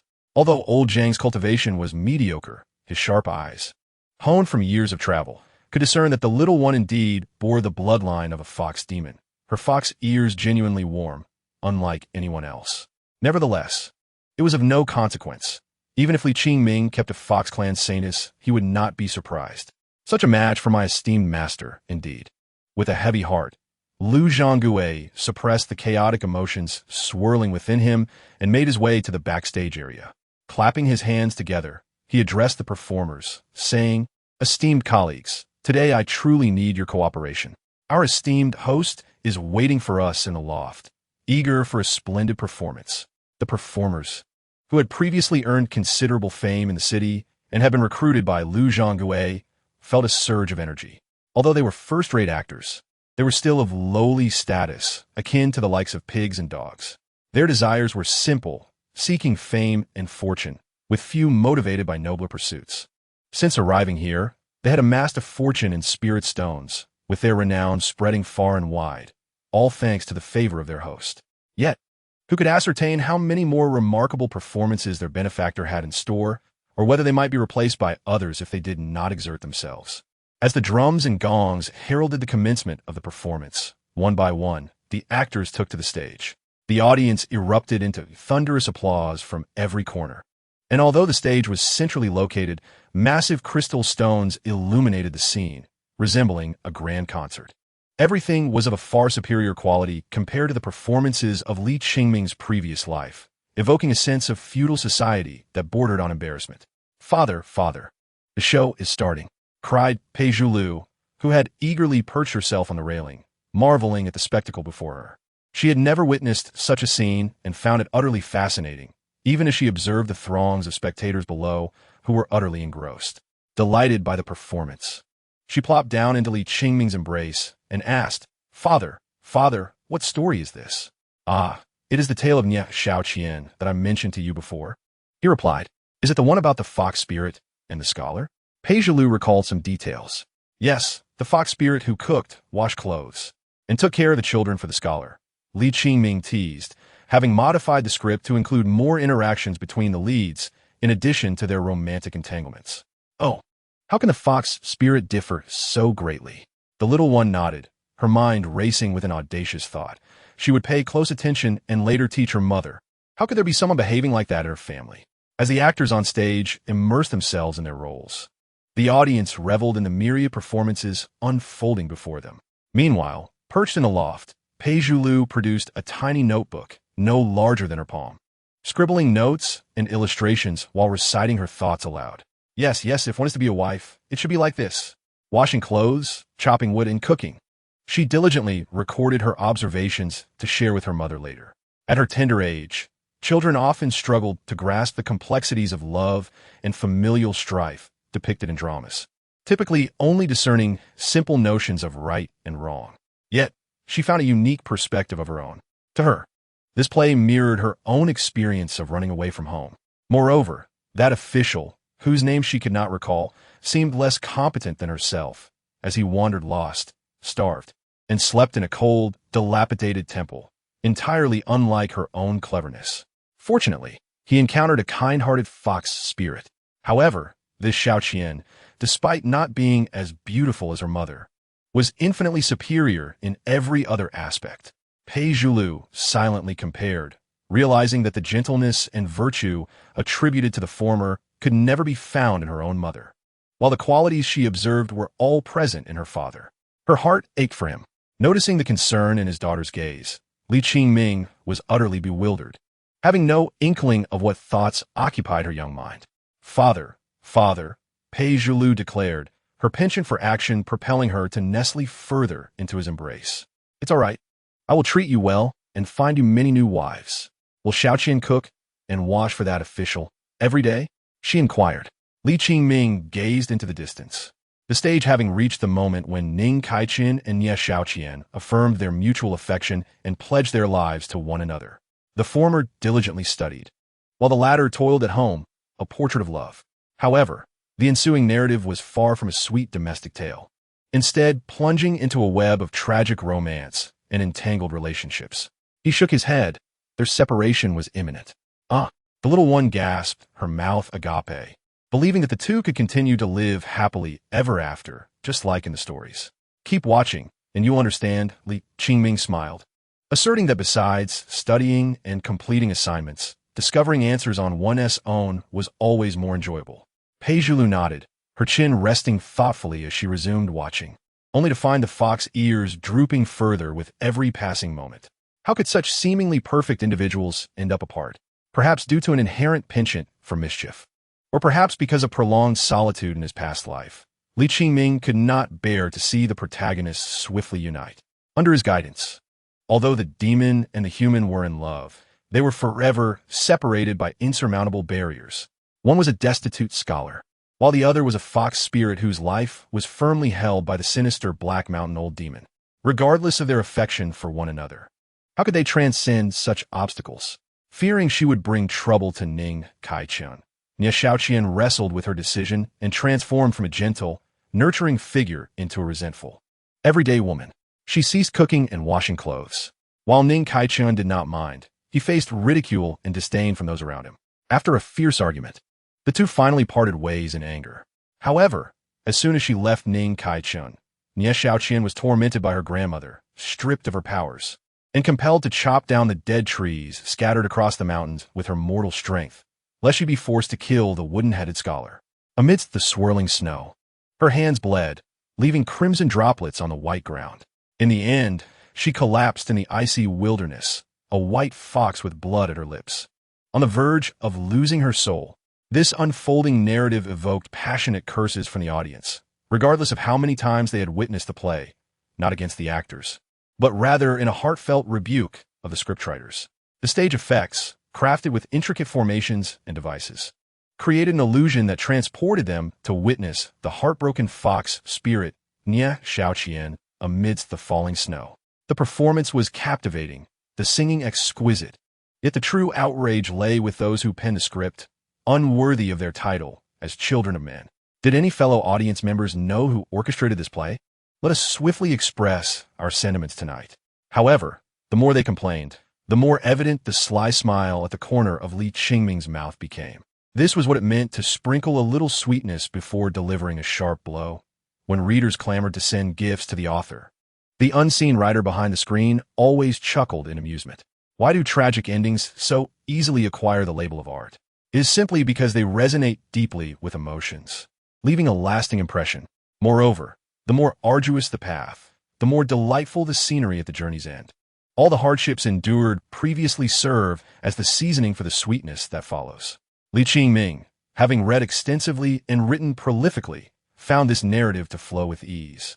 To speak candidly, if this play lacked these elements, it would undoubtedly lose much of its charm and fail to evoke such a profound response. Just as Li Qingming had listened to numerous classic dramas in the orphanage, most of which brought tears to the audience's eyes, this scene resonated deeply with the little one, allowing her to empathize fully. Ah, my dear father, that Heishan Lao Lao is truly wicked. She sobs and pouts, as if recalling a scene of unimaginable tragedy. Li Qingming, unable to bear the sight of the little one shedding a single tear, eagerly comforts her, relishing the process of soothing her. Good spirits reward the benevolent, while malevolent spirits meet their just desserts. This serves as another purpose for Li Qingming's journey, aside from helping the little one resolve her inner turmoil. He aims to cultivate a similar sentiment among the onlookers. He wishes to see the little one free of the oversized sun hat that dwarfs her form, and the cumbersome gown that conceals her supposed imperfections. One day, he shall obliterate the so-called distinctions between human and demon, starting from Linen City. The ensuing drama is one of great delight, featuring the scholar Ning Kaichun, who, in a moment of realization, partners with the sword cultivator Yin Qixia to rid the local populace of the malevolent Heishan Lao Yao. In the end, he finds himself entwined with the fox spirit Nie Xiaoqian, resulting in a litter of adorable little foxes. As the curtain falls on this performance, the audience is left with a sense of surreal disconnection. The little one, still dazed, takes a while to regain her composure, yet her brow remains furrowed. If you were to inquire about the specifics of the play, she would be at a loss to articulate them, save for the memory of the fox spirit being expelled from her home after refusing to do laundry, cook, or gather firewood. Does that not mean my mother is destined to be cast out as well? With such anxieties, Pei Zhulu returns to the courtyard, where she finds Pei Jinan leisurely reclining on a soft couch in the study, perusing a book. "Mother," she exclaims loudly, Finding it somewhat bothersome, Pei Jinan expresses mild impatience, saying, "What is it? I must tell you. Get up quickly and gather firewood." The little one musters her courage, delivering her well-rehearsed admonition without a hitch, even remembering to mention the laundry. "You cannot be slacking off. What will happen when you're cast out of the house?" Pei Zhilu ponders this, noticing that Pei Jinan remains unresponsive, lying there absorbed in her reading. She suppresses a frown, wondering why her mother refuses to heed her words. Thus, she mimics the tone and manner of the previous He Shan Lao Yao, striving to adopt a fierce expression. Pei Jinan, you refuse to listen to me, do you? Do you believe that I..." However, before she can finish, a chilling gaze from her mother causes her to tremble, her ears nearly disappearing into her hair. "I did not hear you clearly. Please repeat that." Chapter 46. Demoness kneel before me. Having begun with great bravado, Pei Zhilu now feels a wave of trepidation. Since she could remember, every time she erred, she would hear this tone from Pei Jinan, and the outcomes have always been the same. Merely the duration of the bamboo shoots being stir-fried varied. "But I'm only looking out for Mother," Pei Zhilu thinks to herself, inexplicably gathering more courage to meet her mother's gaze. Although she feels slightly emboldened, she instinctively shields her bottom with her hands, finding solace in this gesture. She stammers, "Do you really want me to say it again?" "Yes," Pei Jinan replies coolly, shifting her gaze from the pages to her daughter. The little one's eyes dart, and in a sudden burst of affection, she leaps on her mother, declaring, "I cherish you, Mother. When I grow up, I will certainly wash clothes and cook for you." Please, do not label Pei Zhilu as foolish. She can indeed be quite clever at times. Pei Jinan, placing a hand on her daughter's head, can't help but smile. As a Demoness, she struggles to comprehend why her daughter, born of her, seems so intent on provoking both laughter and ire daily. Recently, she has come to understand the reason. She takes after her father. Upon this realization, Pei Jinan's expression grows colder, and the smile that had flickered in her eyes vanishes. How can my daughter, Pei Jinan, resemble Qingming? Yet the truth remains. Not only does she bear an irksome appearance, but even her habits seem to be strikingly similar. Noticing her daughter's hesitance, Pei Jinan suddenly feels a sense of urgency. In such a short time, the little one has become this way. What will happen if? Give him more time. Her name shifts from Pei to Li? What did your father say? Pei Jinan inquires. Father? Pei Zhilu blinks, then shakes her head, recounting the day's play in simple terms, emphasizing, "So, Mother, you must hurry. Otherwise, if father casts you out one day, you shall weep for it." That fox spirit named Xiaoqian had a wretched fate. The little one's disjointed ramblings leave Pei Jinan unable to discern their meaning. Yet, it matters little. The fault lies with Li Qingming. Why would he take her to watch such plays? Pei Jinan, ever efficient, swiftly dismisses the chatter of the little one about laundry and sends her to fetch her father. "Your mother is looking for me?" Upon hearing this, Li Qingming is taken aback. What good could the Demoness want? "Perhaps it is nothing," Pei Zhilu responds, patting Li Qingming's arm with the posture of a proud little rooster, her voice brimming with confidence. "I just gave Mother a good talking to. She must be apologizing to you now." At her words, Li Qingming breaks into a cold sweat. Perhaps there has been some lesson imparted, but it is he who will be the one receiving instruction. As for an apology, that is utterly out of the question. Seeing his little cotton-padded daughter looking up at him with eager anticipation for praise, Li Qingming can only smile wryly as he ruffles her hair, saying, "Your father thanks you." Father need not be so polite. The little one's delicate features light up with vibrant hues, her hands clasped behind her back, swaying with delight. Unable to resist, Li Qingming affectionately tousles her cheeks before turning towards the study, his smile tinged with a hint of bitterness. This little cotton-padded bundle is indeed close, yet allows the chill of vulnerability to seep through. However, could the esteemed Li Qingming truly be intimidated by that Demoness? Even if he were, it would merely be a matter of adding a word or two. With a decisive clap, Li Qingming strides confidently into the room. Standing tall and addressing the Demoness with authority. "State your business. Time is of the essence." His demeanor elicits a fresh wave of irritation from Pei Jinan. Where do this duo derive their audacity today? "Li Qingming, do you truly believe I have become your wife?" Pei Jinan retorts, her gaze lowered, the door clicking shut behind her. As in days of old, this study transforms into a prison for Li Qingming. No sound from within could ever escape to the outside world. Yet today, unlike before, Li Qingming does not feign composure. He is genuinely unsettled, though he remains steadfast. What trickery do you have in store?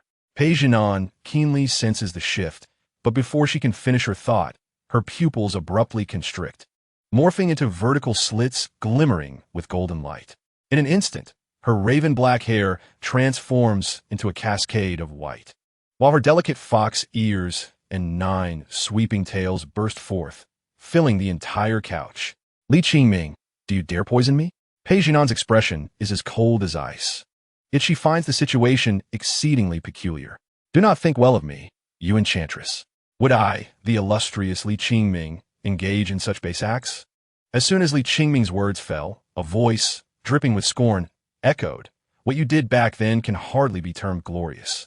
He coughed lightly to mask his embarrassment and continued, recently, I obtained some of the rare Jinghan Xiang, a fragrance sought after even by your demon kin, and thought to let you experience it. Jinghan Xiang is a precious treasure that can enhance the spirit of demons, albeit at the cost of revealing their true form and hindering their movements while rendering them unable to summon their demonic power. Get lost. Pei Jinan felt a sense of foreboding and was about to draw her sword when she realized that Li Qingming had already reached her side and fiercely clasped the central tail of her 9-tailed form. Rarely did the Demoness display a genuine look of panic. Li Qingming's voice then drifted into her ear. Demoness, kneel before me. I shall teach you the meaning of hierarchy. Pei Zhulu, dear brothers and handsome uncles, I desire your commendation. Is that possible? After a month of laborious writing, I am finally ready to unveil my 100,000-word work. Furthermore, to my loyal readers, please refrain from calling me Ying. Instead, refer to me as Mighty Man. Chapter 47. An Inside Job. Li Qingming. Li Qingming. Li Qingming. The 3 urgent calls, echoing like a chilling wind, revealed that Pei Jinan had completely lost her composure. She turned her cold gaze upon the figure clinging desperately to her ethereal, luminescent foxtail. Her bosom rose and fell like a jade orb, her phoenix eyes glinting with fierce intensity, causing the surrounding air to ripple with a cold aura directed at Li Qingming. With a loud crash, a prized Nianjin coral, worth tens of thousands of mid-grade spirit stones, shattered into dust upon the ancient Lingheitang cabinet beside the soft couch, along with several other valuable treasures that scattered across the floor. Li Qingming's heart ached at the sight. This extravagant woman, Li Qingming, should you dare to defy me further, you will regret it. Pei Jinan's voice grew increasingly indifferent, her delicate brows and thick, upward curving lashes frosted as though she had just emerged from a frigid realm. Her words bore the weight of a solemn decree. Your head shall be the consequence. Even in such circumstances, Li Qingming showed no inclination to relent. Instead, he leisurely observed the Demoness in her transformed state. Her fiery red lips and elegantly arched brows exuded an extreme beauty, and her golden-hued eyes added an air of mystery. She was undeniably stunning, yet her beauty, unveiled from behind the veil, possessed a different allure, one of a sacred, unapproachable essence. What man could resist such a white-haired enchantress? Certainly, he cannot. Seeing Li Qingming exhibit no trace of fear, but rather audaciously invade her personal space with his gaze, Pei Jinan's murderous intent surged, entwining amidst her flowing white hair, poised to strike. A flicker of energy sliced through the air, severing a lock of hair from Li Qingming's forehead, leaving a shallow wound on his left cheek. Li Qingming, do you truly believe I cannot harm you? Pei Jinan's tone was so frigid it rendered her question a mere statement. If you do not, Li Qingming interrupted, tightening his grip around her foxtail, I shall not. And what will you do about it? If threats were effective, then who among us would not reign supreme? However, if you were to humbly beg for mercy, I might grant you some leniency.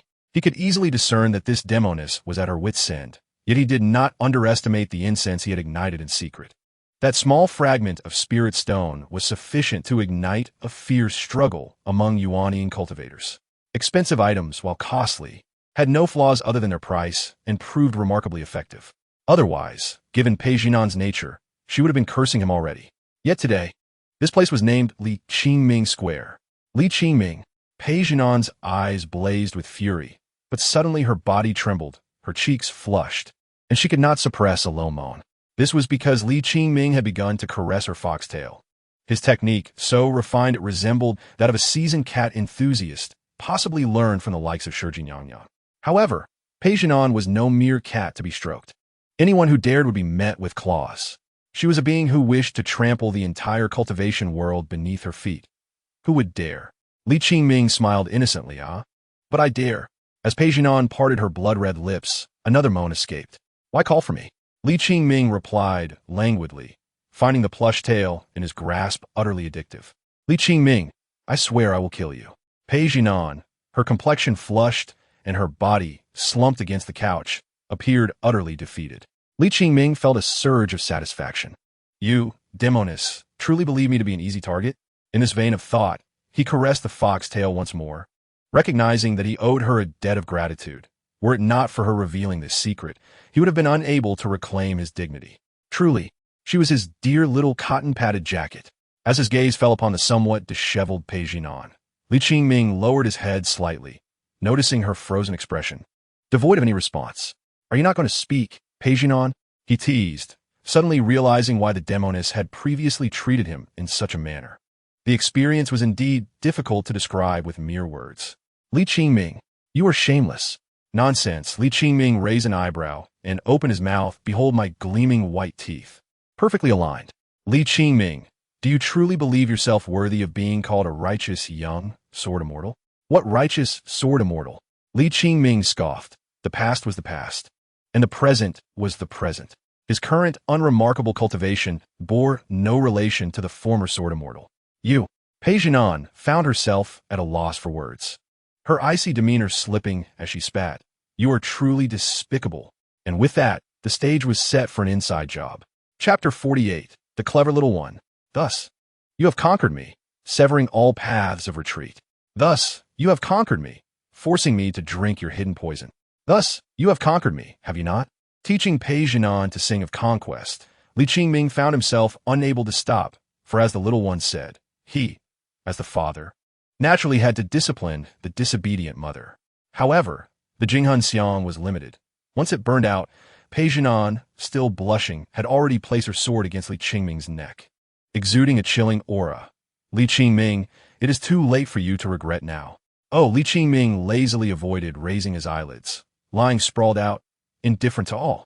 What Pei Jinan found most irksome was his complacent demeanor, as if he had thoroughly subdued her. Who among the world would dare to belittle her? Pei Jinan. Yet curiously, she found herself unable to strike. It was not that her heart wavered. She merely feared that, after some time, no one would care for the little one. At least, that was how Pei Jinan perceived it. Should there be a next time, this shall be your fate. As the sword fell in harmony with the sound, the precious wooden cabinet was cleaved in two, and whatever treasures lay within were reduced to mere wisps of smoke, leaving no trace behind. Observing that Li Qingming remained silent, Pei Jinan coldly continued, the sword's edge flickering as it shredded Li Qingming's robe into tattered fragments, seemingly seeking to vent the humiliation she had just suffered. Remember well, you, Li Qingming, are but a trifling plaything in my hands, a mere cauldron. Ah, indeed, indeed. Li Qingming was not obstinate, nor was he a fool. If the woman desired a way out, he would graciously provide it. You shameless, lowly wretch. Pei Jinan could hardly fail to perceive the insincerity, and in her frustration, she stomped on Li Qingming's foot twice. Although it appeared forceful, it was merely a harmless gesture. Hiss, are you trying to crush me with your foot? Li Qingming exclaimed, sharply inhaling. Dying would be preferable. Pei Jinan looked on with indifference, yet remained unaware of the subtle smile tugging at the corners of her mouth. She, Pei Jinan, had not lost. However, having chastised Li Qingming, it was now Pei Zhulu's turn. Without a moment's thought, Pei Jinan knew that it was undoubtedly that little rascal, Pei Zhulu, who had disclosed the secret to Li Qingming. Truly, one forgets their mother upon gaining a father. With a swift motion, Pei Jinan arrived at the large sandpit in the courtyard. No child can resist the allure of playing in the mud, and even adults are not exempt. Li Qingming, who invariably indulged the little one, had indeed arranged for such a setup. Not only was the sand imbued with the ability to nourish the bodies of cultivators, but he had also expended considerable wealth to forge a set of toys, including shovels, excavators, and road rollers. Upon seeing Li Qingming conversing with Pei Jinan, the little one had settled into the sandpit alone, reveling in her play. While she sometimes struggled to articulate her thoughts, her dexterity was remarkable, and she had crafted an entire courtyard with houses that were vivid and intricately designed. When she noticed Pei Jinan, Pei Zhulu clapped her hands and quickly scrambled to her feet, her tone filled with pride. Mother, mother, look at the splendid house I have built. Pei Jinan did not respond or nod until she heard the little one proudly declare, Mother, mother, I built the biggest house just for you. In the future, we shall live there with father. The bed is also grand. Following the direction pointed out by the little one, Pei Jinan felt an inexplicable pang of emotion. The house Pei Zhulu indicated was indeed the largest and most exquisite among them. However, why were there so many houses in this courtyard? What are the others? Pei Jinan inquired softly. The others? The little one turned to look, and, without a thought, she chuckled. That as for the others. Yet these words, like her laughter, abruptly ceased. Of course, Pei Zhulu cast a glance at her mother. Of course, she was truly not skilled in the art of deception. This display was sufficient for Pei Jinan to discern her answer, and her gaze deepened with melancholy. The talents of this mother and daughter duo were indeed remarkable. Is it for your other mothers to reside in? Pei Jinan inquired languidly. Uh-huh. The little one instinctively nodded, initially thinking that her mother truly understood her. But her expression suddenly shifted, her ears drooping. It's over, my bottom is going to face punishment again. The thought crossed her mind, nearly bringing her to tears as she timidly gazed up at Pei Jinan. Mother, I didn't quite hear your question. Could you please ask again? Huh. The only response was a faint, cold laugh. Pei Zhulu wiped her non-existent sweat from her forehead and began to count the grains of sand on the ground, silently enduring for several seconds until a gust swept beneath her feet, stirring up a cloud of dust. In the blink of an eye, she dashed into the bedroom, closed the door, and panted heavily, clutching her chest. Thank goodness, I almost faced another punishment. However, when she turned around, she met Pei Jinan's penetrating gaze. Pei Zhulu was startled, truly jumping in place, and quickly dove under the covers, wrapping herself tightly. She had nowhere left to escape. Is this what it means to feel despair? The little one suddenly understood the term her father had taught her last time, and then recalled Li Qingming's exhortation to bravely resist all injustices. Yes, I must heed my father's words. I shall be a courageous little Zhulu. After a moment of contemplation, Pei Zhulu's gaze grew resolute as she summoned her courage to shout from beneath the covers. Mother, what you are doing is wrong. Do you not know? What is wrong? Pei Jinan inquired calmly, following her lead. Education cannot solely rely on beating and scolding. Parents should not behave this way. Otherwise, it is domestic violence. Recalling Li Qingming's teachings, Pei Zhulu became increasingly fluent. You will be arrested by the constables for this. Mother, let me tell you, I believe what I say is quite reasonable, and the little one's courage grew a tad bolder. Do you know what will happen if I report you? What will happen? What will happen? The little one's tone suddenly rose. Father said they would lock you up. Do you know what it's like to sleep with rats in prison? You will sleep with rats. Mother, are you not afraid? Pei Zhulu was quite frightened of rats. Yet sensing Pei Jinan's calm demeanor, she felt a sense of foreboding. Do you know how terrifying rats are? I do not know. Then why ask me? I will tell you. The little one had not given up, for father said she was a clever and intelligent little girl. Pei Jinan was taken aback, exhaled, and realized that she would not escape without resorting to heavy measures today. Thus she asked, Are you more afraid of rats or of me? The room fell into a profound silence. After a while, the little one's voice emerged from beneath the covers once more. It was not a plea for negotiation, nor a cry for mercy, but rather a wail of tears. Wah, little skit. As the year drew to a close, firecrackers erupted outside. Inside, the little Zhulu, clad in a bright red cotton coat, lay in her fatherly Qingming's embrace, her expression one of despair. Father, my little bottom hurts. I need candy to feel better. Can you please help me ask mother for some? My dear, I cannot help you. Your mother is quite upset at the moment. Li Qingming spread his hands. How about this? You could wish the brothers and uncles present a happy new year. They might just give you a red envelope. A red envelope? What kind of sweet candy is that? It is not candy, but it can buy you plenty of candy. Oh, upon hearing this, the little one's eyes sparkled, and she bowed deeply towards the screen, her little head nearly touching her knees, her fingers entwined nervously to the point of nearly nodding. Brothers and uncles, Happy New Year. Please generously provide love. I trouble you all. Chapter 49. Pei, your temperament is dreadful. Many parents often tend to vent their grievances and frustrations from the outside world within their homes. While family is supposed to be a warm haven, at times, it resembles a dump overflowing with negative emotions. Although Pei is known for her cold demeanor, she is by no means a self-centered parent. In fact, to some extent, the little one's existence outweighs her own life. Yet, there are moments when she simply cannot endure any longer. The more she thinks, the angrier she becomes. And the angrier she is, the more she thinks, until she is consumed by her fury, particularly with the arrival of Qingming. This mischievous little creature seemed to have discovered a formidable ally that enabled her to act with impunity. She always managed to ignite a flame within herself, only to stoke it further with oil and vinegar, while fanning the flames to ensure they burned even brighter. Pei was uncertain whether her own gentle approach had led Pei to remain unresponsive, as her feigned cries had only grown more adept. At this moment, she had ceased her hand's movement prematurely, her palm hovering in midair for what felt like an eternity, while the small figure nestled on her knee continued to wail. Trembling with the rhythm of her sobs, her legs kicking up and down, it was as if the sting of a slap upon her rear had prompted such behavior. Pei took a deep breath, retracting her palm and suppressing the urge to instill a lasting lesson, coldly uttering, "Enough." The cries within the room paused for an instant, only to resume with an even more frantic cadence, causing Pei head to ache and her very soul to throb with discomfort. Had she not witnessed the gradual expansion of her belly during pregnancy and the emergence of this little one, she could never have fathomed that this child belonged to her. "If you shed another tear, you shall not remain by your father's side."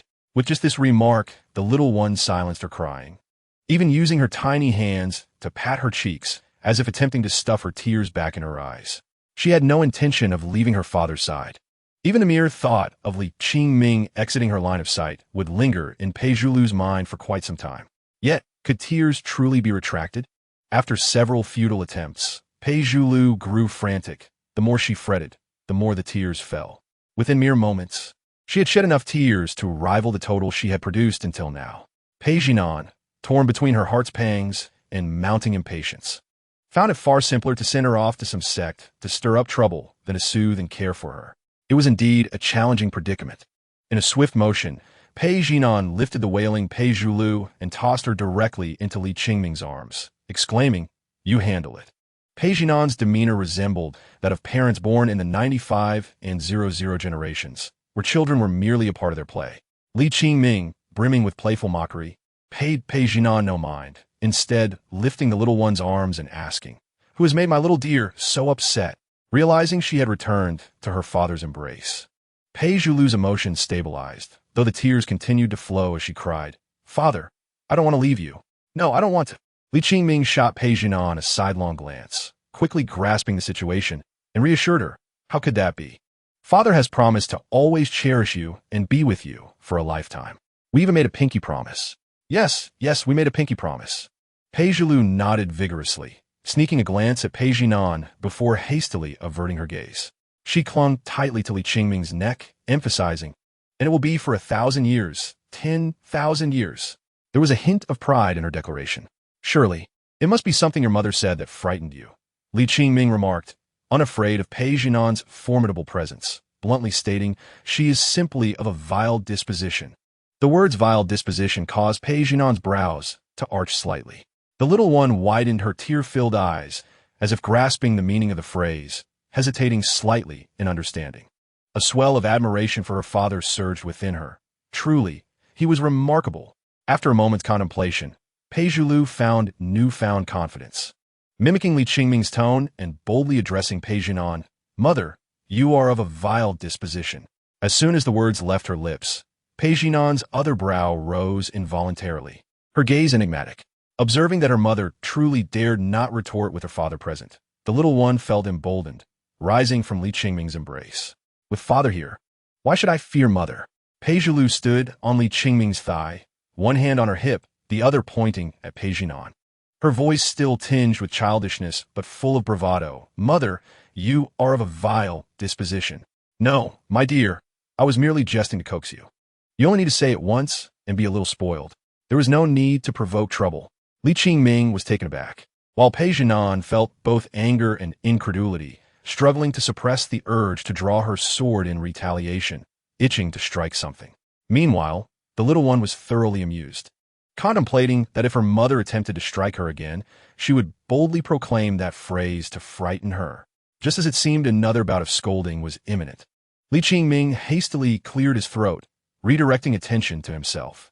He then retrieved a box-like toy from his storage ring, resembling the claw machines from the previous world, entirely in shades of pink, with a transparent cover allowing a glimpse of small balls inside, resembling a delightful little house upon the table. Instantly, the little one was captivated. Father, what is this? A new toy for you, called the wish machine, Li Qingming explained, placing on a shelf originally meant for flower pots. With a snap of his fingers, the wish machine expanded to a size that allowed Pei Zhulu to operate it while standing. Inside those balls, I have placed some toy candies and several notes. Notes? They are written instructions for either father or mother to fulfill tasks. And there are blank ones for you to write your own. Li Qingming patiently elaborated. He would not let such a toy designed to foster parent-child relationships slip away. Upon hearing his explanation, the little one's eyes sparkled with excitement, finding it utterly fascinating. First, she pecked Li Qingming on the cheek, then turned to beckon Pei Jinan, Mother, come play with me. Pei Zhulu noticed her mother had been listening intently. Seeing Li Qingming cast his gaze her way, Pei Jinan felt as if she had been caught off guard. Adopting a stoic expression, do you truly think I am as childlike as you? Her tone was indifferent, though her feet shifted slightly. Pei Zhulu observed with utmost seriousness, not even blinking, fearing she might miss a single move. When Li Qingming handed her a box adorned with a little fox design containing metallic coins, she curiously gazed at it several times before cautiously dropping a coin inside. With her small hands gripping the joystick tightly, she fixed her gaze on the claw that moved in tandem with her gestures. Move, aim. Press the button, launch. The sound, a crisp echo reminiscent of significant life events, triggered a spontaneous reaction, causing her to clasp her hands together, her fox tail swaying nervously behind her. Alas! Her initial attempt yielded no fruitful outcome, and upon witnessing the claw miss its target, her fox ears and tail drooped in disappointment. Ada, it's all right, let's try again. Li Qingming affectionately ruffled her hair in encouragement. Though a game, it was also an opportunity for him to instill certain principles in her. If at first you do not succeed, then try again. Persistence will ultimately lead to success. Encouraged by Li Qingming's words, Pei Zhulu felt no remorse. Her father was right. With so many colorful wish balls inside, surely one could be captured. After several attempts, the mechanical claw finally grasped a blue wish ball, prompting her to leap with joy, her small hands clapping in excitement. With a thud, she retrieved the fallen blue wish ball and presented it to Li Qingming, saying, Ada. Li Qingming was momentarily taken aback. You caught it. You don't need to give it to Ada. No. Pei Zhulu insisted, her tone resolute. The first ball she had captured must be given to Ada. How endearing. Truly, my thoughtful little cotton-padded jacket. While Li Qingming felt a swell of emotion, Pei Jinan's expression grew colder, tinged with jealousy. After all, she had carried the child for months. She had nurtured her day by day. The child bore her surname, Pei. Yet, with the mere introduction of Ada, she felt entirely eclipsed from her daughter's heart. Noticing a sudden chill in the air, Li Qingming paused, only to feel his spirits lift. He took the wish ball and deliberately waved it in front of Pei Jinan, unabashedly flaunting his triumph. It was as if to say, sorry, my dear Demoness, but our daughter seems to favor me a little more. Pei Jinan's fists clenched involuntarily, yet Li Qingming did not afford her the chance to react, turning to engage with their daughter instead. Shall Ada help you open it? Yes. Pei Zhulu nodded eagerly, then added, Ada, wait a moment. Li Qingming, puzzled by her actions as she covered her eyes with her hands, found her adorableness irresistible. Once her eyes were securely shut, she instructed, all right, Ada can open it now. All right. Li Qingming chuckled as he twisted open the wish ball, playfully making a noise reminiscent of a childish game. When Pei Zhulu uncovered the contents, her face lit up with surprise as she exclaimed in delight. How childish! Pei Jinan, observing from nearby, felt a pang of bitterness rise within her. Yet she also sensed a tinge of sweetness intertwined with it. Ada, this is the fate candy, right? She inquired, recognizing the small balls inside as the very same fake candy from earlier. Eagerly, she picked one up and fed it to Qingming, saying, "Ada, eat." Then, she bounced over to Pei Jinan, lifting her hands high. "Amu, eat." Pei Jinan, disliking such intimate gestures, frowned and declined. Undeterred, Pei Lu persisted. "Amu, this is fake candy. It's so delicious. Eating it will ensure we can continue our fate in the next life."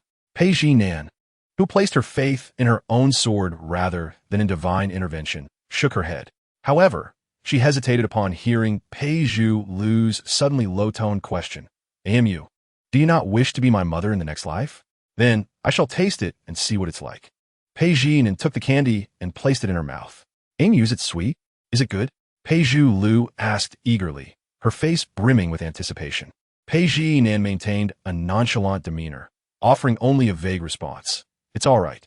Yet the sweetness danced upon her tongue, swiftly spreading through her mouth and into her heart. A hint of bitterness lingered, but it was undeniably sweet. "All right." Unbeknownst to Pei Jinan, the little one felt a twinge of disappointment. Turning back to the machine with renewed enthusiasm, determined to catch more delightful treats to impress her mother. Ada, I caught another one." With her excitement peaking once more, she cheered as she opened it, revealing even greater treasures. Inside the wish ball lay a note adorned with little foxes. Ada, is this a wish paper?" She twirled around Qingming, unable to contain her joy. This was undoubtedly the happiest day of her life. No, every day spent with Ada was the happiest day. "So, what do you wish for Ada to do?" Qingming inquired with a smile. I want. Pei Lu tightly gripped the blank wish paper, her little mind whirling with thoughts of what to ask her father to do. Yet, after much contemplation, she found herself at a loss. For whatever she desired, Qingming had always obliged her. That would be a waste, she concluded firmly, her brow furrowing in concentration. Suddenly, she fixed her gaze on Pei Jinan and called out, "I want Amu to kiss Ada. 100 times, 1,000 times, 10,000 times. Amu, fake candy may not be sweet, but Ada's lips are." Chapter 51, Just Once. Pei Lu could hardly believe Pei Jinan's words. Fake candy was so delightful, so sweet, especially since it was given by her Ada. It must be even sweeter. Adults are always deceiving. Pei Lu's clever little mind always came up with the most fitting ideas at crucial moments. The princess in stories always claimed the prince's lips were sweet. Ada had just eaten fake candy, so it must be extraordinarily sweet now, watching other parents embrace and kiss, while her own Amu wore a perpetual cold expression. She thought it was only a matter of time before she was cast aside. Thus, she resolved to assist her Amu. I still haven't found a new Amu. The more she pondered, the more she felt she was both clever and considerate. It was indeed a stroke of luck that her Amu had given birth to her. She must have accumulated immense virtue in her past life. Pei Lu's tail wagged incessantly, her slightly rounded chin held high as she winked at Pei Jinan, as if to say, "I've already provided you with the opportunity. You must seize it well." However, Pei Jinan had no intention of accepting such goodwill, feeling as though she had indeed been too lenient earlier. To suggest that she kissed Qingming? Did she believe her sword had dulled? Or did she genuinely think of her as Qingming's wife? Qingming also felt a bead of cold sweat trickle down his back. The thought of that Demoness approaching him to kiss him was too beautiful a picture to bear, while the thrill was undeniable. He could hardly imagine the blood splattering several meters away when that moment arrived. After much hesitation, Qingming decided to temporarily ease the tension between the two. Continuously poking and prodding could result in a painful bite, which was evidently not worthwhile. "My dear, your suggestion is excellent, and your father appreciates it. However, please refrain from making suggestions in the future." With a resigned smile, Qingming bent down, preparing to divert the little one's attention. Just as he was about to speak, he felt a warm, moist sensation on his face, accompanied by a loud smacking sound. "Mother, if you don't know how to give a kiss, I can teach you," Pei Lu exclaimed, releasing her hands from Qingming's cheeks and turning to gaze up at the ever-silent Pei Jinan. "Have you learned it yet?" The latter remained as cold as ice. Only a faint whisper of the wind could be heard. "Mother is really silly," the little one murmured, followed by another loud smack. "So, have you learned now?" Pei Jinan still did not utter a word, her emotions a mystery to all. The warmth exuded by the little one's every gesture softened her heart, leaving her somewhat enamored with the current atmosphere. Yet, simultaneously, she felt an overwhelming resistance, a deep-seated aversion akin to the thick, dust-laden smoke rising from a fire, obscuring the warm glow beneath. Like a parasitic worm, unease had already ensnared her within a suffocating cocoon, rendering her mute. After waiting for a long while without receiving a response, the little one's tail drooped dejectedly. It seems mother doesn't really like father. This thought suddenly sprang to life in Pei Zhulu's mind, taking root and becoming inescapable, bringing with it waves of sorrow. Alongside this realization, her earlier excitement diminished significantly. Li Qingming also sensed this shift and found himself perplexed. Raising a child was indeed not as easy as he had anticipated. Despite numerous rehearsals and plans, he still struggled to grasp the capricious nature of a child's heart. You haven't even discovered the other surprises father has prepared for you. Today is just the first day, and father will give you 5 more coins to catch, Li Qingming mused, retrieving some fox coins. To maintain novelty and stimulate the little one's enthusiasm, he had initially planned to give her 3 game coins daily, but if she completed her tasks on time, she would receive corresponding rewards. After just a little play, the coins were nearly depleted. The most effective way to comfort a child is to engage in something that piques her curiosity or brings her joy, thus redirecting her emotions. Thank you, father. Pei Zhilu beamed, her spirits lifting somewhat, yet she could not shake off the underlying disappointment. Upon witnessing this, Li Qingming couldn't help but cast a few disapproving glances at Pei Zhinan, discreetly pressing a button within his robe, causing the wish machine's wish balls to roll about, culminating in a colorful wish ball appearing at the top. The dazzling colors captivated the little one, who exclaimed in delight, Father, Father, I want to catch this. Under Li Qingming's guidance, just as the coins were used up, the crystal ball found its way into Pei Zhulu's hands. Wow, it's a little fox pendant, she exclaimed, examining the exquisitely carved fox statue made of premium Qianyuan jade. Could this be me? Looking at the lively likeness, Pei Zhulu was utterly delighted, for it was unmistakably a miniature version of herself. Of course it's you, Li Qingming affirmed, feeling joyous at his daughter's happiness. Mother, do you think this pendant is beautiful? Pei Zhulu eagerly bounded over to Pei Zhinan, holding the pendant aloft. Mother, isn't it lovely? You like it too, right? After standing silently for a long while, Pei Zhinan finally spoke, glancing at the vividly lifelike pendant. She understood it was time to either criticize Li Qingming's indulgence or acknowledge his genuine affection for their daughter. If outsiders were to learn that such a precious Qianyuan jade had been turned into a mere toy to please a child, they would undoubtedly cry out in outrage at the waste. Mother, isn't it beautiful? Do you think it's nice? Pei Zhulu inched closer, her eyes sparkling with innocence. However, Pei Zhinan merely replied in a flat, emotionless tone, Not really, it's just okay. Just okay. Not beautiful. Li Qingming felt a jolt in his heart. If it were anything else, it might not matter, but this pendant was a perfect replica of their little one, and every response was a reflection of her. Upon hearing this, Pei Zhulu's ears drooped, as if she had been dealt a blow. So, mother doesn't like me.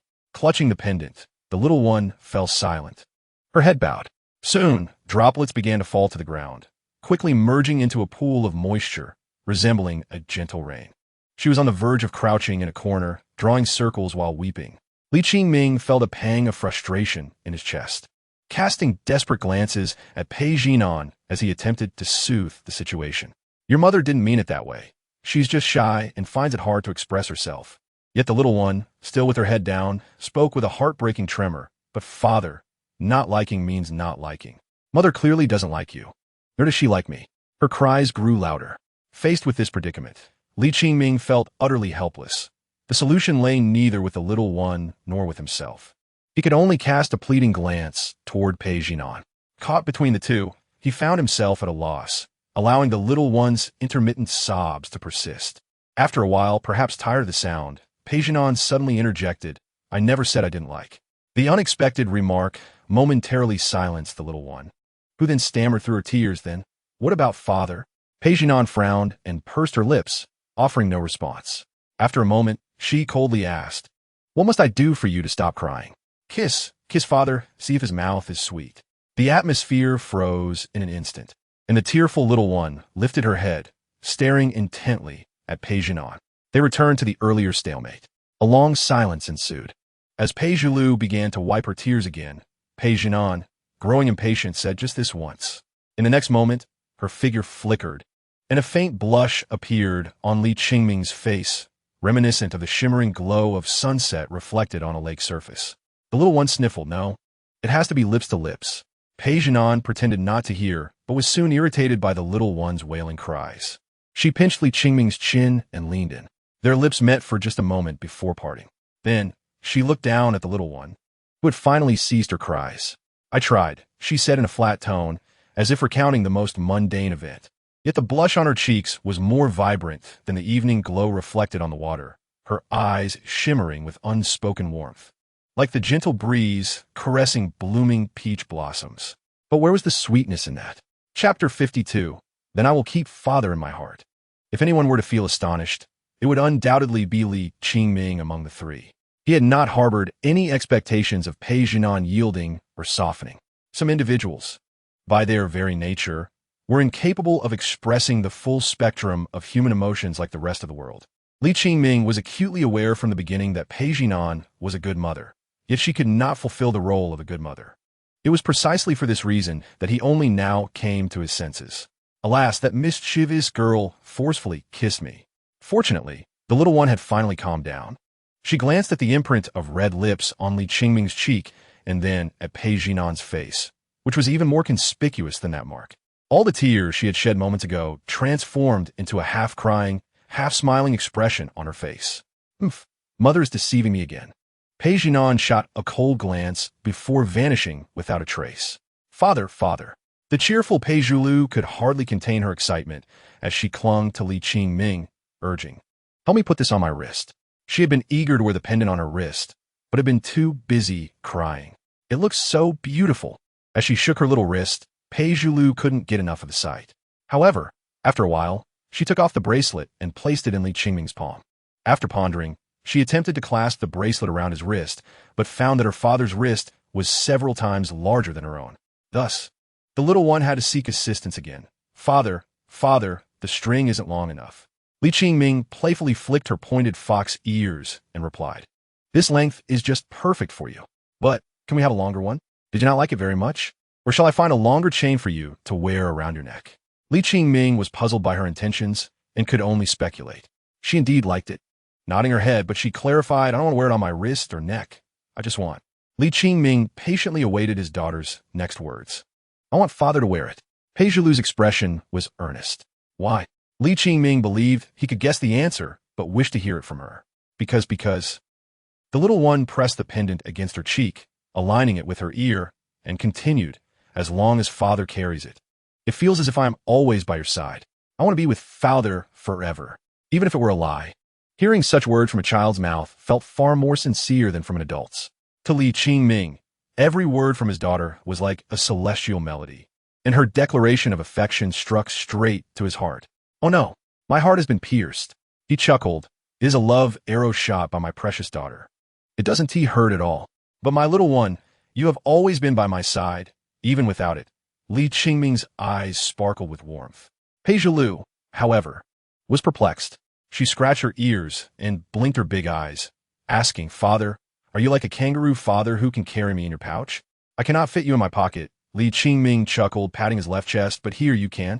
The little one tilted her head, pondering for a while, and suddenly beamed with joy, giggling and twisting her hands behind her back. She was clever enough to understand that her father meant he held her close to his heart.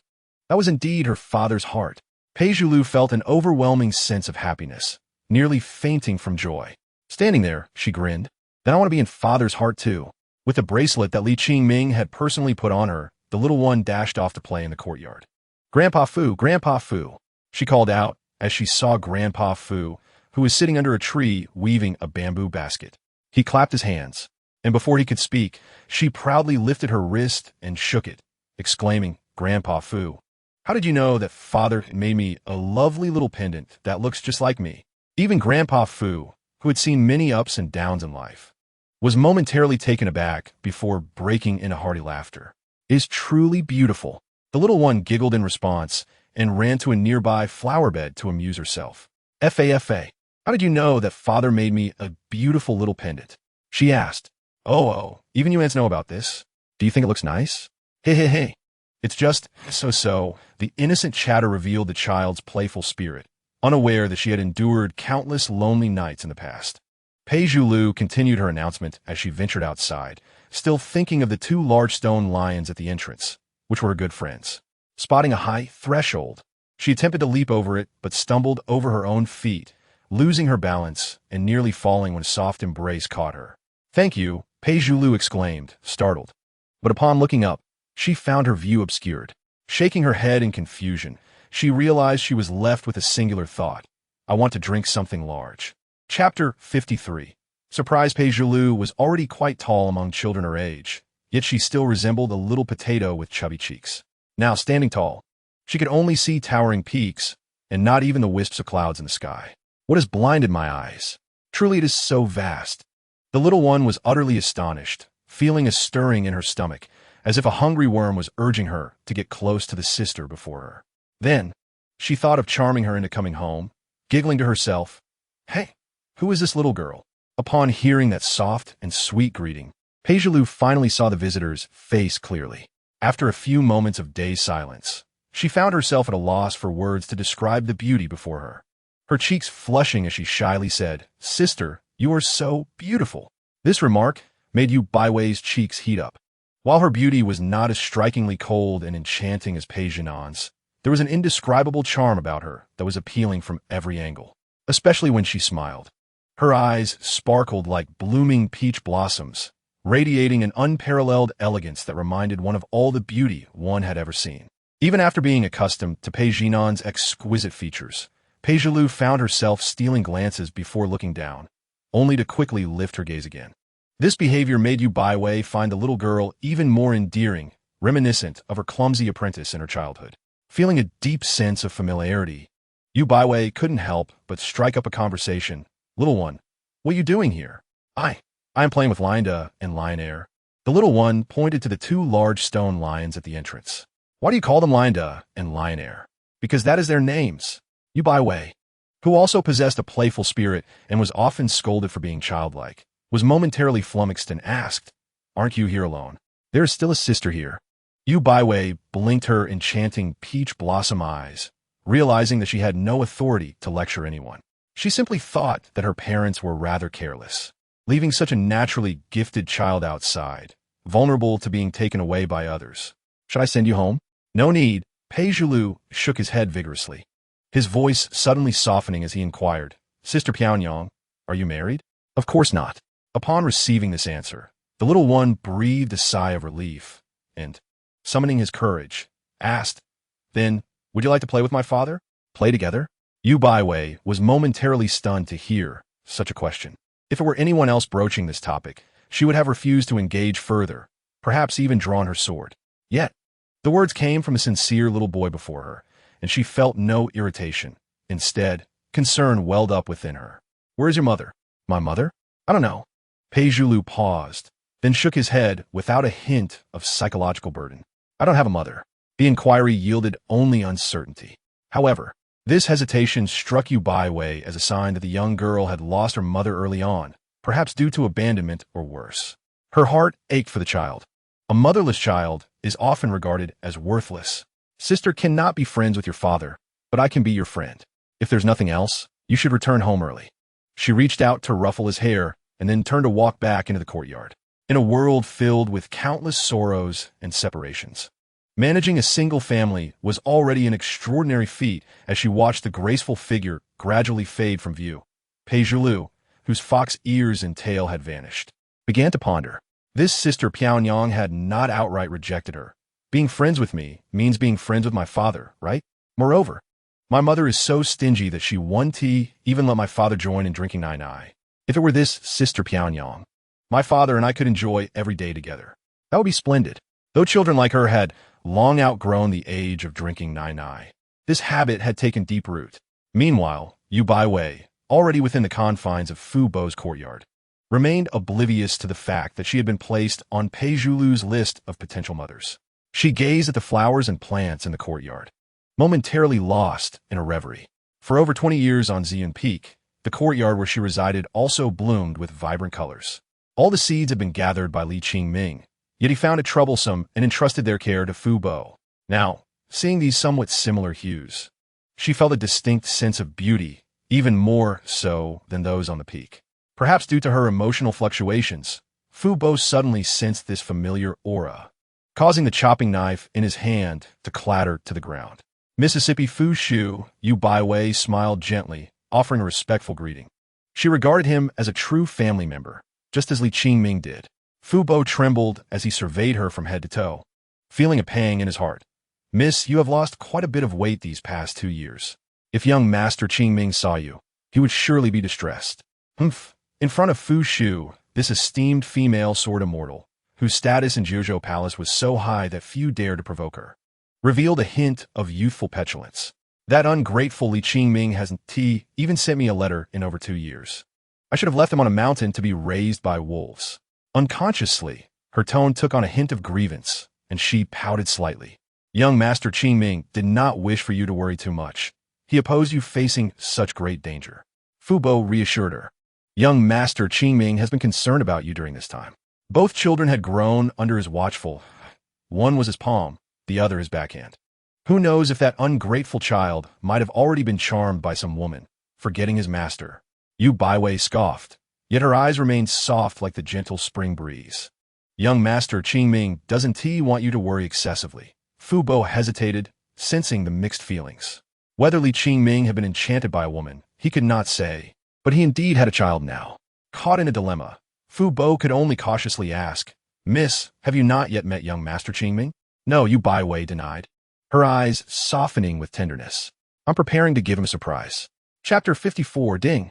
The Demoness of the Devil Sect sends you a weekend invitation. Li Qingming was still unaware that he was about to receive an enormous surprise, nor did he know whether it would be more shocking than delightful. At that moment, he was busy in his study with various business plans, with Bai Shizhuan and Xiannu Yuhan thriving. He needed to add fuel to the fire to keep it burning brightly. Father, are you busy? Spotting a little face peeking in at the door, he set down his pen. No. Pei Zhulu then jumped onto Li Qingming's lap, glancing around the desk. Father, I just saw Sister Pyongyang at the door. She was so beautiful. Li Qingming couldn't quite grasp the meaning, merely nodding. How beautiful. Very beautiful, super beautiful. Almost as beautiful as my mother. The little one waved her hands, drawing large circles in the air. And she was really big. Li Qingming was skeptical, truly. There were few who could rival Pei Jinan's beauty. Still, he played along, really? Of course. I was going to ask her if she wanted to be my... Before the little one could finish, Li Qingming swiftly covered her mouth, gesturing for silence. Upon seeing this, Pei Zhulu excitedly nodded, her expression gleeful. I know. This is our little secret, and we must whisper it. Yes, we can talk about it later. Li Qingming adeptly employed a friendly educational approach, wishing to prevent the little one from getting into trouble for her loose tongue. It wasn't merely a matter of whether to speak. The issue was that he couldn't stop her. Dog Demoness, I know you use your cultivation to intimidate. Suddenly, the voice of Pei Jinan echoed in their ears, startling both Li Qingming and the child, each silently relieved. Well, speak of the devil, and the devil appears. Thankfully, he had hidden his wife away in advance. Speak, Li Qingming replied coolly, always maintaining an air of authority in front of the little one, knowing Pei Jinan would not mind. Yet today felt different, sensing an omnipresent chill in the air. He turned his gaze to Pei Jinan and noticed the beautiful visage was now enveloped in an unsettling frost.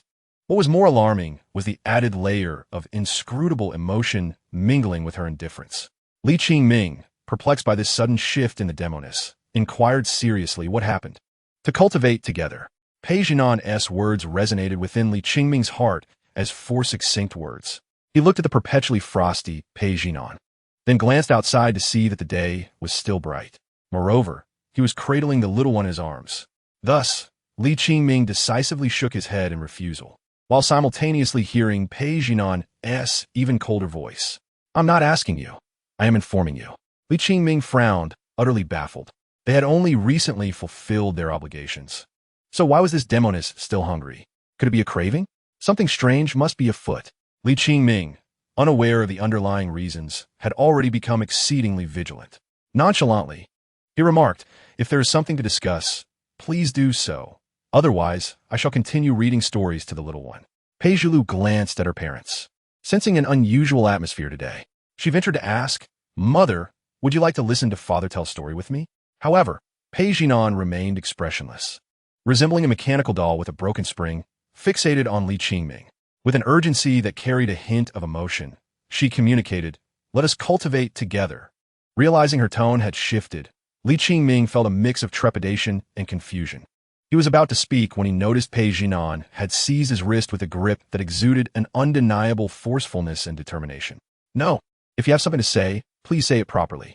Li Qingming, feeling helpless, pondered how he had come to be entangled with such a bewitching woman, who seemed to act solely on her whims.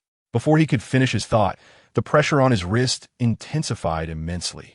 Li Qingming understood he could not evade the impending acupuncture session and could only caution, "Be good, dear, stay at home and read. I will return later." As soon as he uttered these words, he found himself suspended in mid-air within the courtyard. The wind today felt unusually chilling. "What exactly are you attempting to pull off?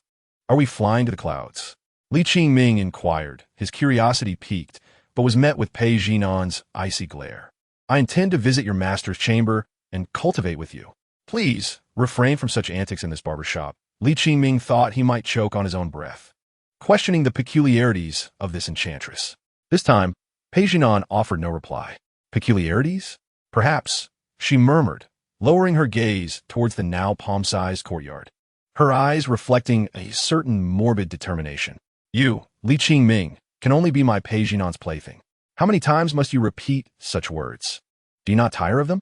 The wind was strong, and Li Qingming failed to grasp the full meaning of her statement. What? He felt that this enchantress had truly lost her mind today, choosing to fly rather than utilizing teleportation spells, and muttering to herself as if in a trance. Unbeknownst to him, at the very moment they hovered in the sky, Yu Baiwei in the adjacent courtyard trembled, her gaze sharp, and suddenly soared into the sky, leaving behind a vague echo of her words. "Fuqin, I will return shortly."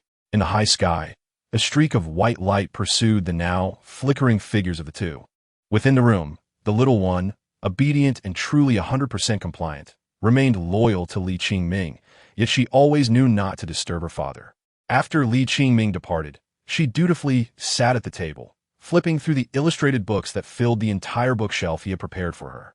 Since Pei Zhilu's arrival, Li Qingming's study had only accommodated various children's literature.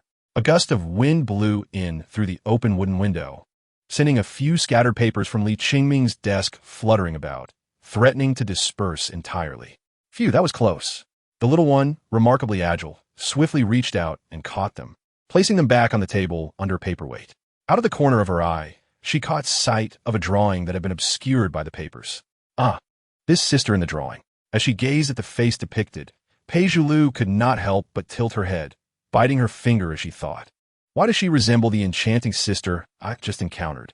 Oh, that is Yu Baiwei, Father S. Linus. Chapter 55, Release My Disciple. Surprise.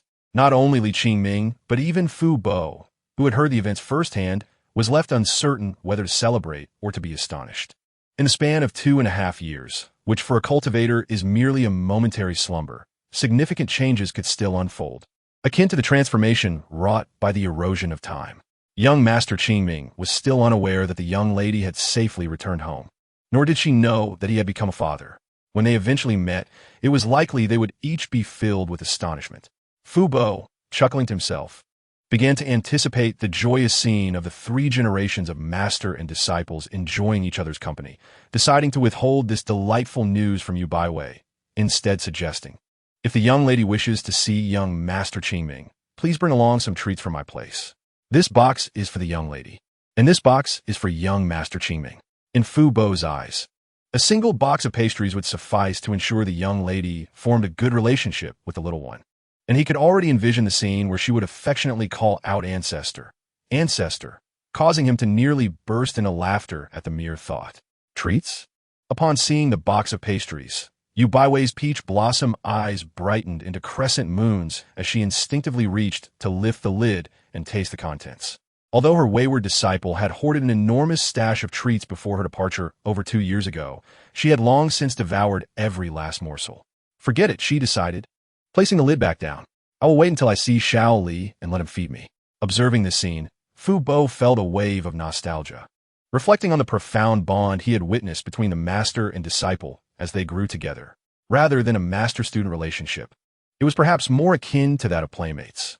Though the young lady was a few years older than Li Qingming, her greedy and playful disposition had led her to be cherished and pampered by him throughout her upbringing. They shared everything fun and delicious. And later they were joined by a silent, sullen little Jiang family companion.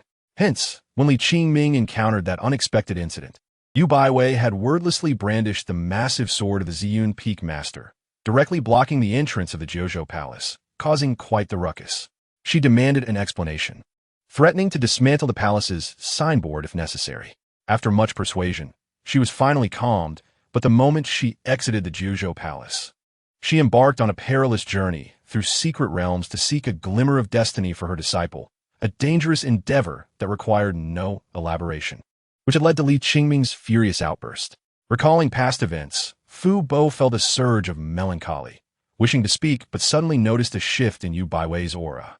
With a final remark, "Fu Qin, I will return shortly," she vanished from sight.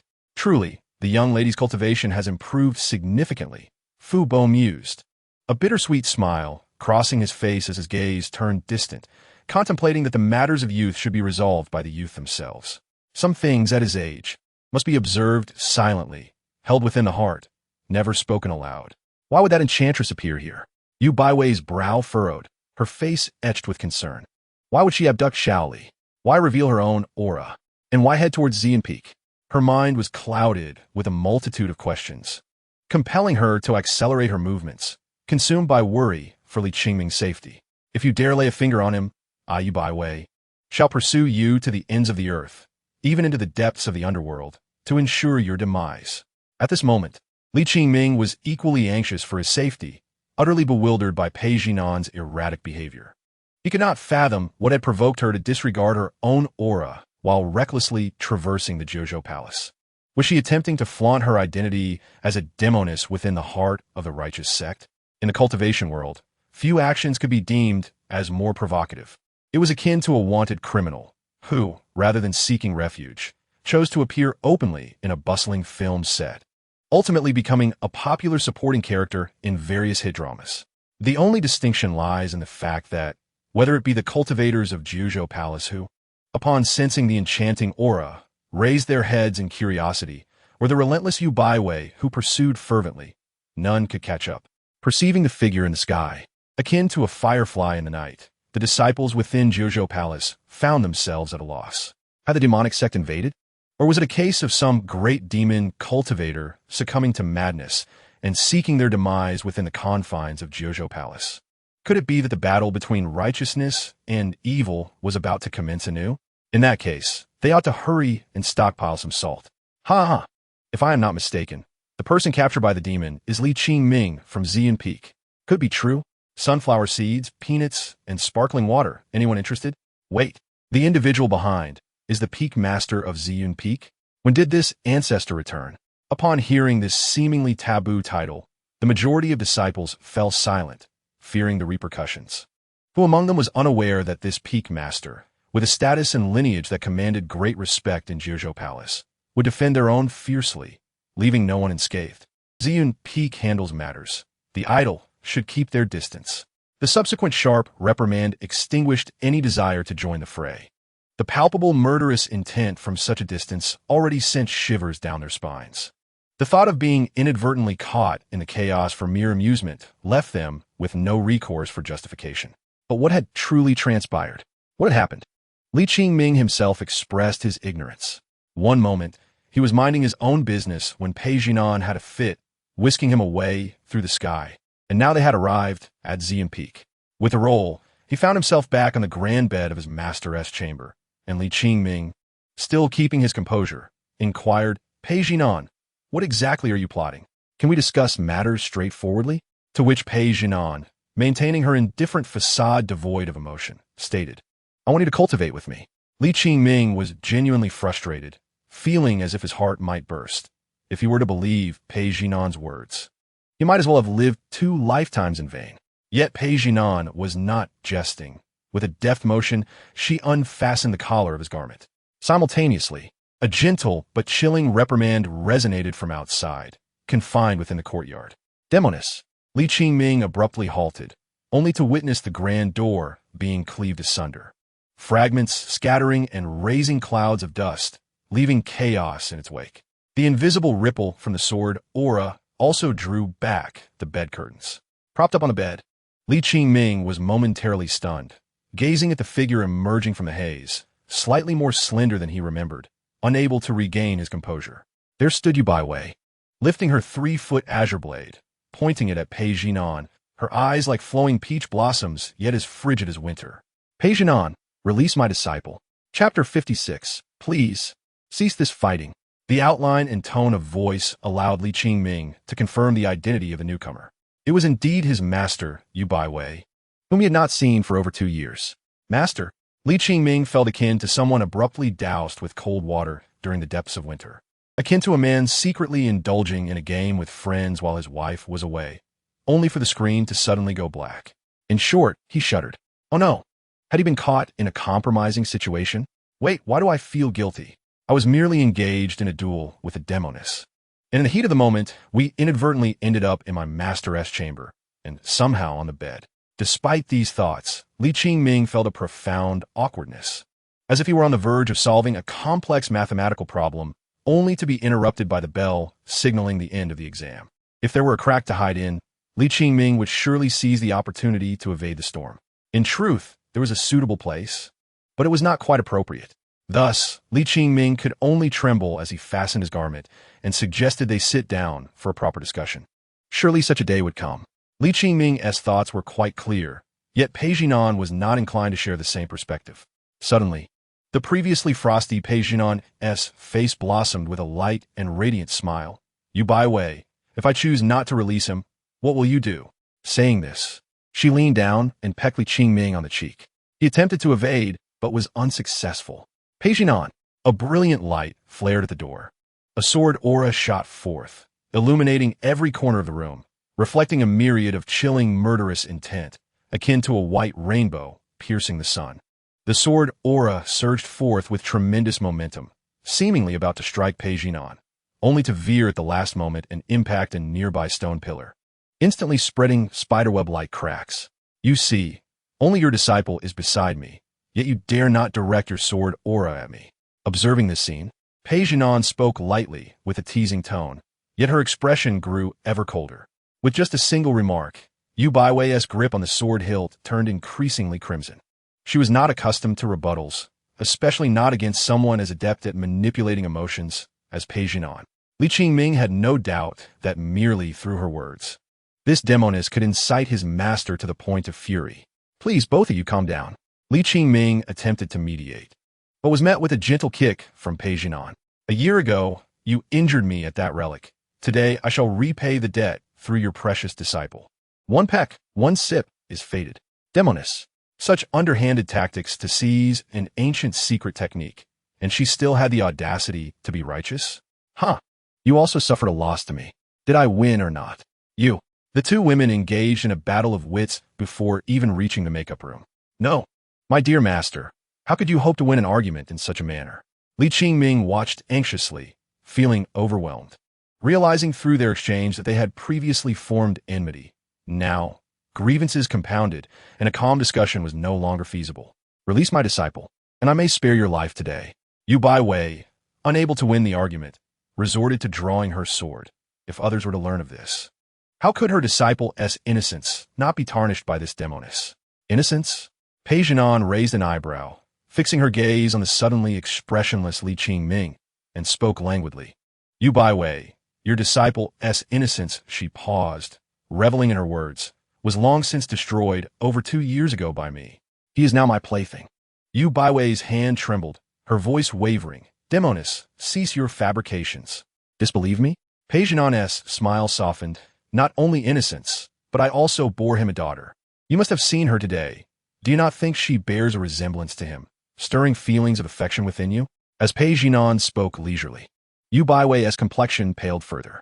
She realized that this Demoness had no reason to deceive her at this moment.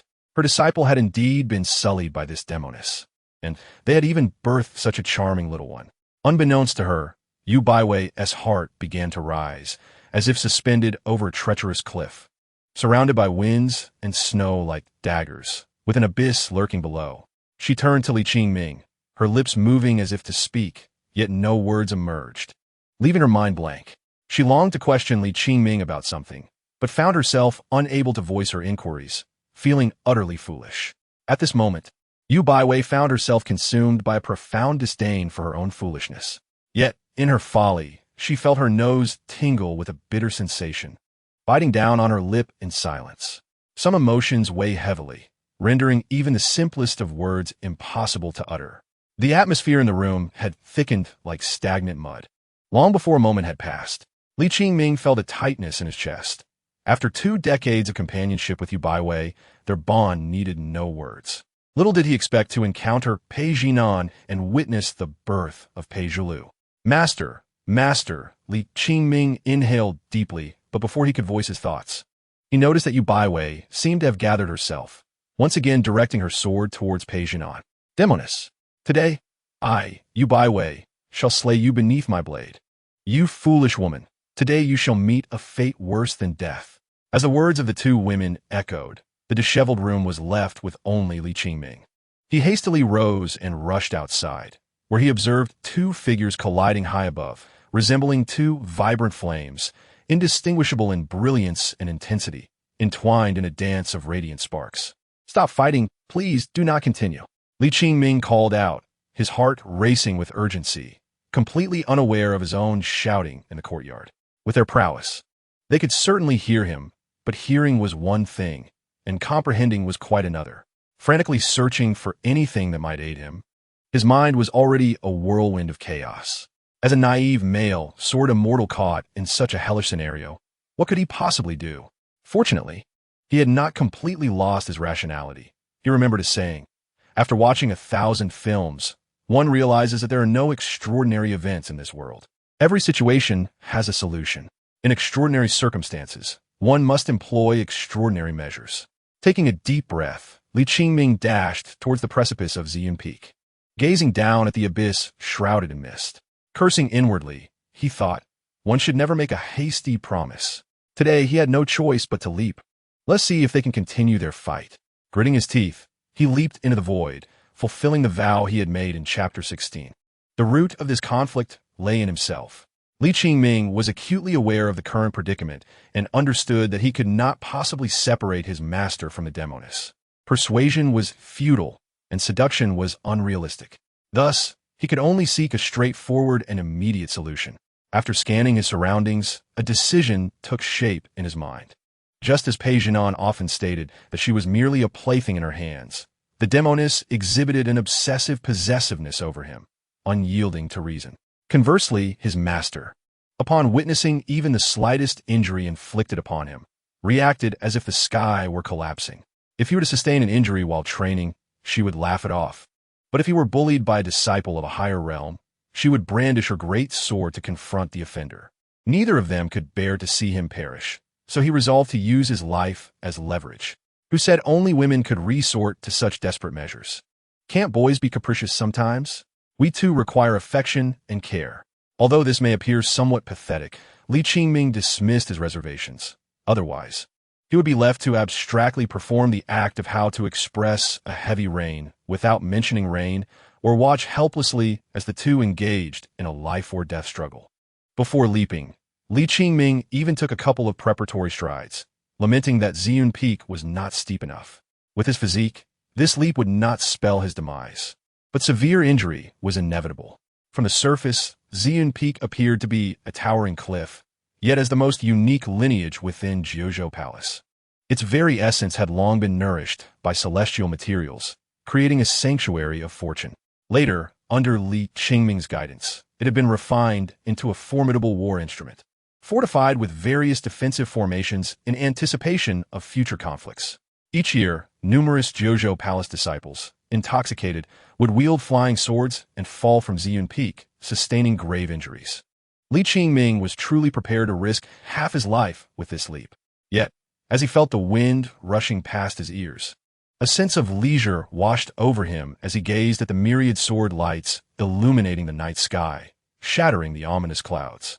Then, a sudden burst of radiant brilliance seemed to slice through the heavens, dispersing the nocturnal veil and dimming the stars beneath its splendor. The clash among the transformation cultivators was astonishingly simple, yet overwhelmingly magnificent. Even the heavens changed hue amidst the duel of the two women. The mere aftershocks of their confrontation, felt from such a distance, were enough to send chills down one's spine. Li Qingming's eyes glimmered with admiration, had it not been for the unforeseen circumstances. He too could have engaged in this tumultuous dance. Perhaps cultivators had transcended mere flesh and blood, for the speed of his descent exceeded his expectations, causing him to breach the defensive formations even sooner than anticipated. With a series of sounds, thud, crackle, and snap, Li Qingming found himself in tatters, blood blooming from his wounds, and the bones within his body creaking like brittle beans. The pain was excruciating. Why had he ever thought it wise to meddle with those formations? Hit by the boomerang of his own design, he grimaced, his lips stained with blood, his appearance far more woeful than when he had been captured by the Demoness in the secret realm. Please, do not continue fighting. You have yet to determine a victor, and my life may very well be forfeit, he mused, though he felt no excessive worry. The chilling sword lights in the night sky, after a final clash, suddenly dispersed, transforming into a rain of luminous particles that fell like stars. The overwhelming force of their confrontation receded like a tide, restoring the night to its original darkness. Then, two streaks of light, trailing long tails, plummeted downwards. Like two parallel lines, they no longer intertwined. In an instant, Pei Jinan and Yu Baiwei landed beside Li Qingming, one on each side, each supporting one of his arms to prevent him from falling further. In that fleeting moment, their gazes met, yet they parted cleanly before any connection could deepen. The visible injuries on Li Qingming's body left no room for further deliberation on life and death. "You fool," Pei Jinan scolded, her expression even more frigid than before. In contrast, Yu Baiwei appeared like a frantic ant on a hot pan, her eyes red and brimming with tears as she fumbled to retrieve various healing elixirs. Overwhelmed by concern, her hands trembled, causing her to drop an entire vial while trying to extract a single pill, until finally she steadied herself, bringing the elixir to Li Qingming's lips, only to receive a slap from Pei Jinan. In that moment, all semblance of the dignified Jiuzhou Palace transformation Sword Immortal was lost.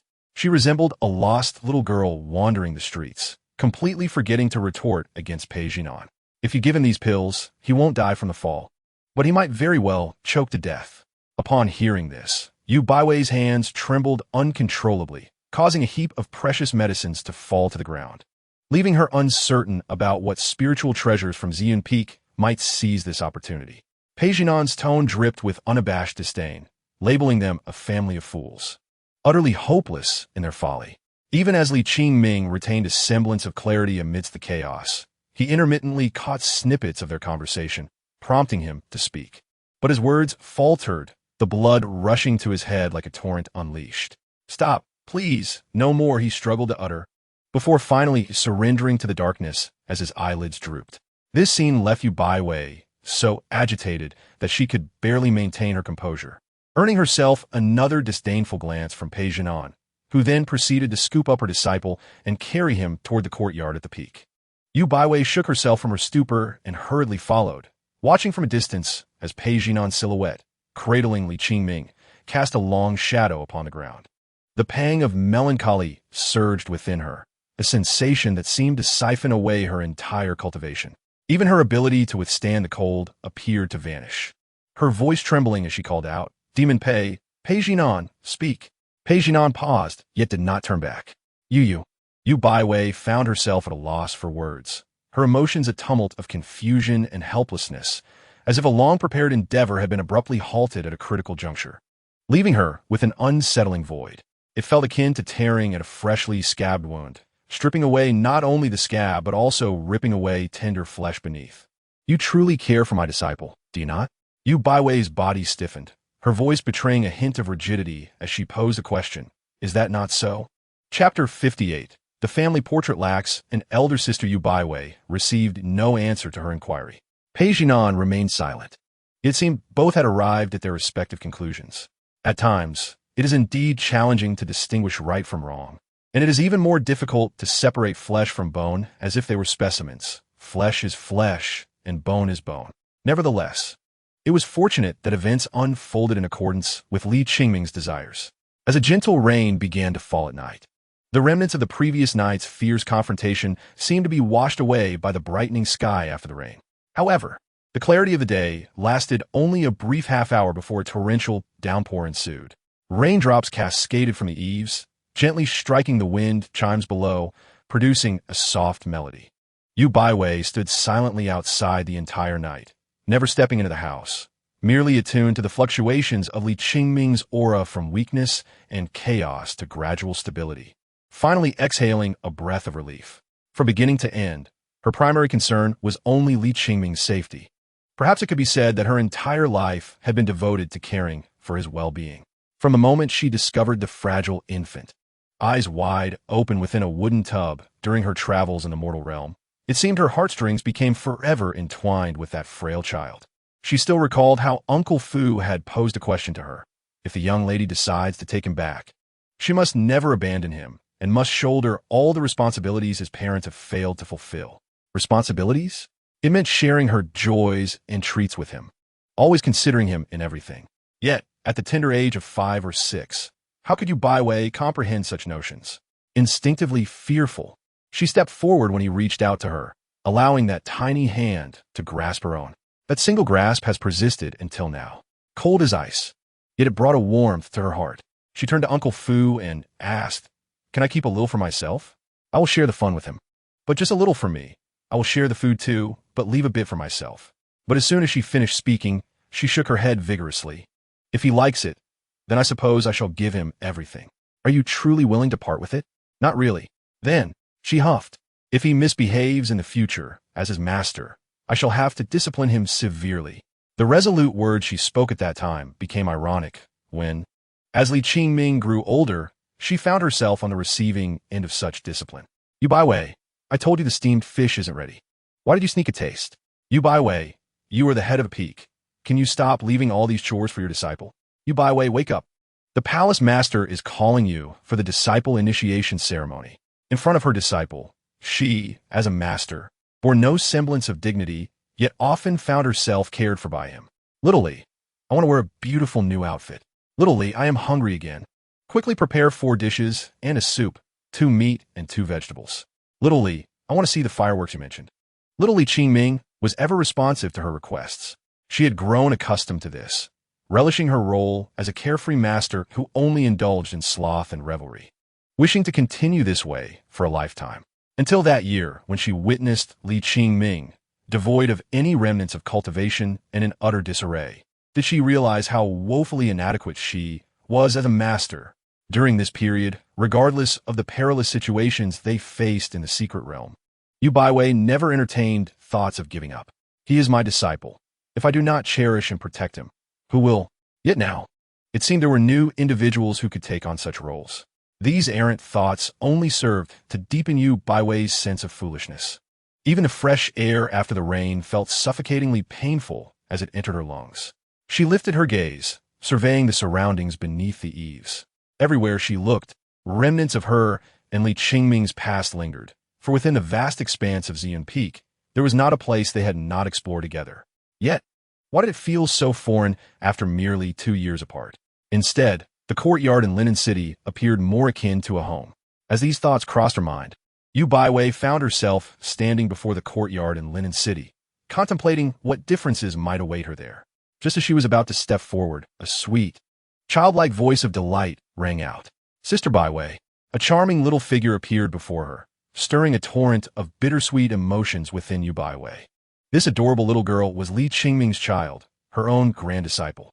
Contemplating this, Yu Baiwei's mind once again spiraled into a haze of confusion.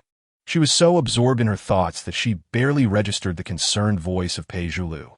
"Sister, why are you crying? Don't cry. I have a gift for you." When she finally regained her composure, the little one was already dampened by the rain, with droplets clinging to her hair. "Sister, look! Sister, look!" Pei Zhulu unfurled the drawing she had been holding, revealing the gentle and smiling visage of Yu Baiwei. Father painted you so beautifully. The child's voice, slightly affected, only served to enhance her charm, bringing a smile to Yu Baiwei's face. Did your father truly create this? Yu Baiwei gazed blankly at the portrait of herself, feeling a newfound clarity. Indeed, indeed, the child nodded eagerly. Seizing the moment, sister, do you know what this represents? What? The words of Peiju Lu carried an air of mystery, intertwined with a hint of excitement, yet she inadvertently let slip another scroll of drawing from her embrace. Yu Baiwei caught it and handed it back to her, eager to extol the virtues of her father. She unfurled the drawing, proclaiming, Sister, look, this is a painting of our family pot by father. Isn't it beautiful? Yu Baiwei's expression froze momentarily, her heart constricted painfully, and after a long pause, she asked, Little one, what did you mean when you said the scroll represents something? It signifies that father has a sister in his heart. Peiju Lu interjected eagerly, thinking only of how she might once again receive praise from her father. Sister, come and be part of our family. Yet, it took a considerable while before she received a response from the enchanting sister. But there is no sister in Jiaman Fu, dear child. Yu Baiwei replied gently, her smile radiant, though her eyes glistened with unshed tears. Chapter 59. Am I inferior to your master? Without a sister, you? Observing the older sister, who resembled herself after being scolded by their mother, Peiju Lu scratched her ear, feeling an uncanny familiarity. Why are you so silly like me? Big sister, why not ask father to draw another you? I'll call him and make it big and beautiful when he returns. With unwavering determination, Peiju Lu declared her decision, raising her hand to sketch a half circle in the air, mentally commending her own cleverness. What do you mean, silly? This innocent scene momentarily brought Yu Baiwei a sense of relief. Indeed, the present is the present. My absence in the painting does not dictate the future. Yet, it was but a fleeting moment. Anyone could deceive her, but she could not deceive herself. She gazed blankly at the little one laboriously trying to please her, and in a daze, she seemed to see Li Qingming from years past, who had once made her cry and then frantically tried to cheer her up. Yu Baiwei suddenly realized that the promises made in jest during her childhood had faded with time, leaving behind only a mottled memory. From the very beginning, she and he had merely been teacher and student. Despite the warmth and passion once felt before this shackling reality, it was merely a cold abyss. Any transgression would lead to a direct plunge into darkness. Sweet words were nothing but clumsy lies. Big sister, please don't be sad. Seeing that no matter what she said could not stop the elder sister's tears, Peiju Lu began to cry in distress. While crying, she reached out to wipe away Yu Baiwei's tears from her cheeks. This tender sobbing abruptly freed Yu Baiwei from the murky depths of despair, and she smiled, saying, Sister is not sad at all.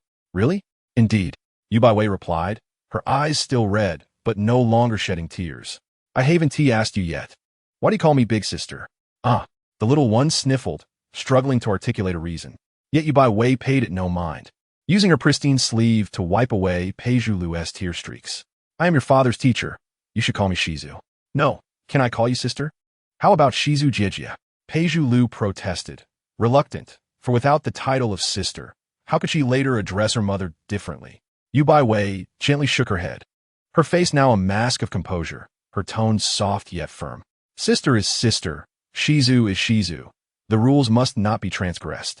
This statement was meant for the little one, yet felt more like a reminder to herself. But who was Peiju Lu? She was the clever little one. With a bright nod, she cheerfully exclaimed, Got it, Shizu Jiejia. Yu Baiwei could not help but chuckle, revealing a genuine smile. In this world, so many things were mere illusions, even more so self-deceit, just like Peiju Jinan at this very moment. Yu Baiwei had stood outside all night, vigilantly watching by the bedside, bracing herself for this entire night. She was not inherently irrational, even when behaving oddly. She would never lose her wits as she had the previous night, appearing nearly mad. Yet, sensing a hint of energy that Yu Baiwei had inadvertently leaked, an unprecedented and bone-chilling fear gripped her, pulling her down into a deep, cold abyss, nearly drowning her. That woman had returned. The woman who meant the most to Li Qingming in this life, his teacher Yu Baiwei, had returned.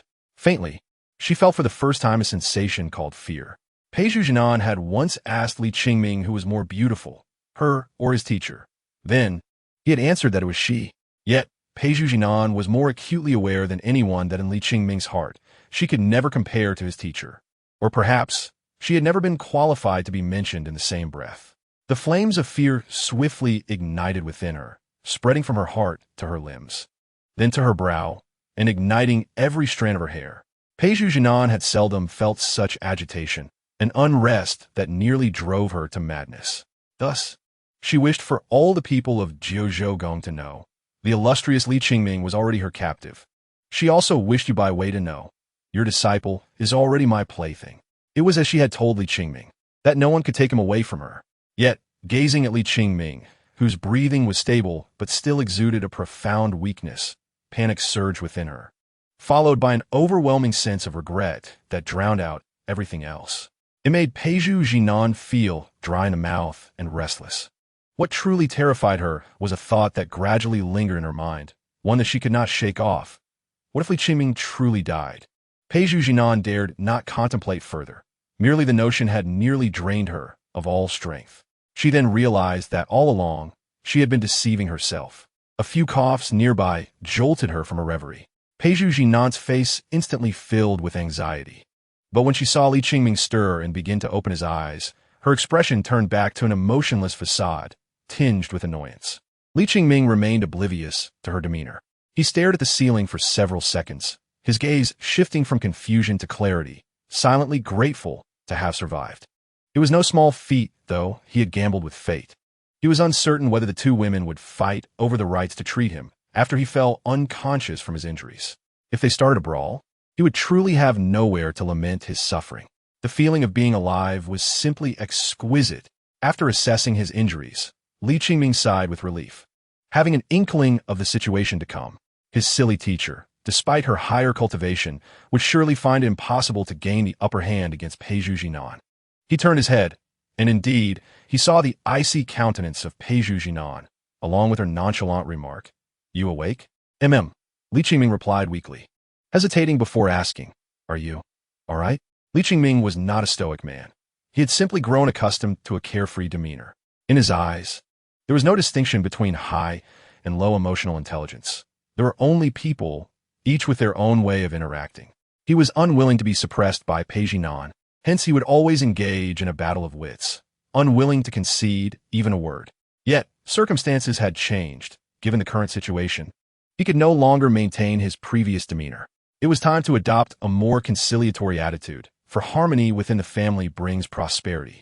However, as those words left his lips, the atmosphere in the room abruptly sank into an oppressive silence. Li Qingming did not perceive an ounce of surprise or softness on Peizhu Jinan's face. Her icy demeanor rendered him somewhat awkward.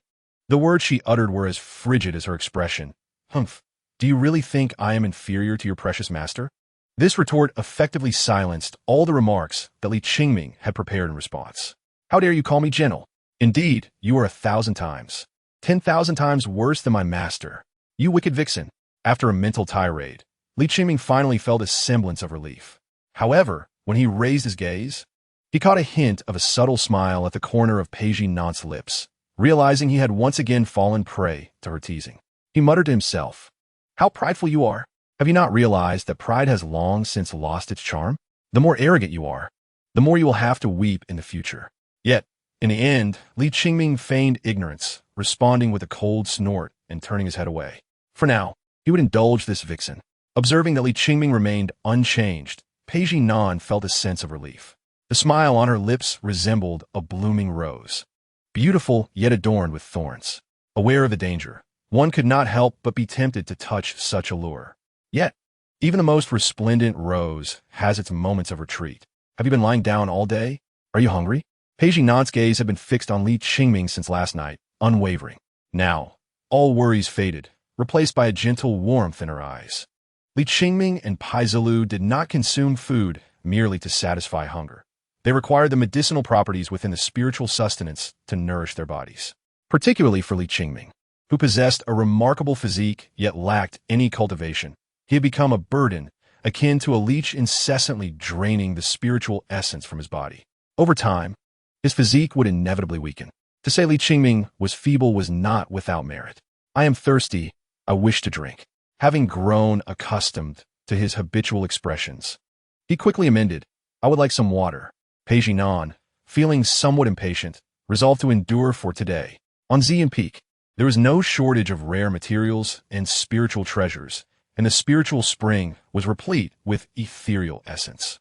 It was not long before Page Nan returned with a vessel of spiritual water, thoughtfully providing a cup with a handle on the table. You may drink now. Upon hearing her words, Li Qingming turned his head, only to find himself regarding the cup she held with a furrowed brow. Even the slightest movement was laborious for him.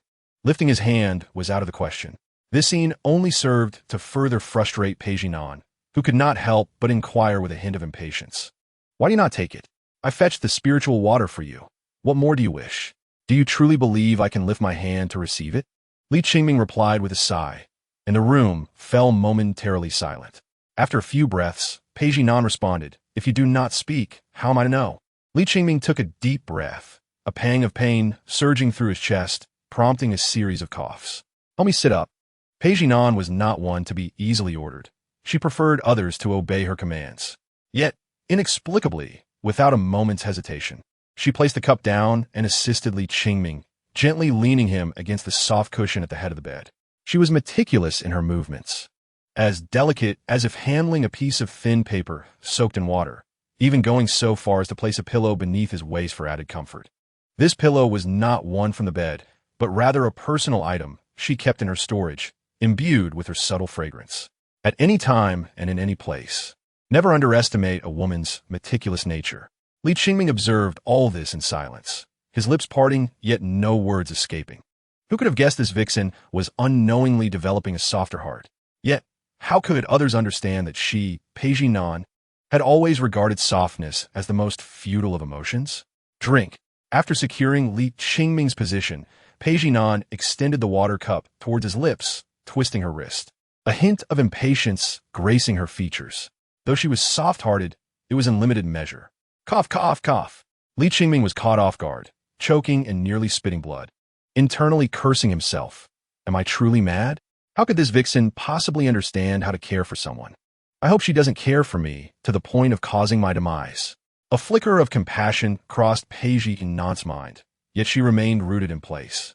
Waiting for Li Qingming's coughing to subside before speaking again. Would you like to drink more? Caring for Li Qingming was already the extent of her efforts. It is too cold. Heat the spiritual water, Li Qingming commanded, pushing his luck. This authoritative tone instinctively irked Page Nan, her brows knitting together in displeasure. After hesitating for a moment, she turned to fulfill his request. Yet, how could Li Qingming, who had finally gained the opportunity to command her, stop there? He treated the vixen as a servant. Wait, remember to use pear blossom wood to heat it. I have plenty in the woodhouse. Page Nan paused, feeling an impulse to turn back, but upon hearing Li Qingming's weak coughs, she continued on her way. When she returned, holding a steaming cup of spiritual water to Li Qingming's lips, he winced, exclaiming, It is too hot. Did you not think to blow on it first? As soon as he finished speaking, a cracking sound echoed. The cup in Page Nan's hand was suddenly riddled with cracks, but she managed to control it just in time. Otherwise, Li Qingming would have faced a drenching in scalding water. Li Qingming gasped in surprise. He could endure his own grievances, but he could not allow his little self to suffer. He carefully considered his words, stating, Pour half a cup of hot water, then add half a cup of cold. That should suffice. In response, he was met with Page Nan's icy gaze, and Li Qingming felt as though his neck might shrink away. Fearing the next moment she might draw her sword against him. However, he thought little of it. If she were to strike him down, that would be a matter for the future Li Qingming, and had nothing to do with his present self. The two locked eyes for a long moment, ultimately ending with Li Qingming's triumph. Typically, Page Nan would always oppose him. Today, however, she complied with his requests entirely. This made Li Qingming feel that his status as a patient was remarkably advantageous, emboldening him to wait until Page Nan brought a mixture of half-hot and half-cold water before nitpicking. It is still a bit too cold. At this, Page Nan finally lost her patience, her gaze turning so frigid that Li Qingming felt a shiver run down his spine. He steeled himself, explaining, My body is injured. Both extreme temperatures can easily provoke discomfort. Page Nan did not even blink, as if she were watching a most abysmal performance, her stare making Li Qingming's scalp prickle. And soon his words faltered. The atmosphere grew increasingly tense and silent, to the point where Li Qingming felt a bead of sweat trickle down his back. Just as he began to feel overwhelmed, he suddenly witnessed Pei Jinan take a gulp of spiritual water, promptly sealing her lips afterward. Li Qingming wished to struggle, but how could he muster the strength? Pei Jinan was allowed to act with impunity. After a moment, she leisurely rose to her feet, gazing down at Li Qingming with a demeanor that was indifferent yet tinged with a subtle tension. She inquired, "Li Qingming, are you satisfied now?" Chapter 61. Just this once. In addition to her stunning beauty and graceful figure, Pei Jinan possessed numerous traits that men found irksome: a domineering personality, capriciousness, self-absorption, and a tendency to exert pressure when displeased, lacking any semblance of tenderness. Moreover, she exhibited peculiar eccentricities that even some of her acquaintances deemed bizarre. If one were to enumerate these traits, an entire page could be filled, each point distinct. Yet, were she not thus, how could she bear the title of a seductress? However, at times, Pei Jinan seemed devoid of any bewitching qualities. Just moments ago, she had acquiesced to all the challenges posed by Li Qingming, and in the end, she had genuinely become quite vexed, employing a manner reminiscent of a young maiden. It took Li Qingming a while to realize that this was akin to a scene from a martial arts drama where a heroine feeds medicine to the male protagonist. In those days, the entire orphanage had gathered, blushing and covering their eyes, peeking through their fingers at the unfolding drama on screen. Which boy had not harbored dreams of being a hero? Which boy had not felt an impulse to strike down Yinjiping? Now, childhood dreams were being realized in a most unexpected manner, leaving Li Qingming both astonished and slightly exhilarated. Yet he soon felt his lips grow parched. Just a sip? Was that sufficient? He responded with an air of nonchalance, displaying no unusual reaction, nor did he gaze at Kanan again, maintaining a tone that was weary and listless. After all, he was a practitioner of the righteous path, and he had to uphold a modicum of dignity. Little did he know, Kanan was equally taken aback, pondering how she had come to perform such an act. How could a proud seductress like her mimic those foolish women who only knew how to blush and act coy? What surprised her further was Li Qingming's boldness in expressing his thirst. Looking at the full cup in her hand, the carefree Kanan found herself hesitating. If he expected her to continue the earlier act of feeding him water mouth to mouth, that was utterly impossible. How could she, the illustrious Kanan, engage in such behavior? Even if she did, it would only be once. There would be no second time. She handed the cup over, tilting her wrist, urging him to drink himself if he was thirsty. Gazing down at the rim of the cup, Li Qingming moved his lips, taking a small sip, only to find the elixir devoid of flavor. It was insipid to the extreme. How strange. Just moments ago, it had been both refreshing and sweet, yet now it seemed utterly tasteless. He absent-mindedly voiced this thought, then adopted a serious expression, as if genuinely pondering the cause of this strange development. Pei Jinan was momentarily stunned, then recalled how, a few days prior, the little one had insisted she taste Li Qingming's sweet lips. She had complied, and yes, there had been a hint of sweetness. Yet how had it become sweetness on her lips today? Is my mouth truly sweet? Pei Jinan pondered with a question mark in her mind. Unbeknownst to them, the atmosphere grew tense once more. One lay in silence while the other stood, cup in hand, in quietude. After a prolonged silence, it was Li Qingming who broke it with a cough, pressing his lips against the cup's edge, then inhaling sharply. Why is the water so cold? Pei Jinan furrowed her brow, touching it with her fingers, feeling the warmth. How could it be cold? She asked. It's just a bit chilly. Then I shall fetch you another cup. Pei Jinan exerted herself to maintain her patience. Isn't that a bit troublesome? Troublesome? You are only now aware of what is troublesome? Pei Jinan could not help but retort coldly, lowering her head slightly, awaiting Li Qingming's counter. Yet after a lengthy wait, all she received was, then it's best not to trouble you. Pei Jinan was momentarily taken aback. She had seen this considerate side of him on a few occasions, but it was always in relation to others. Towards her, Li Qingming could be as contemptuous as he wished, as infuriating as he could muster. Pei Jinan could never discern where his boundaries lay. After a moment of silence, Pei Jinan inquired, "What then should we do?" Li Qingming hesitated, perhaps feeling a tinge of guilt, stammering, "How about?" Just like before, the air fell silent again, laden with awkwardness. Li Qingming felt there was nothing amiss. He was gravely injured and bedridden, requiring some care from the seductress. Was that too much to ask? Too much. Not at all. He successfully convinced himself, yet deep down, he felt uncertain. Given Pagan's nature, how could, before he could complete that thought, his musings were interrupted by the warmth of her lips. This elixir, how sweet it was! Li Qingming's mind began to spin. Yet his taste buds relayed wave after wave of signals to his brain, making his entire being tingle with anticipation, reminiscent of a long-awaited rainfall after a drought. Having lived for over 20 years, he had never tasted such sweetness. After a while, he finally had a moment to catch his breath. Yet before he could fully recover, Li Qingming found himself smacking his lips again, overwhelmed by the sweetness, suddenly feeling thirsty once more. After speaking, he covertly glanced at Rejonon, only to see that her expression had turned completely blank as she handed the cup back to him. She absolutely, positively could not contravene her own decision again. Pagan's resolve was unprecedentedly firm. Having declared it would only happen once, that meant just earlier. There would never be a third time. She swore it. Observing Qingming's expression, Li Qingming internally lamented the missed opportunity, obediently drinking 2 more sips, only to inhale sharply due to the chill.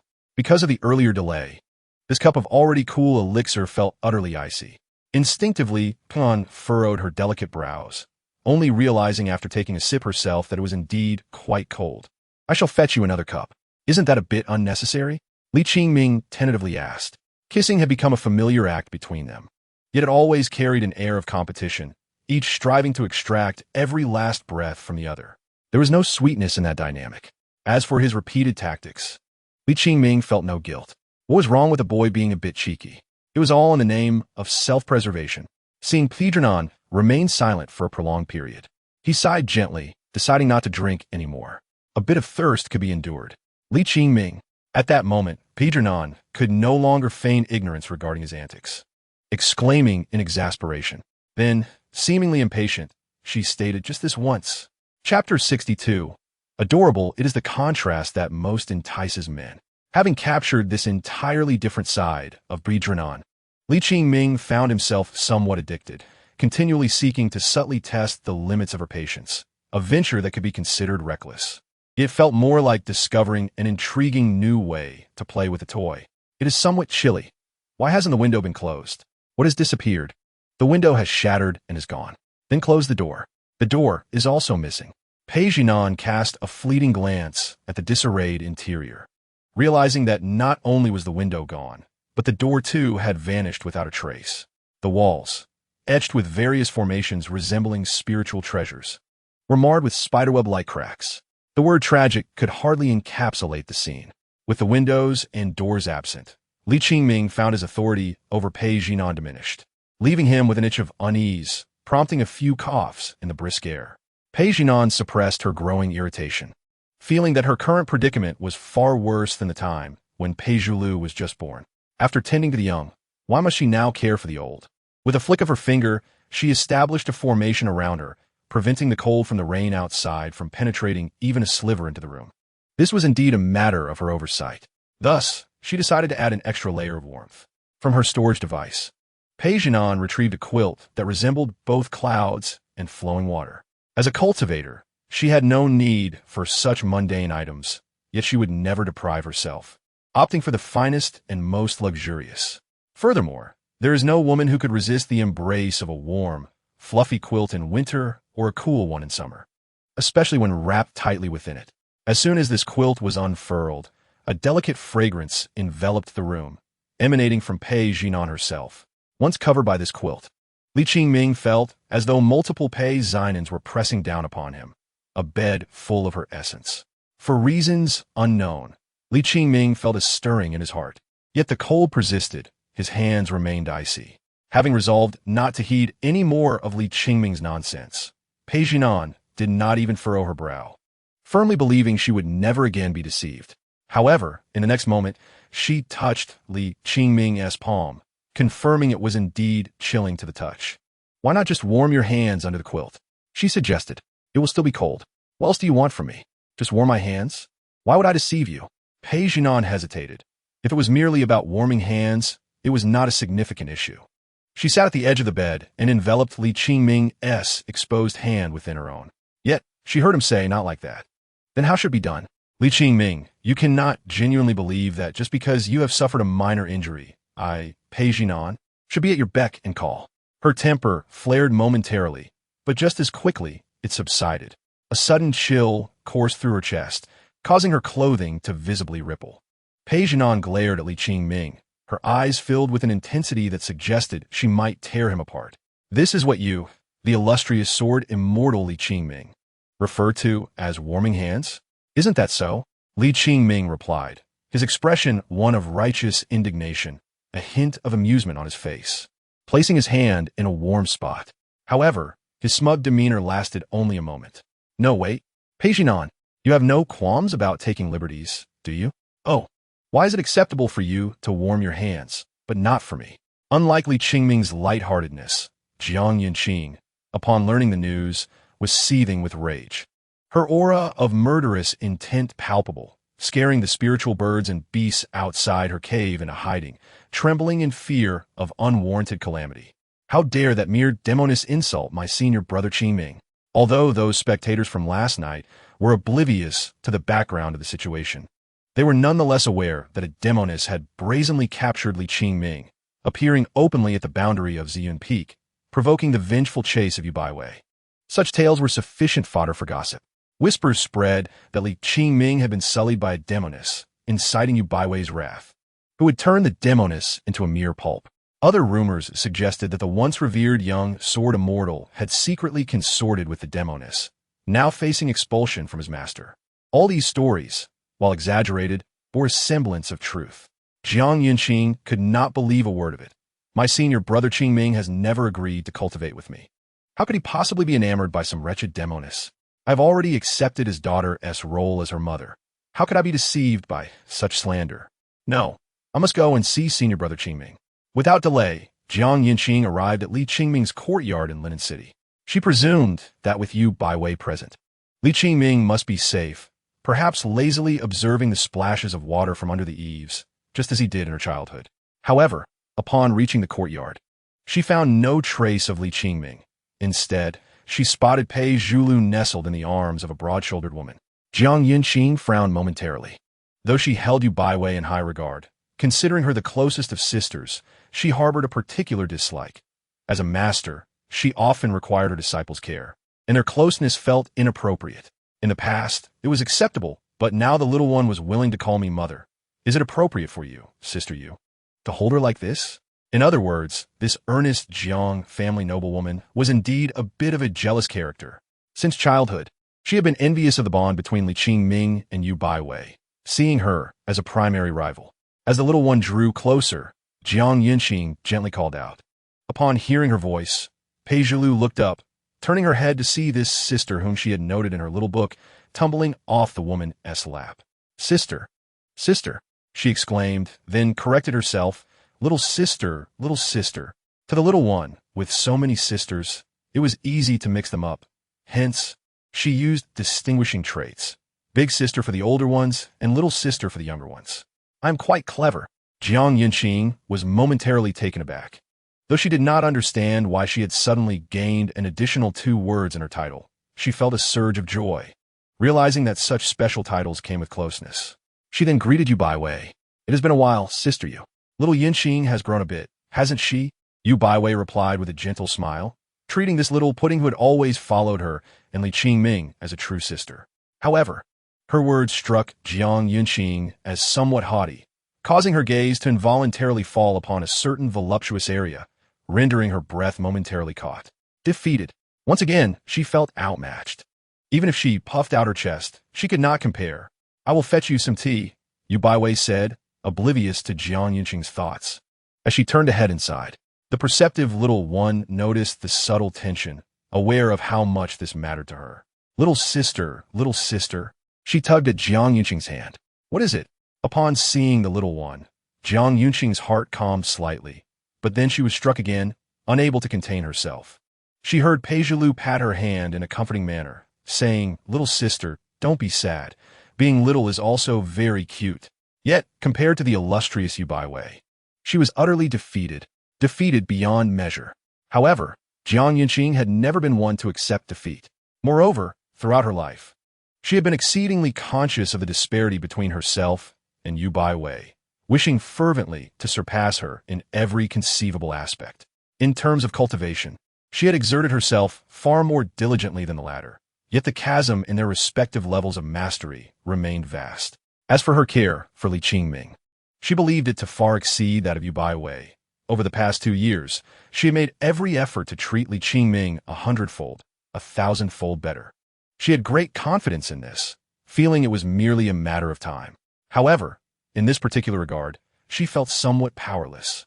While the world of cultivation indeed possessed methods for physical enhancement, resorting to such measures would imply not only her defeat, but also a descent into the petty jealousy typical of ordinary women. She would rather lose than employ such impractical tricks. She sought to win with integrity and to lose with dignity. As for being convinced, that was out of the question. What did it mean when one said, "I am small yet adorable"? Surely, the elder sister must be the epitome of adorableness. Little one, tell your sister, does your father prefer those who are larger, or those who are petite like your sister? Jiang Yunqing paused for a moment, her cheeks flushing slightly. Yet she displayed no sign of shyness. This charmingly innocent question left Pei Zhilu momentarily speechless. She had never inquired of Li Qingming.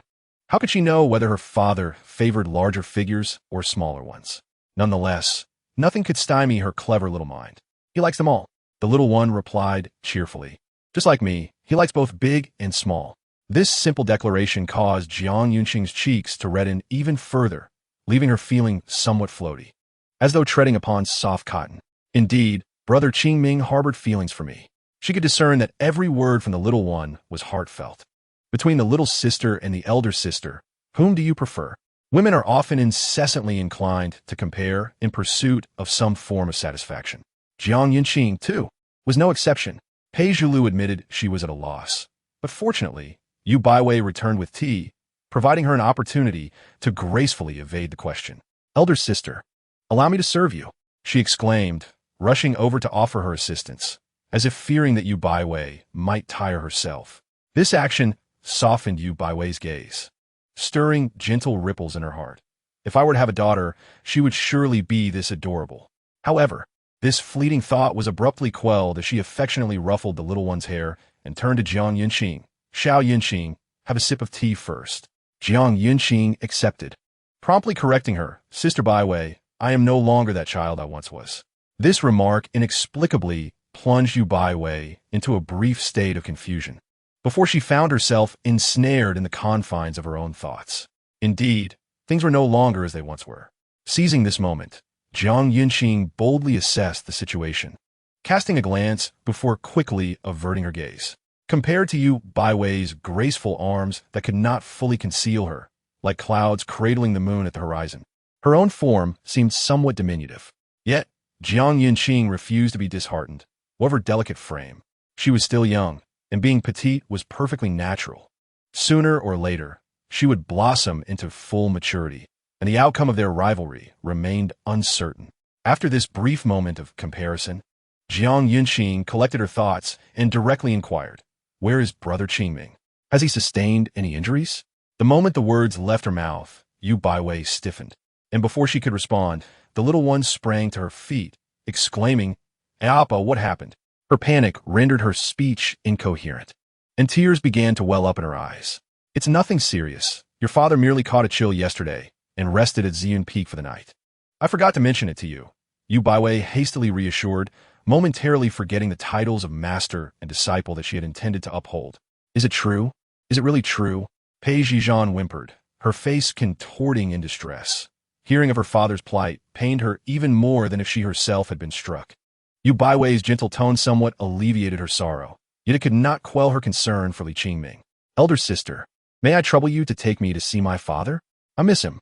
Yu Baiwei cast a glance at the silent Jiang Yunqing, who appeared as if she had erred, and found herself in a quandary. It was only right to bring the little one to see her disciple. Yet with Jiang Yunqing present, she could not guarantee that no trouble would arise. Jiang Yunqing had harbored an inexplicable obsession towards Li Qingming since childhood. Should she encounter Pei Zhizhan, the consequences could be dire, especially if it led to a rupture of her Dao heart. Such an event would undoubtedly bring trouble to Li Qingming. As a mentor, how could she cause additional complications for her disciple? Though Yu Baiwei was typically laid back, she became exceedingly serious when it concerned Li Qingming. Xiao Yunqing, She began, I will take the little one back to Xian Peak. And you should return to the Jiang family. Why? Jiang Yunxing was perplexed and unwilling. She had just misspoken, causing the little one distress. But that did not preclude her from visiting Li Qingming. Matters at Xian Peak are not suitable for outsiders today. How can I be considered an outsider? Jiang Yunxing's words faltered. Although she had spent years at Xian Peak in her youth, she was not a member of the sect. Nevertheless, she countered, even as an outsider. It is hardly inappropriate for me to visit Brother Qingming. Since you have grown up, you should understand that you can no longer act as you did in your youth. Yu Baiwei maintained her stance, asserting that one must adhere to the rules. The atmosphere subtly shifted towards a clash of wills. Understood, Jiang Yunxing ultimately refrained from pressing further. Yu Baiwei would not act without reason, so she resolved to concede a little. The affairs of Xian Peak were not hers to manage at present. There would be opportunities in the future. There was no need to rush. Once Yu Baiwei vanished with the little one in her arms, Jiang Yunxing did not follow, but instead surveyed the courtyard. She straightened her posture, her expression gradually transforming into one of confidence. At this moment, I may be slightly inferior to you, Yu Baiwei, but that is only temporary. Beyond you, who else in this world can claim to surpass me? I, Jiang Yunxing, shall never be outdone by anyone. Chapter 64. This home is truly dispersed without the little one. Father, are you all right? Wah. Upon arriving at Xian Peak and seeing the visibly weakened Li Qingming, Pei Zhizhan dashed in her father's embrace, tears streaming down her cheeks. Li Qingming let out a muffled groan, wanting to assure her that he was fine, but he simply could not catch his breath. The force of her impact even made him feel a hint of cracking in some of his bones. Witnessing this, Pei Zhizhan was quick to lift Pei Zhulu, insisting, no more crying.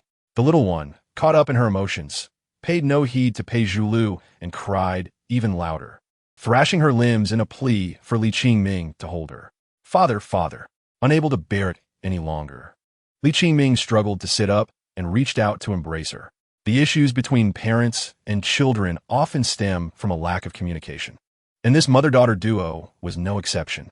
However, it was not only Li Qingming who found the situation unbearable. Yu Baiwei, who could not bear to see the little one in tears, spoke with a hint of anxiety. Let me hold her. No sooner had the words left her lips than she regretted them. What right did she have to meddle in the affairs of this family of three? Puizhernan's gaze sharpened. My daughter is not someone you can simply hold. The tension in the room thickened, palpable enough to make even Li Qingming furrow his brow and sigh. Though the scene felt familiar, he found himself helpless. On one side was the heart-wrenching cry of the little one, and on the other, the discord between the enchanting woman and her own master, leaving Li Qingming feeling despondent. If the conflict escalated, they might lose not just the windows and doors, but the very house itself. Aye. The pressure from Puizhernan's terse words weighed down on Yu Baiwei. A bittersweet sensation filled her heart. By lineage, she was indeed the great-grandmaster of Xiaozhou. If they were busy, it fell to her to look after the child. There was no need for an outsider's concern. Puizhernan remained a volatile presence, her indifference causing the little one to flinch, momentarily forgetting her tears and starting to ponder. What was happening? Was Unang jealous that Dadadije was older than her? If they quarreled, who were Yandere supposed to support? Though young and unable to discern the root of the conflict, Xiaozhulu sensed the growing strangeness in the atmosphere. After a brief contemplation, she found her thoughts muddled, as pondering was not her forte, and thus she acted on instinct. Sniffling, Xiaozhulu exclaimed, I want to drink nai. Her simple plea shattered the heavy silence that had settled over the room. Yet an odd stillness followed. Only Ying felt relieved. Ah, my little treasure, without you, this family would surely fall apart.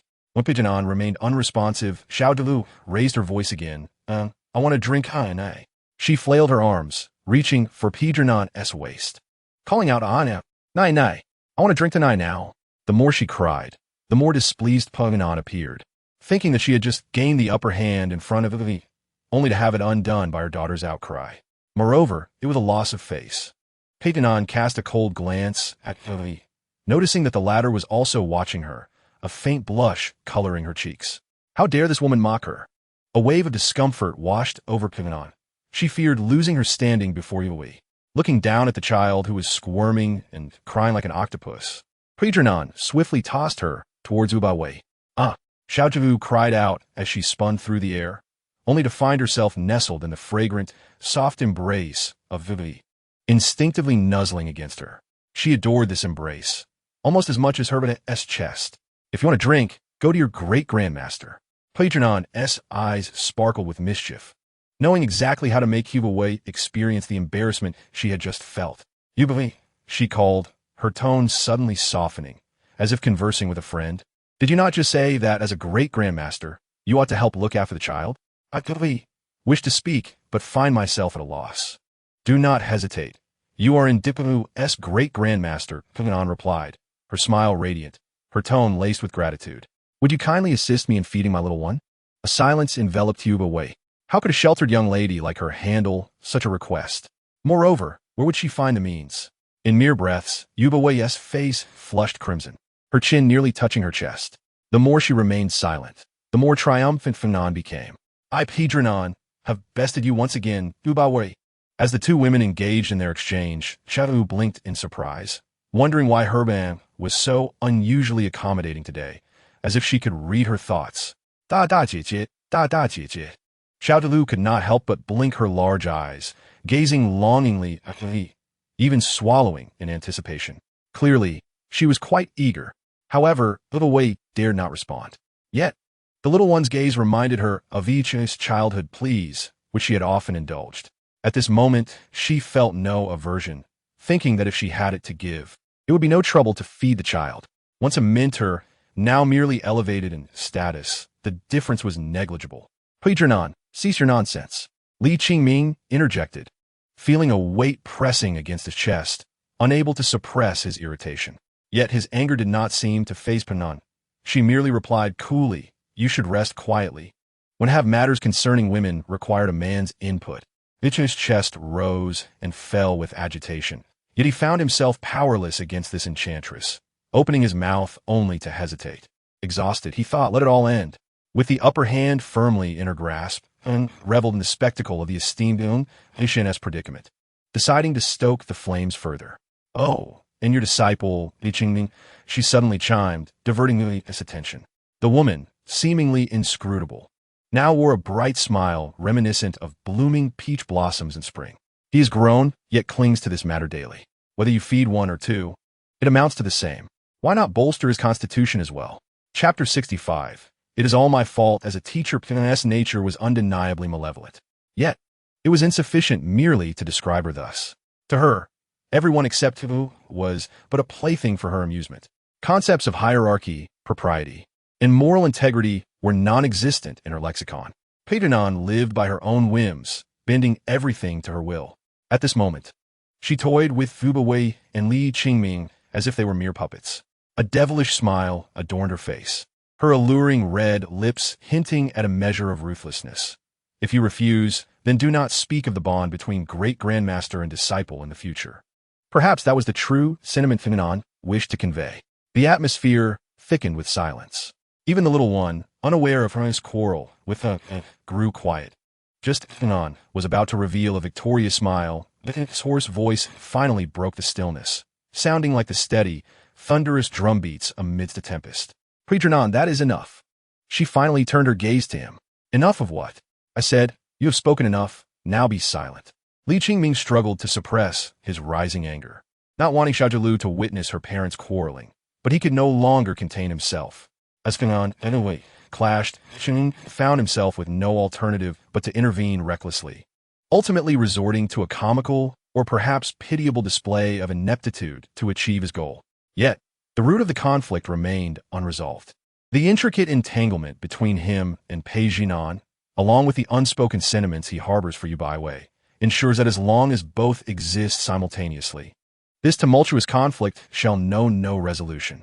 When one ponders whether Li Qingming is resolute, the answer is undoubtedly in the affirmative. Otherwise, he would not have forged such a formidable reputation in the past.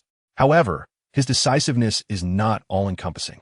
Just moments ago, he witnessed his revered master being relentlessly targeted by Polygon, and with a few words, he managed to drive the latter into a corner. He did not refrain from speaking out due to a lack of desire, but rather because he was uncertain of the identity from which he should voice his concerns. Should he present himself as the father of the young child, as Villain's disciple, or as Polygon's half-husband? despite having lived 2 lifetimes. His mentality remains that of a man in his 20s, unacquainted with the dilemmas faced by middle-aged men caught between work and family, between spouse and parents. His hesitation led to his beloved master enduring unjust treatment. Now that he realizes this, Li Qingming wishes to slap himself twice. Yet, he does not dwell on the thought of mending his mistakes, as it is never too late. Regret is a futile endeavor. A mistake is merely a mistake. And having erred once, he must ensure that it never happens again. She is my master, not someone whom Pei Jinan can mock at will, Li Qingming asserted, his tone steady yet imbued with unmistakable resolve. Upon hearing his words, Pei Jinan's previously buoyant mood dissipated, her gaze lowering as if a tempest brewed beneath her long, thick eyelashes. Noticing her father's rising anger, Pei Zhulu found a sense of camaraderie, thinking how could anyone bully such a perfect elder sister, and exclaimed, "Mother, your temperament is truly dreadful." The little one belatedly recognized Pei Jinan's ill intentions towards Yu Baiwei and pointed an accusing finger. Faced with Li Qingming's ire and now being chastised by her own flesh and blood, even Pei Jinan, with her fierce temperament, could not suppress a few deep breaths. Her expression mirrored the chill in her gaze. Terrified, the little one scurried to Yu Baiwei's side, burrowing in like a small rabbit digging a burrow, whispering to herself, "You cannot see me, you cannot see me, mother cannot see me," as she contorted the mound of earth into a different shape. In an instant, Pei Jinan's intent to bully Yu Baiwei vanished, replaced by a steely glare directed at Li Qingming, as if she intended to excavate his very heart. Li Qingming, remember your words today. Li Qingming paused, offering no reply. How could he appease her at the cost of witnessing his master being humiliated? As he remained silent, Pei Jinan's eyes dimmed slightly, and she stepped forward to retrieve the little one back into her embrace. No. The initial bravery of Pei Zhulu quickly transformed into fear, her limbs thrashing until she was grasped by the nape, at which point she fell silent, casting a pitiful glance at Li Qingming as if signaling for help. Before she could utter a word, she vanished alongside Pei Jinan. The room fell silent once more, the atmosphere remaining peculiar. Gazing at Yu Baiwei, Li Qingming was filled with 1,000 words, yet found himself unable to utter a single one. Meeting his gaze, Yu Baiwei, equally troubled, felt an urge to speak, but was at a loss for words. She suddenly realized that she could no longer engage in the trivial banter she once shared with Li Qingming. Ultimately, it was Li Qingming who broke the silence. The two of them, master and disciple, ought to have a quiet conversation to clarify the matters of the past years. "Did you sustain any injuries last night, master?" Yu Baiwei fell silent for a moment, then hastily defended herself. "Of course not." Just that one phrase brought tears to her eyes, filled with an unspoken grievance. "You are the one who is hurt. Why do you concern yourself with me?" Li Qingming too fell into a prolonged silence, for in just over 2 years, everything seemed to have transformed. He scrutinized the woman who had accompanied him for over 20 years and sighed, "Master, you have grown thin." Just those words caused the tears in Yu Baiwei's eyes to overflow. "Why do you say that? You always called me fat." Yu Baiwei sniffled, feeling even more sorrowful. "You used to say I was fat, and now that I am thin, you still find fault. Is there any disciple who speaks so to their master?" Women are indeed complex creatures. Overwhelmed by sorrow, Yu Baiwei unleashed a torrent of complaints after Li Qingming's comment. "Yes," he sighed deeply, "it is I, your disciple, who has failed." Yet upon hearing his self-reproach, Yu Baiwei immediately retorted, "Who said you were at fault? My disciple Li Qingming is undoubtedly the best in the world." Li Qingming shook his head. "It is my fault for allowing you to face her scorn alone, without uttering a single word in your defense. Who asked you to speak for me?" Yu Baiwei wiped her tears, but instead, they flowed more freely. "I will speak for myself. Why must you interrupt? If you defend me, she will only turn her anger upon you later." While crying, she approached the bed, examining Li Qingming's wounds, tears cascading even more fiercely. "You foolish man, you must have suffered greatly yesterday." "How could?" Li Qingming began, wishing to tell her not to cry, but thought better of it. Perhaps it was best to let her weep to her heart's content. Yet, once Yu Baiwei began to cry, it seemed she could not stop. "You still claim you won't. It's all my fault. I am the one who has failed to protect you." Chapter 66. Disciple, where have the clothes from my wardrobe gone? Compared to Pei Jinan, who knew him inside out, Yu Baiwei understood Li Qingming's character even more profoundly. That spirited, passionate man, if merely stripped of his cultivation, would never appear so despondent. Surely, he must have endured inhumane torment at the hands of that enchantress. Images of her precious disciple, biting back tears in anguish, filled her mind. He would rather die than yield, even threatening to take his own life, yet found himself powerless to resist, ultimately becoming a plaything of Pei Jinan. Throughout, Li Qingming had never submitted. Each frame of memory was vividly clear, as if witnessed firsthand. It hurts. It hurts so much. Oh, my dear disciple, Pei Jinan, you vile enchantress. Who could have imagined that this revered figure, the Jianxian of the Jiuzhou Palace, admired by countless followers, would now sob in front of Li Qingming like a child? Li Qingming propped himself up, yearning to embrace her, to comfort his master, who seemed devoid of any maturity. As he raised his arm, he hesitated. As they grew older, such intimate gestures had become inappropriate, lest others speak ill of them. He was indifferent to gossip about himself, but could not bear to hear anyone speak ill of her. Yet in an instant, the inconsolable Yu Baiwei had already nestled into Li Qingming's embrace, dampening his robes with her tears. Disciple, you have suffered. It is all my fault for being so inept. Li Qingming paused, his hand resting gently on Yu Baiwei's back. He did not push her away. Although he had endured some hardships at the hands of Pei Jinan, he often reciprocated her mischief. It was a shared ordeal. It cannot be said that he is truly suffering. Rather, his body is gradually weakening, which is a fact. Yet, even if he dared to voice this sentiment, Yu Baiwei would never believe him. You still dare to deceive your master, she exclaimed, lightly pounding her fist against Li Qingming's back. The force akin to that of a falling cotton ball, though the frustration in her words was palpable. Your body has become so drained, and yet you claim to have endured no hardship. Li Qingming moved his lips, but found himself at a loss for words. That enchantress must be summoning you daily, humiliating you, and not even providing you with sufficient food. Is that not so? In truth, while Li Qingming hesitated to speak, he had endured much in terms of verbal taunts and physical actions, but hunger was not the core of his plight. You still deceive your master, as my disciple. How could you not share your grievances with me? Yu Baiwei struck him once more, her tear-streaked face revealing a hint of innocence. What kind of master allows others to bully their own disciple? Li Qingming sighed internally, realizing that the truth was a burden he could not voice. He must appease his master. He patted Yu Baiwei's back and softly said, "Disciple acknowledges the error." Unexpectedly, his admission of fault provoked a fresh wave of tears from Yu Baiwei. What have you done wrong? The blame lies solely with your master. This only deepened Li Qingming's unspoken frustration. His master was indeed easy to comfort, yet her excessively naive nature rendered her stubborn in certain matters. Pei Jinan was obstinate, while she was merely headstrong. All right, it has all passed, hasn't it? Li Qingming adopted a tone meant to soothe the little one. Moreover, now that you are back, how could I allow anyone to bully you? His words struck a chord in Yu Baiwei's heart, immediately halting her tears. Naturally, that cannot be allowed. Their goals differed, yet the effect was remarkable. However, how can one person be identical to another? Yet, as Yu Baiwei gazed at Li Qingming's handsome face, sharp yet currently adorned with a fragile demeanor, her heart twisted as if pierced by a blade. Just the thought of the tribulations he had previously endured was enough to evoke profound sorrow. I am your master, and you are my disciple. In this world, there is none other like you, my sole disciple. Li Qingming fell silent once more. The bond between him and Yu Baiwei defied precise definition. However, their mutual concern transcended all, holding a singular significance in their lives. From another perspective, they regarded each other as more precious than life itself. The fierce argument they had once engaged in stemmed from this very sentiment. After a brief moment, Li Qingming realized that the perceived rift between them had never truly existed. Yet, how should he proceed from here? Fortunately, Li Qingming did not possess a penchant for self-inflicted distress.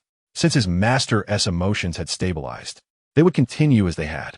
Caught between the enchantress and his master, he could endure more hardships without complaint. Once Yu Baiwei had vented much of her pent-up grievances, she became aware of how inappropriate her earlier actions had been. After all, they were master and disciple. How could they embrace and weep in such a manner? What kind of decorum was this? Yet, why did her heart feel so sweet? Casting aside these odd thoughts, Yu Baiwei forced herself to rein in her emotions, resuming her dignified role as a master. Gazing from a distance, she appeared truly regal, particularly in her poised demeanor. Even amidst a throng of 3,000 beauties vying for attention, as long as she remained seated with composure, victory was assured. Yet, this grand sword immortal was now bending down to tidy up the room, with the capability to move mountains and transform decay into wonder. The construction standards in this world were beyond what Li Qingming had dared to imagine in his past life. Merely retrieving the appropriate magical tools from his storage would suffice to restore the house to pristine condition. However, Yu Baiwei had always been unaccustomed to manual labor, having been meticulously cared for by Li Qingming.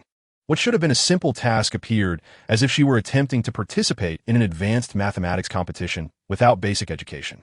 Observing the mess she had created, Li Qingming felt exasperated and offered her an escape. "Master, do not tire yourself. I was actually contemplating a change in the style of the residence.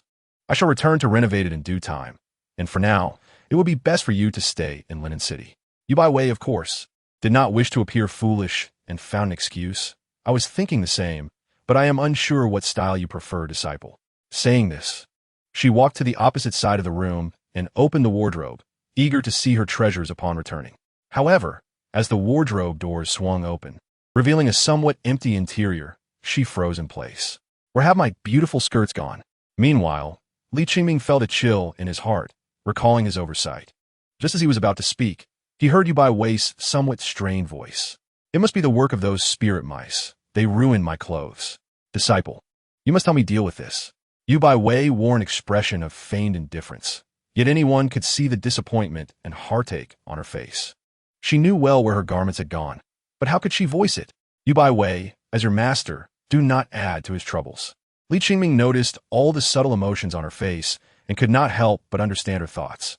"My foolish master."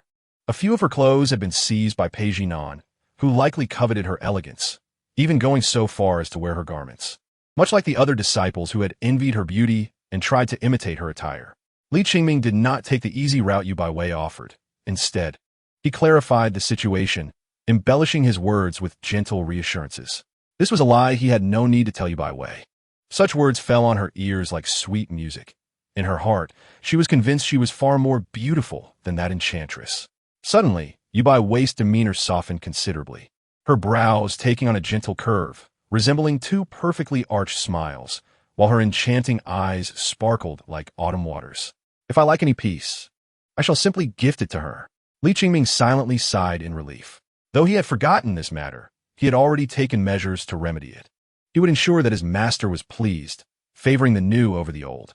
"During your absence, I prepared a variety of new garments, eagerly awaiting your return to try them on," he said casually, watching Yu Baiwei's dazed expression and silently commending himself. Who said Li Qingming was a dense man? As for Yu Baiwei, she was genuinely taken aback. This surprise lifted much of the heavy fog clouding her heart, and through this faint yet clear moonlight, she suddenly found the path that had been obscured.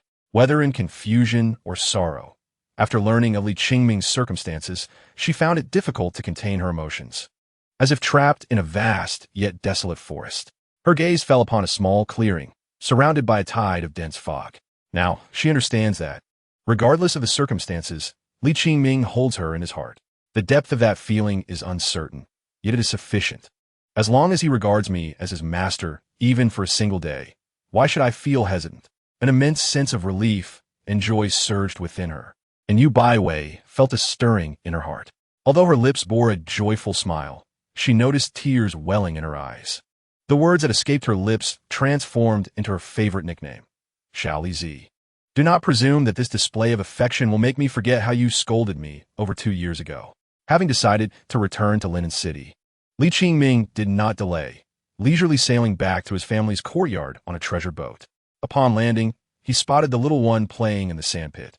He also saw Pei Jinan, who, with a cold expression, turned and retreated into the house upon catching sight of him, as if merely looking at him would hasten her demise. "Father! Father!" Meanwhile, the little one, upon seeing Li Qingming, abandoned everything in hand and rushed towards him. However, before she could leap into her father's embrace, she was swiftly scooped up by Yu Baiwei. Though she adored the little one, witnessing her disciple being jostled caused her heart to ache. "Oh, big sister, have you come too?" The little one suddenly realized Yu Baiwei's presence. perceiving Li Qingming as her entire world. "Hello, Xiaozhu Lu." Yu Baiwei greeted softly, her heart filled with affection for the little one. Irrespective of her feelings toward Pei Jinan. "Do not linger here. Let us go inside," Li Qingming urged, leading Yu Baiwei towards the side room. "Master, I have tidied this side room for you, preparing it early this morning, and the decorations are all reminiscent of those on Xian Peak." Upon entering the room, Yu Baiwei was indeed met with furnishings and decor identical to those at Zizhu Peak, which softened her heart. "Master, please have a look first." "I will," Li Qingming said, gently holding the little one. "I have some matters to discuss with her." Yu Baiwei hesitated briefly, but eventually nodded. Finding Pei Jinan sipping tea in the inner room, Li Qingming spoke. "The situation on Xian Peak is a mess. I have arranged for Master to stay in the side room, regardless of the circumstances." He needed to address matters with Pei Jinan. Though he could not speak freely at the moment, remaining silent would only amplify the potential for future conflict. Furthermore, he sensed that Pei Jinan was concealing something from him. The nature of the enchantress was unpredictable, yet her recent behavior had been exceedingly peculiar. "I wanted to inform you first." Pei Jinan did not even lift her gaze, merely taking a sip of tea, stating, "Pei Zhu Lu, whatever arrangements your man wishes to make regarding who stays at home is of no concern to me." "Huh?" Pei Zhu Lu glanced around in confusion. Unable to comprehend why her father was nearby, yet her mother insisted on relaying messages. Suddenly, she felt a surge of joy, believing they were engaging in some amusing game. Father, Mother wants me to tell you." The little one cupped Li Qingming's face and, in a babyish voice, repeated Pei Jinan's words, then asked, "What do you want me to tell Mother?" "Child, sometimes you are indeed an indispensable presence in a family." Li Qingming shook his head. "There are matters I must discuss with you." "Ha, who are you? Are we well acquainted?" "Indeed, we are quite familiar, having shared a bed daily." "Should that not qualify as familiarity?" The little one, acting as a messenger, was thoroughly enjoying herself. "A bed? You should go sleep with your master." Pei Jinan interjected coldly, without raising her head. Before Li Qingming could respond, Pei Zhu Lu exclaimed, "Really? Is that true?" The little one, diligently fulfilling her role as a messenger, appeared perplexed, momentarily forgetting her task as she gazed intently at her mother. Otherwise, Pei Jinan's tone remained icy. If she could, she would absolutely prefer not to see Li Qingming again. Having Pei Zhu Lu relay messages was already pushing her limits. Well. Pei Zhu Lu pondered, then dashed to Li Qingming, tightly gripping his leg, her voice brimming with delight. "Then I want to go with Father." Chapter 68. Assisting your cultivation. Not every adult can adeptly assume the role of a parent, nor can every child become the obedient darling their parents desire. Life, oh life. The term person is inextricably linked to existence. Yet how can one be deemed a complete person without having traversed the world? To outsiders, Pei Zhu Lu's tendency to seek out a new father for Li Qingming may seem ungrateful. But what does she truly understand? Li Qingming showers her with kindness and affection, and thus she adores him. Pei Jinan fails to grasp this. Her feelings toward Li Qingming are far from warm, which is why the little one seeks to find her father a new partner, hoping to gain a new mother for herself. Pei Zhu Lu does not even fully comprehend the implications of those two titles. As for her disliking Pei Jinan, that is a mere fabrication. Children are inherently unpredictable. Seeing her mother silent, Pei Zhu Lu assumed this was tacit approval, and with a swift kick, she discarded her shoes and leapt onto the bed.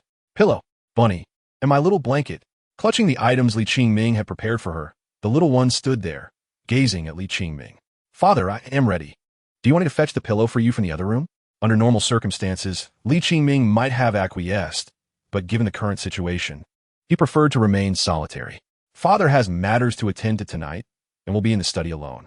"Ah, all right," the little one pouted, lamenting that she had planned to tell stories to big sister and father that night. Nonetheless, if father had business, she would go alone. "Mother, be sure to sleep well by yourself tonight," Pei Zhu Lu added, waving goodbye as she dashed out, fearing she would be caught and reprimanded for lingering. With the little one gone, the atmosphere within the room gradually thickened. The two resembled a couple thrust together by unexpected circumstances, constantly on the verge of conflict. Still angry, Li Qingming closed the door before addressing Pei Jinan, unconcerned that his overtures for reconciliation might imply he was beneath her. Yet, to his surprise, Pei Jinan spoke directly, as if waiting for him. "Angry? You, a servant, dare to overstep?" Pei Jinan's expression was as cold as jade, devoid of any emotion. Yet her tone was laced with sharpness. The audacity to reprimand me? This is a grave crime deserving of severe punishment. Li Qingming pressed his lips together, simply stating, "She is my master." Ha! Pei Jinan's demeanor grew even colder. "You Bai Wei is your master, so you protect her? Then I, Pei Jinan, must be your plaything." The ethereal voice of the enchantress abruptly halted, as if she had uttered something inappropriate. She wished to retract it, but time could not be reversed. "Then I, Pei Jinan, I'm still your master." She seamlessly completed her previous statement. After a moment of silence, Li Qingming finally spoke. "You need not feel jealous of my master." "Jealous?" Pei Jinan shot a piercing glare at Li Qingming, scoffing. "You cannot be serious. Do you think I have feelings for you, Li Qingming?" Her words trailed off abruptly. For Li Qingming had seized her chin, effectively silencing Pei Jinan before her thoughts could escape her lips. Caught off guard by this unexpected turn of events, Pei Jinan instinctively raised her hand, poised to strike Li Qingming, but halted just before her palm could make contact with his cheek. Instead, she pushed him away, her gaze icy, yet within her heart, an unexpected flutter arose. She beheld a softness in Li Qingming's expression that he had never shown her before. It was subtle, but left her momentarily disoriented. "What do you truly desire?" Pei Jinan masked her inner turmoil and demanded, her voice low. As she opened her mouth to speak again, words failed her. "Li Qingming." A moment later, she managed to utter a frustrated exclamation. What do you want?" "I simply wish to kiss you." "Who gave you the audacity?"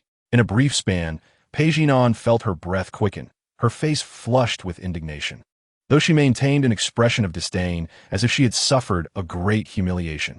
"Do not presume that by donning the guise of a gallant gentleman, you can gain any advantage over me." As she uttered these words, Pei Jinan appeared ready to draw her sword and strike Li Qingming down, even tilting her head away as if to suggest that merely looking at him would make her feel nauseous. Yet, her racing heartbeat was audible even to Li Qingming. "Pei Jinan, must you always be so prideful?" Li Qingming sighed with a hint of exasperation, yet he wrapped his arms around her waist. Pei Jinan, though not fully grasping the meaning behind his words, sensed their weight and was filled with rage. "Li Qingming, do you truly think your master can protect your life? Release me. If you truly wish to kill me, you would have done so long ago. Why wait until now to mention it?" Rather than loosening his grip, Li Qingming drew closer to Pei Jinan's graceful form. "We have yet to indulge fully." Pei Jinan's body stiffened in response, a dangerous aura emanating from her. "I have stated countless times that you, Li Qingming, are merely my plaything. Is that truly the case? Then why, upon seeing my master return, did you become consumed by jealousy? I, Pei Jinan, have always acted with mischief. Where is the madness in that?" Following a brief moment of fluster, Pei Jinan regained her usual defiance, her tone now condescending. "How foolish of you, Li Qingming, to think that I, Pei Jinan, could ever harbor feelings for you. Time breeds affection?" Li Qingming shrugged. "Oh." Pei Jinan let out a cold laugh, ready to reprimand him, but he continued, "The meaning of those words is not what you think." The atmosphere quickly turned frigid, as if emanating from the sharp arch of her brows. "Enough with the jesting." Li Qingming said earnestly, "The secret technique you bestowed upon me is the one you seized from my master years ago, is it not?" Pei Jinan mockingly replied, "What? Do you intend to avenge your esteemed master today?" Li Qingming shook his head, insisting that he had come to express his gratitude. "Do you believe me?" Pei Jinan merely scoffed. "This secret technique is a boon for me. You have done me a favor." Pei Jinan's expression stiffened, and she replied coolly, "I merely require your furnace to aid my cultivation. The secret technique is of little consequence. Without it, I can easily find another." "Of little consequence?" Li Qingming paused, reflecting, then questioned, "If that were the case, why did you risk half your life to obtain this jade tube?" The veil of deceit was lifted, and Pei Jinan shot a cold glare at Li Qingming, only to find herself pinned against the wall. "What do you truly want?" "As you wish. I shall assist you in your cultivation," Li Qingming replied. His master is easily persuaded, yet this enchantress, it seems, can only be subdued through other means. He would first help Pei Jinan with her fiery ordeal. Chapter 69.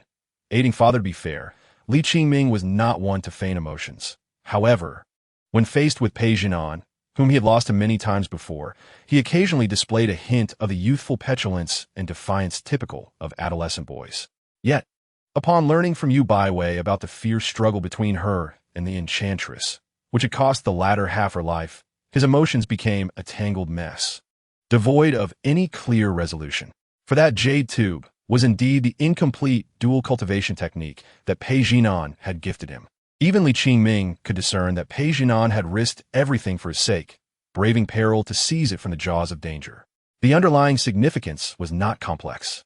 After all, who could fathom that the formidable Pei Jinan would go to such lengths for another? No one would dare entertain such thoughts. She was, after all, the renowned enchantress of the demon sect, Pei Jinan. All these thoughts compelled Li Qingming to seek an open dialogue with Pei Jinan. Yet, how could an enchantress allow Li Qingming to stroke her foxtail? Once Li Qingming unveiled this long-concealed secret, Pei Jinan was left with nothing but embarrassment and indignation. Forcefully pushing him away. "Huh, you, of all people, dare to claim the mantle of a righteous cultivator? Your master is just on the other side of the wall, and you have the audacity to engage in such frivolities? What? Do you need me to summon her for a word?" With that, she straightened her attire and exited the room. Observing her slightly flustered retreat, Li Qingming couldn't help but smile. He still had no idea how to interact with Pei Jinan, but at least he had temporarily defused the ticking time bomb. Where Pei Jinan went remained a mystery. Meanwhile, in the adjacent room, Yu Baiwei was unable to quell her worries. Since Li Qingming entered the inner chamber, she had been straining to listen for any sounds, but felt it unbecoming for a teacher to eavesdrop. Yet, she could not resist the urge. It was not that she had a penchant for listening at walls, but rather a simple concern for Li Qingming's well-being.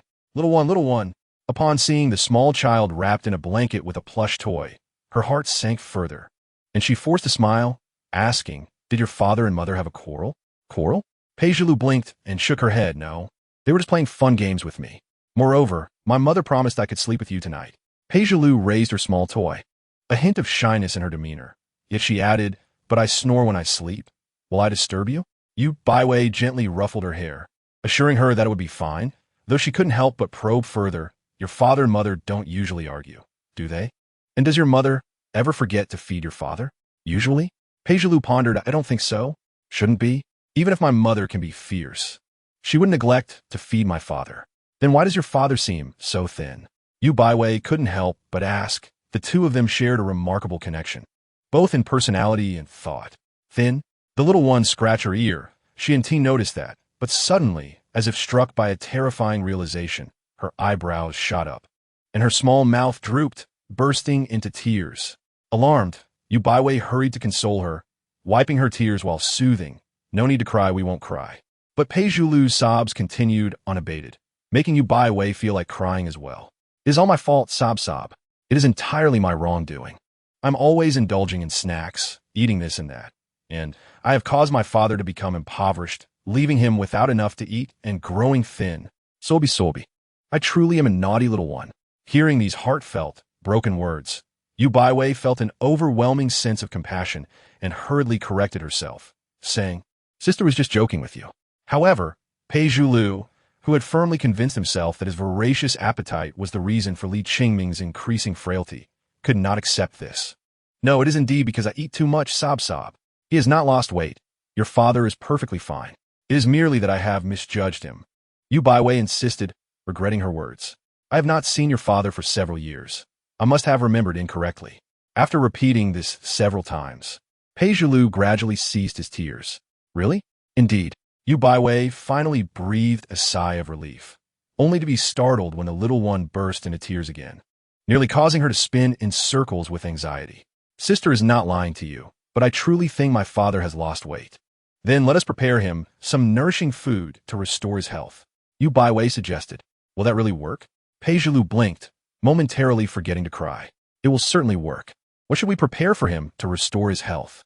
Pei Jilu's eyes sparkled as he suddenly brightened upon glancing at Yu Baiwei. "I know what to give my father to help him." While Yu Baiwei pondered what kind of miraculous food would be suitable for Li Qingming, she was taken aback as the little one pressed against her chest, cheerfully murmuring, "We must give my father nai. Grandma said that children should drink more nai to grow tall and strong and to avoid getting sick. If they drink too little, they will become weak." Yu Baiwei felt as though she had turned to stone, rooted to the spot, unaffected by any gust of wind. Feeding her own disciple milk? This was something she had done many years ago, finding it quite amusing as she searched for various spirit beasts that could produce Rushui under the guidance of Uncle Fu in the realms of Jojo Palace. However, the young Qingming had been quite averse to it, having started to consume rice porridge at an early age. Now, hearing the little one's words, Yu Baiwei could not help but question herself. Was it possible that she had not fed him enough, leading to his current frail appearance? Big sister, big sister. Observing the tearful little one, Yu Baiwei snapped back to reality and inquired, "What is it?" Pei Zhulu waved his hand, signaling her to crouch down, and then whispered in her ear, "Could you please help my father?" Chapter 70. The most special and unique being help? How can I assist? She naturally understood what he meant. What could she, Yu Baiwei, truly do to help? Even if she wanted to assist, it required talent and ability.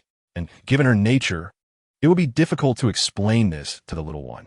To conceal her embarrassment, she adopted a more authoritative tone, saying, "Then I shall seek out some spirit beasts to properly nourish your father." Pei Zhulu sighed inwardly, thinking it a pity. He had hoped that if Big Sister agreed, then with how much their father typically dotes upon her, he might also get to enjoy some of the benefits. However, she would never impose on herself, and her attention was drawn to Yu Baiwei's previous statement. Spirit milk? Pei Zhulu could not help but swallow a few times, asking, "It must be quite delicious, right?" "It should be delightful. Tomorrow, I will bring one back for you to taste." However, in the presence of the two, Yu Baiwei was somewhat restrained. Unlike how she had been when Qingming was younger. When faced with the little one, she felt a sense of genuine responsibility as a mentor.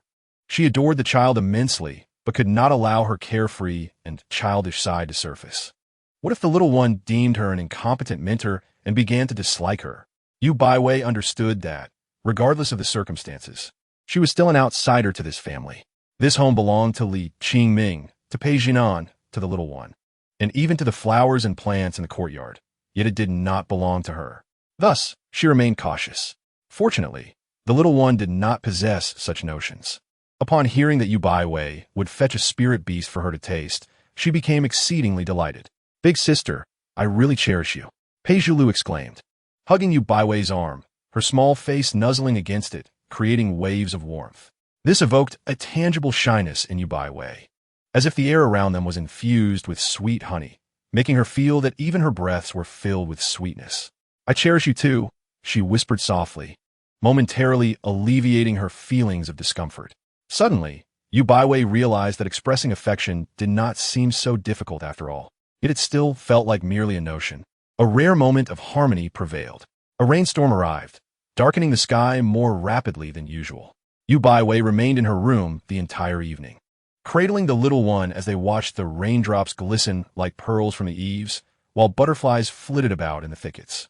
Qingming visited a few times, bringing various snacks and children's books to entertain the two. Big sister, I want you to read me the story of the three little bears." "All right, big sister. I want to lie in your arms and listen." "Okay." After spending half a day together, the little one realized that this big sister was much more accommodating than her father. As night fell, she tentatively said, "Big sister, I want to sleep in your arms." "Of course, whatever you wish." With this agreement, Pei Zhulu cuddled her little rabbit toy and lay down on Yu Baiwei's broad chest, moving her lips slightly before settling down peacefully. She was unreserved and unfamiliar with the bed, murmuring playful words to Yu Baiwei until she eventually drifted off to sleep. However, a sudden clap of thunder outside startled her awake, nearly causing her to jump from the bed. The commotion made Yu Baiwei anxious as she reassured, "Do not be afraid. Do not be afraid. Your mentor is here." "I'm not scared, big sister," the little one replied, yawning and gazing out the window, her eyes reflecting a trace of contemplation. The violet lightning illuminated the night sky, only to recede into silence, leaving the night with a gaping wound. "Big sister, are you afraid of thunder?" Yu Baiwei shook her head. She had never feared such things since childhood, her only fear being the peculiar insects that Qingming had used to tease her. Then, Pei Zhulu hesitated several times before timidly clarifying, "Can I go find my mother?" "She is afraid." The soft and adorable voice, filled with innocence, stirred a mix of bittersweet emotions within Yu Baiwei, leaving her momentarily frozen. "Of course, I will accompany you back. No need to trouble yourself. I can manage." Pei Zhulu sighed, planting a kiss on Yu Baiwei's cheek. "I will come back tomorrow to sleep with big sister." With that, She hopped down from the bed, clutching her pillow and toy blanket. As the door was closing, Pei Zhulu suddenly seemed to recall something, waving goodbye to Yu Baiwei, saying, I almost forgot to wish my big sister good night. Good night, big sister. Good night, Yu Baiwei softly replied. Does the big sister know what good night means? Pei Zhulu inquired, then answered herself, Father said that good night means I love you, so I want to say it to big sister. Yu Baiwei abruptly halted her breath, and with a gaze of gentle affection, she echoed Pei Zhulu's good night, her tone even more tender than before. Mother, mother, with a swift kick, Pei Zhulu burst through the door, eagerly bouncing back to her bed, where Pei Jinan was seated, eyes closed in a meditative repose. Why are you back? Pei Jinan asked. I just missed you. Mother, Pei Zhulu replied candidly. It's so dark outside, and the thunder is so loud. What if you get scared all alone? Oh, haven't you found a new mother for yourself? You really haven't forgotten me? Pei Jinan's teasing words concealed a bittersweet undertone that only she comprehended. Is it that I'm not good enough? She added, her face turning cold.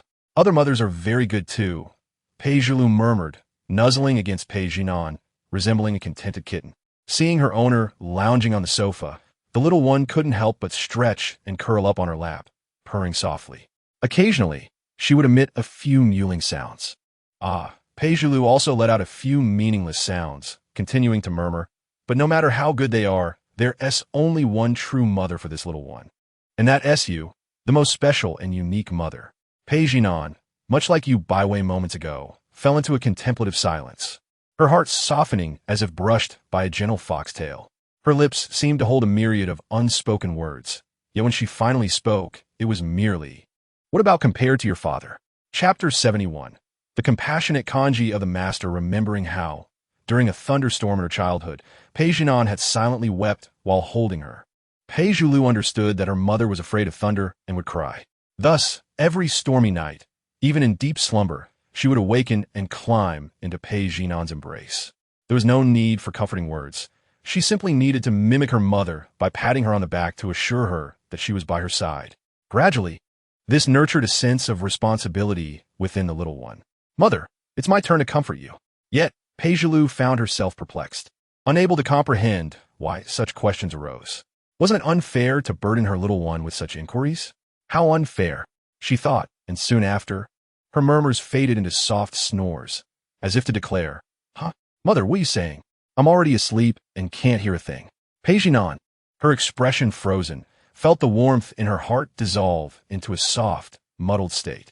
This temperament was undeniably reminiscent of Qingming. But gazing at the contours of the little one's face, so similar to her own, and witnessing the palpable weariness, Pei Jinan's heart softened once more. No matter how much she might annoy her, or how many foolish things she might do, this little one was still a piece of herself. How could she not hold her mother dear? Even though she barely understood love and found it difficult to grasp the concept of familial bonds at that moment, she felt a gentle yearning emerge within her. Oh dear, what are you doing? Qingming, who had spent the night in the study with hardly any sleep, opened the door to find Pei Jinan glaring at him with a chilling intensity that made him feel uneasy. Doubts flooded his mind. Had something occurred that he was unaware of while he had kept a vigilant watch outside? Had there been another altercation? Had he lost and sought to vent his frustrations on him? Qingming felt a shiver run down his spine. However, Pei Jinan merely stared at him for a moment before turning back into the inner room. Seeing her retreat, Qingming couldn't help but scratch the back of his neck, pondering if the enchantress had perhaps changed her disposition, though he refrained from voicing his uncertainties. Father, Pei Zhulu, who had been diligently studying, quickly bounced over to Qingming, demanding a hug. She truly wished to be close to him, having missed him dearly after just one night apart. Qingming bent down to lift her, feeling a bit of strain. Although not excessively burdensome, she felt somewhat fragile and delicate. My little treasure, are you hungry this morning? Hungry? Pei Zhulu replied without a second thought, then shook her head, creating a blur of motion, indicating that she was not hungry at all. Qingming paused, taken aback. For his precious daughter typically devoured numerous meals throughout the day, often leaving him concerned about her round belly. Yet, today, she claimed not to be hungry. Remembering earlier, he playfully pinched her nose, chuckling, What, are you worried about making father go broke? Haven't I told you? Even if you ate a whole cow every day, your father could afford it? No way. I can never eat a whole cow. Pei Zhulu protested, feeling a bit shy, burying her face in Li Qingming's embrace. Then quietly adding, I could only fit half.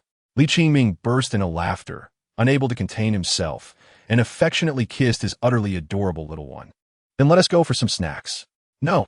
Pei Zhulu poked her head out, her tone falling. Father can eat by himself. You should eat a lot and be full. I don't need to eat. I eat too much, and it makes you hungry, and you've lost weight. It's all my little one's fault. Li Qingming found himself speechless. His little treasure was perfect in every way, yet she was inexplicably sensitive, often taking the blame upon herself. Such understanding only deepened his affection as a father. When have I ever gone without a meal?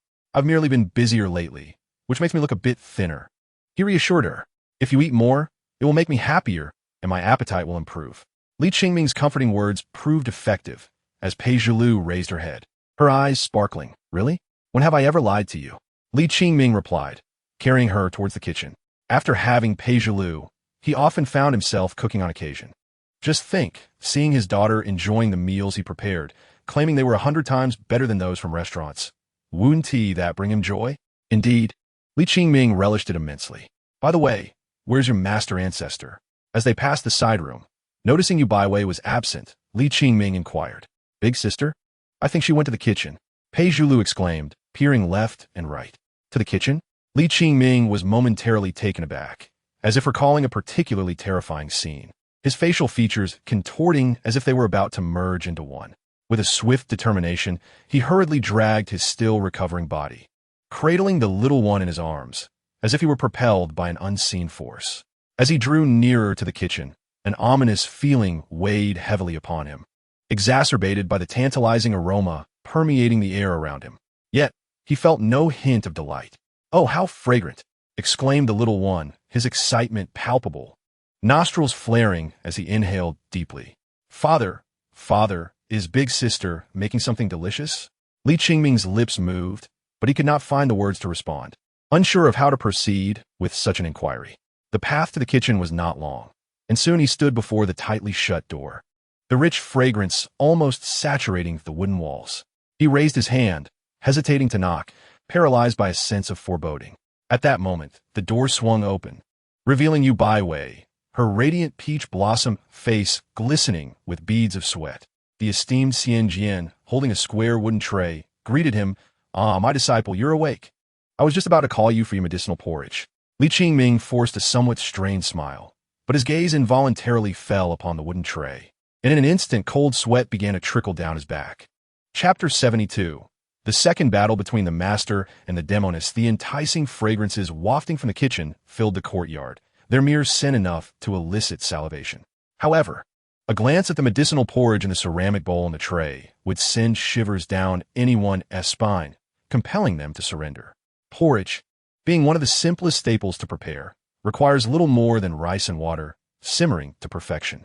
For those averse to blandness, vegetables or fruits could be added, while seafood and meats offer countless variations, each with its own flavor.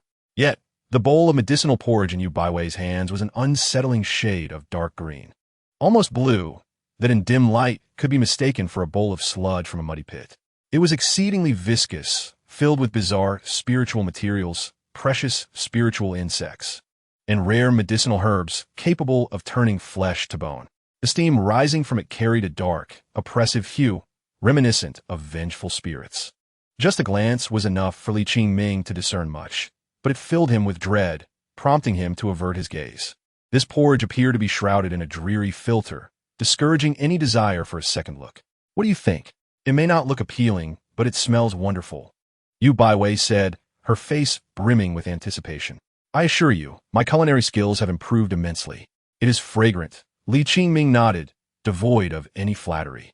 However, recalling the painful days when his master insisted on learning to cook, he donned an expression of inner torment. Cooking, while seemingly simple, is an art form requiring profound knowledge. To achieve a balance of color, aroma, and flavor is the mark of a competent chef, and his master possessed not an ounce of talent in that regard. Is it fragrant? Indeed, it is fragrant, he mused. Each ingredient was a precious treasure, each possessing its unique aroma. How could it not be fragrant? Yet, the haunting memories of past culinary disasters loomed large in his mind, and he dared not partake. The intention was kind, but the outcome could be deadly. Upon hearing Li Qingming's admission, Yu Baiwei's face brightened with relief. She could not resist glancing at the little one in Li Qingming's arms. Little one, master has prepared your share as well. You must eat your fill. Your father used to rave about my cooking, always asking for more. Ah! The startled Pei Zhulu could not conceal the terror in her eyes, shaking her head vehemently. The little one is already very full, she insisted, although she herself was not truly that hungry. Struggling to escape Li Qingming's grasp, she was met with Yu Baiwei's disheartened expression. But your father may not be able to finish all that I have prepared. Master has perhaps overdone it, while the appearance may be unappealing. I assure you the taste is remarkable. Seeing her own reflection in the little one's reluctance, she murmured before relenting, well then, perhaps I shall have a little. Foolishness. Li Qingming thought sharply, wishing to bear the burden alone. How could he allow Pei Zhulu to partake in this? Agreeing would only lead to his master sulking in a corner. Just as he found himself at an impasse, Pei Zhinan's voice cut through the tension. With such culinary skills, you dare call yourself a master? If someone were to see that bowl, they would think it was dug up from a muddy pit. Having bottled up her frustrations, Pei Zhinan finally found an outlet, critiquing the porridge with unrelenting candor. She had never witnessed anyone manage to make porridge look so pitiful. Even a dog would turn its nose up at this. Yu Baiwei was not easily provoked by mere words, yet Pei Zhinan's remarks struck a nerve. She could only grasp at Li Qingming as an excuse. My disciple once claimed that my cooking was the best in the world. Ah, it seems he has never tasted anything good, truly hungry, Pei Zhinan retorted, her words sending a fresh wave of cold sweat cascading down Li Qingming's back. He wished to intervene, to deliver a retort to both sides, but it was too late. The subtle barbs in Pei Zhinan's words ignited Yu Baiwei's spirit. At least I, as a master, know to rise early to prepare meals. With that, the conversation should have ended, lacking any real aggression. Yet, Pei Zhinan's nature was to quibble over the minutiae. Even the slightest detail would become a point of contention. She narrowed her eyes, the atmosphere shifting ominously. When it comes to cooking, 100 of you, Yu Baiwei would not compare to even half of me, Pei Zhinan. I can talk the talk as well. Perhaps truly incensed, Yu Baiwei retaliated with a hint of sharpness, her words a genuine affront. After a brief pause, Pei Zhinan replied, then wait and see. I shall show you my culinary prowess today, allowing you to sample the renowned dishes of my clan. With a resounding thud, the kitchen door slammed shut. Li Qingming and the little one exchanged bewildered glances, neither knowing how to break the silence. Eventually, it was Yu Baiwei who tentatively asked, little one, is your mother a good cook? I don't know, Pei Zhulu pondered earnestly, struggling to recall a time when her mother had prepared a meal for her. Most of her meals consisted of spiritual fruits or dishes made by her grandmother. With a sigh of relief, Yu Baiwei patted her chest, feeling reassured. Though her dishes may not be visually appealing, their taste was undeniably exquisite, verified by her disciple. There was no way she could lose. She was determined to triumph over this Demoness in culinary skill. The mood gradually transformed into one of delight as Yu Baiwei placed the bowl of steaming porridge into the warming vessel. No longer in haste to allow Li Qingming and the little one to savor her culinary skills. She intended to reserve it for a contest of skills later on. Thus, one person lingered outside the door, reluctant to depart, her heart set solely on winning at least once. Meanwhile, the duo inside could only lower their heads, unable to escape their predicament. When the kitchen door finally swung open, revealing the so-called signature dish, Li Qingming's legs nearly gave way, almost leaving him unable to stand. You two might as well poison me directly. The updates were far too eerie. In the future, they would strive to keep it to the afternoon or before 8 in the evening. Chapter 73. Confidence to the point of arrogance lose? That word could never be associated with Pei Zhinan. She could not tolerate the mere thought. In the past, she had measured herself against Li Qingming, but unbeknownst to her, she had now unwittingly become Yu Baiwei's benchmark. Was cooking merely a matter of preparing a meal? How difficult could it be?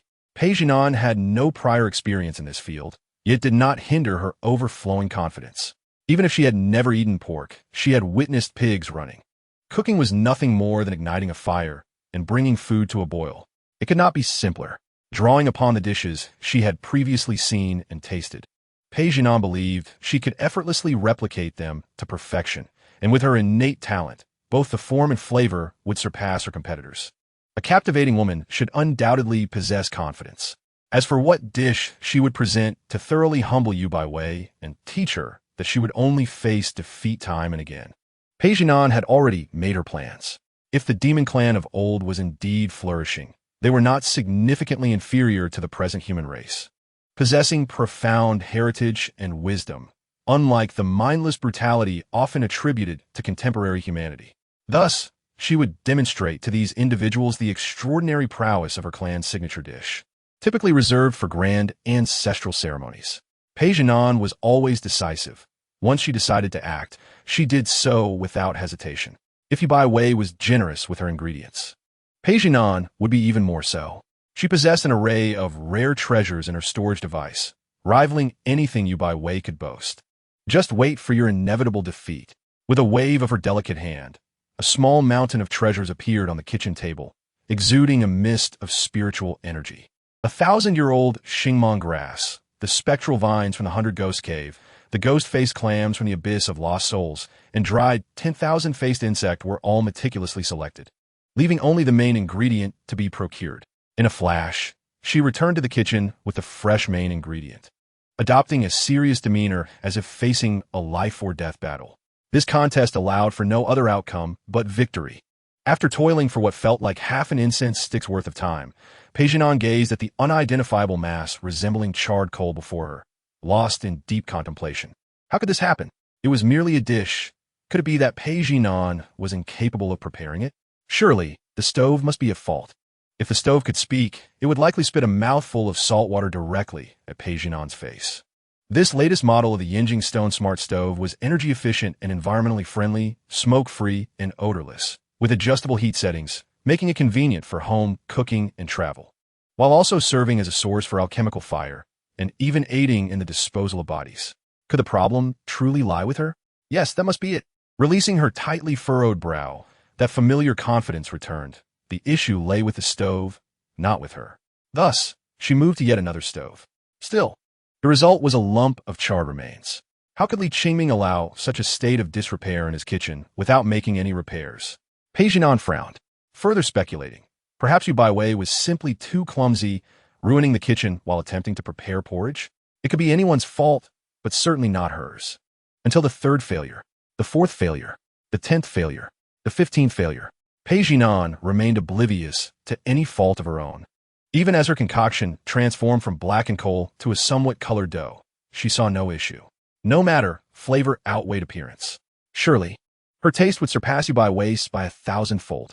Peijinan reassured herself, yet suddenly discarded the product she had deemed satisfactory into the fire. She needed to outshine Bai Wei in every aspect. How could she allow such laxity?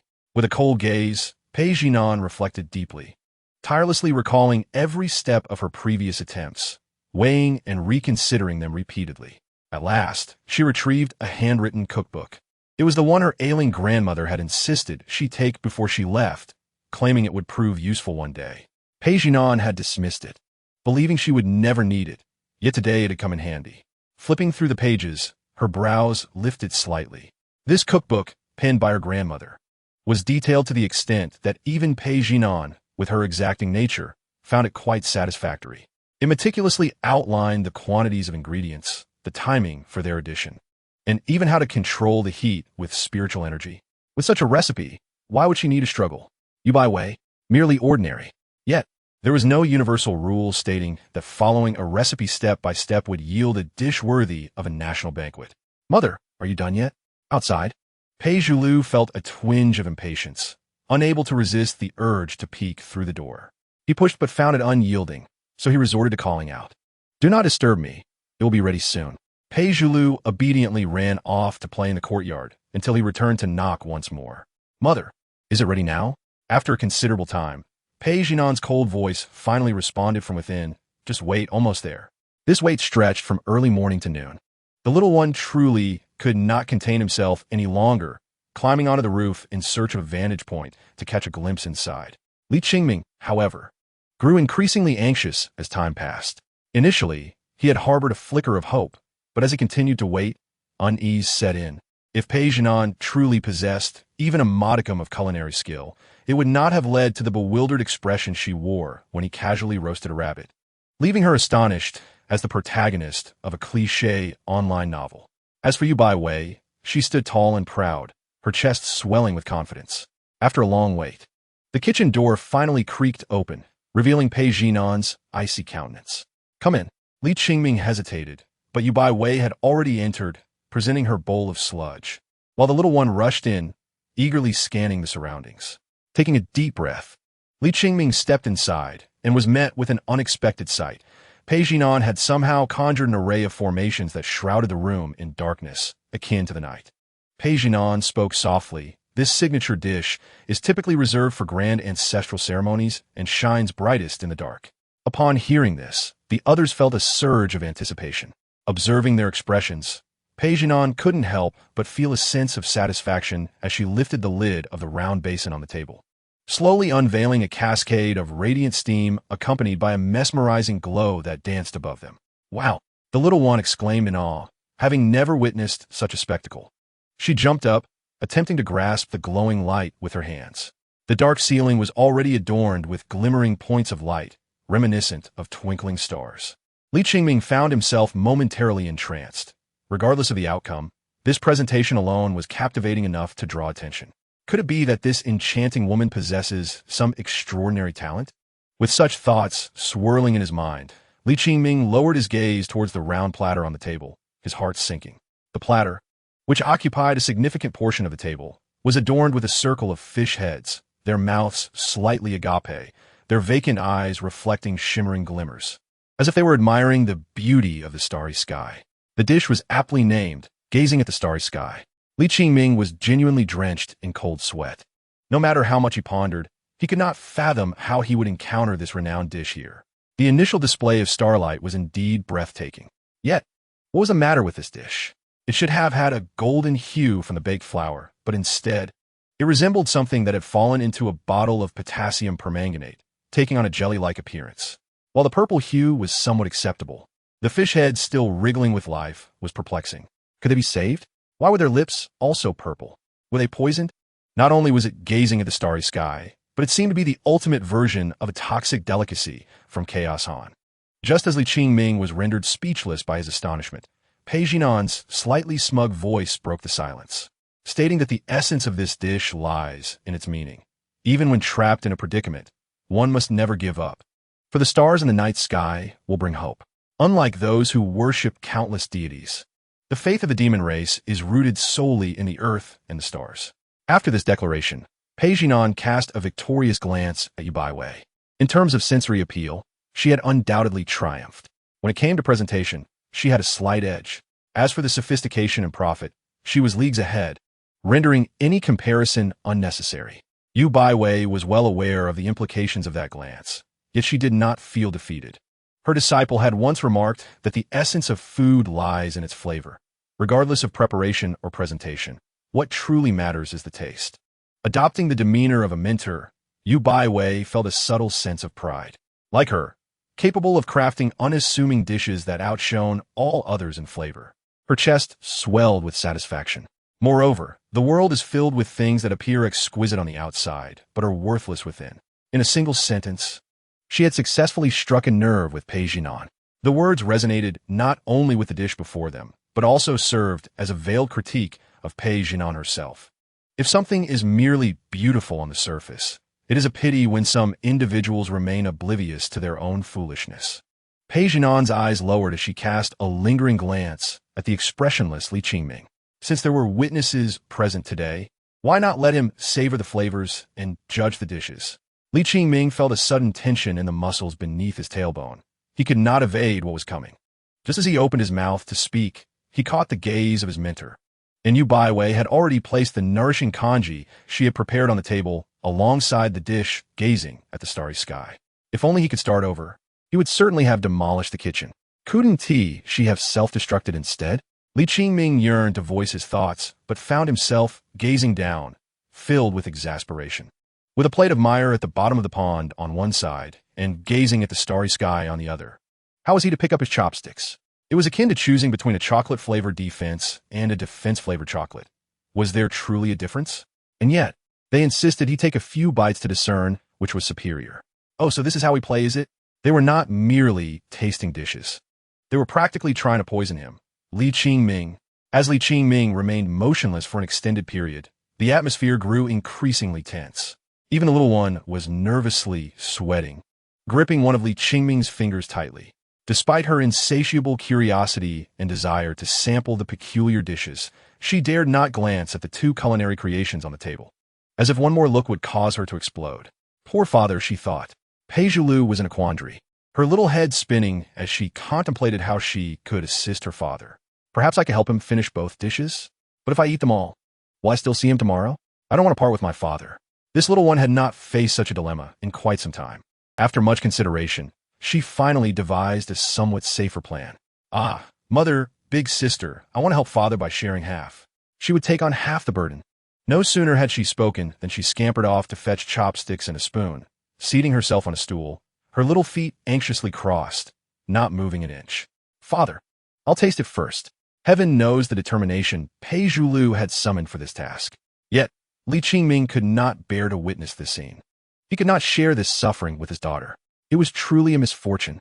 Feeling helpless, Li Qingming snatched the chopsticks and spoon from Pei Zhulu's hands, only to find his eyes flashing with a terrifying light as he looked down. Wait, aren't these the precious fish from my backyard pond? How did they end up in the demon woman's dish? Li Qingming's composure shattered. He had no particular hobbies, merely earning a living, enjoying food, and tending to his fish. Each fish in his backyard was not only valuable, but also a treasure he had nurtured with great care. And now they had fallen into the hands of this enchanting woman? Pei Jinan, where did these fish come from? Li Qingming inquired, his expression darkening as he pressed for an answer. What do you mean? Pei Jinan initially brushed it off, but upon meeting Li Qingming's cold, piercing gaze, she felt a twinge of guilt. They're just fish. What else could they be? Where did you catch them? Li Qingming pressed further. I picked them up, Pei Jinan replied, turning her head away, her words crisp and clear, yet her unease was palpable, even to the little one. Father, I know the answer. The little one, revived, jumped onto her chair, pointing at the porcelain platter on the table. Mother's fish must have been picked from father's backyard pond. Seeing Li Qingming's silence, Pei Zhulu felt quite clever for having deduced this, her excitement growing. With her little finger pointing, she began to elaborate. This one is the biggest and loves to steal fish food, but it's fierce. This one just gets lost. Its nostrils are as big as its eyes. I've seen it bump into the edges several times. And this one has a hole. Last time it fought with the biggest one, it got bitten on the tail and still has a hole. Having proudly introduced the few fish that were still alive, Pei Zhulu gleefully ran to Li Qingming's side, hoping for some compliments. These are the fish you feed every day, father. Without forgetting to balance the scales, she added, Mother, how did you know that father loves them so much? You even caught them to make food to nourish him. Mother, you're amazing. Using the treasured fish that had been nurtured for years to evade a calamity, Li Qingming found it worthwhile. Holding those fish with purple lips, he strode away without looking back, for they were still gasping for air, perhaps salvageable after all. He also made sure to carry away the little one, who was eager to praise you by way. After complimenting Mother, how could he not also commend Big Sister? Taken away by Li Qingming, Pei Zhulu couldn't help but feel a tinge of regret. With the absence of these two, one large and one small, acting as a buffer, the atmosphere in the kitchen instantly grew cold. Watching the opportunity slip away, Pei Jinan, who had always prided herself on being a cut above Yu Baiwei, could only gaze with cold eyes. Meanwhile, Yu Baiwei, who had finally mustered the courage to showcase a fraction of her master's charisma, found herself meeting Pei Jinan's gaze directly, wanting to utter some harsh words, yet found herself unable to speak. For Pei Jinan, this was an exceedingly simple matter, and she deemed it mere luck on Yu Baiwei's part, promising to teach her what true culinary skills entailed next time. Cooking kanji that resembled a bowl of mud was indeed laughable. Yu Baiwei felt a swell in her chest and retorted, likewise. Pei Jinan paused momentarily, letting out a cold laugh. Yu Baiwei echoed her sentiment, silently muttering, It is you who is lucky. During Li Qingming's trip to the backyard to rescue you, he also took the opportunity to treat the little one to a hearty meal. Upon returning, his first act was to dismantle the stove in the kitchen and place it into storage. When the time came for him to use it, he would simply reassemble it. From now on, in this household, no one but him would dare to light a fire. After a long day of labor, Li Qingming felt a profound weariness. Not of the body, but of the spirit. If this chaos continued daily, he surely would meet an untimely demise. Once back in the study, Li Qingming's steps suddenly faltered. His master was sitting on either side of Pei Jinan, creating a stark contrast. Rarely had they appeared so harmonious. However, the expressions on their faces were far from serene. As if a storm was brewing, both poised for battle. This sight sent a shiver down Li Qingming's spine. What is the matter? You will accompany your master back to Xianfeng for a few days. Yu Baiwei spoke, her demeanor unusually dignified. Li Qingming let out a sigh of relief, then grew serious. Realizing that his master had indeed summoned him for an important matter, addressing him specifically. Reluctantly parting with the little one, he ruffled her hair, assuring her that he would return soon. Pei Zhulu nodded, displaying no reluctance, being exceptionally obedient. However, once Li Qingming and Yu Baiwei left, she lowered her head, tears dotting the ground beneath her. The faint sound of her sobbing stirred a sense of irritation in Pei Jinan's heart. What are you crying for? I'm not crying. Pei Zhulu lifted her head, biting her lip in a pitiful manner, her eyes brimming with tears, as if a vast ocean threatened to spill forth with the slightest provocation. I'm not crying, the little one stubbornly denied. Pei Jinan pressed her forehead. Then what are you sad about? I'm not sad. The little one shook her head, and with a movement, a few tears splashed onto the ground, sending droplets flying. I just miss Daddy. I don't want Daddy to leave. Pei Jinan pursed her lips, genuinely perplexed as to what was so hard to part with, or what was worth missing. Just as she contemplated this, a tearful figure nestled closer to her. The warmth of the little one's tears against her skin only added to the irritation brewing within Pei Jinan, a feeling born from unease. Mother, mother, Pei Zhulu cried, her small body trembling as she choked on her words. Is Daddy running away from home? Running away from home? Why would he do that? Pei Jinan frowned, thinking Pei Zhulu was making a mountain out of a molehill. Because you always scold Daddy. After hesitating for a long moment, the little one finally managed to articulate her thoughts. The atmosphere shifted subtly. What does that have to do with me? Pei Jinan felt a flicker of annoyance, only to hear the little one continue. Mother, let us treat Daddy better from now on, okay? Not just you or me, but all of us. Pei Jinan was momentarily taken aback, remaining silent and motionless, merely patting Pei Zhulu's back dismissively. Even if he runs away from home, so what? She mused aloud. We could just bring him back, can't we? Pei Zhulu, momentarily forgetting her tears, lifted her head in shock, unable to comprehend her mother's words. Go play in the yard next door. Where are you going? None of your business. You're planning to secretly find Daddy again, aren't you? The little one, somewhat reluctant, wanted to accompany her to Xianfeng, but upon seeing Pei Jinan's stern face, she obediently acquiesced. She clung to Li Qingming, but did not wish to cause him trouble, nor could she alter her mother's predetermined course of action. At that moment, Pei Jinan herself could not articulate her own thoughts. She knew full well that Yu Baiwei had summoned Li Qingming back to Xianfeng due to the abundant spiritual energy there, far surpassing that of their residence in Linen. Pei Jinan was aware that it likely had something to do with a secret method for rebuilding foundations. That foolishly robust sword cultivator was bound to gain something from it. Pei Jinan could not ascertain if it would be successful, but if Li Qingming could restore his cultivation, it would undoubtedly be beneficial for her. As for any concerns about Li Qingming, impossible, utterly impossible.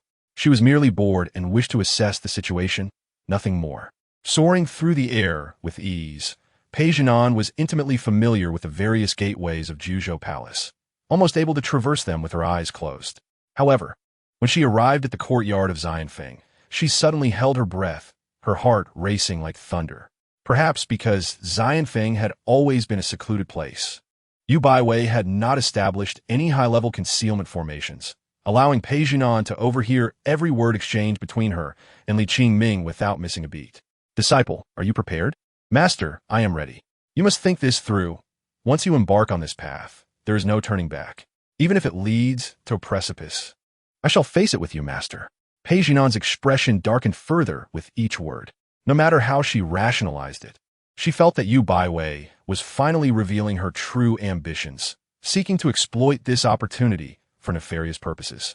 And with Li Qingming's dubious character, it was entirely possible he would acquiesce, perhaps even initiate the seduction himself. Blood rushed to Pei Jinan's head. She had not yet disclosed her relationship with Li Qingming to Yu Baiwei, yet here she was, unwittingly eavesdropping on their conversation. Let me ask you once more, do you truly wish for this? There will be no room for regret. Absolutely no regrets. Very well, then, you shall first remove your garments. With a resounding bang, Pei Jinan could hardly contain herself, her brow furrowed with murderous intent, as cold as ice in midwinter. Drawing her sword, the sound reverberated through the heavens and earth. With a mere flick, the formidable sword energy cleaved the courtyard in two. Yu Baiwei, how dare you disgrace the role of a master? Chapter 76. Disgrace of a master. Pei Jinan never anticipated that the boomerang of her earlier actions would strike her in return. She had deliberately humiliated Li Qingming in front of Yu Baiwei, asserting her claim over him, and thus could not tolerate this situation befalling her.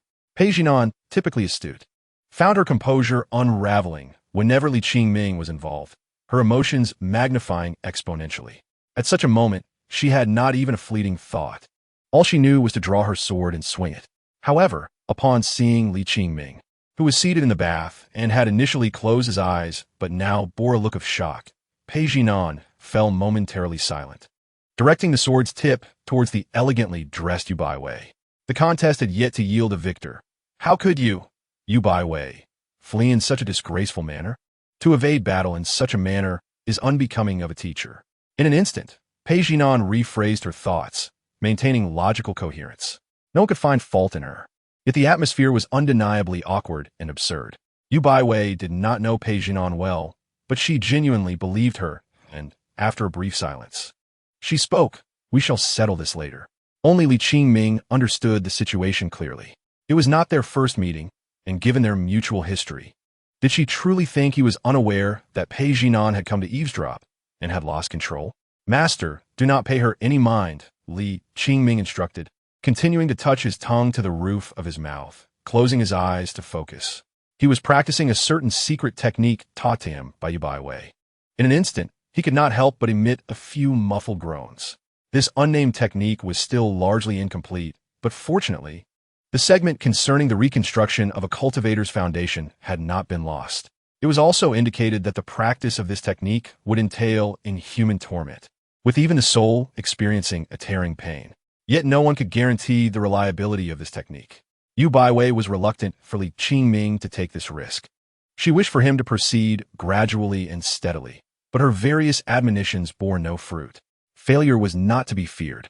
However, once one had witnessed the pinnacle of success, even the best of mindsets might succumb to the longing for what was once experienced. Li Qingming had contemplated living out his life as a mortal, never even touching those elixirs that prolong life. Yet that did not mean he had truly come to terms with it. He could reconcile everything else, but the memory of his former self, brimming with vigor, lingered relentlessly in his mind. Now that he had a little one, he was certainly unwilling to remain immortal, even if the chances were slim and the dangers numerous. He was determined to make an attempt. How many parents depart from this world with their eyes closed, most reluctant about not being able to spend more time with their children? Yu Baiwei could not refuse Li Qingming, yet she watched with a heavy heart, her brow furrowing in concern, and she began to gently channel spiritual energy into him. This was also a critical aspect of the technique, requiring a cultivator at the transformation stage to act as a bridge, facilitating communication with external spiritual energy. This scene made Pei Jinan unable to suppress her frown. For some reason, witnessing Li Qingming in such agony felt like a needle pricking her heart. Though it was not excruciating, the intermittent stings rendered her expression cold. Unable to help herself, she cast a scrutinizing glance at Yu Baiwei, who made her uneasy. But how could such a fool engage in such actions? Pei Jinan was puzzled by the strange thoughts that flitted through her mind in such a short time. Wanting to voice her concerns, she ultimately chose silence, silently arranging other gathering formations nearby.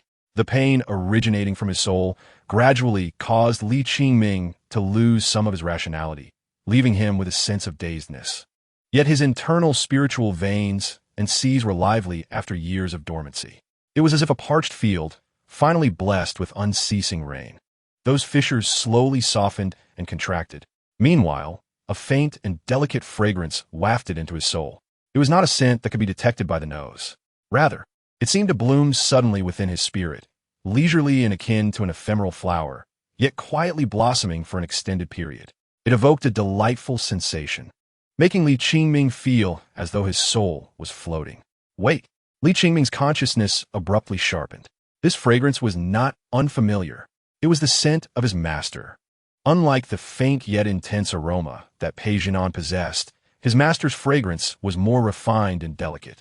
If the former were a brilliant rose basking in the sun, captivating all with its vibrant allure, then the latter was akin to a peach blossom yet to bloom in March, with a subtle elegance reminiscent of the chrysanthemum in autumn. Growing more enchanting with each recollection, it carried an exceedingly faint, baby-like milky scent. But why would this fragrance be perceived by his soul? Could it be that he had craved his master for too long? No. Li Qingming chastised himself. How could he be so disrespectful? Especially at such a critical moment. How could he indulge in such fanciful thoughts? Yet this uncontainable yearning was beyond his control. As Yu Baiwei's spiritual energy continuously surged into him, this emotion amplified exponentially. He even felt an impulse to press her down. Unbeknownst to Li Qingming at this critical juncture, Yu Baiwei suddenly trembled, unable to suppress a soft moan. What was happening? Pei Jinan furrowed her brow, unwittingly displaying concern on her face. Yu Baiwei shook her head, remaining silent. Strangely, certain alluring images unexpectedly surfaced in her mind, leaving her heart muddied. Yu Baiwei, you are Li Qingming's master. How could you entertain such base thoughts? You truly disgrace the role of a teacher. She steadied her mind and continued to align her actions with Li Qingming's breathing rhythm as she practiced the technique. Meanwhile, no one could discern that Li Qingming, who had been in a daze, suddenly regained clarity and discovered that even with his eyes closed, he had utilized a modicum of his probing abilities. He was peering into Yu Baiwei, the very bridge facilitating his communication with external spiritual energy. The fine, precious materials of her garments were no longer an obstacle, allowing Li Qingming to see clearly. She appeared as a languid white cat, yet the movement was strikingly enchanting. And here he was, before a bewitching temptress. This was truly not right. Li Qingming suddenly recognized a grave issue. Was this technique legitimate? While Li Qingming pondered this question, Yu Baiwei was in utter turmoil. Whether the technique was legitimate or not, she was uncertain. At this moment, she seemed to be somewhat improper. Clearly, Li Qingming was enduring the dual torment of body and soul, the veins on his forehead bulging painfully, which should have caused her distress. Yet how could such inexplicable emotions arise? Even those strange feelings surged forth like wild grass in the spring breeze, flourishing exuberantly. Perhaps the weather was sultry. Then came the creeping wildfire, growing from small to large, from afar to near. It was as if, in the stillness of night, a restless sensation surged within her heart, preventing her from finding rest. Yu Baiwei, what on earth are you thinking? You are his master. How could you behave in such a manner? You truly disgrace the role of a teacher. She scolded herself, yet these emotions could not be subdued, much like a wildfire that could not extinguish the vibrant life in the forest. Even a torrential rain would only intensify the flames. This embarrassment made Yu Baiwei's delicate body tremble violently, nearly disrupting her stable flow of spiritual energy. The complexion exhibited an unusual, rosy hue, akin to the blush of dawn. What has transpired within you? Given the circumstances, it is impossible for Pei Jinan to remain oblivious, her brows knitted in concern. Has the burden become too great? With her perspective, she could naturally surmise the rough contours of this secret technique. Yet, as the bridge connecting the two, Yu Baiwei's responsibilities far exceed what is apparent. And so, too, does her capacity for endurance.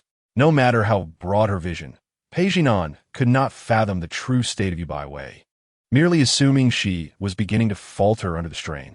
After a prolonged silence from Yu Baiwei, Pei Jinan hesitated before asking, "Shall I take over?" "No need," Yu Baiwei managed to articulate through clenched teeth. In truth, it was not that there was no need, but rather that the current situation had long since slipped beyond her control. Originally a bridge, she now found herself firmly anchored, the cement and steel having hardened, rendering her immobile. She could only follow the fluctuations of Li Qingming's energy, allowing him to absorb the external spiritual essence with reckless abandon, much like a black hole. As for her role in facilitating the connection, she was faced with Li Qingming's demands while also enduring the onslaught of tumultuous energy, gradually reaching her limits. Her breath becoming increasingly labored. She seemed to be undergoing some form of torment, akin to a small boat tossed about in a storm, sometimes rising above the waves, other times cresting the peaks of a tumult. A faint blush of embarrassment colored her features. However, to Pei Jinan, this scenario presented an entirely different tableau. The esteemed teacher Yu Baiwei bore the silent agony of unspoken pain, her vitality surging within her, yet she remained resolute, enduring in silence. Regardless of all else, this bond stirred something poignant within Pei Jinan, leaving her with a bittersweet taste. If it were I could certainly perform better. Perhaps. In the next moment, Pei Jinan's confidence wavered.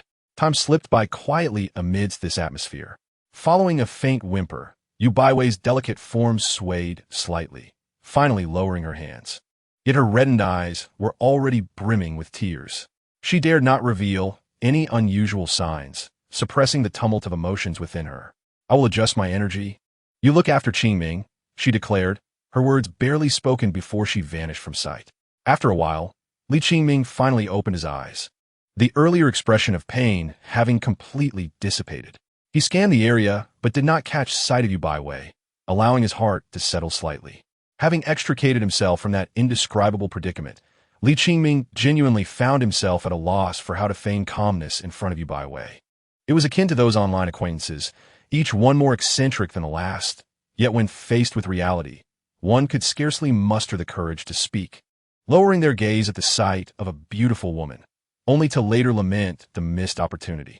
Pei Jinan paused, typically not one to utter words of concern. Yet she inquired, "Are you still alive?"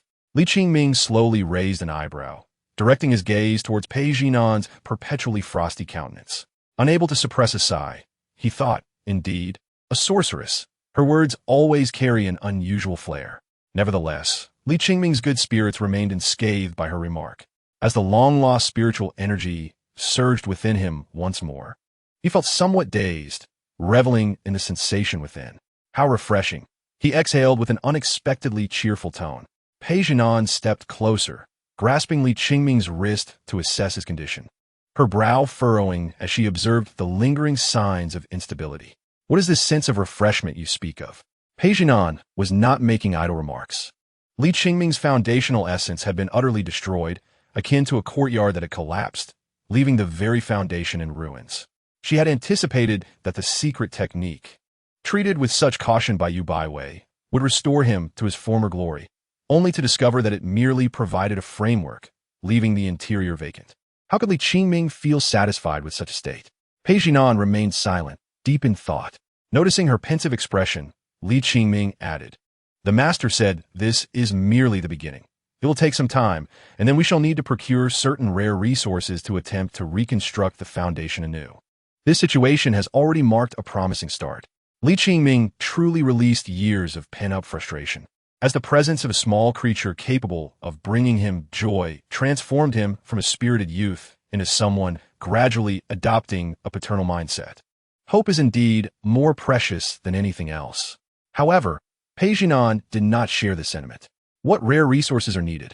Li Qingming shook his head, stating, "The master mentioned that we have nearly gathered everything. It won't be long now." Soon, Pei Jinan was not inclined to wait any longer. In a flash, she appeared before Yu Baiwei. Upon seeing Pei Jinan, who seemed to have just calmed the turbulent emotions within her, Yu Baiwei felt a pang of anxiety, fearing her unusual state would be discovered. After all, she had immersed herself in the hot spring as soon as she returned. How would she explain this? Pei Jinan, preoccupied with urgency, inquired directly, "What rare resources are still lacking?" A fleeting look of discomfort crossed Yu Baiwei's face. "Do not fret. I shall ensure everything is prepared. As the master, these minor matters are my responsibility." "Huh?" Pei Jinan scoffed, unconvinced. If it were indeed so simple, Yu Baiwei would have resolved these matters long ago. Under Pei Jinan's scrutinizing gaze, Yu Baiwei struggled to maintain her composure, torn within. After a prolonged silence, she finally asked, "Do you truly wish to know? Speak." Pei Jinan responded without hesitation. Even so, Yu Baiwei hesitated repeatedly, until it seemed she had made a momentous decision, slowly revealing, "As for the remaining resources, I can gather them under the name of the Peak Master of Ziyunfeng." Yet she faltered midway, prompting Pei Jinan's impatience to surface, She detested such indecisiveness. Are you stuttering? Yu Baiwei faltered, lowering her gaze.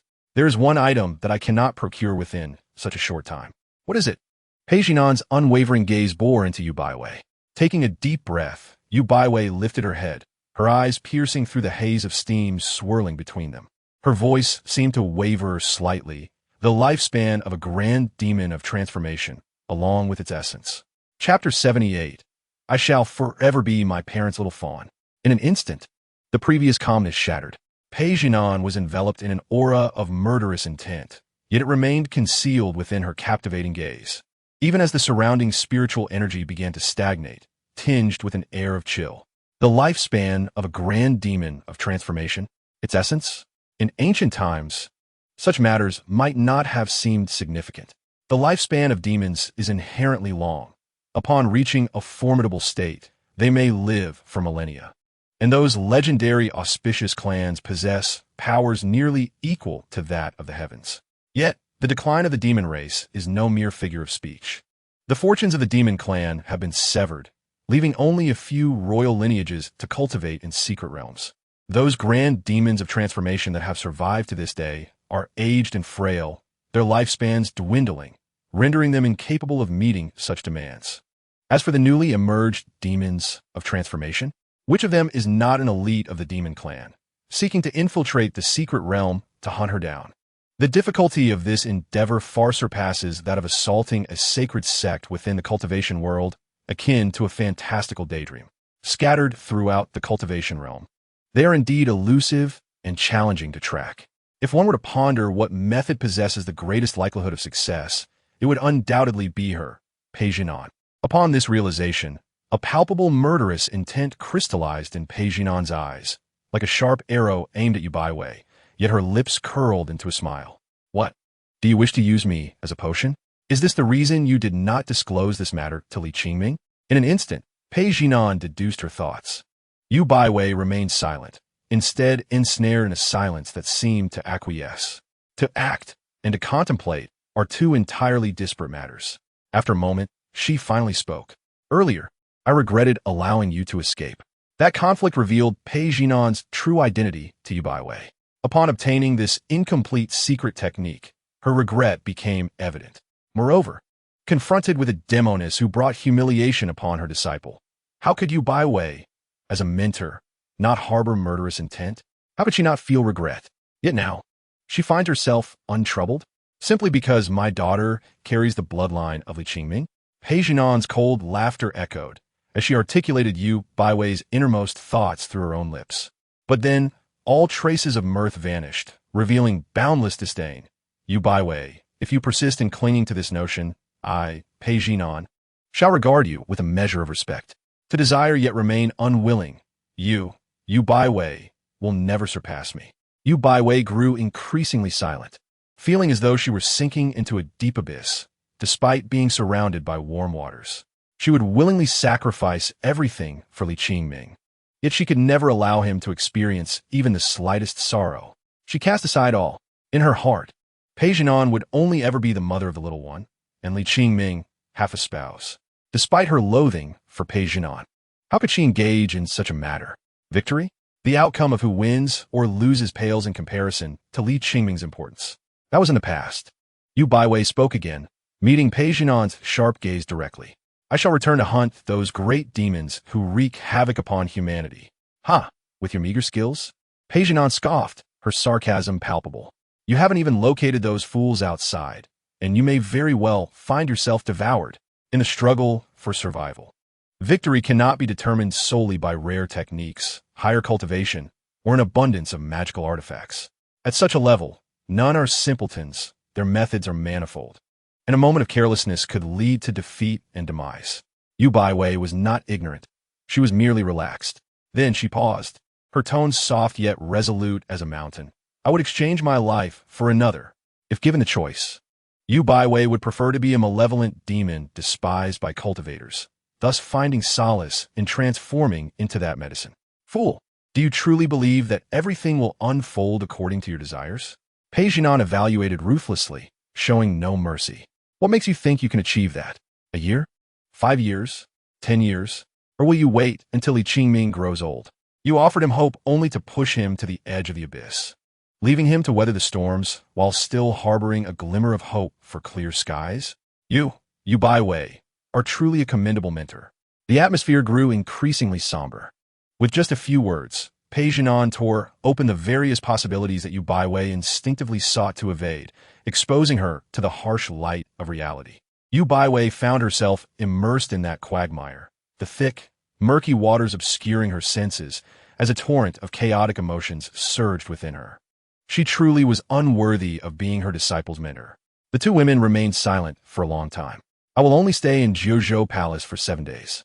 Ultimately, it was Pei Jinan who broke the silence, sneering, "If you truly wish to be a good mentor, then come and kill me to become that medicine." Through the misty waters, Yu Baiwei could not clearly discern Pei Jinan's expression at that moment. As she parted her lips to speak, Pei Jinan had already vanished. Left alone in the fog, she stared blankly at the hazy mist. How could she possibly become a good mentor? "Mother, why are you back? Where's father? Why hasn't he returned yet?" Upon seeing Pei Jinan's return, the little one rushed forward, tugging at Pei Jinan's skirt, looking left and right, even attempting to lift the hem of her skirt. Father, are you hiding beneath Mother's skirt, playing hide and seek with me?" Pei Jinan allowed the little one to frolic, and once she had her fill of play, she finally looked down and asked Pei Zhulu, "Huh?" The little one looked up, sensing something strange, for she had never seen such an expression on her mother's face. It was a subtle coldness, yet mixed with a hint of sadness and an indescribable reluctance. "If your father and I were to part ways, who would you choose to be with?" As a demon like Pei Jinan, she posed this beloved question often asked by adults, one that every child encounters during their childhood. With whom? This question was not difficult for Pei Zhulu at all. It was challenging to articulate. Her eyes darted around and instead asked, "Why do father and mother want to separate?" This one question caught Pei Jinan off guard. She was momentarily stunned, then laughed. When had she and Li Qingming truly been together? What if she and he were destined for life and death? Who would you choose to accompany you? Life or death? Pei Zhulu scratched her ear, unsure why her mother posed such a question, yet she still didn't find the question difficult. In her mind, life and death had not yet taken on a clear definition. Death perhaps meant being lost and unable to return home, not seen for a long while. Pei Jinan waited quietly for her daughter's answer, unsure why she suddenly asked such a question or what answer she sought. But Pei Zhulu still did not provide a response. "Mother, wait a moment." After speaking, she scampered off on her short legs toward Li Qingming's study. In a short time, Li Qingming's study had become a treasure trove filled with all manner of children's playthings. Found it. Pei Zhulu rummaged through a cabinet just the right height for her to reach and, after a while, extracted the little chocolate bunny she had bought on her first outing. "Mother, this is for you." Though reluctant, the little one presented this long-hidden treasure before Pei Jinan. "What is this?" "In Yuan candy." The little one recalled the awkward yet firmly remembered name, her small face serious as she repeated the words she had heard from that purple-clad girl. "Mother, this is a candy made from the fruit of the fateful tree in the backyard of the god of marriage, which governs all fates in the world. If given to the one you admire, they will remain by your side forever, loving you for a lifetime. I'll share half with father and half with you, mother. As long as you eat this, no matter where you go, and no matter where father goes, we will definitely reunite. This life unfolds in such a manner, and the next will follow suit. I shall eternally remain the cherished little dear of my father and mother." Chapter 79. The moon is beautiful as jade. The worldview of a child is inherently simple. They cry with ease, laugh with abandon, love without hesitation, and harbor dislikes without ambiguity, all devoid of any boundaries. For Pei Jinan, the words of Pei Zhulu might be the most accurate answer she so desperately needs. Yet, at the center of it all, Li Qingming remains utterly oblivious. Suppressing the tumult within, he could not resist the urge to practice the Ziyun Danjue of the Ziyun peak lineage. Although he still lacked the final foundation, he could, to some extent, retrieve his strength from the Qi refinement and foundation establishment stage and manage to execute some spell-casting sword techniques. For a moment, he reveled in this pursuit, akin to Pei Zhulu frolicking in the sandpit. However, it was not long before he found himself gasping for breath. When Yu Baiwei caught sight of him, she chided him lightly. "How could you act so recklessly?" Li Qingming cleared his throat, appearing somewhat obedient. "I was feeling stifled after sitting for too long and needed to stretch my muscles." You truly are disobedient. Yu Baiwei raised her hand, feigning a reprimand, and her voluminous, sheer garment fluttered in the air. Originally intended to serve as a cover, this gesture inadvertently accentuated her form, rendering it quite spectacular. Li Qingming stole a glance, then another, before casually averting his gaze. He returned indoors and settled into a chair, unaware of his furtive glances. Yu Baiwei instructed him to sit properly while she examined his physical condition. The courtyard she had painstakingly constructed for him now bore visible cracks. If you continue like this, I shall cease to concern myself with you. Yu Baiwei frowned, intending to deliver a stern reprimand, yet her words emerged soft and tender, like cotton. All right, I shall not do it again. Li Qingming replied cheerfully, realizing that by feigning compliance, his foolish master would respond as if she had just savored a sweet treat. Yet today, Yu Baiwei's heart was still tangled with confusion. You still wish for another chance? Very well. Our relationship shall become distant. Li Qingming clicked his tongue, raising both hands in a solemn vow. I assure you, I shall not repeat it. I will heed my master's words. Only then did Yu Baiwei relent, presenting him with a bowl of the herbal concoction she had just brewed. As she spoke, she stepped forward to wipe the sweat from his forehead with a silk handkerchief, just as she had done for many years. However, this moment was starkly different from the past. The proximity between them was palpable, and given their heights, it felt as though Yu Baiwei was enveloping Li Qingming in her embrace, resting him against her bosom. Although there was no direct contact, the gentle breath of Li Qingming brushed against her skin, as soft as a feather gliding across her snow-white complexion. Yet, it ignited a spark akin to flint striking steel, unleashing a warmth that enveloped her. This sensation was extraordinarily peculiar, instantly evoking memories of past experiences, causing her to tremble involuntarily. Her garment slipped slightly, nearly causing Li Qingming to collide with her. Regrettably, they were still a fraction too far apart. Li Qingming felt a twinge of disappointment and, determined to finish the herbal brew, took a deep gulp. However, he ended up spitting it out, splattering the sour, bitter, and salty concoction all over Yu Baiwei. Having not tasted her brews in years, he had completely forgotten her peculiar culinary skills. Whether it was cooking or brewing medicine, Yu Baiwei possessed an inexplicable talent. Even the finest ingredients, in her hands, would yield the most bizarre flavors. Can you believe that this bowl of syrupy liquid was a strange amalgamation of coffee, soy sauce, vinegar, and cold medicine? Startled by the scalding liquid, Yu Baiwei's face flushed with embarrassment and irritation. At your age, do you still expect me to sweeten the medicine to coax you into drinking it? Soaked and annoyed, she could not help but stamp her foot and mutter, I just bathed. At this, Li Qingming turned his gaze elsewhere. He may not be prone to dizziness, but he was certainly overwhelmed by the situation. Then let us wash again, Li Qingming declared, pulling Yu Baiwei toward the hot springs in the backyard. Years ago, he had excavated 2 hot spring pools, separated by an artificial mountain, as it was necessary for a master and disciple to maintain some distance. I was just thinking of soaking myself too. Reluctantly, Yu Baiwei acquiesced. But upon arrival, Li Qingming froze in place, realizing that the sculpture had vanished without a trace, along with Pei Jinan's sword strike. The surrounding steam gradually enveloped him. You can soak if you wish, but I shall change into fresh garments first. Yu Baiwei acknowledged the impropriety of the situation. Li Qingming raised his head to look at her, but quickly shifted his gaze away. The mist that enveloped them did not fully obscure his view.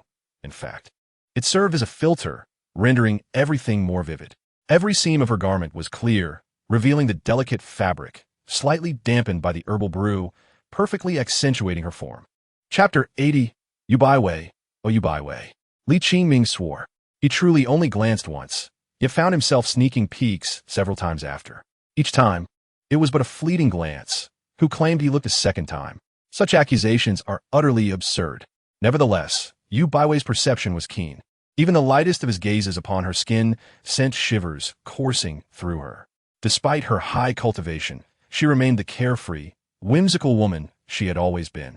After her bath, she indulged in comfort, clad only in a thin inner layer and a light veil. Even so, her figure stood tall and striking, devoid of any inclination to sag under the weight of excess.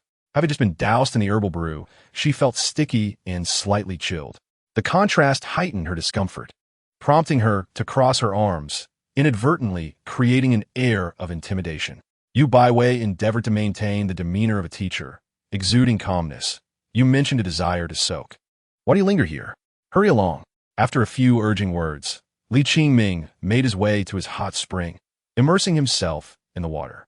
Phew! Yu Baiwei finally released her arms, trembling slightly as her mind became a flurry. After hesitating for a moment, she stepped into the hot spring, her gaze shifting toward Li Qingming, before lowering to observe her own reflection. Her thoughts became muddled. What on earth is going on with Shaoli? In the past, when he was younger, I would have dismissed his furtive glances, but now, as a father, why is he still so prone to sneaking looks? Is it truly so appealing? Yet, I am your esteemed teacher, one ungrateful disciple.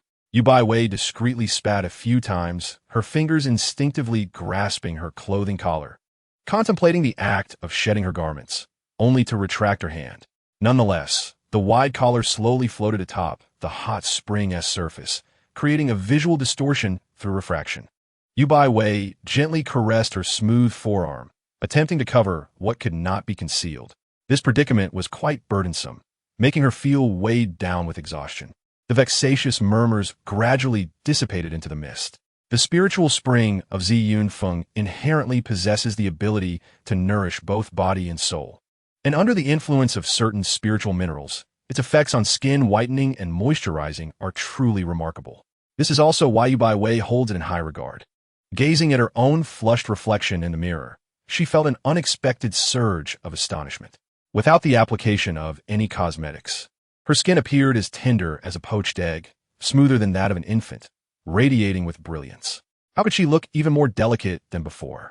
Could it be attributed to some secret method? Yu Baiwei was perplexed, and soon her confusion turned to frustration, her pearly teeth nibbling at her lip. The secret method had brought her a singular kind of distress in this lifetime. She did not blame the method itself, but rather herself. With her discerning eye, Yu Baiwei could easily recognize that the incomplete secret method carried no hidden desires. The issue lay with her. Unfortunately, this technique could not be concluded in a single session. Until she refined the final essence of the medicinal concoction, she would have to repeat the process, akin to tempering iron, continuously hammering to achieve a solid internal foundation. Reflecting on how her troublesome disciple had been so reckless, causing her to exert herself unnecessarily today, Yu Baiwei felt both resigned and willingly accepting. Why are you still not out? She stood a few paces away from the hot spring where Li Qingming was situated, her bright eyes resembling autumn waters.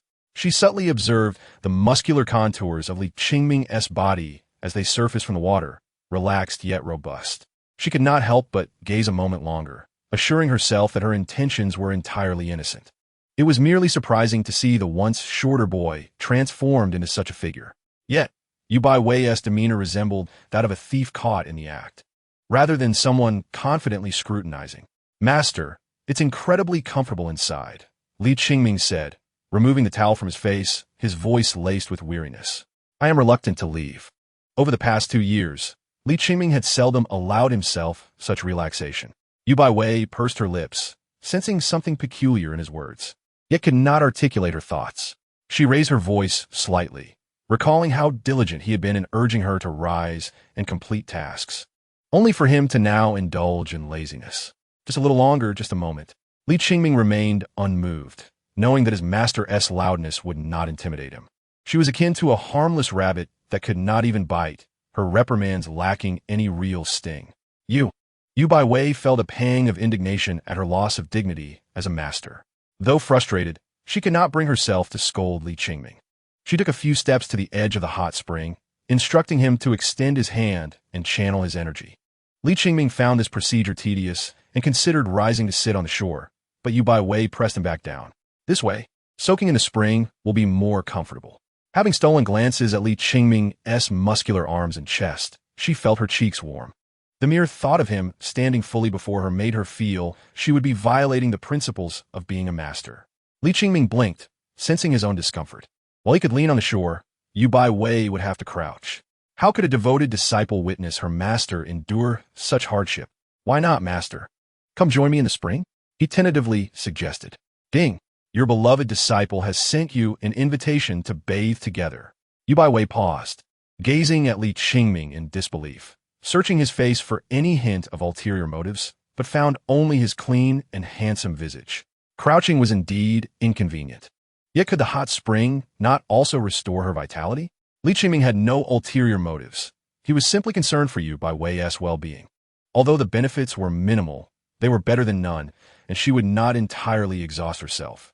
Seeing Li Qingming's earnest expression, Yu Baiwei's lips parted slightly, as if she wished to say something, but ultimately held her tongue. After much hesitation, she declined. Their master-disciple relationship, while somewhat acceptable for an adult and a child, was inappropriate given their similar ages. Bathing together was simply too improper. Upon noticing her refusal, Li Qingming did not take offense and prepared to stand. "Stop!" Yu Baiwei exclaimed in haste, quickly calling for him to halt. Her delicate foot lightly tapped the water's surface, and she found herself slipping into the pool. The water rippled in response, creating waves that mirrored her movements. As she met Li Qingming's gaze, she averted her eyes, striving to maintain an air of composure, chastising herself for behaving so foolishly. "Sit properly and focus your mind," she instructed in her master's tone, though she struggled to achieve inner calm herself.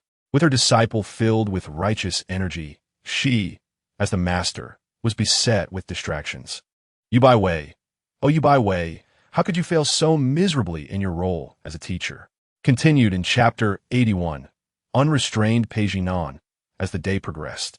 The situation unfolded even more favorably than Li Qingming had anticipated. His body and mind felt unprecedentedly at ease. Yet, the enchanting moments throughout the day ignited a smoldering fire within him, and his gaze towards Yu Baiwei began to carry an undercurrent of intensity. This, in turn, startled her. Her body tensed, trembling as if she were a little white rabbit under the predatory gaze of a wolf. No, not just any rabbit, but a naive one, easily swayed by mere confections.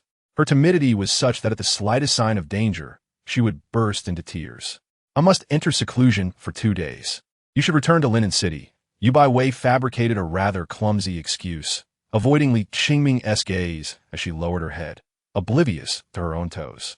Li Qingming, feeling a twinge of guilt, stole a few glances, aware that the atmosphere between them had shifted, and he agreed. As he turned to leave, he heard her voice again. "Remember, do not engage in any altercations." Li Qingming turned back, but the charming figure with the crescent-shaped brows was already gone. Upon returning to the courtyard, he found himself besieged by a small creature. "Apa, apa." Peizhu Lu elongated the last syllable, circling around Li Qingming, as if to express her longing for him. Little pig, how I miss you." The little one spun around until she became dizzy, nearly falling over. Li Qingming chuckled helplessly, embracing her. "Apa misses you too." "Oh, how much?" The little one's eyes sparkled with curiosity, eager to know exactly how much her father missed her. Super much," Li Qingming affirmed, nuzzling against her cheek, "even more than you miss me." Upon hearing this, Peizhu Lu, nestled in Li Qingming's embrace, began to fidget and stammer. "Father, you're lying, you're deceiving." Li Qingming had not spoken untruths. Rather, it was Peizhu Lu's innocent imagination at play. Like many new fathers, the presence of such a little being in his life had truly imbued it with newfound significance. There were moments when he found himself smiling foolishly while engaged in mundane tasks, as thoughts of his precious child invaded his mind at work, during meetings, or even while drinking water. "Father is lying," Peizhu Lu murmured softly. Amused, Li Qingming inquired, "And where, pray tell, have I deceived you?" With a haughty snort, Peizhu Lu declared, "When I think of father, all the longings of the world combined cannot compare." She pinched her tiny fingers together, adding, "No matter how father thinks of me, I'm sure it's always with a little more affection." Li Qingming was momentarily taken aback, unable to resist planting a kiss on her cheek. He could hardly believe that there was another daughter more adorable than his own. "By the way, father, I must confide something," she said in a conspiratorial whisper. "Mother seems to be in a rather foul mood these days." Upon receiving this revelation from the little one, Li Qingming paused, his heart heavy with concern, realizing that even this small child had noticed Pei Jinan's emotional state. He asked, "What is wrong? Has she been scolding you again in my absence?" To his surprise, Peizhu Lu replied, "Not at all." Her little face scrunched up in disbelief as she gestured with her hands. "Mother hasn't been harsh with me. She has been exceptionally kind." "Kind? Li Qingming's mind filled with questions. He understood that Pei Jinan was indeed good to the child, yet this goodness was not universal. Like many mothers constrained by culture and understanding, she imposed her life experiences upon her child, defining good in her own terms. Yes, mother holds me while I sleep, tells me stories, takes my hand to the market to buy delicious treats and games, and has even purchased countless outfits for me, both for now and the future. And she took me to a photo studio for pictures. Pei Zhulu recounted, her excitement bubbling over as she held up her fingers, counting each act of kindness. After counting to 5, she opened her palm again, declaring, and she said that I can do my homework whenever I want. If I don't want to, I don't have to. But, perhaps forgetting Pei Jinan's exact words, she pondered for a moment before adding, she even let me drink na until I was full. Li Qingming listened intently, utterly astounded. How could any of this possibly align with Pei Jinan's character? Was he trapped in a delusion, or was there something amiss in this world? Could this truly be the same Pei Jinan he thought he understood? Just as he grappled with his confusion, Fu Bo, who usually appeared and vanished like a specter, suddenly materialized. His expression one of distress as he discreetly glanced at the little girl. Li Qingming understood and, holding Pei Zhulu close, entered the house. Shall we play a game, little one? Yes. She responded eagerly. Li Qingming retrieved a sheet of paper and a pen. You draw a picture inside, and I want to look. Once you're finished, I'll come back to guess what it is, all right? Her eyes sparkled with delight, and she hurriedly urged him outside. Such a game was simply delightful. What has happened, Fu Bo? Fu Bo hesitated for a moment before quietly responding. Miss Pei Jinan may have stirred up some trouble. Several disciples from the sect have been severely injured, and not only that, their treasures have been stolen clean. Li Qingming stood there, his lips slightly parted in shock, his mind racing as he realized that just moments ago, he had pondered whether Pei Jinan had changed. Is there evidence? He asked, his voice calm but firm. Let them cause a ruckus. What matters is whether they can resolve it cleanly. Fu Bo nodded, but replied, the elders from those families are furious and have joined forces. Whether there is evidence is of little consequence. Li Qingming fell silent for a moment. Let them come to us, then, if they do not acknowledge it. His words trailed off as Pei Jinan's voice cut in. Why would I deny it? I am the one who harmed them. It was I who stole the treasures. Everything was done by my own hand. Her gaze was icy, radiating a rebellious defiance that locked onto Li Qingming's face. She scrutinized his every feature and expression as if searching for some hidden truth. I did what I did. Why should I hide it? With a wicked smile, she seemed to mock Li Qingming. Aren't you, the disciple of Jiuzhou Palace, supposed to expose me? The Demoness? Chapter 82. An unconventional family portrait. Li Qingming felt a sudden headache. It was not merely because Pei Jinan had once again stirred up trouble. As long as no one was harmed, there could always be room for negotiation. Rather, it was Pei Jinan's demeanor that suggested she was about to spiral into chaos again, regardless of her notorious reputation and the admiration and enmity she commanded. To Li Qingming, it all seemed a mere facade, a disguise that allowed her to navigate this world like everyone else. It reminded him of a few girls he had met in the orphanage during his past life, who, possessing a maturity beyond their years, understood their circumstances far too well. Trust, to them, was a word that had no place in their reality. They harbored deep-seated animosity towards everyone and everything beyond themselves. In the face of constant danger, wearing a mask was their only means of survival. Whether through indifference or kindness, they could adopt 1,000 expressions to coexist with the world, yet they could never reveal their true selves. Even when confronted with genuine affection, they would suspect its authenticity, perpetually seeking to discern the truth to gain a fleeting sense of safety. Pei Jinan, in particular, exhibited an extreme and pathological nature. Capricious, she could shift her demeanor in an instant, as though beneath her stunning visage lay countless other faces. Observing the mockery on Pei Jinan's face, Li Qingming felt a surge of unspoken compassion. Gradually, his feelings of annoyance towards her had dissipated. Yet, Pei Jinan's perceptiveness was acute. It seemed she could penetrate the depths of his heart simply by gazing into his eyes. She immediately suppressed all emotions, adopting an icy detachment, her aura radiating an even more pronounced menace than before. As her gaze fell upon him, it was as if a tempest swept across a field of rice, pulling Li Qingming's tranquil vessel into tumultuous waves from miles away. You dare to pity me, The palpable threat sent a shiver through Fu Bo, who instinctively stepped in front of Li Qingming. He harbored no doubt that in the next instant, a glimmer of cold light would flash, leaving a pool of crimson upon the ground. Furthermore, the head of the esteemed young Master Qingming, whom he had taken under his wing, would roll to the floor. Spinning several times, Li Qingming gently patted Fu Bo's right shoulder, reassuring him that there was no need for such tension. Fu Bo, you may return to rest without any worries. Fu Bo hesitated for a moment, but eventually heeded Li Qingming's words, for he had always possessed a strong will since childhood. Speak your mind, but refrain from drawing your sword at every turn, Li Qingming said in a calm tone. It is merely a trivial matter. Why would I send you, this enchantress, to your demise? Pei Jinan offered no response, her sword now resting against Li Qingming's shoulder, the sharpness of the blade causing a prickling sensation on his skin, with a few droplets of blood beginning to surface. Unfazed, Li Qingming grasped the blade, attempting to move it aside. Ah, so you have employed your cultivation. After all, today was unlike any other. I am no longer the frail Li of the past. However, this thought abruptly ceased. Li Qingming subtly retracted his fingers, casting a glance at the menacing Pei Jinan, reflecting that this enchantress truly lacked perception. Enough of this, he thought to himself. Why should I quibble with such a foolish woman? Yet, he immediately heard Pei Jinan's icy voice retort. You dare call me foolish? The sword's edge pressed closer to Li Qingming's neck. Li Qingming quelled the burgeoning thoughts, spreading his hands in surrender and taking a half-step back. Coward! Pei Jinan coldly flicked her fair hand, her disdain palpable. I should have pierced your heart long ago and severed your head, trampling it underfoot. It is not too late now. Li Qingming maintained a serene demeanor, even leaning forward slightly to emphasize his words. Just as Pei Jinan was about to explode, she froze at his next statement. Pei Jinan, there is no need for you to deliberately test my intentions time and again. As he gazed upon her exquisite visage, his tone turned unusually candid. If I truly harbored any designs, do you really think you could have won my favor during our first encounters? Even if you had, once my master returned, did you not ponder the fate that awaited you?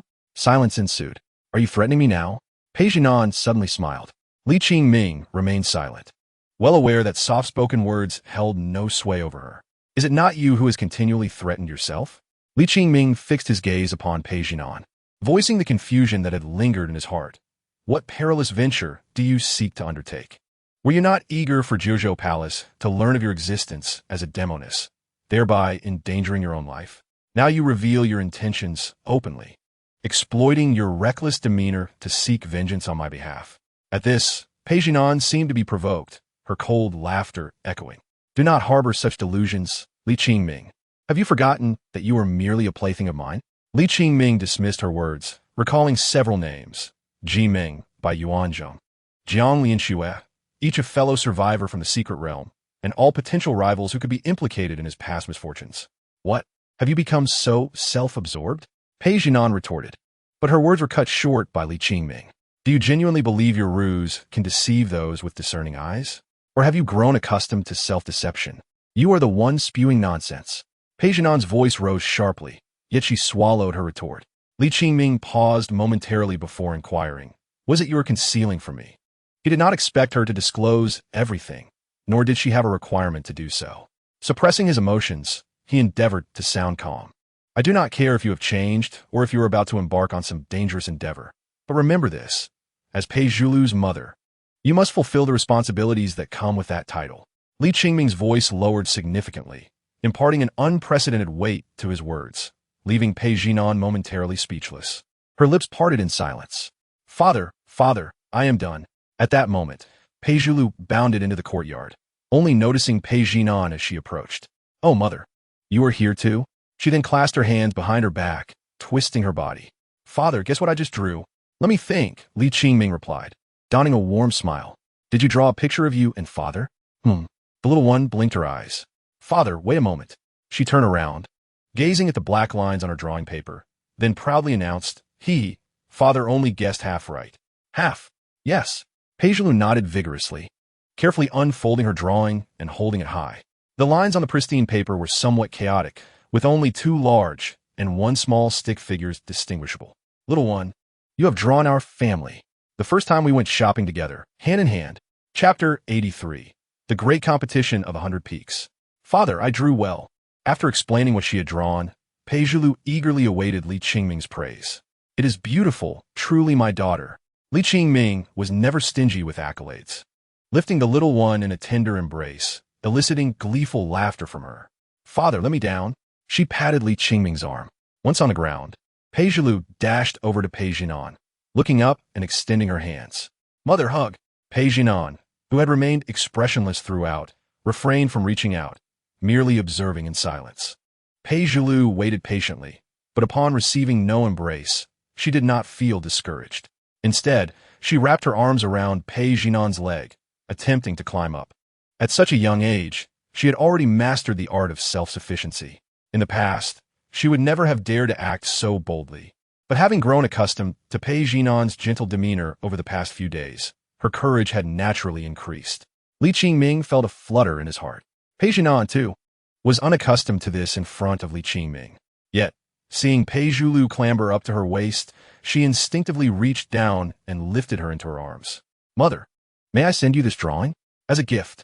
A hint of maternal affection surfaced, and Peijulu radiated the innate joy of a child close to her mother. Peijinan glanced at the drawing and simply remarked, ugly. Peijulu's face fell, and she burst into tears.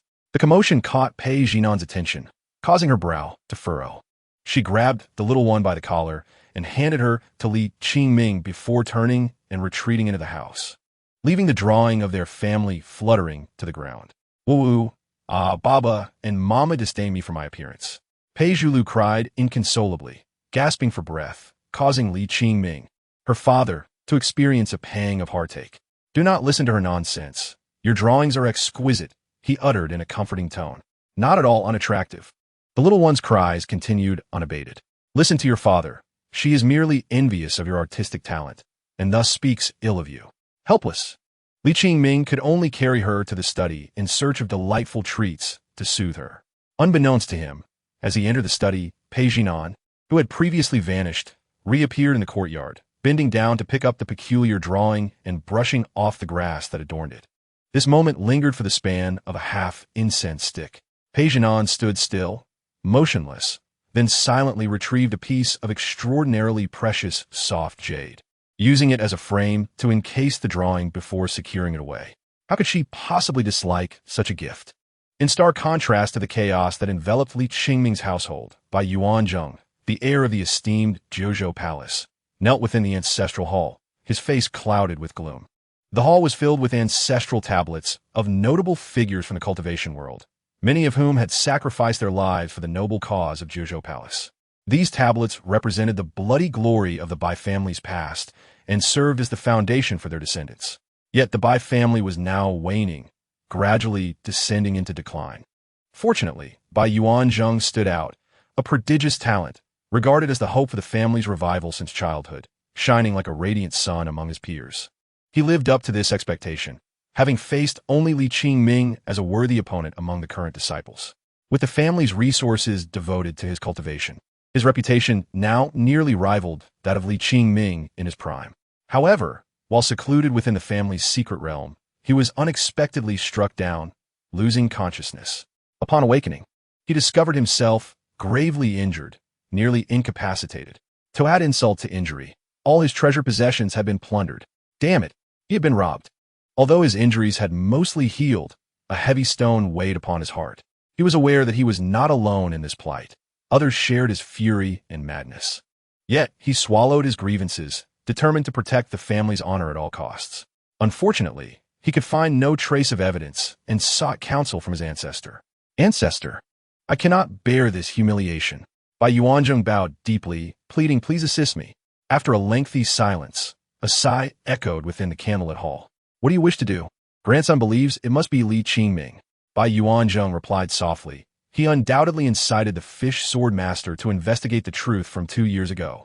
The hall fell silent again. The aged voice eventually responded. What if it were not him? Then it must be him. Bai Yuanzheng clenched his teeth. Since my grandson committed that act, there is no turning back. I would have preferred a complete annihilation back then. You. The ancient voice paused, seemingly enlightened. In mere moments, the tone became wearier, revealing a certain frailty. You are not the one who led that endeavor, were you? Absolutely not. Bai Yuanzheng protested, but my grandson contributed significantly. A prolonged silence ensued. Yuanzheng, why must you go through this? This matter must be addressed. Bai Yuanzheng raised his head, his gaze resolute. Not only out of personal jealousy, but our Bai family requires this of me. Everything I do is for the greater glory of the Bai family. His voice resonated boldly within the hall, harmonizing with the flickering candlelight. What assistance do you seek from your ancestor? The ancestor finally acquiesced. There is no need for grand gestures. With the 100 Peaks grand competition approaching, our Ziyun Peak shall not be an exception. I shall subtly manipulate the groupings, allowing you to navigate this entanglement on your own. As for Li Qingming, with his cultivation lost and entering the Wanyao Tower, he is destined for demise. Chapter 84. An unavoidable journey. The sun dipped below the horizon, casting a crimson glow. After reading the letter sent from the sect, Li Qingming sought out Pei Jinan, not dwelling excessively on the matter, but instead posing the question he had long wished to ask. How did you happen to know I was trapped in that forest of steels? That year, after an unforeseen calamity struck within the secret realm, Li Qingming became separated from his fellow disciples, finding himself lost amidst a thicket of tombstones resembling mountains and swords. When he regained consciousness, he discovered himself in a cave, attended by Pei Jinan. Are you inquiring if I know the mastermind behind it all? Pei Jinan scoffed. You are quite aware, after all, that you are but my defeated foe. Li Qingming chose to ignore her taunts, conceding, I may have lost to you, but under normal circumstances, I would not have faltered so disgracefully. Knowing is sufficient. Be mindful of your own standing, Pei Jinan remarked, casting a discerning glance at him. Her emotions swirling within, greed, disdain, indifference, and closeness, all tumultuously intertwined. After a moment, she responded, What if I said I too do not know who delivered the message to me? Would you truly believe in the words of this Demoness? Without a hint of hesitation, Li Qingming nodded. Why would I not trust you? Is an outsider more credible? Her words left Pei Jinan momentarily speechless. For one impervious to sweet words like her, such forthrightness felt insignificant. Yet, it often rendered her at a loss. Even stirring emotions she found repugnant. Pei Jinan maintained her icy demeanor, gazing at Li Qingming for a moment. And it became clear why Pei Jilu remarked on his sweet tongue, filled with honeyed words. He must have charmed many a fairy. Enough. Must you be so petty, Demoness? Li Qingming exclaimed, wishing to cast aside all responsibility, but found himself labeled a reckless flirt with a mere phrase. Truly, he was but a pure-hearted swordsman. Each time he felt he understood this Demoness more, he would turn only to find her as inscrutable as ever. Whether it was a mere illusion or overthinking, Li Qingming sensed an aura of impending doom surrounding Pei Jinan, growing more intense with each passing day. The first to taste my lips was you, Li Qingming remarked casually. Those words caused Pei Jinan to widen her eyes, as if to seal Li Qingming's lips with her gaze. But he had not finished speaking. You are also the one who took my innocence, he continued. Pei Jinan's expression darkened, her eyes flashing with anger. Do you truly believe I, Pei Jinan, would accept your baseless accusations? I am the one who was robbed of my purity. Li Qingming shrugged. Isn't it you who knows the truth? You made me your furnace once, and now you refuse to acknowledge it? Pei Jinan's beautiful eyes widened further, her chest heaving with indignation. What did he mean by refusing to acknowledge it? Enough is enough. Since this is everyone's first time, I shall refrain from asking you for any red envelopes. Li Qingming deftly shifted the topic. When it comes to teasing the hearts of enchanting women, he is exceptionally skilled. Who claims that Pei Jinan is cold? The conversation was abruptly halted midway. Why should she deceive herself for the sake of a little pride? Others have yet to witness her true beauty, and far too many firsts have been bestowed upon Li Qingming. After a moment of calm, she spoke. I received word in advance that you would undoubtedly suffer grave injuries and flee to that stone forest, with nothing else to occupy my time. I thought that even if it were a trap set by you, I would simply turn the tables and eliminate you all. After lying in wait for 2 days, she witnessed a certain someone fleeing in disarray like a lost dog, nearly meeting their demise beneath that towering ghost tree. In just a few words, Li Qingming gleaned the information he sought and could not help but sigh. Do you have a suspicion? Pei Jinan inquired. Yet, Li Qingming shook his head. As you surmise, perhaps everyone has their own possibilities. In his previous life, competition was omnipresent for ordinary people. Even while still in the womb, a fetus would vie for nutrients with its mother, and if among siblings, the struggle would begin unwittingly from the very start. The subsequent years of school life, followed by the vast, chaotic world, seemed endless. In this realm where cultivators soar and evade, the same principle applies. Rather than pursuing a lengthy path to immortality, it is more accurate to say that it is a continuous struggle. Beneath the glamorous facade lies a chaotic arena, filled with the sounds of conflict and the sight of blood and limbs flying, where the law of the jungle reigns supreme. With the memories of his past life, Qingming held profound insights into this reality. Fortunately, it seems that travelers from other worlds are favored by fate. From a moment he took the hand of Yu Bai Wei, he was bestowed with unimaginable wealth that an ordinary person could scarcely fathom. His innate talent rendered him unique among millions, a veritable protagonist from a tale, starting from a position that would be the envy of an ordinary person's entire life. He was youthful and spirited, yet his past experiences ensured he would never relinquish any opportunity. If it was within his grasp, why should he let it go? He did not engage in nefarious deeds, nor did he harbor grand ambitions of world domination, at most possessing a desire for the chivalrous pursuit of vengeance. Those who could slow his pace and temper his youthful exuberance were but a few individuals by his side. He had friends and numerous rivals, both overt and covert. This led him to suffer significant losses in the past, yet he could not ascertain who had orchestrated it all behind the scenes. His master could hardly contain himself, directly seeking out each individual involved, injuring several elders in the process. If not for Qingming's intervention, the matter would not have concluded. Reflecting on past events, Qingming chuckled, realizing that it was not solely his peers who were involved. Within the sect, few wished to see an unanchored young sword immortal at the helm of the vast Jiuzhou palace. Noticing the faint melancholy on Qingming's face, Pei Jinan's brows furrowed suddenly, as she was unaware of the anger bubbling within her. She felt an overwhelming urge to draw her sword and annihilate the entire Jiuzhou palace.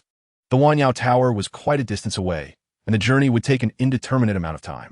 Qingming sighed, as a disciple of Xian Peak. Even if he were to lose his cultivation, he still needed to make an appearance.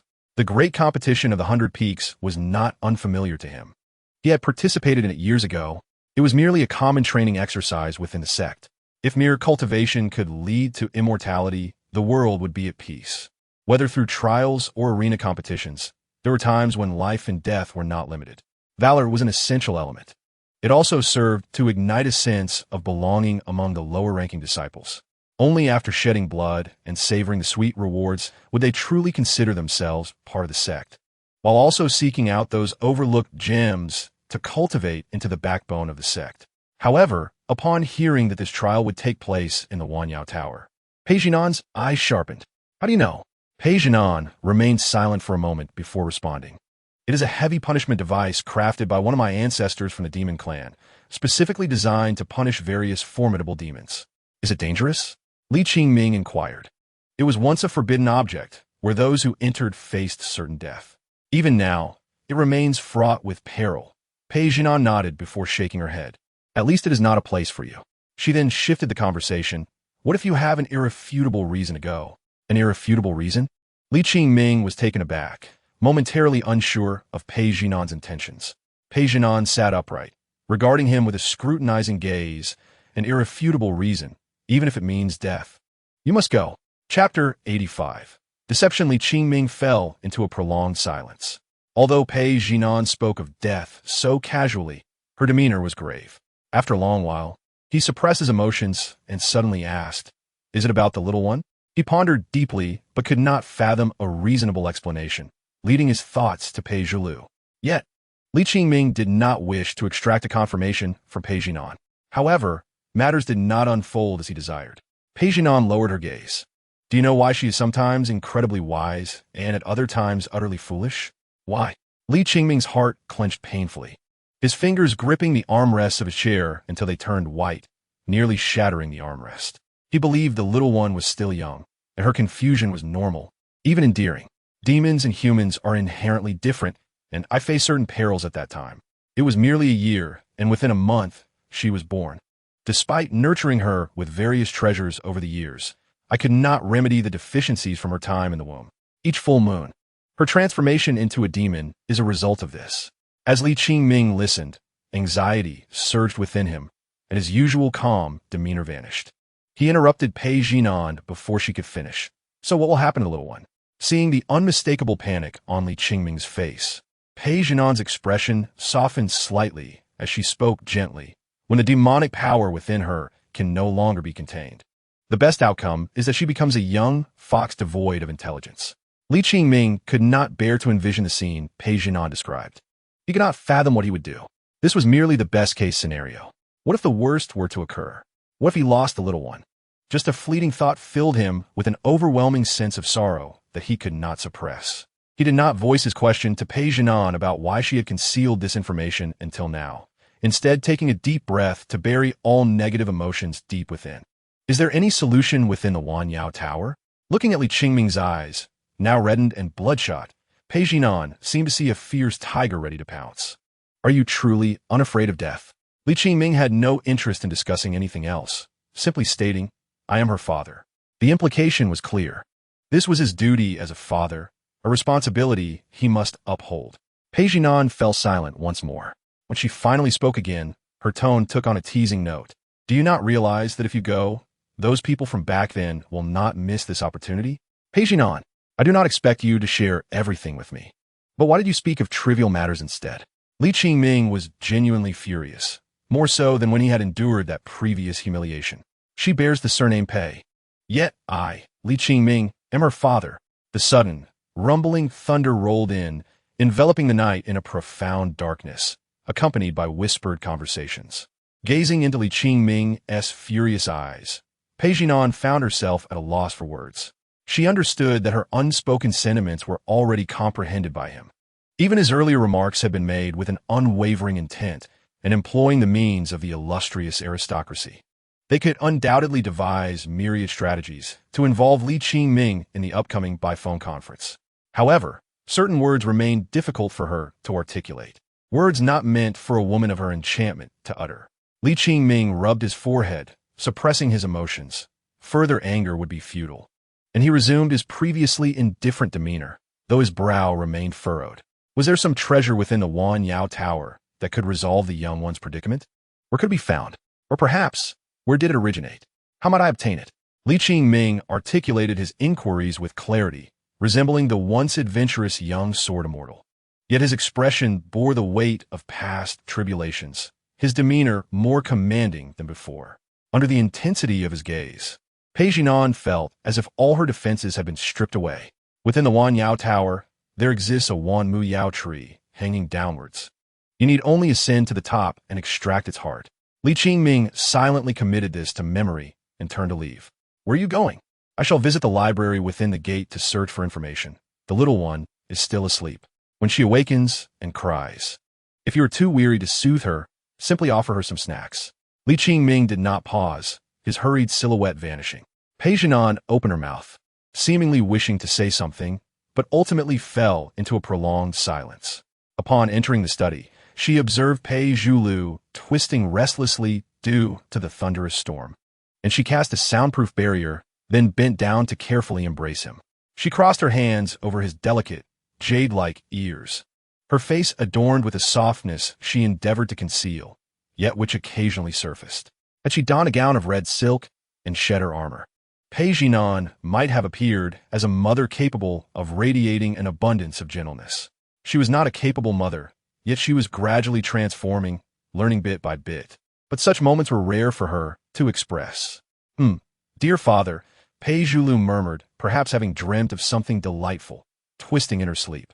The tenderness she exhibited dimmed Pei Jinan's gaze. Do you truly cherish your father so? How could Pei Zhulu, lost in slumber, provide an answer? Pei Jinan slowly lowered her eyelids, whispering to the empty room in a tone only she could hear. Li Qingming, do not allow your anger to deceive me like this in the days to come. Chapter 86, Wanyao Tower. As night fell, the rain poured down incessantly. The darkened sky resembled a tempestuous deep sea, waves crashing, and as the rain descended, it transformed into a torrential downpour. Days swiftly passed. Once the rain dissipated, the world emerged anew, vibrant with spiritual energy, and the dawn sun resembled the blush on a bride's face. "Father, you're not running away from home, are you?" Pei Zhulu's eyes shimmered with unshed tears, desperately attempting to suppress them, though a few still fell. "I merely went to the outer city for business, and I shall return in a few days." Li Qingming reflected before altering his explanation. "It's akin to a clumsy bear, father, going hunting for his cub. When I return, I shall bring you delicious treats." Once a glutton, the little one now expressed concern not for the treats, but rather exclaimed, "Father is not a clumsy bear, father. Father is the best, the handsomest, the most beautiful, the tallest, the most fragrant, and the most delectable father in the world."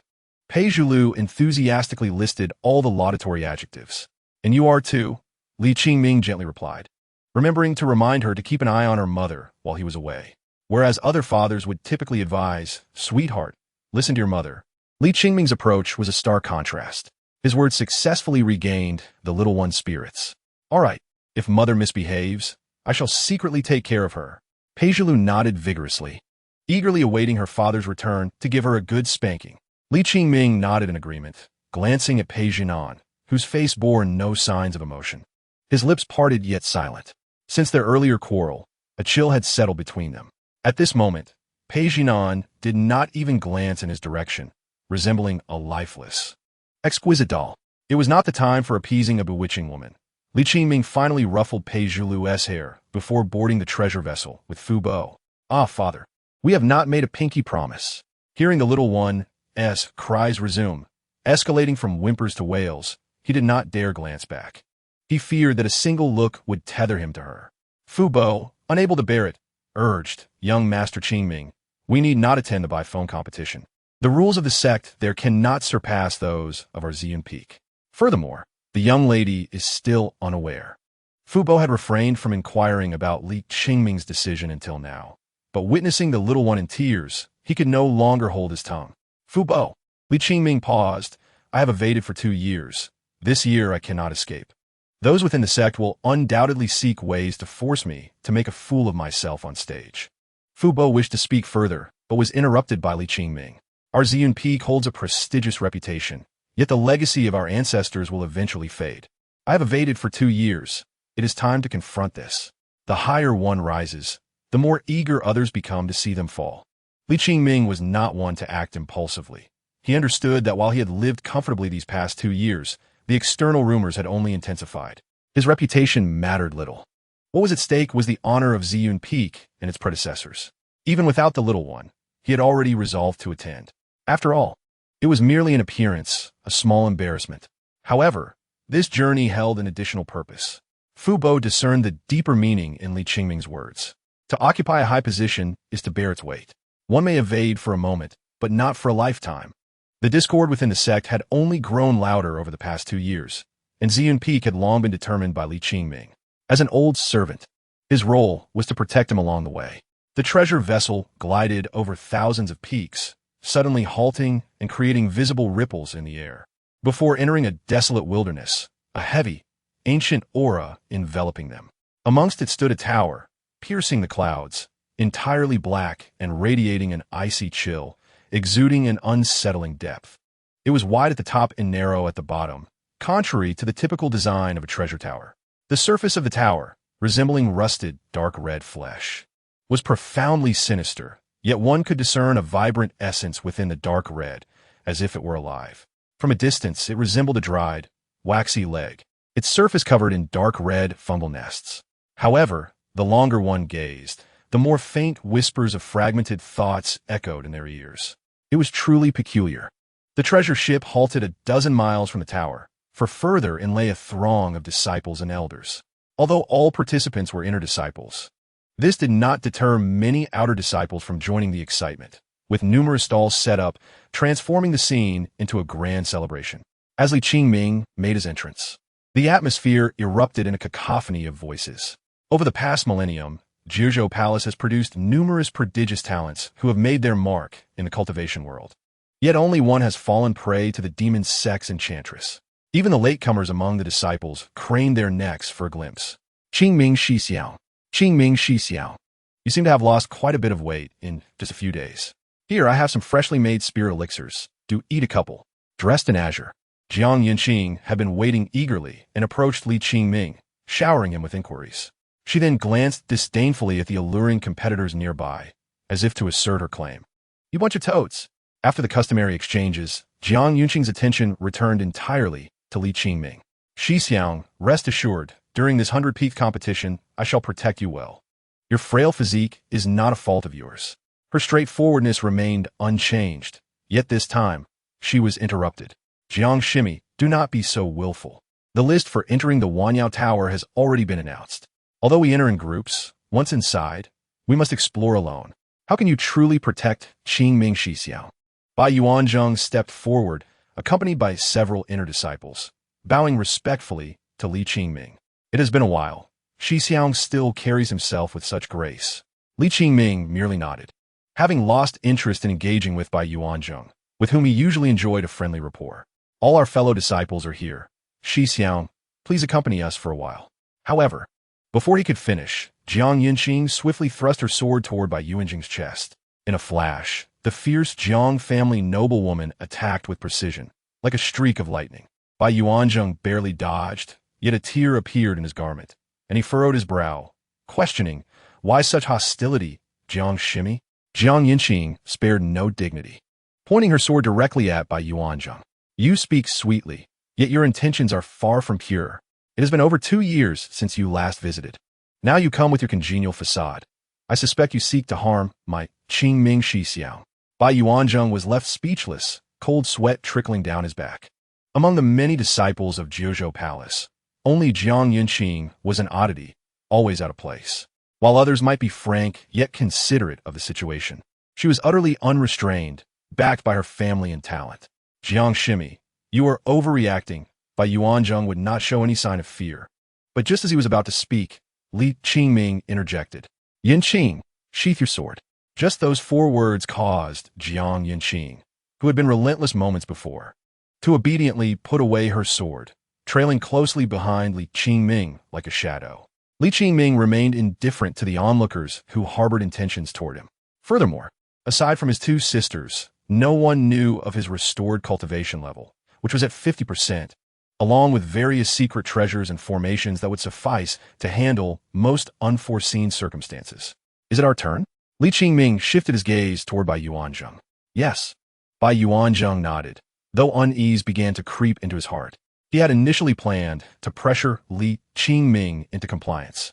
But now Li Qingming had already agreed with the sect and displayed a disdainful demeanor reminiscent of his former self, showing little regard for anyone or anything.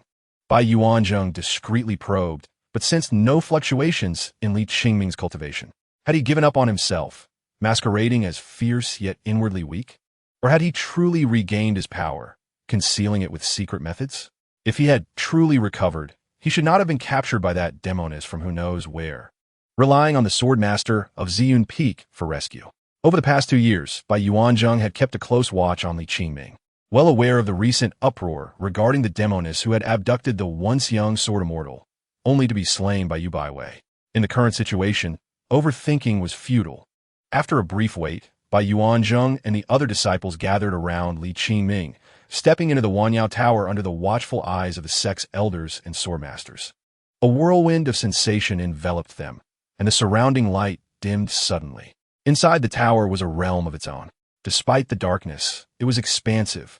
A massive tree stood upright within, its bark resembling rock, with scales embedded throughout its surface, dotted with numerous hollows and protrusions. Coarse, unnameable chains, reminiscent of vines, coiled tightly around the trunk, distorting its form. Through the gaps, one could faintly glimpse a flowing, dark crimson. Strangely, the tree appeared inverted. Its sprawling roots, complex as a dragon, climbed to the tower's apex, resembling a bizarre, yet terrifying abstract artwork, while before them lay the stark, stone-like crown of the tree. The branches bore no leaves or blossoms. Instead, smaller chains hung suspended, forming small cages or perhaps coffins. These resembled coffins, but were akin to bird cages, covered in ghastly scratch marks, exuding an overwhelming malice that was unsettling. Li Qingming exhaled softly, deliberately shaking his head as if about to faint. Observing this, Bai Yuanzheng felt a sense of relief, yet feigned concern. Is Shi Xiang unwell? Li Qingming shook his head, appearing as if he were merely gritting his teeth to hold on. This 100-peaked competition was unlike previous ones. It would no longer rely on successive rounds of competition among disciples, but rather on rankings and completion times within the Wanyao Tower. Bai Yuanzheng briefly explained the rules to Li Qingming. Once inside the strange tree, they would be teleported to random lower-tier cages. If they dealt with the souls within, they could ascend to higher levels. There were countless cages within the tower, totaling 100 layers, and the souls could respawn at any time, a recently discovered feature of their sect. He continued, if you're feeling unwell, do not push yourself. Rest here. The flow of time in the cages differs. We will emerge after a few hours. Li Qingming listened intently, but shook his head. What need is there to push myself against mere souls? You all proceed first. Bai Yuanzheng felt reassured. Li Qingming, times have changed. Your character remains unchanged. But if you continue to act recklessly, you risk your very life. Under the gaze of the other inner disciples, he was the first to enter the massive tree through a narrow opening. Almost immediately, a light flashed from one of the cages on the trunk. In just a few moments, they moved to the next layer. The remaining disciples exchanged quick glances before swiftly entering the opening. Li Qingming lingered a moment longer, waiting for the dizziness to subside completely before stepping forward. The earlier demeanor he exhibited was a blend of authenticity and artifice. Upon entering the Wanyao Ta, he could not fathom why his body felt as heavy as 1,000 pounds, akin to sinking into a quagmire. Now this strange sensation had finally dissipated. Yet, unbeknownst to him, as he crossed the threshold of that cave, the shadow behind him deepened, as if two dark figures had merged into one. Meanwhile, on the other side, Yu Baiwei, recalling the imminent date of the Bai Fengda Bi, hurriedly descended into the courtyard of Linen City. Xiao Lizi, if you continue to be so disobedient, Master will truly be angered. However, upon realizing that Li Qingming was absent, she found it impossible to harbor any anger. Replaced instead by a sense of guilt, she was acutely aware of Li Qingming's character. He was certainly not the type to seek glory for himself. His concealment of his participation in the Bai Fengda Bi was undoubtedly for the sake of Zi Yunfeng's reputation, and also for her, Yu Baiwei. With a heart heavy with worry, Yu Baiwei was not only concerned about Li Qingming's reckless behavior. Even a mere mockery directed at him would trouble her more than anyone else. My disciple may be bullied by me, but I shall not allow anyone else to harm him. After a moment of hesitation, she stomped her foot and set off towards the Wanyao Ta, only to be momentarily halted by the gaze of Pei Jinan, who was observing her from the courtyard. His exquisite face, which seemed to have its own seasons, remained as indifferent as ice, yet lacked some of its previous vitality. What are you plotting, Pei Jinan? Yu Baiwei stood frozen, her eyes brimming with disbelief. Is it a spirit clone? Then where's your true self? This passage was somewhat convoluted. After writing thousands of words yesterday, I deleted them all and decided to take a break to contemplate the plot. Updates will be early tomorrow. Chapter 88. Cutting through thorns and thistles in contrast to Li Qingming. Yu Baiwei had scant knowledge of Pei Jinan, the infamous Demoness. Yet, she was acutely aware of the enchantment that emanated from her. Pei Jinan's actions were utterly inscrutable. Even though she was the mother of the little one, Yu Baiwei remained cautious, concealing her concerns. At this moment, realizing that what remained at home was merely an indistinguishable spirit clone, her heart was beset by a tangle of worries. What was Pei Jinan's true intention? The Wanyao Ta? Li Qingming? Or something beyond her comprehension? And what that 7A time frame? Did Pei Jinan's mention of a deadline carry deeper significance? Today marked the final day. The more Yu Baiwei pondered, the more pronounced the sorrow in her peach blossom eyes became. If Pei Jinan were to incite a significant disturbance at the Bai Fengda Bi, it would not be a trivial matter to resolve, especially considering the well-known farce from earlier. The situation would soon exceed the control of her. The sword master of Zi Yunfeng. In the courtyard, Pei Lu sat sobbing in a sand pit, leaving traces of her distress. As Yu Baiwei vanished in an instant, reappearing atop the high platform where the senior members stood before the Wanyao Ta, Zi and Jinju, the elders, who had previously been engaged in light-hearted discussion about their participating disciples, suddenly fell silent, some wearing visibly grim expressions. It was not solely due to Yu Baiwei's unique standing within the sect. It was also because after the incident involving Li Qingming, she, the fiercely protective master, had led a charge against the various peaks, resulting in their considerable embarrassment. The atmosphere became charged with tension. Sister by way, we were just discussing you. Wondering why you have yet to arrive, a tall and elegant woman in palace attire approached you by way, affectionately linking her arm with hers. Her name was Jiang Yao, a member of the Jiang family and the head of the Jiuzhou Palace's ritual hall, responsible for major ceremonial events. Sister, your urgency stems from concern for our dear Qingming, does it not? Jiang Yao's tone was gentle as she sought to comfort you by way. Qingming is impulsive, but he could simply make an appearance, as young folks often do. However, you needn't worry too much. I perceive Qingming does not possess a truly reckless nature. Perhaps he has merely entered the Wan Yao Ta without the intention of challenging it. As she spoke, her delicate hand waved, and a large, translucent jade stone nearby suddenly shimmered, revealing the names of the disciples from various peaks glowing softly. Soon, Li Qingming's name was located. Sister, see, I told you Qingming is not the type to act rashly. Jiang Yao's voice trailed off abruptly, for following the name Li Qingming was the ominous label. Death Row. Level 13. Within the Wan Yao Mu Shu, witnessing the vanishing specters like smoke, Li Qingming exhaled deeply, feeling the turbulent spiritual energy within him gradually settle. His spiritual meridians were naturally broader than those of ordinary practitioners, and his dantian was vast, akin to a robust heart brimming with vitality. Previously, his foundational ruin had rendered that heart incapable of circulating spiritual energy as it once did, nor could it store energy.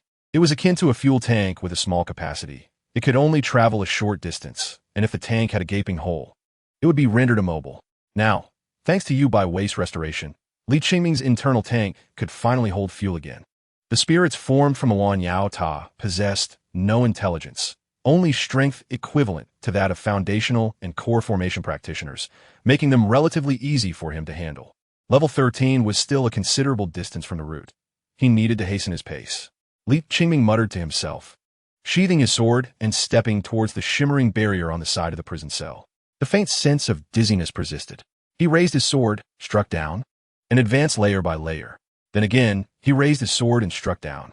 With each passage, the strength of the spirits increased in varying degrees, and the time he needed to linger also gradually extended. It was not yet at a level requiring him to exert all his strength. Rather, Li Qingming was determined to minimize his losses while avoiding unnecessary delays. If he could resolve it with one sword strike, he would not draw a second. The so-called Young Sword Immortal was not merely a title of flattery, but a moniker forged through battles against peers. With each vanquished specter, Li Qingming's sharp aura became increasingly refined, gradually undergoing a transformation of substance, his entire being resembling a sword drawn from its sheath. The sword, a weapon of lethal intent. This was the sword path that Li Qingming pursued: ultimate speed, unparalleled lethality, and a resolute disregard for all else. Completely focused, he did not pause for a moment, silently calculating how far he still had to reach the summit. As for the number of spirits he had vanquished, he could not provide an accurate estimate. Upon reaching level 20, the spirits no longer appeared singly. They emerged in groups of 2, 3, or even 4 or 5, exhibiting a qualitative leap in both intelligence and strength. The combination of these factors made them far from the easily dispatched foes of earlier levels. As for countermeasures, Li Qingming did not hesitate for an instant. He began to trade wounds for wounds, seizing the moment when the spirit's attacks landed to strike back. A glimmer of icy light flashed. The sword's brilliance resembled a startled swan, its ringing resonating clearly. The spirits surrounding Li Qingming became rigid in midair, then transformed into faint wisps of light, cascading onto the prison walls, resembling intricate patterns of blood vessels and root systems. The price he paid for this was a few more drops of crimson seeping through the already tattered fabric of his clothing. In a moment of vulnerability, Li Qingming chuckled softly to himself, indulging in self-deprecating humor as he settled down and consumed a few healing elixirs to restore his energy. With insufficient strength, he had no choice but to resort to such remedies. Not to mention, he possessed an abundance of elixirs and magical treasures. However, while his injuries could mend and his spiritual energy could replenish, his reservoir of vitality had gradually developed numerous holes, akin to a small boat that could not be patched against the relentless gnawing of worms. This cycle repeated itself time and again. By the time Li Qingming ascended to the 30th level, his pace had considerably slowed, and his injuries had become increasingly severe. The once elegant white robe he wore was now a dark crimson, drenched in blood, giving the impression that he had risen from the depths of hell. The recent encounter with a spectral golden core had left a gaping wound on his chest, one that, had it been located even slightly differently, could have pierced his heart. After a moment, Li Qingming opened his eyes, revealing a network of fine blood vessels in his gaze. His body taut with an overwhelming fatigue that exuded a sense of extreme weakness. As he rose, he stumbled, nearly losing his footing. Yet upon halting, he suddenly turned to his shadow cast upon the wall by the flickering candlelight, addressing it. Yuan Zhengshidi, how much longer will you hide? I am utterly exhausted, and if you do not act now, you will miss this golden opportunity. Chapter 89. You will never understand, is this Qingming Shiji restoring his cultivation? Gazed Jiang Yao at the jade tablet where Li Qingming's name flickered and rose. The reputation of Li Qingming as a prodigy was one that even those from esteemed families like theirs had to acknowledge, yet the realm of cultivation was rife with talents. No matter how exceptional one's gifts, steadiness and longevity proved even more vital. Upon realizing this unexpected development, Yu Baiwei's furrowed brows deepened. She was certain that her disobedient disciple was concealing something with Pei Jinan. Li Qingming, despite his bravado, would never recklessly endanger himself. Moreover, he had previously promised her otherwise. An instinct, almost premonitory, began to pale Yu Baiwei's complexion, her heart fracturing into countless pieces. Little Li, could it be that you truly disregard your life? The consequences of such reckless use of cultivation would only lead to demise. In a flash, she attempted to dash toward the metallic dark door, only to be halted by Jiang Yao. Shimmy, the tower doors are now closed. Even a harmonized path expert cannot breach the Wanyao Tower. Yet Yu Baiwei could not heed such counsel. Matters concerning Li Qingming left her no room for hesitation, even if it meant facing a mountain of blades or an abyss of flames.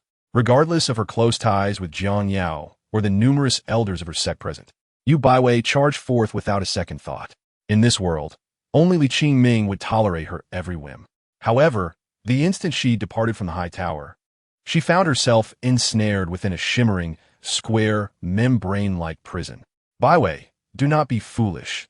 There is no way for you to enter the Wanyao Tower. It opens only once every 1,000 years, and you must not act recklessly. An elderly voice, steady and authoritative, resonated in the ears of those present. Jiang Yao's brow relaxed as she bowed respectfully, greeting the vice master of Jiuzhou Palace, Yuanin, a harmonized path expert, hailing from Ziyun Peak. She was the adoptive daughter of Yu Baiwei's great-grandfather, serving as her nominal aunt, but with a stern demeanor, she prioritized the sect's rules above all else, rarely smiling. With her presence, the elders who feared Yu Baiwei would cause another calamity finally felt reassured. Yet, the elder from the Bai family revealed a flicker of unease in his eyes. However, compared to him, Bai Yuanjing's apprehension was far greater. Capable of succeeding Li Qingming and becoming the leader of this generation in Jiuzhou Palace, he was not lacking in talent, diligence, or means. Caution and decisiveness were equally his virtues. Regardless of whether Li Qingming was testing him or had truly discovered his presence, Bai Yuanjing no longer wished to remain hidden. The dim candlelight continued to flicker, gradually tinged with a hint of dark crimson. Bai Yuanjing stepped forth from the shadows, standing before Li Qingming and inquiring, Qingming Shixiao, your demeanor remains as unwavering as ever, unperturbed by the myriad difficulties you face. Li Qingming nodded, remarking, when dealing with a hypocrite like you, there is little need to concern myself. Bai Yuanjing stiffened, abandoning any pretense of composure. Today, it was a matter of life and death for either of them. Yet, he was certain that victory would belong to him, Bai Yuanjing. Contemplating this, a relieved smile graced his face. Would you like a moment more to recover your strength, Shi Xiao? Another probe? Using a decoy to leave first and having those younger disciples serve as witnesses while secretly hiding in my shadow. How tedious. Li Qingming shook his head, discarding the sword that had accumulated numerous chips along the way, and retrieved a rough, dark sword resembling a firewood stick. When facing you, Shi Xiao, even more probing is necessary. Bai Yuanjing suppressed all mirth, his expression turning solemn. though he did not know what means Li Qingming had employed to temporarily restore much of his cultivation. He was confident that Li Qingming had not fully recovered. Nonetheless, as long as it was Li Qingming, he was worth his all. He was not a lion hunting a rabbit, but rather a battle with a wounded tiger. With confidence yet still cautious, Bai Yuanzhong spoke, "Then let us begin, Qingming Shi Xiao." However, he had already vanished like a phantom, his aura radiant as lightning, wreaking havoc in the dark confines of the prison. In an instant, the atmosphere surged with an overwhelming force, akin to a mountain crashing and a sea roaring, as it surged toward Li Qingming with an unstoppable momentum. With stakes so high, who would concern themselves with martial ethics? His intention was to strike Li Qingming down before he could react, using a thunderous assault. All his words were neither a guise nor a boast, but merely a prelude to this moment. The dark prison brightened, beams of radiance cascading from the blade, each thread imbued with grandeur and an overwhelming, long-simmering intent to kill. A hoarse sword cry echoed, reverberating through the prison like the tolling of a death knell. With a single strike, Li Qingming was reduced to mere fragments. Yet, Bai Yuanjing's visage betrayed no surprise. Instead, it was swiftly replaced by panic and dread. He lowered his gaze, only to find a rough sword tip protruding from his chest, stained with crimson blood.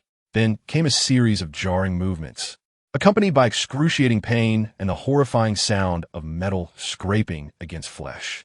The horrifying noise sent chills down his spine, leading to an overwhelming sense of terror. Bai Yuanzhong turned his head in a daze to meet Li Qingming's expressionless face, his eyes widening with astonishment. "When did you?" His words faltered, abruptly giving way to laughter.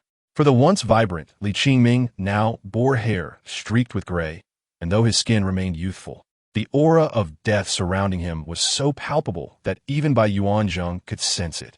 It was a void that no elixir could ever mend. The consequences of employing that peculiar swordsmanship were evidently dire. "Qingming Shi Xiao, your determination to slay your junior brother is quite palpable." Yet, Li Qingming did not allow him to finish his words. He struck again with his sword, extinguishing his life entirely. How outrageous! The youth of today truly lack martial ethics. Were it not for my swift ambush, I would have been in grave peril. Li Qingming took a few labored breaths and skillfully retrieved various essential magical artifacts and elixirs for murder, looting, and erasing traces, dissolving Bai Yuanjing's corpse until only a faint trace of corrosion remained on the ground. Not even a fragment of his soul was left behind. In the realm of cultivation, a moment of leniency towards an enemy is tantamount to a disregard for one's own life. After the strenuous endeavor, Li Qingming could not help but lean against the wall, coughing and gasping for breath, his palms stained with the blood he had coughed up, which he did not even glance at, merely scoffing. Addressing the empty ground as if to respond to Bai Yuanzhong's earlier inquiry, he remarked, "How could you possibly comprehend the resolve I possess, having never been a father?" In Chapter 90, A Different Path, Bai Yuanzhong had envisioned enduring a brief but fierce struggle, expending considerable effort, and perhaps even sustaining minor injuries, yet ultimately achieving victory. However, there was no longer any however. As he faced death, Bai Yuanjing's confusion revolved around 2 points. Where had he faltered? How could Li Qingming be so willing to exchange his life for another? Even if he survived, it would be a fate worse than death. In youth, even those of ordinary stature often believed in the emergence of a stage uniquely their own. This belief was even more pronounced in the fiercely competitive realm of cultivation. Individuals like Bai Yuanzhong, the pride of their families, bore the weight of their lineage's revival on their shoulders, yet they too pursued their own aspirations. The resurgence of their clans would inevitably usher in their own glory. Were he in Li Qingming's position, he would never choose such a mutually destructive path until the very last moment. Thus, he could not fathom why the illustrious young swordsman, Li Qingming, would make such an extreme choice. Little did he know the depths of Li Qingming's extremity. With the Wanyao Tower opening only once every millennium, failing in this endeavor would truly be akin to courting death. Could he bear to miss this opportunity and witness his daughter transform from a whimsical little sprite into a fledgling fox devoid of wisdom? He felt no contempt. His heart ached solely for Peizhu Lu. Li Qingming would not dare proclaim himself a competent father, yet he undoubtedly cherished the little one more than his own life. Whether through indulgence or instruction, how could a father not cradle his child in his palms? He sought to expose the little one to all the finest experiences, sights, and tastes the world had to offer. Li Qingming consumed several healing elixirs, suppressing the tumult of emotions within him. The situation had not yet deteriorated to such an extent. Why dwell on it? Struggling to rise, he swayed a few times before stabilizing his stance. The cost of that last move was not merely graying hair. Internally, his spiritual energy was in chaos, resembling a wasteland riddled with injuries. Should Yu Baiwei learn of this, she would undoubtedly sit there weeping, softly lamenting the fragmented state of his being, calling him Shao Li Zi, while scolding him for his disobedience. The sudden thought of her visage surfaced in Li Qingming's mind, weighing heavily on his heart. Both were his dearest, and his actions today would bring them immense sorrow in the days to come. Yet he had no choice but to proceed. However, Li Qingming would never harbor regrets.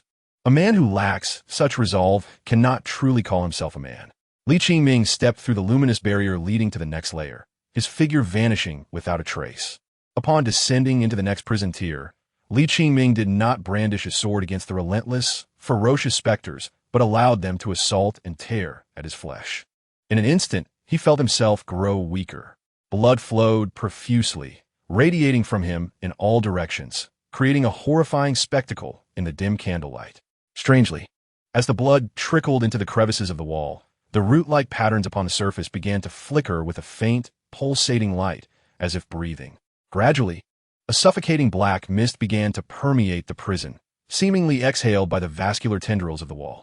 It surged and rolled, resembling a cloud of darkness with tendrils, slowly enveloping Li Qingming, seeping through his skin and into his very being. In an instant, he began to convulse uncontrollably, as if enduring tremendous agony. His lips remained unbroken. Yet dark red blood began to seep from the corners of his eyes. Within the black mist lurked indescribable entities, gnawing at him, gradually sapping his soul, rendering it as fragile as moth-eaten cloth, light and ephemeral, ready to dissipate with a mere breath of wind. In stark contrast, the pain from the specter's assault seemed trivial by comparison. In just a few breaths, blood-red sweat began to bead on his forehead and across his body, congealing into grotesque clots.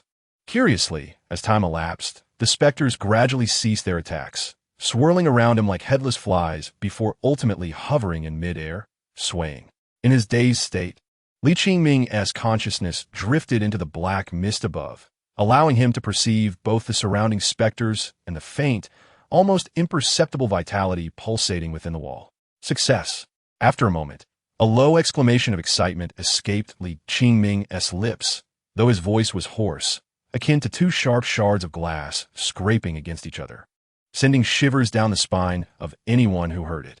Staggering to his feet, he gazed at the rough, bark-like patterns emerging on his arms, a profound joy illuminating his face. Just as Yu Baiwei had assessed him, Li Qingming was indeed not one to act impulsively. Once he made a decision, it was immutable. Prepared, he would strive to complete the task at hand. Li Qingming understood that relying solely on his meager cultivation would never allow him to ascend layer by layer to the peak. He had to seek alternative methods. His initial goal had merely been to lure Bai Yuanjing out earlier. He was aware that the Bai Feng competition would be tumultuous, though uncertain of who would strike and by what means. Upon encountering Bai Yuanjing, he found the answer to his questions. Seeing him leave first only solidified his belief that he would soon face treachery. Li Qingming knew Bai Yuanjing all too well. He was more cautious than other aristocratic heirs. Yet that arrogance remained. Rather than allowing this hidden bomb to wreak havoc at a critical juncture, it was better to devise a plan to detonate it early. His internal cultivation could not remain concealed. It was better to reveal it sooner rather than later. This would sow doubt in Bai Yuanjing's mind, causing hesitation. And as this emotion accumulated, any lingering doubts would eventually be suppressed, leading him to make a decisive move. The saying that 3 men can create a tiger is not about a foolish king, but rather the power of public opinion. A single provocation could serve as a test. Thus, he returned to the original plan devised by Li Qingming. Utilizing the secret technique described by Pei Jinan, he disguised himself as a wraith, making his way directly to the pinnacle of the tower. The process was excruciating, yet ultimately successful, and his current sensations mirrored the descriptions of the secret technique. He took several deep breaths, His countenance stiffened due to the agony that had coursed through him, yet it could not conceal the joy within. Without hesitation, he stepped forward, crashing into the hard, rough wall, merging into it resolutely. At times, he found it difficult to fully trust Pei Jinan, who was a Demoness of the demonic sect. However, as the mother of Pei Zhulu, Li Qingming was willing to place his unwavering trust in her, entirely sincere. Meanwhile, a sudden commotion arose outside the tower. Triggered by the abrupt dimming of Bai Yuanjing's name on the jade tablet, the newly appointed eldest senior brother among the contemporary disciples. This name, known throughout Jiuzhou Palace, faded as well. Chapter 91. Li Qingming's alleged affair with the Demoness. Yuanzhong, observing the sudden dimming of his great-grandson's name. The patriarch of the Bai family was struck with profound terror. His body, which had been seated comfortably, trembled as though he had experienced a nightmare. Upon witnessing this outcome, he could no longer doubt that Bai Yuanzhong, who had vowed to conclude matters cleanly, had undoubtedly perished at the hands of Li Qingming. However, this was a matter he could not publicly address. Several elders, who typically maintained amicable relations with the Bai family, exchanged knowing glances, each able to infer some aspects of the situation. Some expressed dissatisfaction, others relief, while many harbored a sense of schadenfreude. Discontent arose from Bai Yuanjing's failure to subdue Li Qingming, while relief came from a certainty that with Yuanjing's demise, the Bai family's decline was assured, allowing their own disciples to vie for the position of eldest senior brother. Relationships are seldom eternal. Interests take precedence.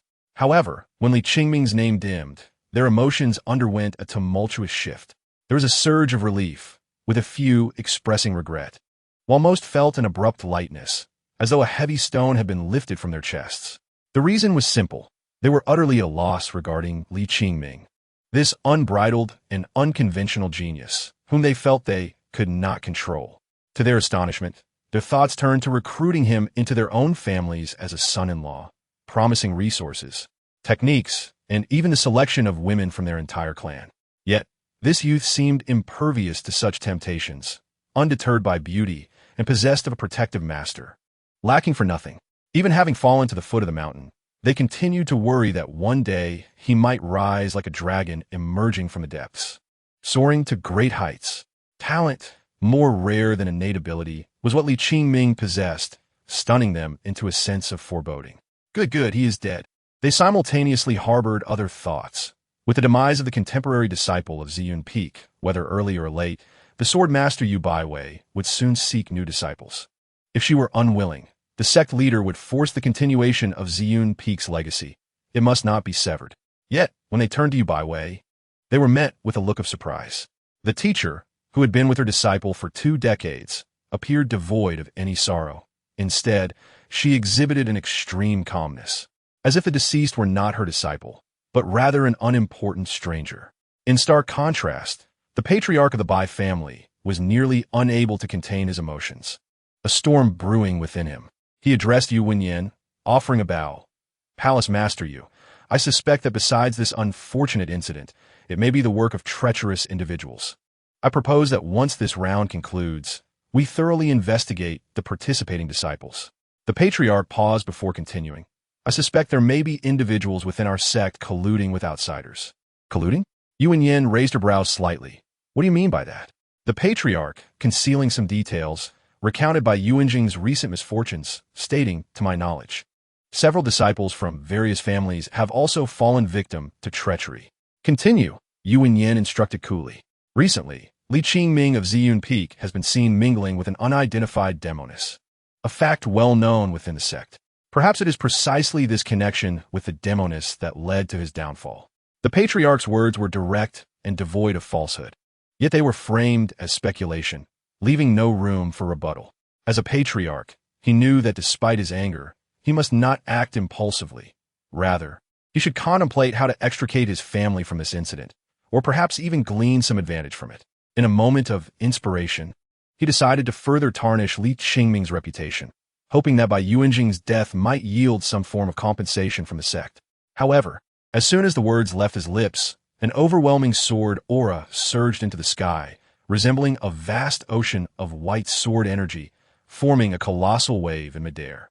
Then, it transformed into dense ice and snow, causing the moisture and spiritual energy in the air to condense, resulting in a flurry of snow and hail. "If you dare to speak another word against my disciple," Yu Baiwei suddenly raised her head, her voice clear yet devoid of emotion, exuding an oppressive presence akin to the sword energy surrounding her. The patriarch of the Bai family felt himself subdued by this aura, yet found a newfound confidence.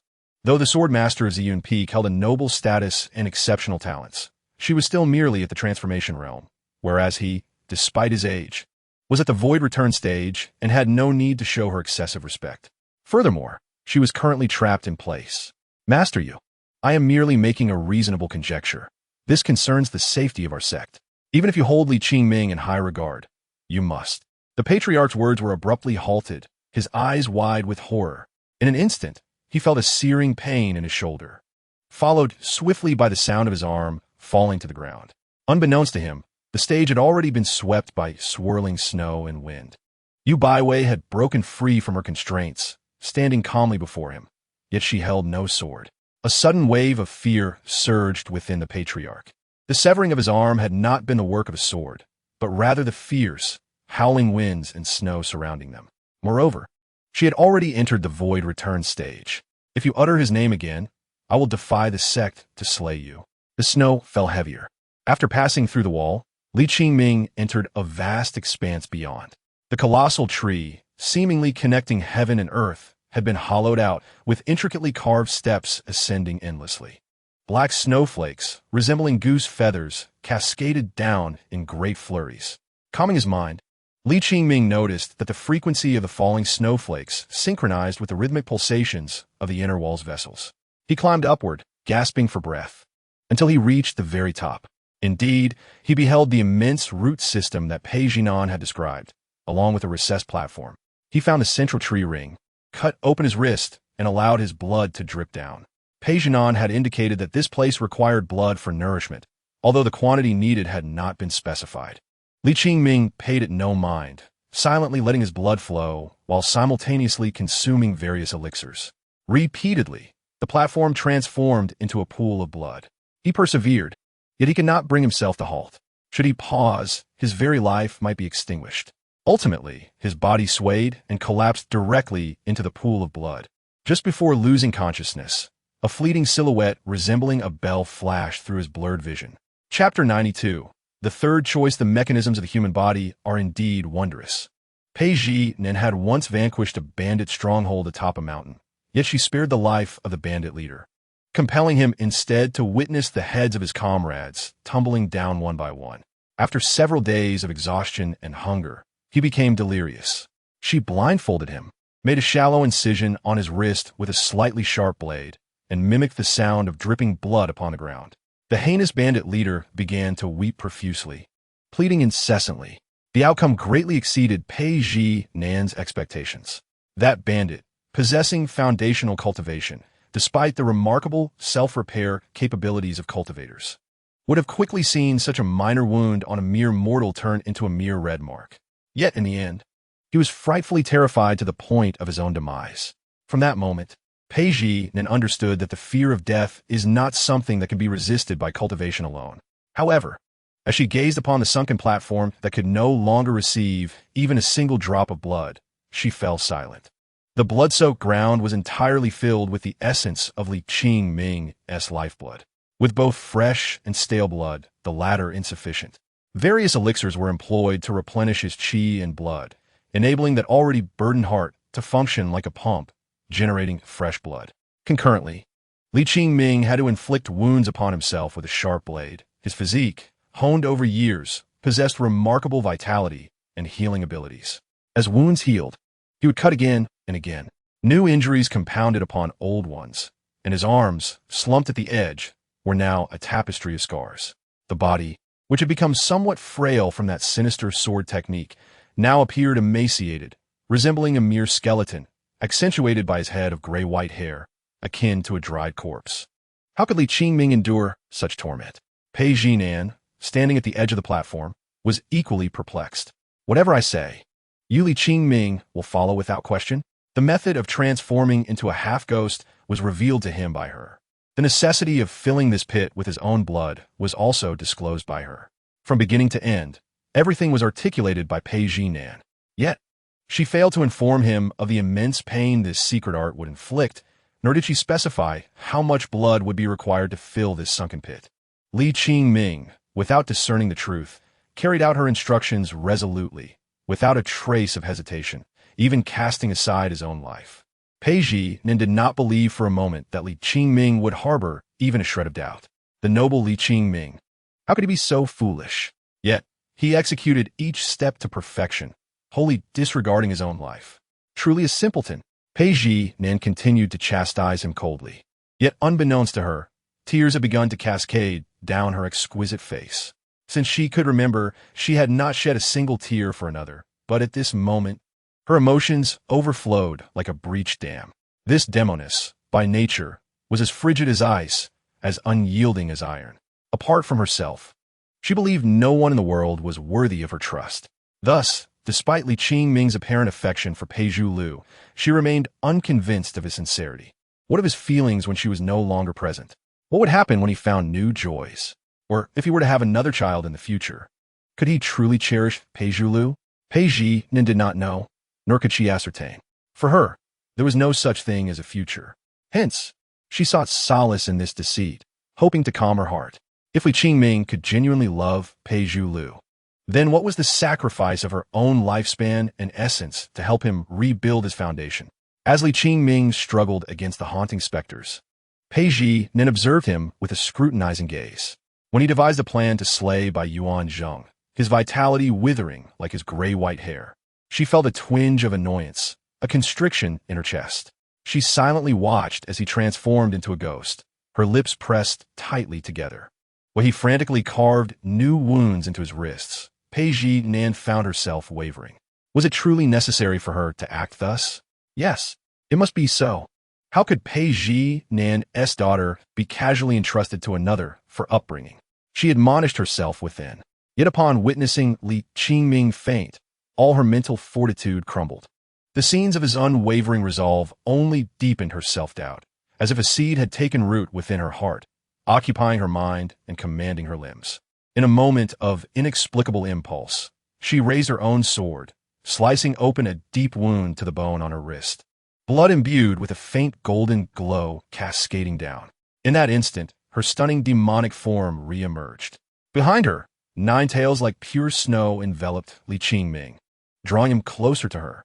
As the first drop of her blood fell into the pool, the entire depression carved from the Wan Yao Mu tree suddenly shimmered with a dark red luminescence, and the vast root system above flickered with radiance. The blood within the pool swirled rapidly, revealing its depths in the blink of an eye. The entire Wan Yao Mu tree seemed to awaken, its chains quivering as if coursed by electricity, gradually reviving with burgeoning vitality. The surface of its bark trembled, shedding fragments of wood, shifting from a somber dark red-black to a hint of brown. On the lower branches of the tower, a faint green hue began to emerge. There was yet another matter Pei Nan had not disclosed to Li Qingming. She had come to the Jiuzhou Palace with an audacious intent to seize this former treasure of the demon clan, to enhance her bargaining chips and contend against the fate that had long been sealed for her. Along the way, she intended to eliminate the disciples of the Jiuzhou Palace. Am I, Pei Nan, some mere plaything to be humiliated by these worthless beings? Thus, she had made such a spectacle of the affair. Perhaps due to her pride, she did not wish for Li Qingming to bear the brunt of her actions. As the master, how could she allow her cherished possession to take the fall? She wanted everyone to know that all of this was orchestrated by her, the Demoness Pei Nan. Yet, at some point, this plan was abandoned by Pei Nan. After countless eons of silence, once the ancient Wan Yaomu Shu reawakens, the first leaf it produces is truly a treasure unparalleled in history, imbued with boundless mystery. It was prepared for 2 outcomes. The most favorable result would naturally involve fulfilling its own purpose and assisting Li Qingming in reconstructing his foundation. However, at this moment, Pei Nan opted for a third choice. Since she could not fulfill the role of a mother, she would bestow upon the little one a superior father. By infusing her own essence and longevity into him, she pondered what heights Li Qingming might reach. Even she was unaware of the extent of this transformation. Determined to act, she retrieved a leaf, entirely emerald and resembling jade, glimmering with vibrant green light, and bowed her head gently. With an exceedingly tender demeanor, she pressed it slowly against Li Qingming's parched lips. Li Qingming, I, Page Nan, shall owe you nothing. In the following chapters, a continuous plot unfolds. Chapter 93, A Night of Stars. Suddenly, Li Qingming awoke with a start, clutching his painfully throbbing forehead as he sat up in bed, gasping for cool air. It felt as though he had just emerged from a long, intricate nightmare. Where am I? He turned his head, taking in his surroundings, and realized he was in a thatched cottage, his mind foggy and his limbs weak. After a moment of reflection, he smacked his forehead in realization. I remember. I am Li Qingming, a destitute scholar from Taoyuan village, orphaned since childhood, living in a dilapidated home. Fortunately, fate smiled upon me with a remarkably capable childhood friend. We have cherished feelings for each other since our youth, and though we have yet to wed, our bond is already established. Despite her many flaws, including a fierce temperament and a cold disposition, she treats me, her husband, exceptionally well. Though frail in body, I toil and study, aspiring to achieve greatness and grant her a life of honor and wealth. Recently, a heavy snowfall struck, and I unwittingly caught a chill, lying bedridden for several days. Oh, where's my wife? Li Qingming stumbled out of bed and pushed open the door, only to behold a breathtaking visage, made even more enchanting against the white snow. Dressed in simple cloth and carrying a bamboo basket, her long hair wrapped in a blue cloth, she bore no resemblance to the typical village maiden. Yet, her beauty was undeniable. Still barefoot, she treaded upon the pristine snow. Wife, Li Qingming instinctively called out, but found himself unable to utter a second word. Page Nan seemed to be touched by something, instinctively clutching her chest. Her motion swift, as if it had become second nature. Wife, you have returned? Li Qingming called again, finally expressing his thoughts aloud. Page Nan nodded, setting her basket upon the table inside the house. Let me see what vegetables you brought back today. As he leaned in for a closer look, he collapsed onto the floor. Wife. His lips trembled, unable to form a complete sentence as he stared in horror at a triangular venomous snake slithering out of the basket, quaking in fear. The basket contained an assortment of venomous snakes and centipedes. How is one still alive? Page Nan swiftly reached out, seizing the escaping snake by its tail, lifting it high before smashing it against the wall. The snake went limp and was tossed back in the basket. Wife, why did you bring back so many snakes? Li Qingming gulped, still somewhat rattled. To make snake soup to nourish your health. Nonsense. I am not weak, Li Qingming instinctively retorted. But his face flushed as he recalled his recent illness and sheepishly added, Then I appreciate your efforts, my dear. In his memory, his wife's culinary skills were quite remarkable, truly the best in the world. When a pot of beautifully presented soup was brought to the table, he rubbed his hands together, first serving Page Nan a bowl before pouring one for himself, eager to indulge. Yet in the next moment, he nearly retched.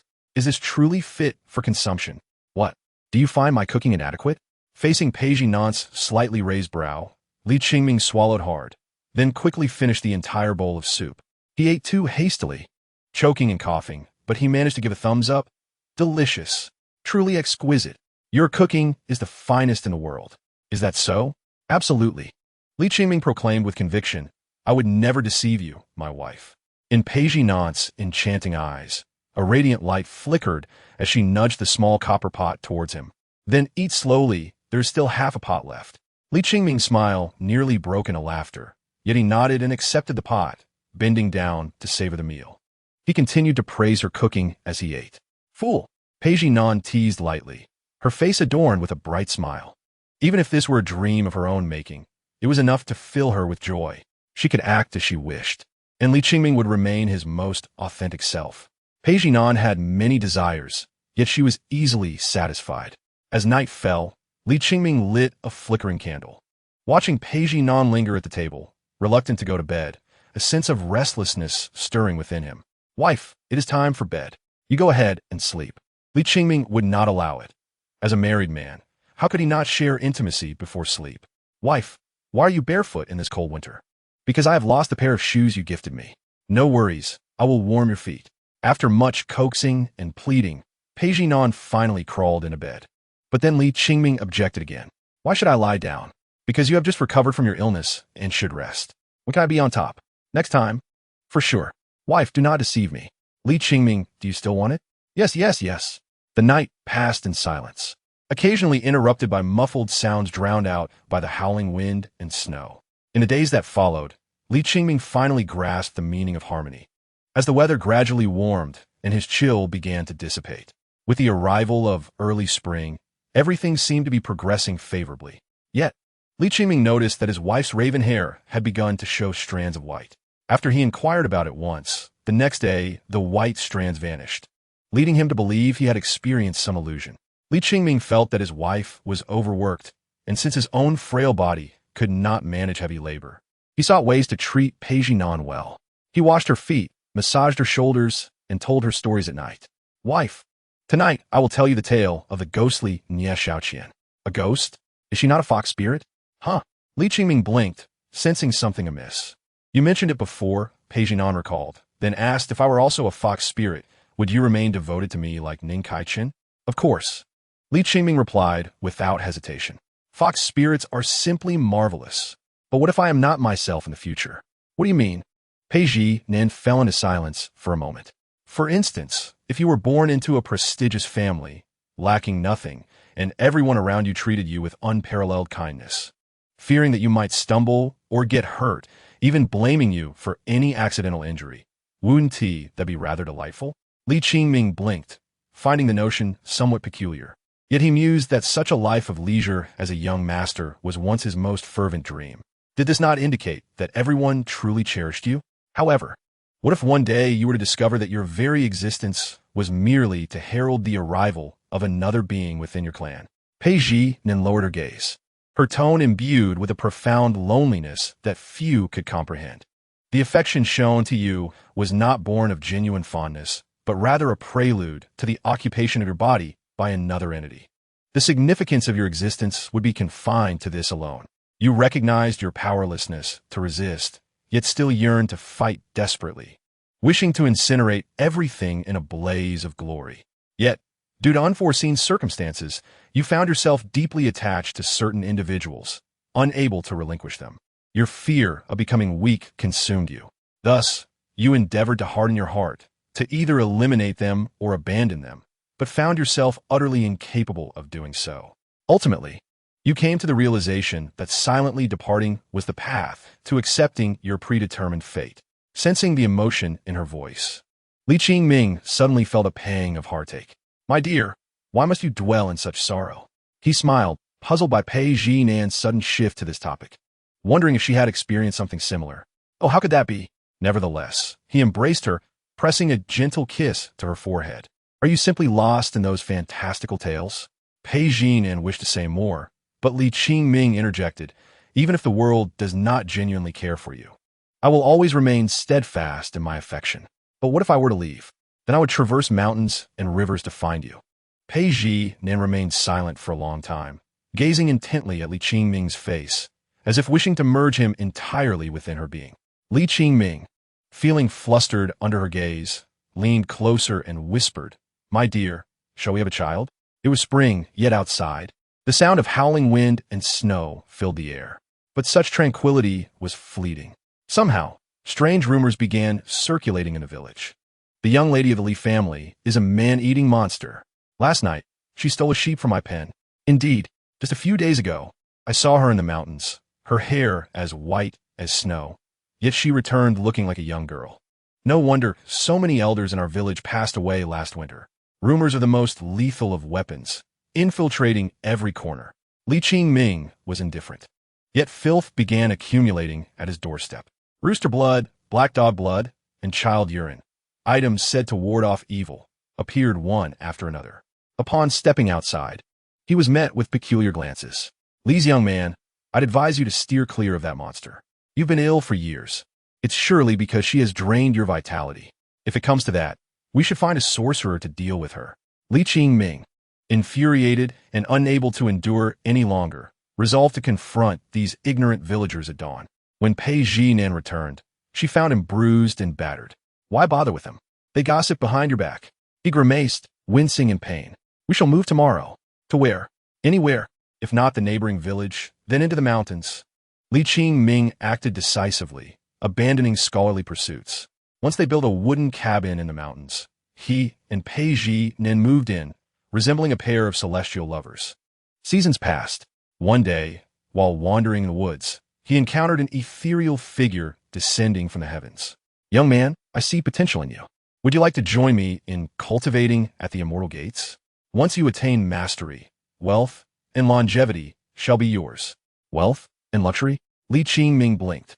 Fully aware of the old man's true identity as a celestial being, yet still fixated on the promise of riches. Not forgetting the vow he made to Pei Nin. The old man nodded, assuring him that kings and nobles would kneel before him. Li Qingming was unconcerned with such accolades. "How long will it take?" "A century. Then forget it. I promise to accompany my dear wife for eternity." Upon hearing this, he flatly refused. 100 years of hardship in exchange for eternal life? You fail to grasp the weight of such a choice.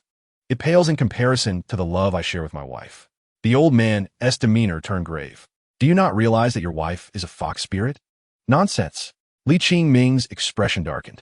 Yet the old man waved his sleeve, and a woman with fox ears and a tail fell to the ground, her aura weakened. It was none other than Pei Nin, who had yet to return home that day. "Do you believe now?" The old man inquired languidly. "Believe your mother." Li Qingming shouted in anger, cradling the nearly lifeless Pei Nin in his arms, his eyes ablaze with fury directed at the old man. "How dare you harm my wife? She is a monster. She is my wife.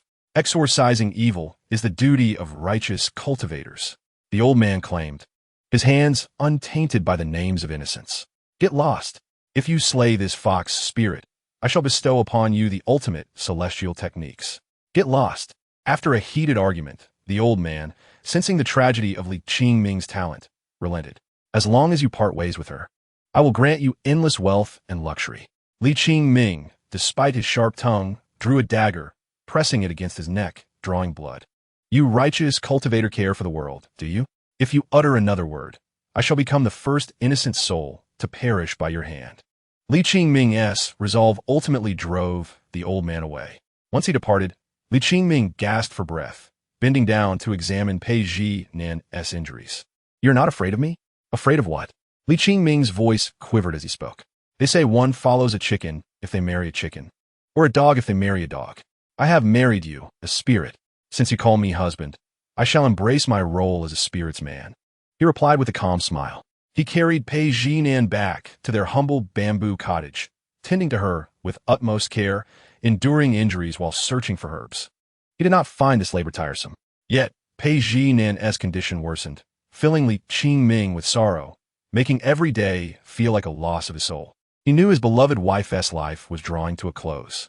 "My dear, shall we marry?" Li Qingming proposed. "Marry?" Pei Nin's eyes sparkled with renewed hope, as if she had experienced a moment of resurrection. "Do you still wish to wed me?" "What nonsense are you speaking?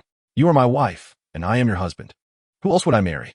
Li Qingming held back tears, turning to procure wedding candles, adorning the windows with red double happiness symbols, and preparing a vibrant wedding gown. The red was so bright, it filled the heart with joy. Pei Nin's silvery hair contrasted beautifully with the crimson attire, her eyes reflecting the same hue. With no parents to witness, they bowed to heaven and earth, exchanging vows. Under the candlelight, Pei Nin's once pale visage was tinged with the world's most exquisite blush. "My dear husband, I desire a handful of flowers. I shall venture out to seek them. How splendid it would be if tonight the stars were visible in the sky. The stars would guide all the creatures of the demon clan, serving as their ultimate refuge." Li Qingming paused for a moment. Today the clouds were thick, while flowers he could find, but how could he seek the stars? "Very well, I shall go to find them for you." Li Qingming readily agreed. Observing his demeanor, Pei Nin finally revealed a rare and radiant tenderness, a warmth surpassing even the melting of spring sunlight. She was indeed being unreasonable, not for any particular reason, but simply to experience what it is like to be cherished. When she prepared that inedible dish, Li Qingming showed no hint of disdain, consuming it entirely. This was Li Qingming's affection for Bai. Even when all others expressed their utter aversion towards her, Li Qingming stood resolutely by her side. This was his fondness for the little one. Faced with a lifetime of wealth and privilege, Li Qingming steadfastly honored his promises, even willing to forsake his life. This was Li Qingming's devotion akin to Ning Kaichun's love for Nie Xiaoqian and Su Xian's feelings for Bai Suzhen. Even though this was but a fabrication, a dream from which Li Qingming would awaken with no recollection, it was enough that only Pei Jinan was aware of it. In this dream, all affections belonged solely to her, Pei Jinan. Gradually, she closed her eyes as if she were offering her very life to Li Qingming, the pervasive weariness slowly consuming her. As she faintly heard the sound of Li Qingming's footsteps returning, she struggled to lift her eyelids, speaking weakly yet with a touch of longing. "Husband, where are the flowers?" Li Qingming responded, placing a bouquet before her. Pei Jinan merely cast a glance, vaguely perceiving a handful of flowers. She could not discern their colors or shapes, yet felt they were undoubtedly the most beautiful flowers in the world. "Do you like them, my dear?" "Yes, I like them." "Is there more? Is there anything else?" Pei Jinan assumed Li Qingming was merely appeasing her, yet she exerted effort to open her eyes slowly. She was momentarily stunned as she witnessed Li Qingming extinguish the candlelight and retrieve a cloth pouch. Buzzing sounds filled the air as tiny specks of light soon emerged from the pouch's opening, swirling and filling the room, faint yellow-green glimmers floating around them. In the absence of candlelight, these lights resembled a sky full of twinkling stars. "I have gathered the stars for you." Pei Jinan's vision blurred instantly. Tears she could not identify the origin of clouding her sight and rendering her voice hoarse. "Li Qingming, could you call me my dear once more?" "My dear." End of this volume. Volume conclusion. Over 5,000 words, written in one breath. It is a bit exhausting. "You grant me a starry sky, and I bestow upon you a path of azure clouds." The first volume of the plot concludes here, with the subsequent volume transitioning to a new map, venturing into the demon clan's secret realm. Yes, embarking on a new map to rescue the Demoness play. Pei Jinan's choices are all purposeful. Her decision to become a vessel for medicine has been foreshadowed in earlier texts. However, the subsequent plot cannot be fully elucidated at once, though this chapter provides a simple explanation. She is a Demoness, a being of the most noble bloodline of the Fox clan, yet prepared as a vessel for certain plans of the Demon clan. Thus, she is unwilling to accept a predetermined fate. She yearns to resist at all costs. Even if it means death, she will never bow her head. Yet, with the presence of the little one, Pei Jinan gradually hesitated, concerned that after her departure, Pei Zhilu would have no one to care for him. Hence, she sought to test Li Qingming to see if he could fulfill the role of a father. The little one's act of running away was also her design. Her purpose in coming to Zhuzhou sect also encompassed seizing the Wan Yao Tower, serving as leverage for her rebellion. However, during her time spent with Li Qingming's family of three, she was subtly influenced, becoming increasingly uncertain, undergoing various changes. Upon learning that Li Qingming required certain conditions to rebuild his foundation, her hesitations deepened. She sought to probe Li Qingming further, deliberately fabricating lies, yet resolved that if he truly would sacrifice everything for the little one, she would offer herself as medicine to assist him in reconstructing his foundation. She would then use the first leaves of the Wan Yao tree to restore her own lifespan and cultivation, preparing to confront an inevitable fate. This was a seemingly perfect solution, yet ultimately, she remained hesitant, embodying the softness of heart she feared the most. She dreaded being an inadequate mother. If her heart softened, she could no longer embody the original Demoness, deciding instead to provide Li Qingming and Pei Zhilu with a better future. The future, inherently tied to strength, necessitated her offering Li Qingming a gift of fortune, returning to the Demon clan to accept her fate, which was yet another form of resistance. This also gives rise to the title of this volume. You grant me a starry sky, and I bestow upon you a path of azure clouds. Due to Pei Jinan's character as a Demoness, the narrative cannot unfold as straightforwardly as ordinary sweet tales. It is destined to involve various tumultuous events, with psychological transformations occurring at different stages, ultimately leading to a genuine acknowledgement of this affection. The protagonists are fated to love and hate one another, and their relationship shall not be smooth sailing. This is my first attempt at such a writing style. If there are aspects you dislike, I shall strive to listen and amend. I also extend my gratitude for your continued support. 3 Bows. Chapter 94. The Heart of the Wan Yao Mother Tree. In the perception of mortals, natural disasters are far more terrifying than human-induced calamities. The torrential rains that collapse towering mountains, the floods that engulf homes, and the fissures of the earth that arise from seismic upheavals are all manifestations of the celestial wrath capable of consuming countless vibrant lives. Yet in the eyes of cultivators, even with their ability to reshape mountains and seas, they remain wary of certain natural disasters, which may even stem from their own actions. The higher their realm, the greater their reverence for this world. Master, could this be the omen of the impending dark tide that can rend the heavens and split the earth? Unbeknownst to them, a heavy snowfall suddenly began to fall in the vicinity of the Wanyao Tower. Unlike the pure white snow that fell when Yu Baiwei broke through, this snowfall was dark as ink, instantly dimming the surrounding light.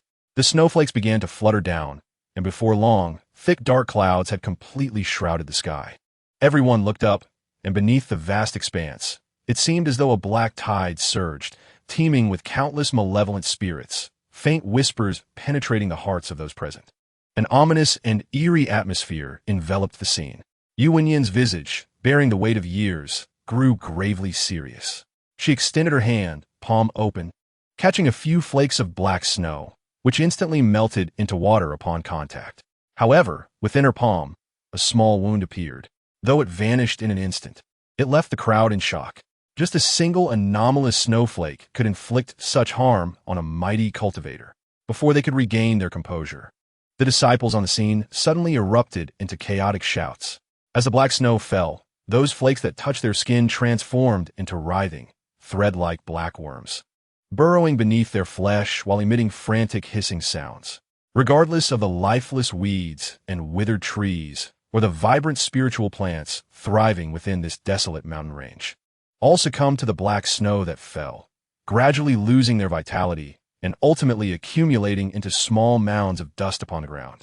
Esteemed elders, Yu Wenyan decisively commanded, please lead everyone to retreat from this place for 100 miles, no, 1,000 miles. She further instructed, from this day forth, all disciples of Zhuozhou Palace are strictly forbidden from entering the vicinity of Wanyao Tower within a 1,000-mile radius. Those who disobey will face severe punishment. What about the disciples still inside the tower? One elder inquired. Yu Wenyan paused for a moment, contemplating the worst-case scenario, prioritizing the safety of the other disciples. The sect leaders, who had been shouting their names within Zhuozhou Palace, began to vanish from the stage, descending to disperse the crowd. Even a Bai family ancestor, who had lost an arm to Yu Baiwei, complied with Yu Wenyan's orders. Yu Baiwei, stay right here. As she saw Yu Baiwei, still unsteady from the aftermath, attempting to rush towards Wanyao Tower, Yu Wenyan trapped her once more, sternly stating, in the face of impending calamity, do not throw a tantrum and create further chaos. I must find my disciple. Li Qingming is dead. Young lady, my disciple has the protection of fate. Yu Baiwei's expression was a mix of sorrow and indifference, a strange coexistence of two emotions that ultimately solidified into simple stubbornness. Gazing upon the familiar face she had known since childhood, Yu Wenyan longed to be firmer, but ultimately softened. That young man possesses the fortune of a Dao. Perhaps he's encountered some unforeseen event within the tower. Yes, Yu Baiwei, like a drowning person finally grasping onto a piece of driftwood, lay exhausted yet filled with newfound hope. Young lady, please allow me to retrieve my disciple. Yu Baiwei, Yu Wenyan scoffed, pointing at the black snow overhead, and declared sharply, are you not aware that during the arrival of this ominous tide, there can be no lingering vitality within 1,000 miles? This is a natural disaster, one whose origins elude even us cultivators, an ancient calamity. I understand that. Yu Baiwei nodded, her gaze fixed upon Wanyao Tower, but my disciple is still inside. Yu Wenyan halted, her breath catching for several seconds, silently murmuring in her heart, foolish child. She then disregarded her status as the master of Ziyun Peak, directly knocking her unconscious and taking her away. Whether Li Qingming was alive or dead remained uncertain. Perhaps he had truly perished within Wanyao Tower, or perhaps some unforeseen circumstance had occurred. If he were alive, with Wanyao Tower present, he might still escape calamity. But if Yu Baiwei remained foolishly here, her demise would be inevitable. This black snow symbolizes ominousness and death throughout the cultivation world. The sudden natural disaster outside the tower did not affect the area 1,000 miles away. Nor did it trouble Li Qingming, who remained within. Am I still alive? Li Qingming slowly opened his eyes while resting on the platform, feeling a bit dazed, as if awakening from an interminable and intricate dream. Wait, why does this sensation feel so familiar? Confused, he had no time to ponder further. His limbs and entire body conveyed an unparalleled sense of comfort. It felt as though his weary body had luxuriated in a hot spring for an entire night. Even the soles of his feet felt splendid. He moved his arm, sensing an unprecedented surge of strength coursing through it. Moreover, what has happened to my Dantian's spiritual sea? Li Qingming then realized that all his hidden injuries had vanished completely, and the previously damaged foundation had returned to its original state. No, this is a transformation, larger, longer, and more expansive. His innate talent, which was already rare among millions, now resembled the legendary descriptions found in ancient texts. It was even more exaggerated. His cultivation seemed to have surged significantly. Li Qingming did not allow this joy to blind him. He knew that these changes within him could not have come without reason. Something must have transpired that he was unaware of. Is it Polygon? The first name that came to his mind was that of the Demoness, as all events stem from her. For some reason, upon thinking of her name, an indescribable pang of sorrow surged within him, followed by a profound silence that made him furrow his brow in contemplation. Never mind. Let me first retrieve the demon heart from the Wanyao mother tree. This matter is of utmost importance. As he followed Pei Jinan's instructions and unearthed the thumb-sized heart of the tree, Li Qingming suddenly paused. The heart, resembling amber, bore a faint resemblance to the small bell upon Pei Jinan. Drip! A tear fell to the ground. Li Qingming raised his hand to wipe the corner of his eye, muttering to himself, "How strange! Why am I crying?"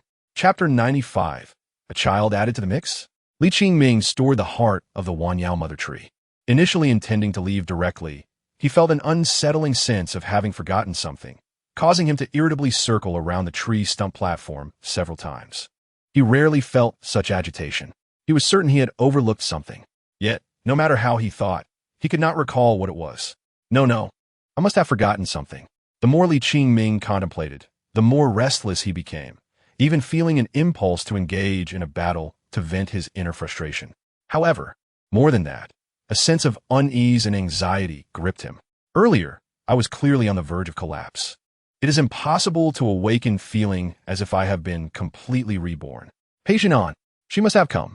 Or perhaps she has always been lurking in the shadows. What has this Demoness done to conceal from me? For some inexplicable reason, Li Qingming began to worry for Pei Jinan. Why must she always act according to her own whims? Could she not consult me for once? Perhaps it was some sixth sense. Or maybe it was due to the deathly intent Pei Jinan had inadvertently revealed before, that led Li Qingming to firmly believe that this Demoness had concealed something from him. The changes within him must undoubtedly stem from her actions. Even more so, could she have left the child with me to care for while she embarks on some perilous endeavor? After much contemplation, Li Qingming could only speculate based on Pei Jinan's character. Regardless, he must first exit Wanyao Tower. As Li Qingming descended the spiral staircase, he realized that the countless specters within the tower had all vanished. Moreover, with each step he took, the staircase would suddenly illuminate, seemingly to ensure he could clearly see the path below. The walls of the tower also emanated a faint glow, although still a dark crimson akin to blood. They possessed a hint of indescribable vitality. It even made Li Qingming feel a sense of familiarity. Familiarity? Li Qingming halted, confirming several times that it was not a mere illusion. This colossal, towering tree seemed to convey a childlike affection and reliance towards him, even vaguely transmitting some indistinct thoughts. Li Qingming attempted to engage in conversation, receiving only vague responses in return. His innocence was akin to a pristine sheet of white paper. Was he becoming like a child? Gradually, he felt an increasing clarity in his heart. It seemed that as long as he willed it, he could command the entire Wanyao Tower. With a mere thought, the stairs began to illuminate, instantly illuminating the interior of the towering Wanyao tree. As he moved his fingers, the steps beneath him began to roll autonomously, akin to an escalator, effortlessly transporting him to the base of the tower. This tower had become a magical artifact? Li Qingming could scarcely believe this notion, while his heart swirled with confusion. Upon reaching the base, he encountered a group of fellow disciples who had also entered the Wanyao Tower. Qingming, brother, One familiar male disciple exclaimed in surprise, bowing slightly. Li Qingming nodded and inquired, "Why are you gathered here instead of leaving?" The male disciple explained, "For some unknown reason. Even with the command token, we cannot open the door. Moreover, Brother Bai and you have yet to descend, so we have been waiting." Unable to leave? Li Qingming furrowed his brow. It dawned on him that the Wanyao Tower, once a neutral entity, now could not be accessed freely with him as its master. "Yuan Hui, what do you have to explain?" At that moment, an attractive female disciple spoke impatiently, casting a glance at Li Qingming with a hint of hostility. "Brother Bai is now our eldest senior brother, and we are waiting solely for his guidance to lead us out of the Wanyao Tower. However, he likely needs more time to descend. He is aiming to secure first place in the Baiphone Grand Competition. After all, only a genius like Brother Bai deserves." Her words trailed off, and Li Qingming understood her underlying sentiment. She disdainfully considered him, once the foremost among them, now reduced to a mere shell, unworthy of being called senior brother by their group of elite disciples. Li Qingming found it tedious to engage with someone who, despite appearing mature, harbored a mindset akin to that of a child. He was accustomed to such words and even felt a hint of amusement within. By Yuanzheng, first place? There was hardly anything left of him, yet he was still considered first? However, in the next moment, the branches above them seemed to come to life, resembling a serpent as they swiftly ensnared her limbs, lifting her into the air. The sudden turn of events left the female disciple aghast, and she cried out in panic. The other disciples quickly drew their magical artifacts and talismans, yet they could not leave even a scratch on those branches. In an instant, the once delicate female disciple was transformed into a ghastly sight, bloodied and battered. Li Qingming observed with keen interest. Indeed, the Wanyao mother tree possessed a spirit of its own, unable to tolerate her insolence for even a second. But then it ceased. Li Qingming received some indistinct thoughts, pondering how to handle her, whether to confine her in a cage or to delay her exit due to the dangers outside. Silently, he responded, and the bloodied figure fell to the ground with a thud. "Junior sister, junior sister." The crowd rushed forward, eager to assess her condition. He had no intention of indiscriminately slaughtering innocents. If he were to resort to violence, he would have to eliminate a substantial portion of the disciples and elders of Jiuzhou Palace to avenge the grievances of these years. Yet he was not a naive saint either. Calamity often stemmed from careless words. In the outside world, no one would cater to your whims. After sustaining such severe injuries, this female disciple would likely experience the harsh realities of human nature. An elephant truly does not concern itself with ants. Since there was no rush to exit, Li Qingming turned his gaze upward, inspecting the previously withered treetop. To his surprise, in a brief span of time, the branches had sprouted fresh green shoots. Even the cages appeared somewhat revitalized. "Wait." Li Qingming widened his eyes, noticing faint green luminescence drifting amidst the branches. Where did these fireflies come from? Curiosity sparked within him, yet a vague thought rebutted him. No, these are all stars. Chapter 96, like a bamboo shoot piercing through the ground. Stars? Li Qingming stroked his chin, for from his elevated perspective, it did indeed resemble a sky full of stars. Although there were some changes, the Wanyao Tower remained shrouded in darkness, as the walls bore patterns that resembled blood vessels or sinister vines, merging seamlessly from within. Anyone who gazed too long would risk descending into madness. Even the disciples of Jiuzhou Palace present could not maintain their focus for long. Yet against this backdrop, the twinkling lights evoked a sense of warmth, a peculiar charm that was both sudden and uniquely beautiful. To liken them to stars was indeed fitting. There was a hint of romance, albeit slightly unconventional and perhaps overly sentimental. Li Qingming mused silently. If it were him, he would never be able to articulate such sentiments. Unaware of the happenings outside, Li Qingming decided to find a position to meditate and absorb spiritual energy. In an instant, a swirling vortex of spiritual energy formed, booming like thunder. The surrounding spiritual energy converged, enveloping him in an ocean of ethereal essence. Within, the sound of a clear sword cry resonated. Just hearing it aloud, one to feel an aura of sharpness. The disciples present cast astonished glances, their faces reflecting shock. All were prodigies for various peaks, possessing talents that others envied. Yet, the more they interacted with renowned seniors, the more they sensed the disparity between themselves and the top-tier disciples of Zhuzhou Palace. The gap in talent often instilled fear within them. Could it be that he truly was reconstructing his foundation, restoring his cultivation? Perhaps Brother Qingming seemed even more formidable than before. All the disciples were captivated by the commotion Li Qingming had stirred. Whether they had witnessed his former brilliance firsthand or had only heard tales of his name, they stood in stunned silence. In a brief moment, his aura transformed repeatedly. Li Qingming's presence surged like a bamboo shoot breaking through the earth, exuding an overwhelming sense of realm pressure that was increasingly awe-inspiring. Refining qi, building foundation, forming pills, golden elixirs, all the way to the nascent soul stage. From their perspective, Li Qingming transitioned from an ordinary individual devoid of any realm fluctuations to ascendance through layer upon layer, arriving directly at the pinnacle of the nascent soul stage.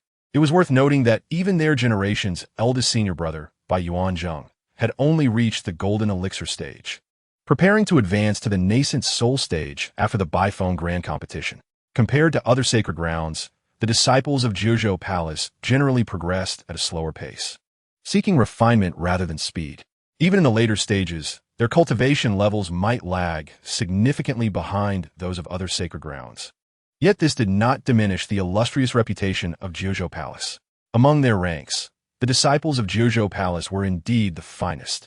However, the majestic aura emanating from Li Qingming bore no resemblance to mere superficiality. Instead, it radiated a brilliance akin to that which they had previously felt from the elders of the transformation stage. Was this the true talent of the young sword immortal, Li Qingming? Some were astonished, others were filled with emotion, some expressed concern, while some felt fortunate. Li Qingming remained oblivious to the thoughts of those around him. As he gradually reigned in his aura, he found himself ensnared in a state of stagnation. Several years prior, he had begun preparations to transcend the Yuanying realm. For him, the transition from Jindan to Yuanying was merely a matter of diligent cultivation. However, despite poring over numerous ancient texts and acquiring vast knowledge, he found himself perplexed. Why did the Yuanying within his Dantian possess fox ears and a fox tail?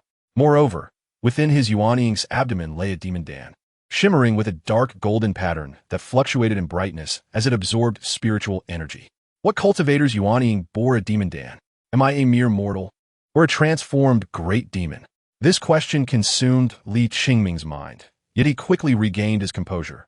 In the realm of cultivation, conventional wisdom could scarcely apply.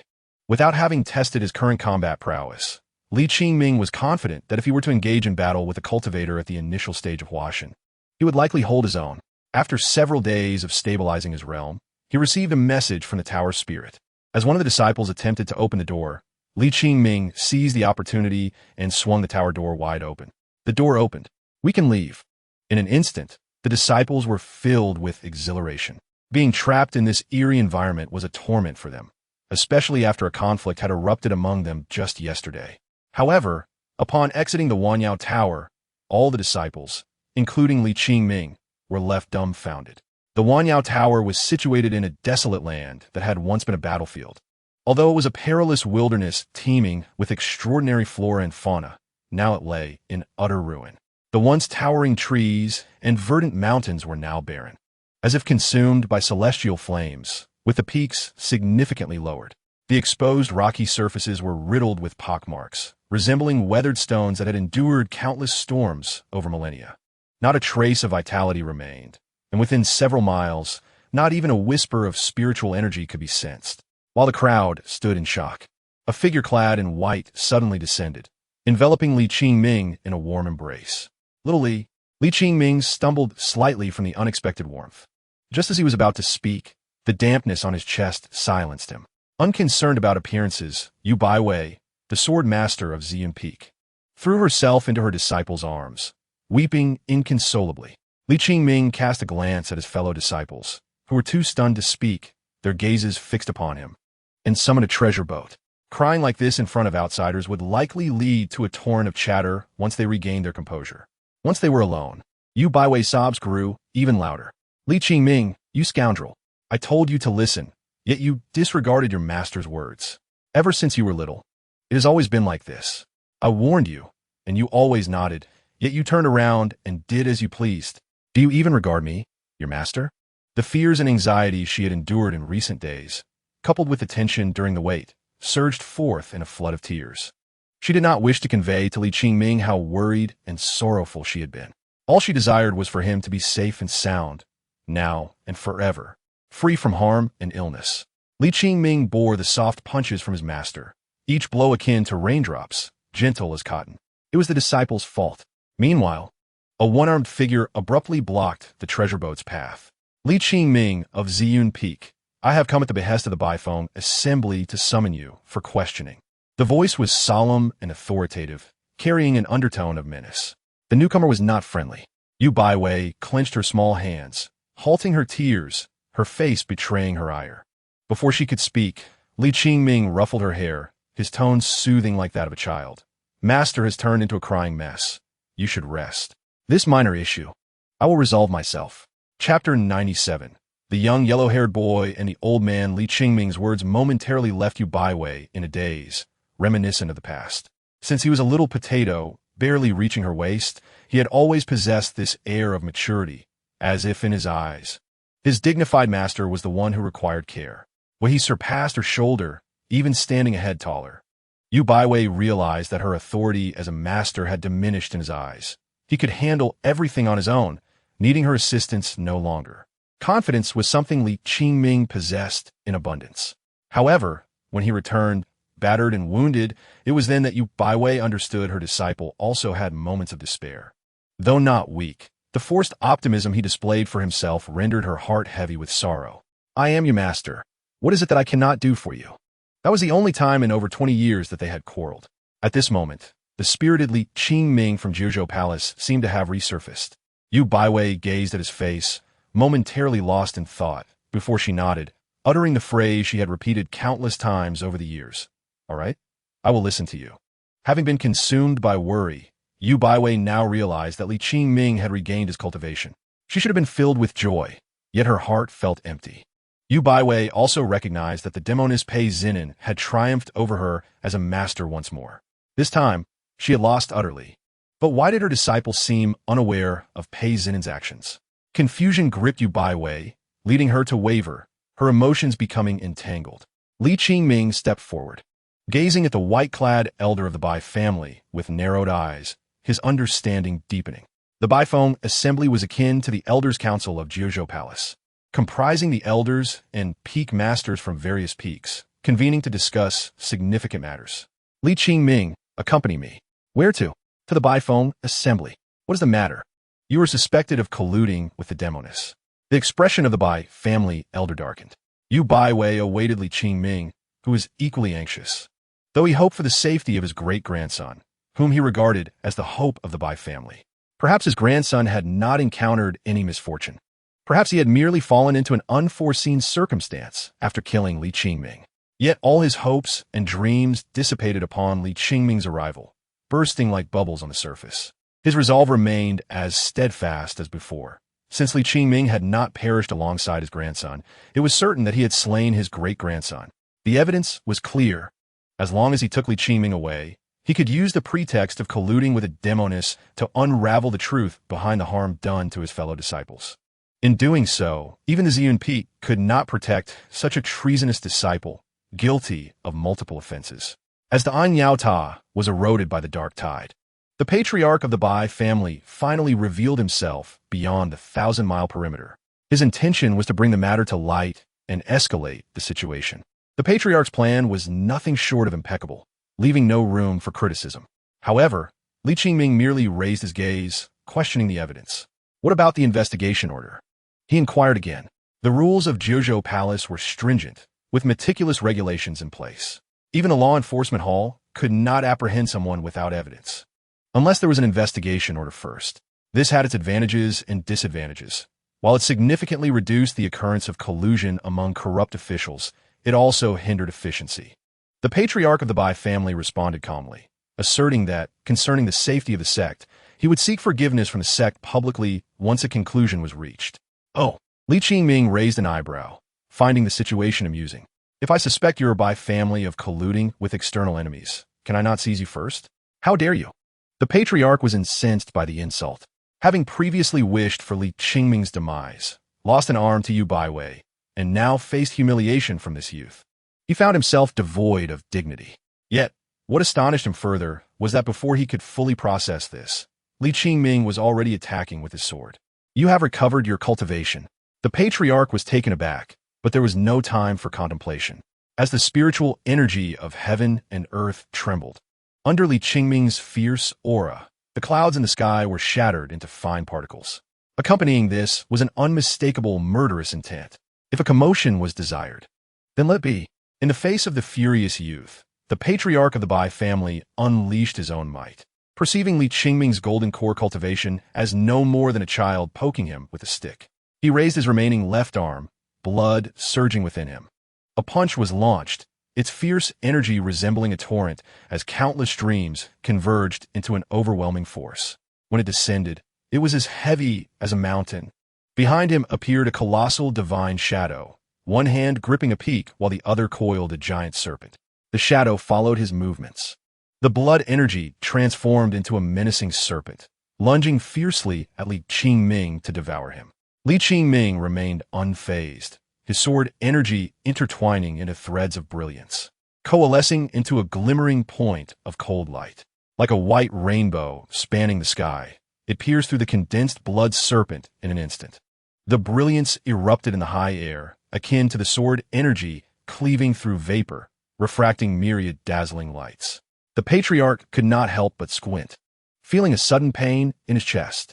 When he opened his eyes again, he discovered that the cold light had reached his chest, manifesting as a sword tip resembling a crude firewood stick, yet emanating a chilling glow. With just one sword strike, the patriarch was nearly incapacitated. You, old man, the matter has weight. Come with me to the law enforcement hall. Chapter 98. The youth insults me in my old age, you dare? In that moment, the patriarch of the Bai family experienced a tumult of emotions akin to Bai Yuan's complexity. He was astonished by Li Qingming's cultivation and baffled by how he could achieve such a feat.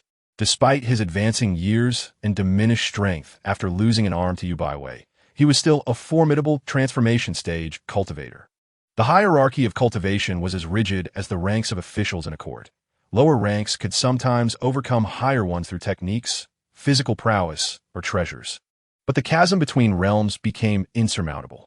Though history has seen exceptional talents rise from dire circumstances, the patriarch could hardly accept that Li Qingming, merely at the peak of the nascent soul stage, could pose such a threat.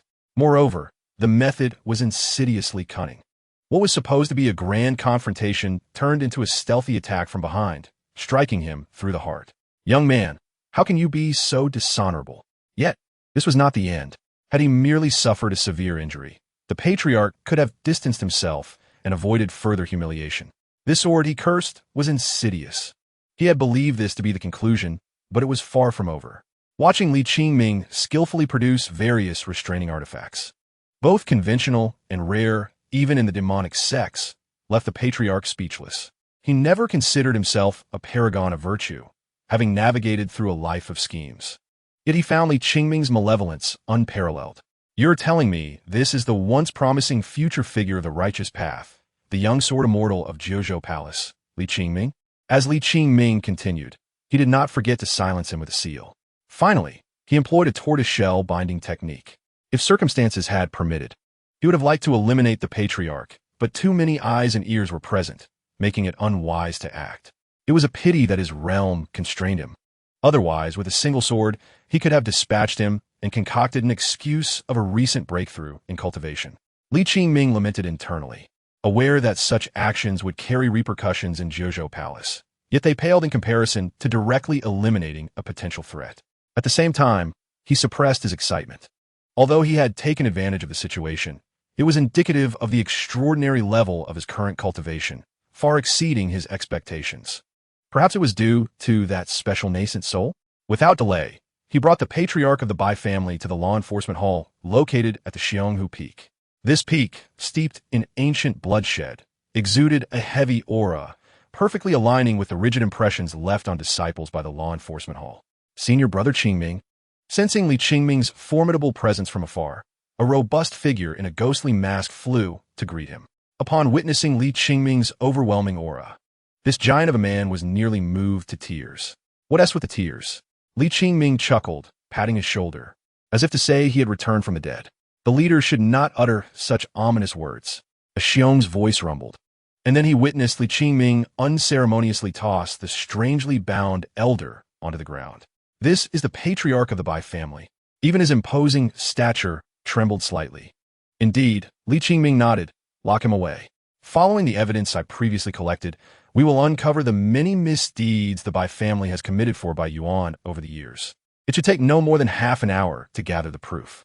Beneath their facade of prosperity, which of these noble families is not mired in filth? Each one is a ravenous demon. Should I bring some matters to light?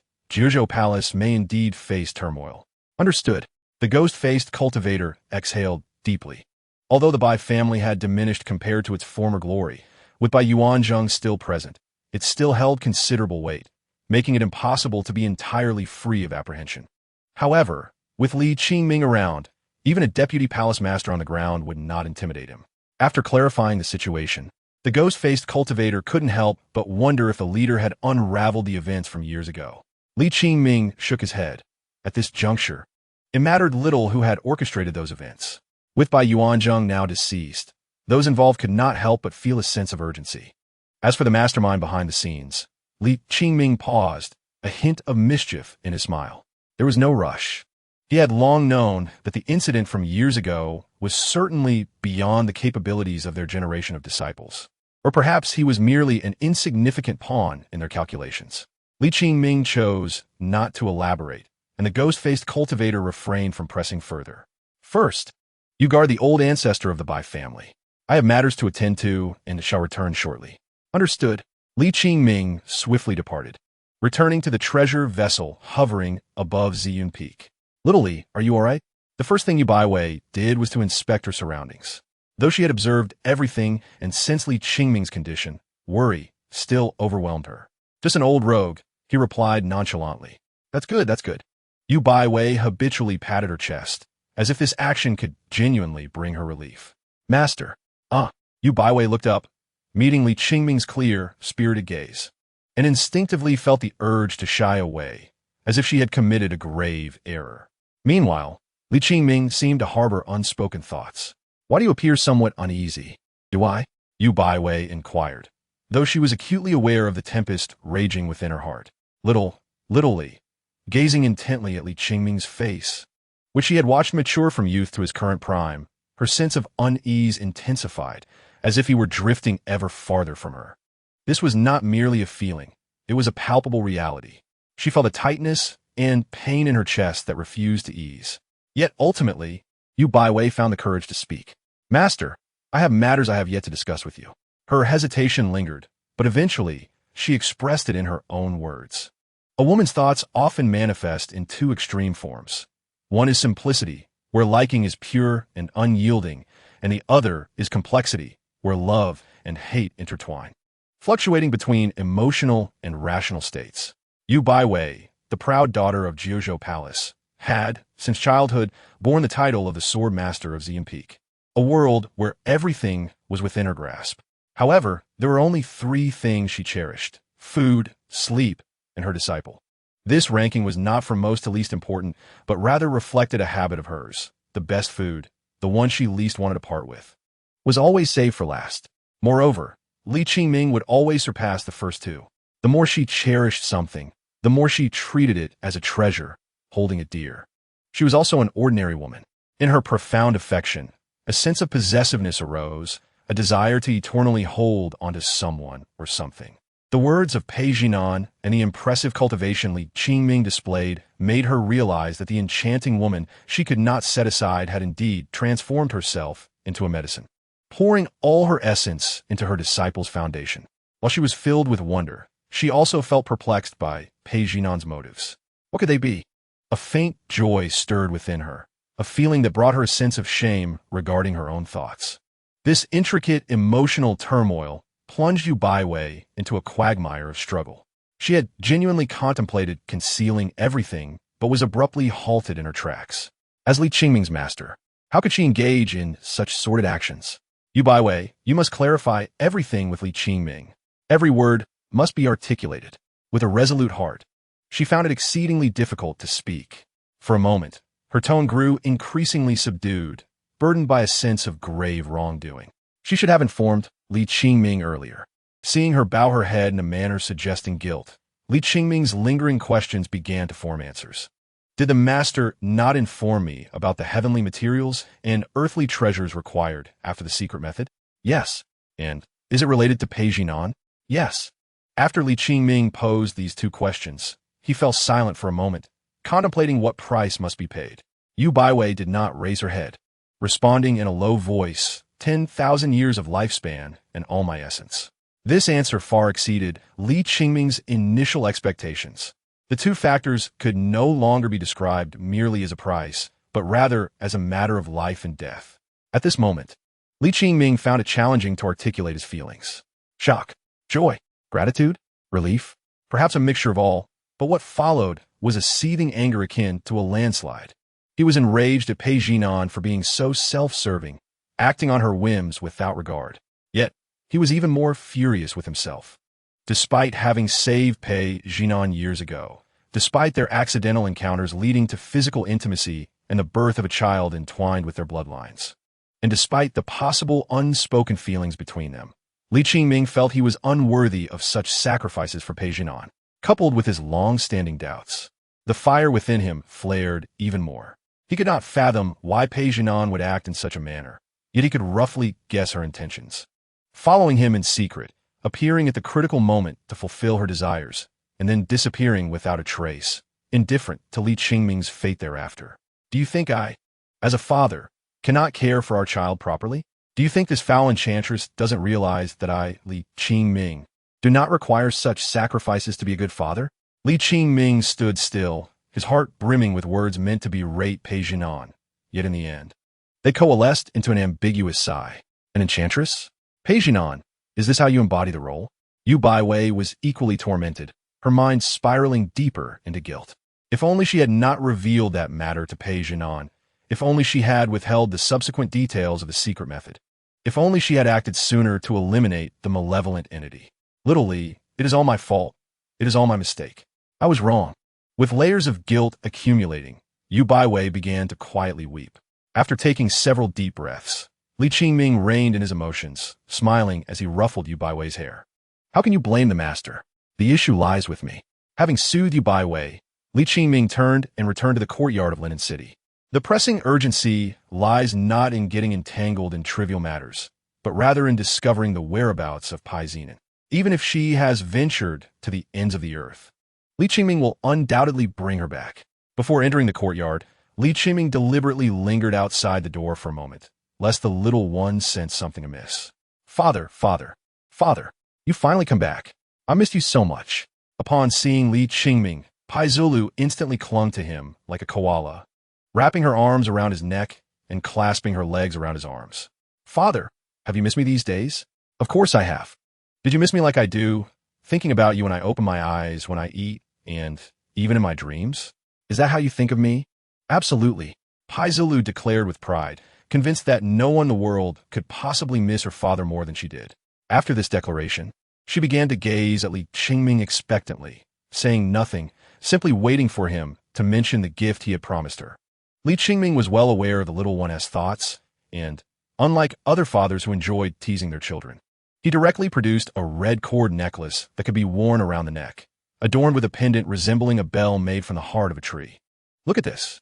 Wow, Pai Zulu exclaimed, her voice elongated with genuine surprise. In truth, she would have been equally delighted regardless of what Li Qingming had given her. She held it in her hands, inspecting it from various angles, then exclaimed, "This looks like the bell on Mother S' foot." Li Qingming remained silent, only to hear the little one say, "Father, can I give this to Mother?" "Why would you give it to her?" "Father, why are you being silly like me?" Pai Zulu blinked her eyes, her tone matter of fact. "If you only give me a gift and don't give one to Mother, she will be upset." She then frowned, adding, "If she is unhappy, then we both will be unhappy." Pai Zulu understood her mother all too well. The little one shook her head with a chuckle and continued, "Father, let me tell you, a few nights ago when I was sleeping, Mother secretly came back to tuck me in." Upon hearing this, Li Qingming was momentarily taken aback, struggling to mask the bitterness beneath his smile. So that's why you want to give her this necklace? Of course. She has been throwing tantrums lately. Being a child is tough, especially when you have to appease your mother. Seeing her like this, Li Qingming felt a lump in his throat, just as he had suspected. Pai Zinan, as a mother, had no intention of letting Pai Zilu know of her departure. However, he would need to wait for her return first, the little one sighed. Do you know she has left? Yes. Pai Zilu blinked innocently, as if it were the most natural thing in the world. Every time she goes out, she always sneaks back to check on me in the middle of the night. At that moment, Li Qingming found himself at a loss for words. Given Pai Zinan's character, it was indeed plausible that she would act in such a way. Then wear it for her for now, he said, suppressing the chaotic emotions within him, as he fastened the heart of the wand, Yao Mushu, around the little one's neck. At this juncture, he was uncertain whether to regard it as the little one's lifeline or as the final gift left by Pai Zinan, the mother. Little Zhilu, Li Qingming suddenly called out. How about I take you to find your mother? He had already made such a decision, thinking it absurd to leave her alone to play the role of a seahorse father. Pai Zinan, that enchanting woman, was far too naive. Find mother? Pai Zilu found this somewhat puzzling, as her mother had merely gone out as usual. Why would they need to search for her? Your mother is upset with me and has left home in a fit of temper. Li Qingming offered a more suitable explanation. Oh, I see.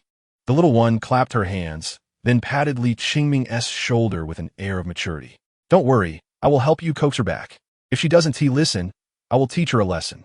At that moment, she refrained from mentioning her long-desired new mother. Finding a new mother was one thing.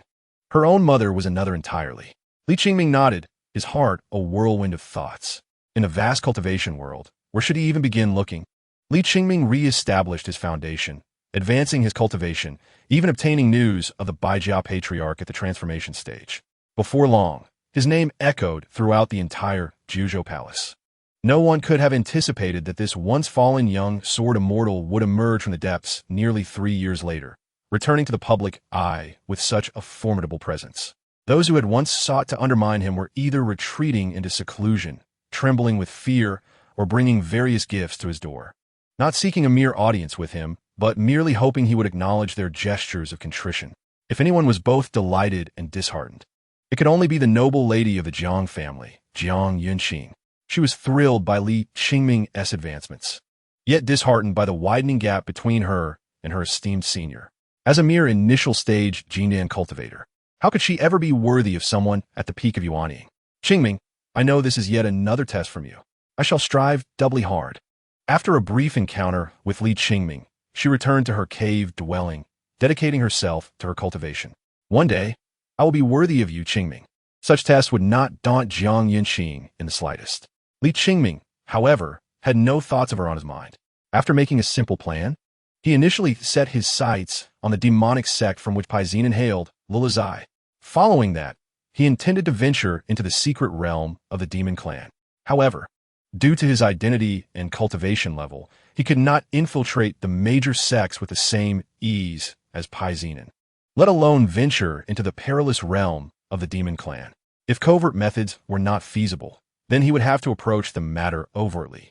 While righteous and demonic cultivators were often at odds, there were indeed certain periods of relative peace, with most demonic sects maintaining some level of interaction with the righteous path, barring those with excessively sinister tactics. The cultivation world was merely a grand society. Yet, to find a legitimate reason, Li Qingming's influence was still grossly insufficient.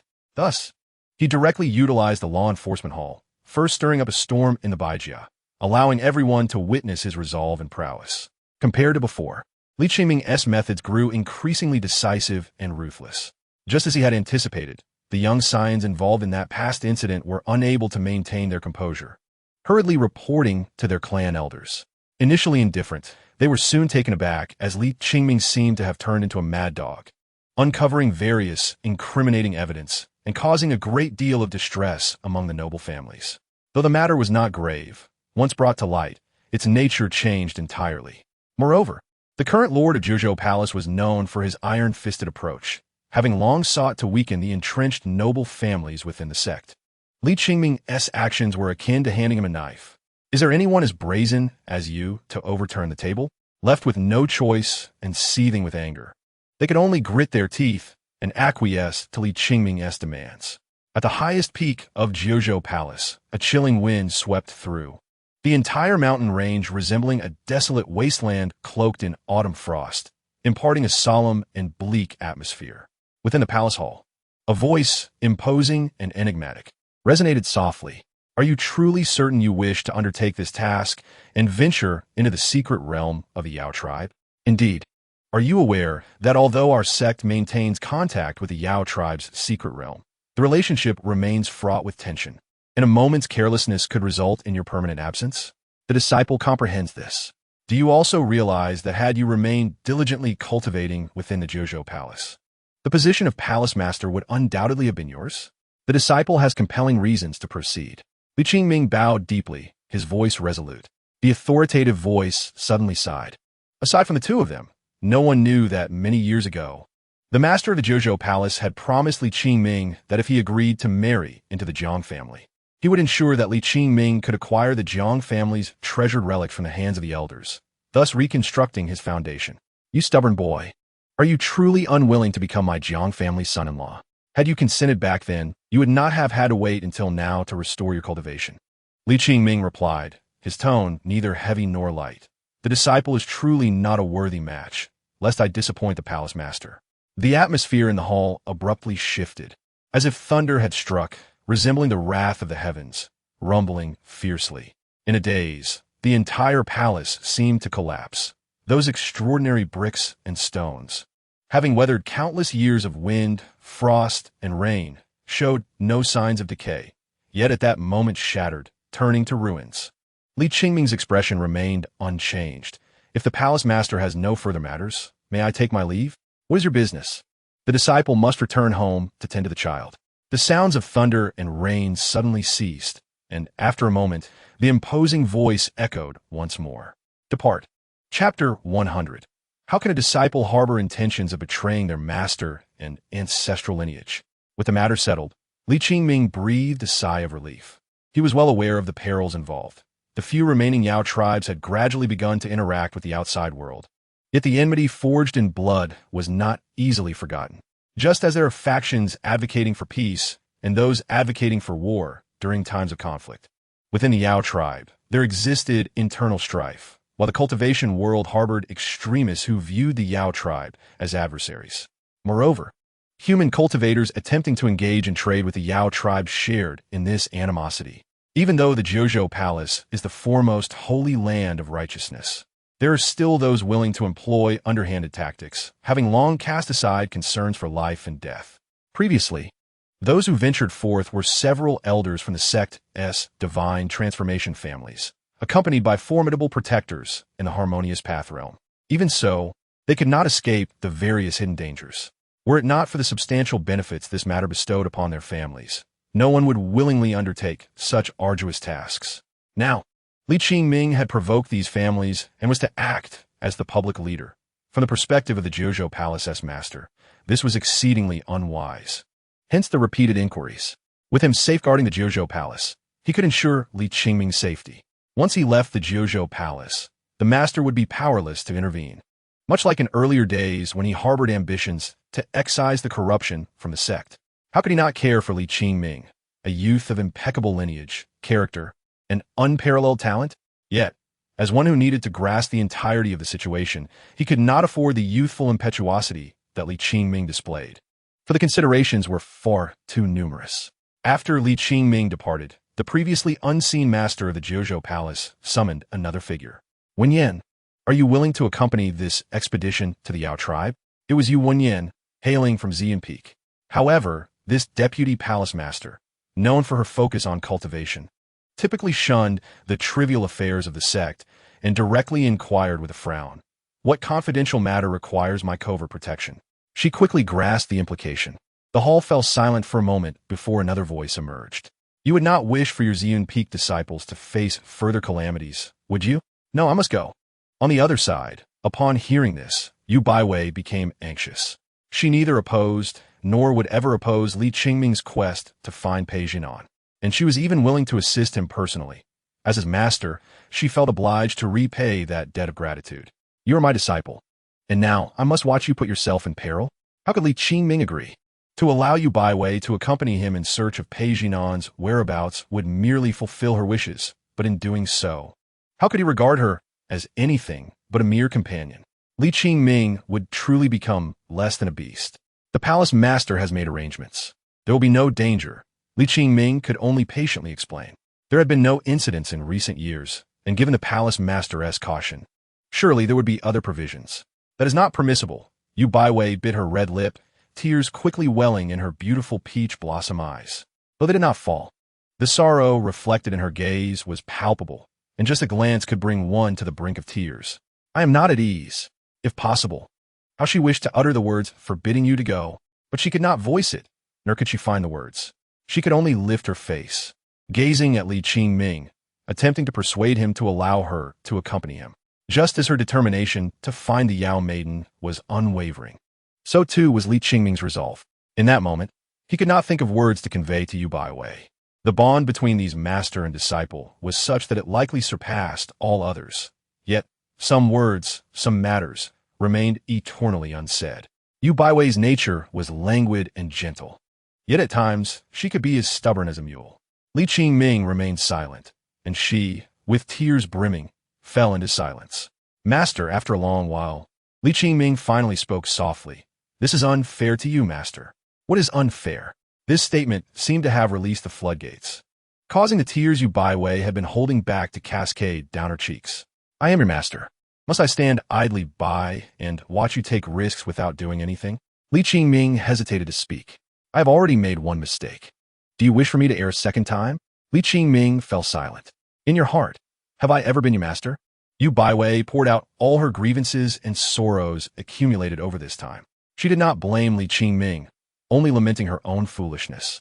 Before she could finish her sentence, Yu Baiwei's voice suddenly ceased. This was because Li Qingming had grasped her cheek firmly, giving it a gentle tug.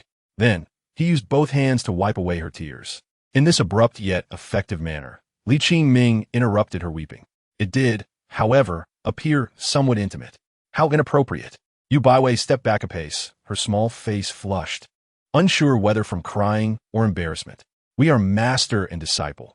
How could you engage in such an overstepping act? Li Qingming's expression grew serious.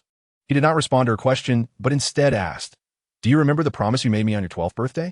Yu Baiwei's expression stiffened, feeling somewhat uneasy. She could not recall.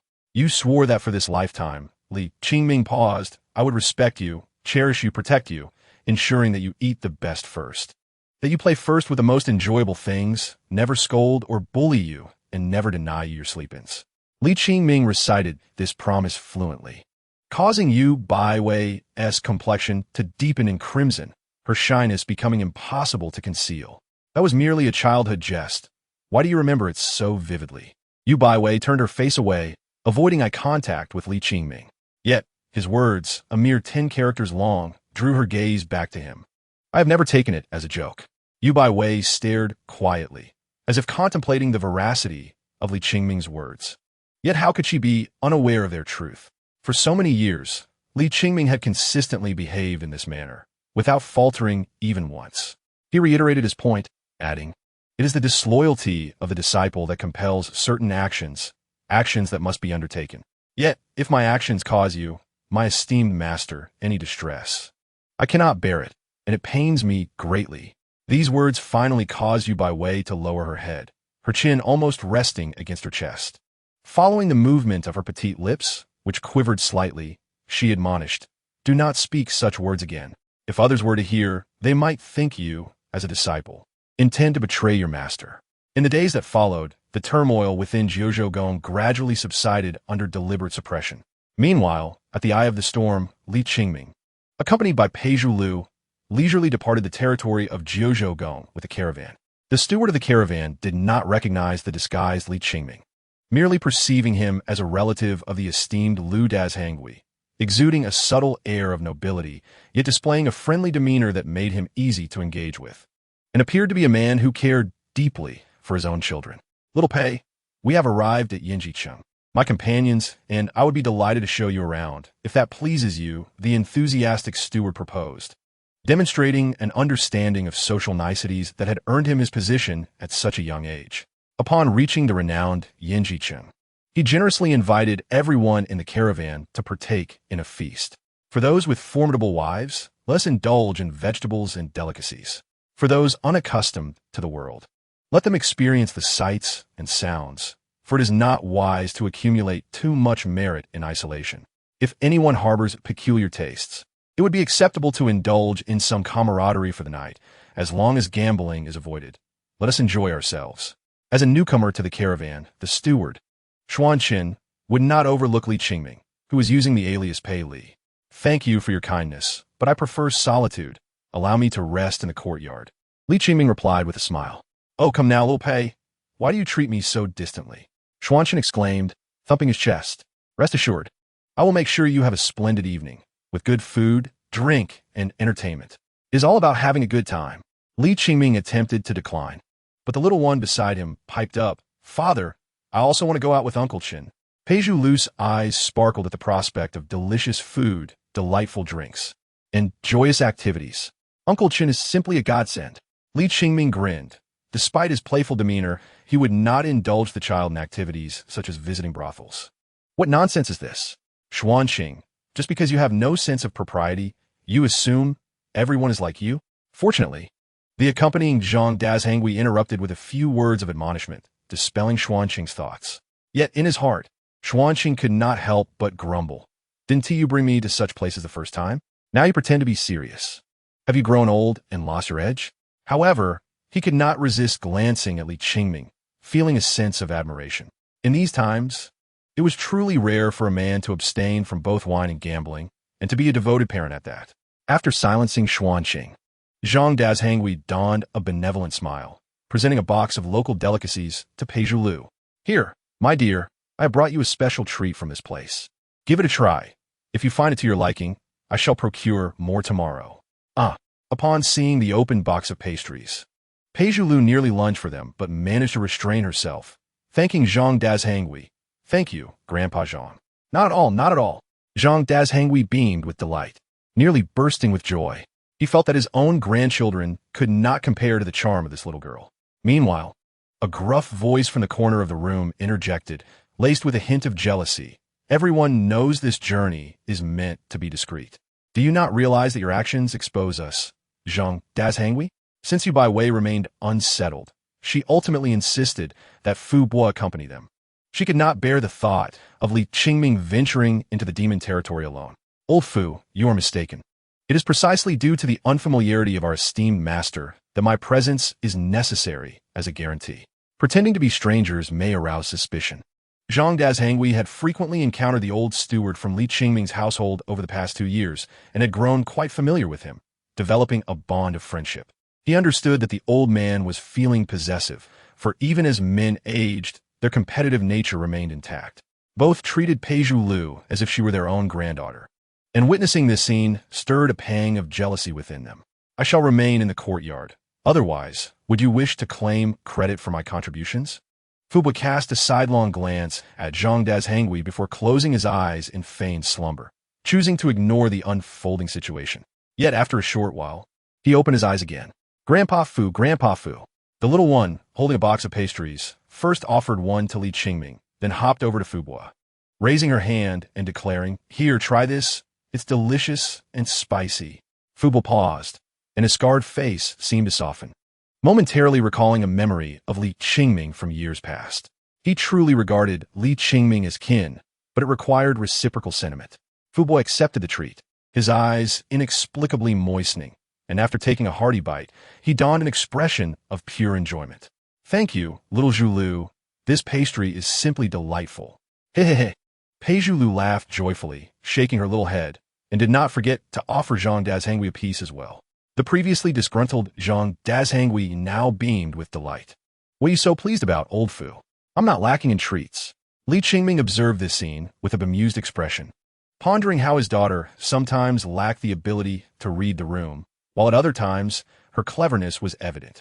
Just then, the ethereal light within the room abruptly extinguished, causing the others to furrow their brows as they sensed an overwhelming force emanating from Pei Zhulu, radiating outward like the brilliance of the sun and moon, yet infused with an inexhaustible aura of lethal intent. In an instant, this spectacle was both awe-inspiring and terrifying. Even Fubo could not react in time. He had intended to protect Li Qingming and Zhang Dazhangui, but was caught off guard. He could only watch helplessly as this invisible ripple coursed through both men's bodies before darting outside. Fortunately, neither sustained any harm. But the sudden turn of events left Fubo in a cold sweat, his eyes filled with uncertainty. The room and courtyard fell silent, with only the sound of the little one quietly nibbling on her pastries breaking the stillness. She remained blissfully unaware of the commotion. Fubo stepped outside, cautiously investigating the surroundings, and communicated with Li Qingming and Zhang Dazhangui. There are more than 10 corpses in the courtyard, ranging from Jindan to Zhuji, all severed at the waist. This was not surprising. Although Yanjiqing was known for its cosmetics, it was a place rife with both danger and opportunity. Zhang Dazhangui explained that he had not anticipated the audacity of these thieves, saying, "I shall summon the others.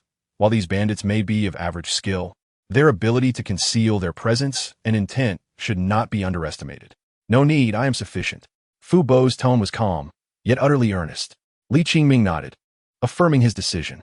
His gaze, however, lingered on the pendant adorning the little one's neck, realizing that the recent events had been instigated by this amber-like bell pendant.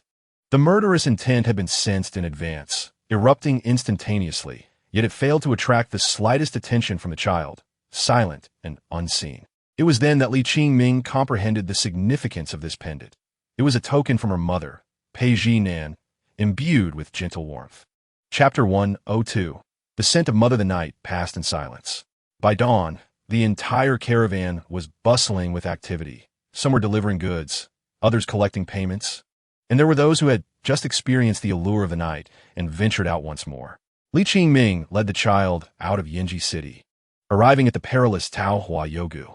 Despite its name, the valley was notorious for its dangers, said to be the burial ground of an ancient great demon, perpetually shrouded in mist, with vibrant peach blossoms that never withered.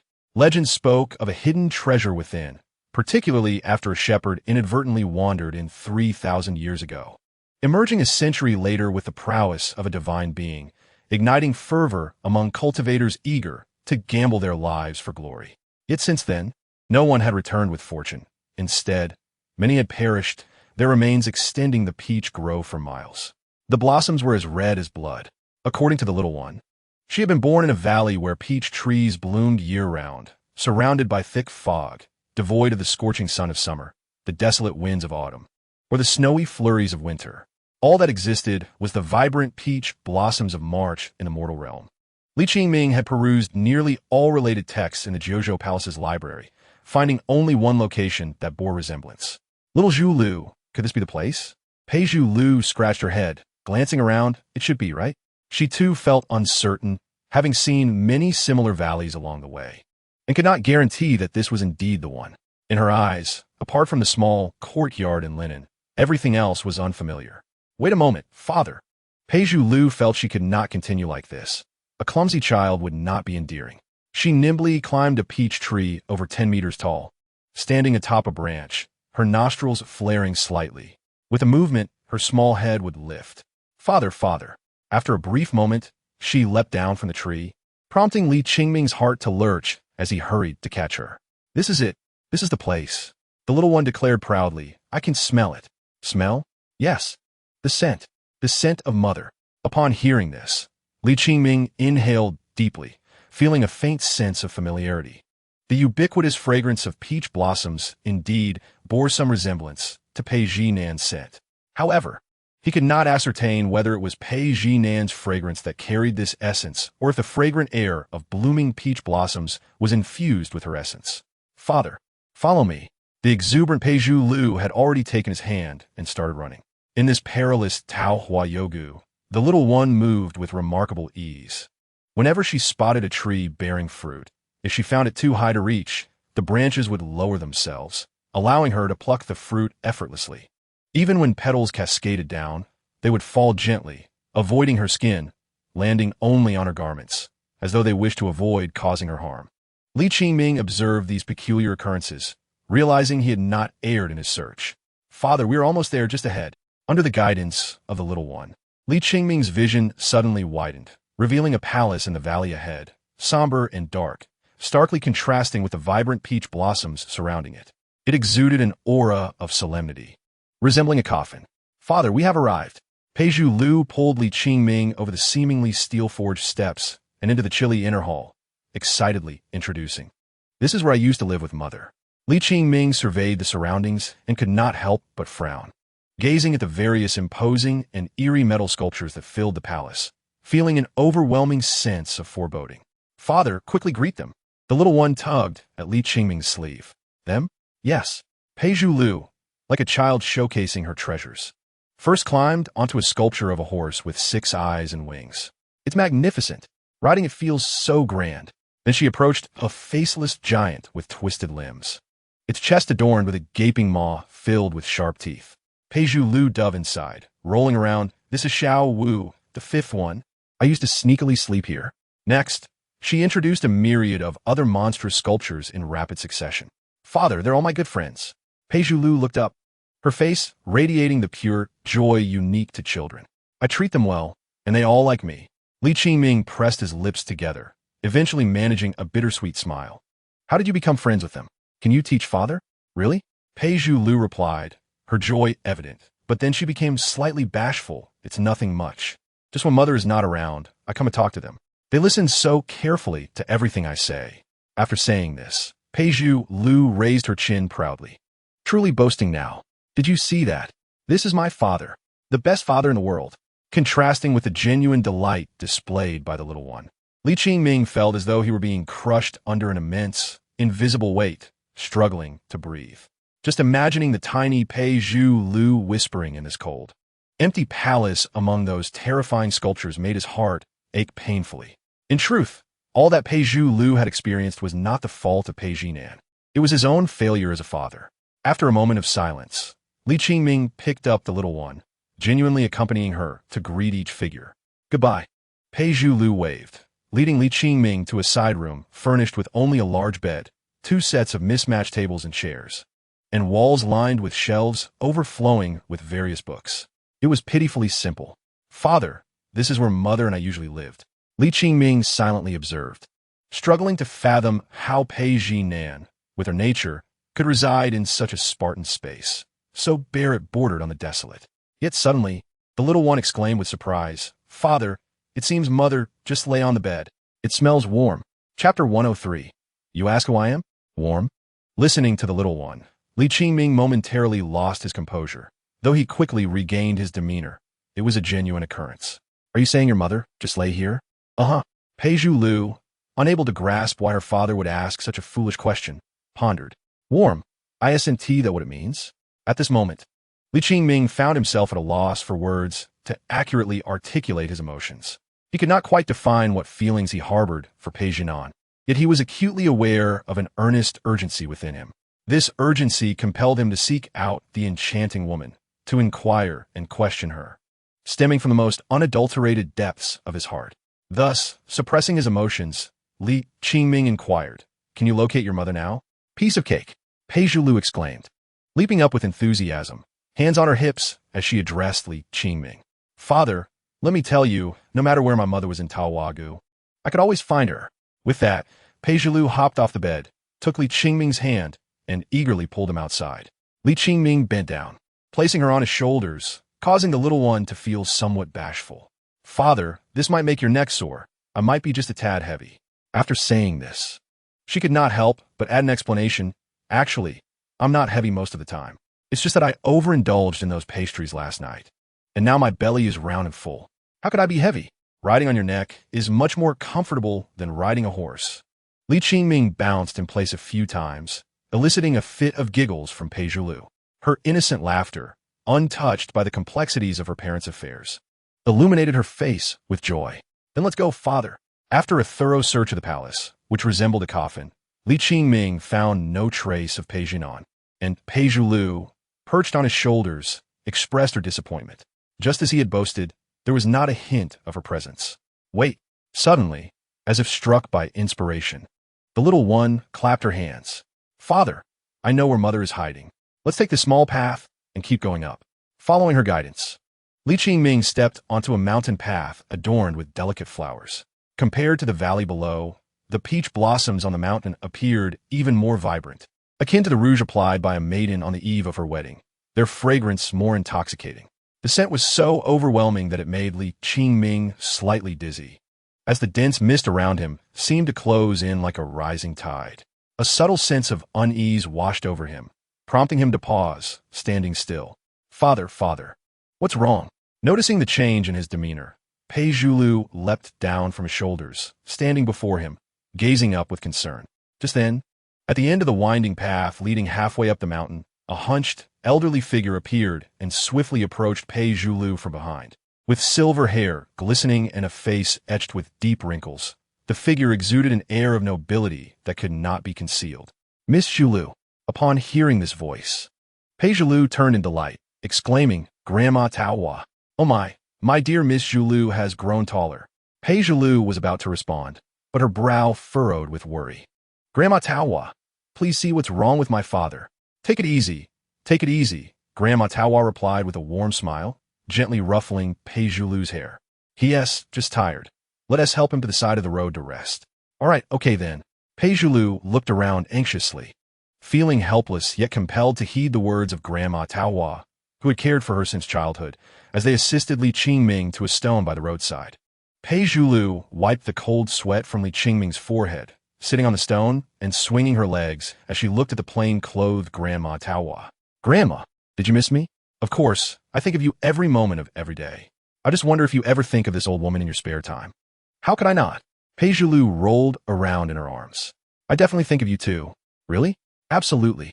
To prove her sincerity, Pei Zhulu rummaged through her small pouch, pulling out various snacks and toys. Whenever she spotted a uniquely shaped pebble in the yard, she would treat it like a treasure, especially the gifts from Li Qingming. Not a single item was overlooked. All were carefully safeguarded.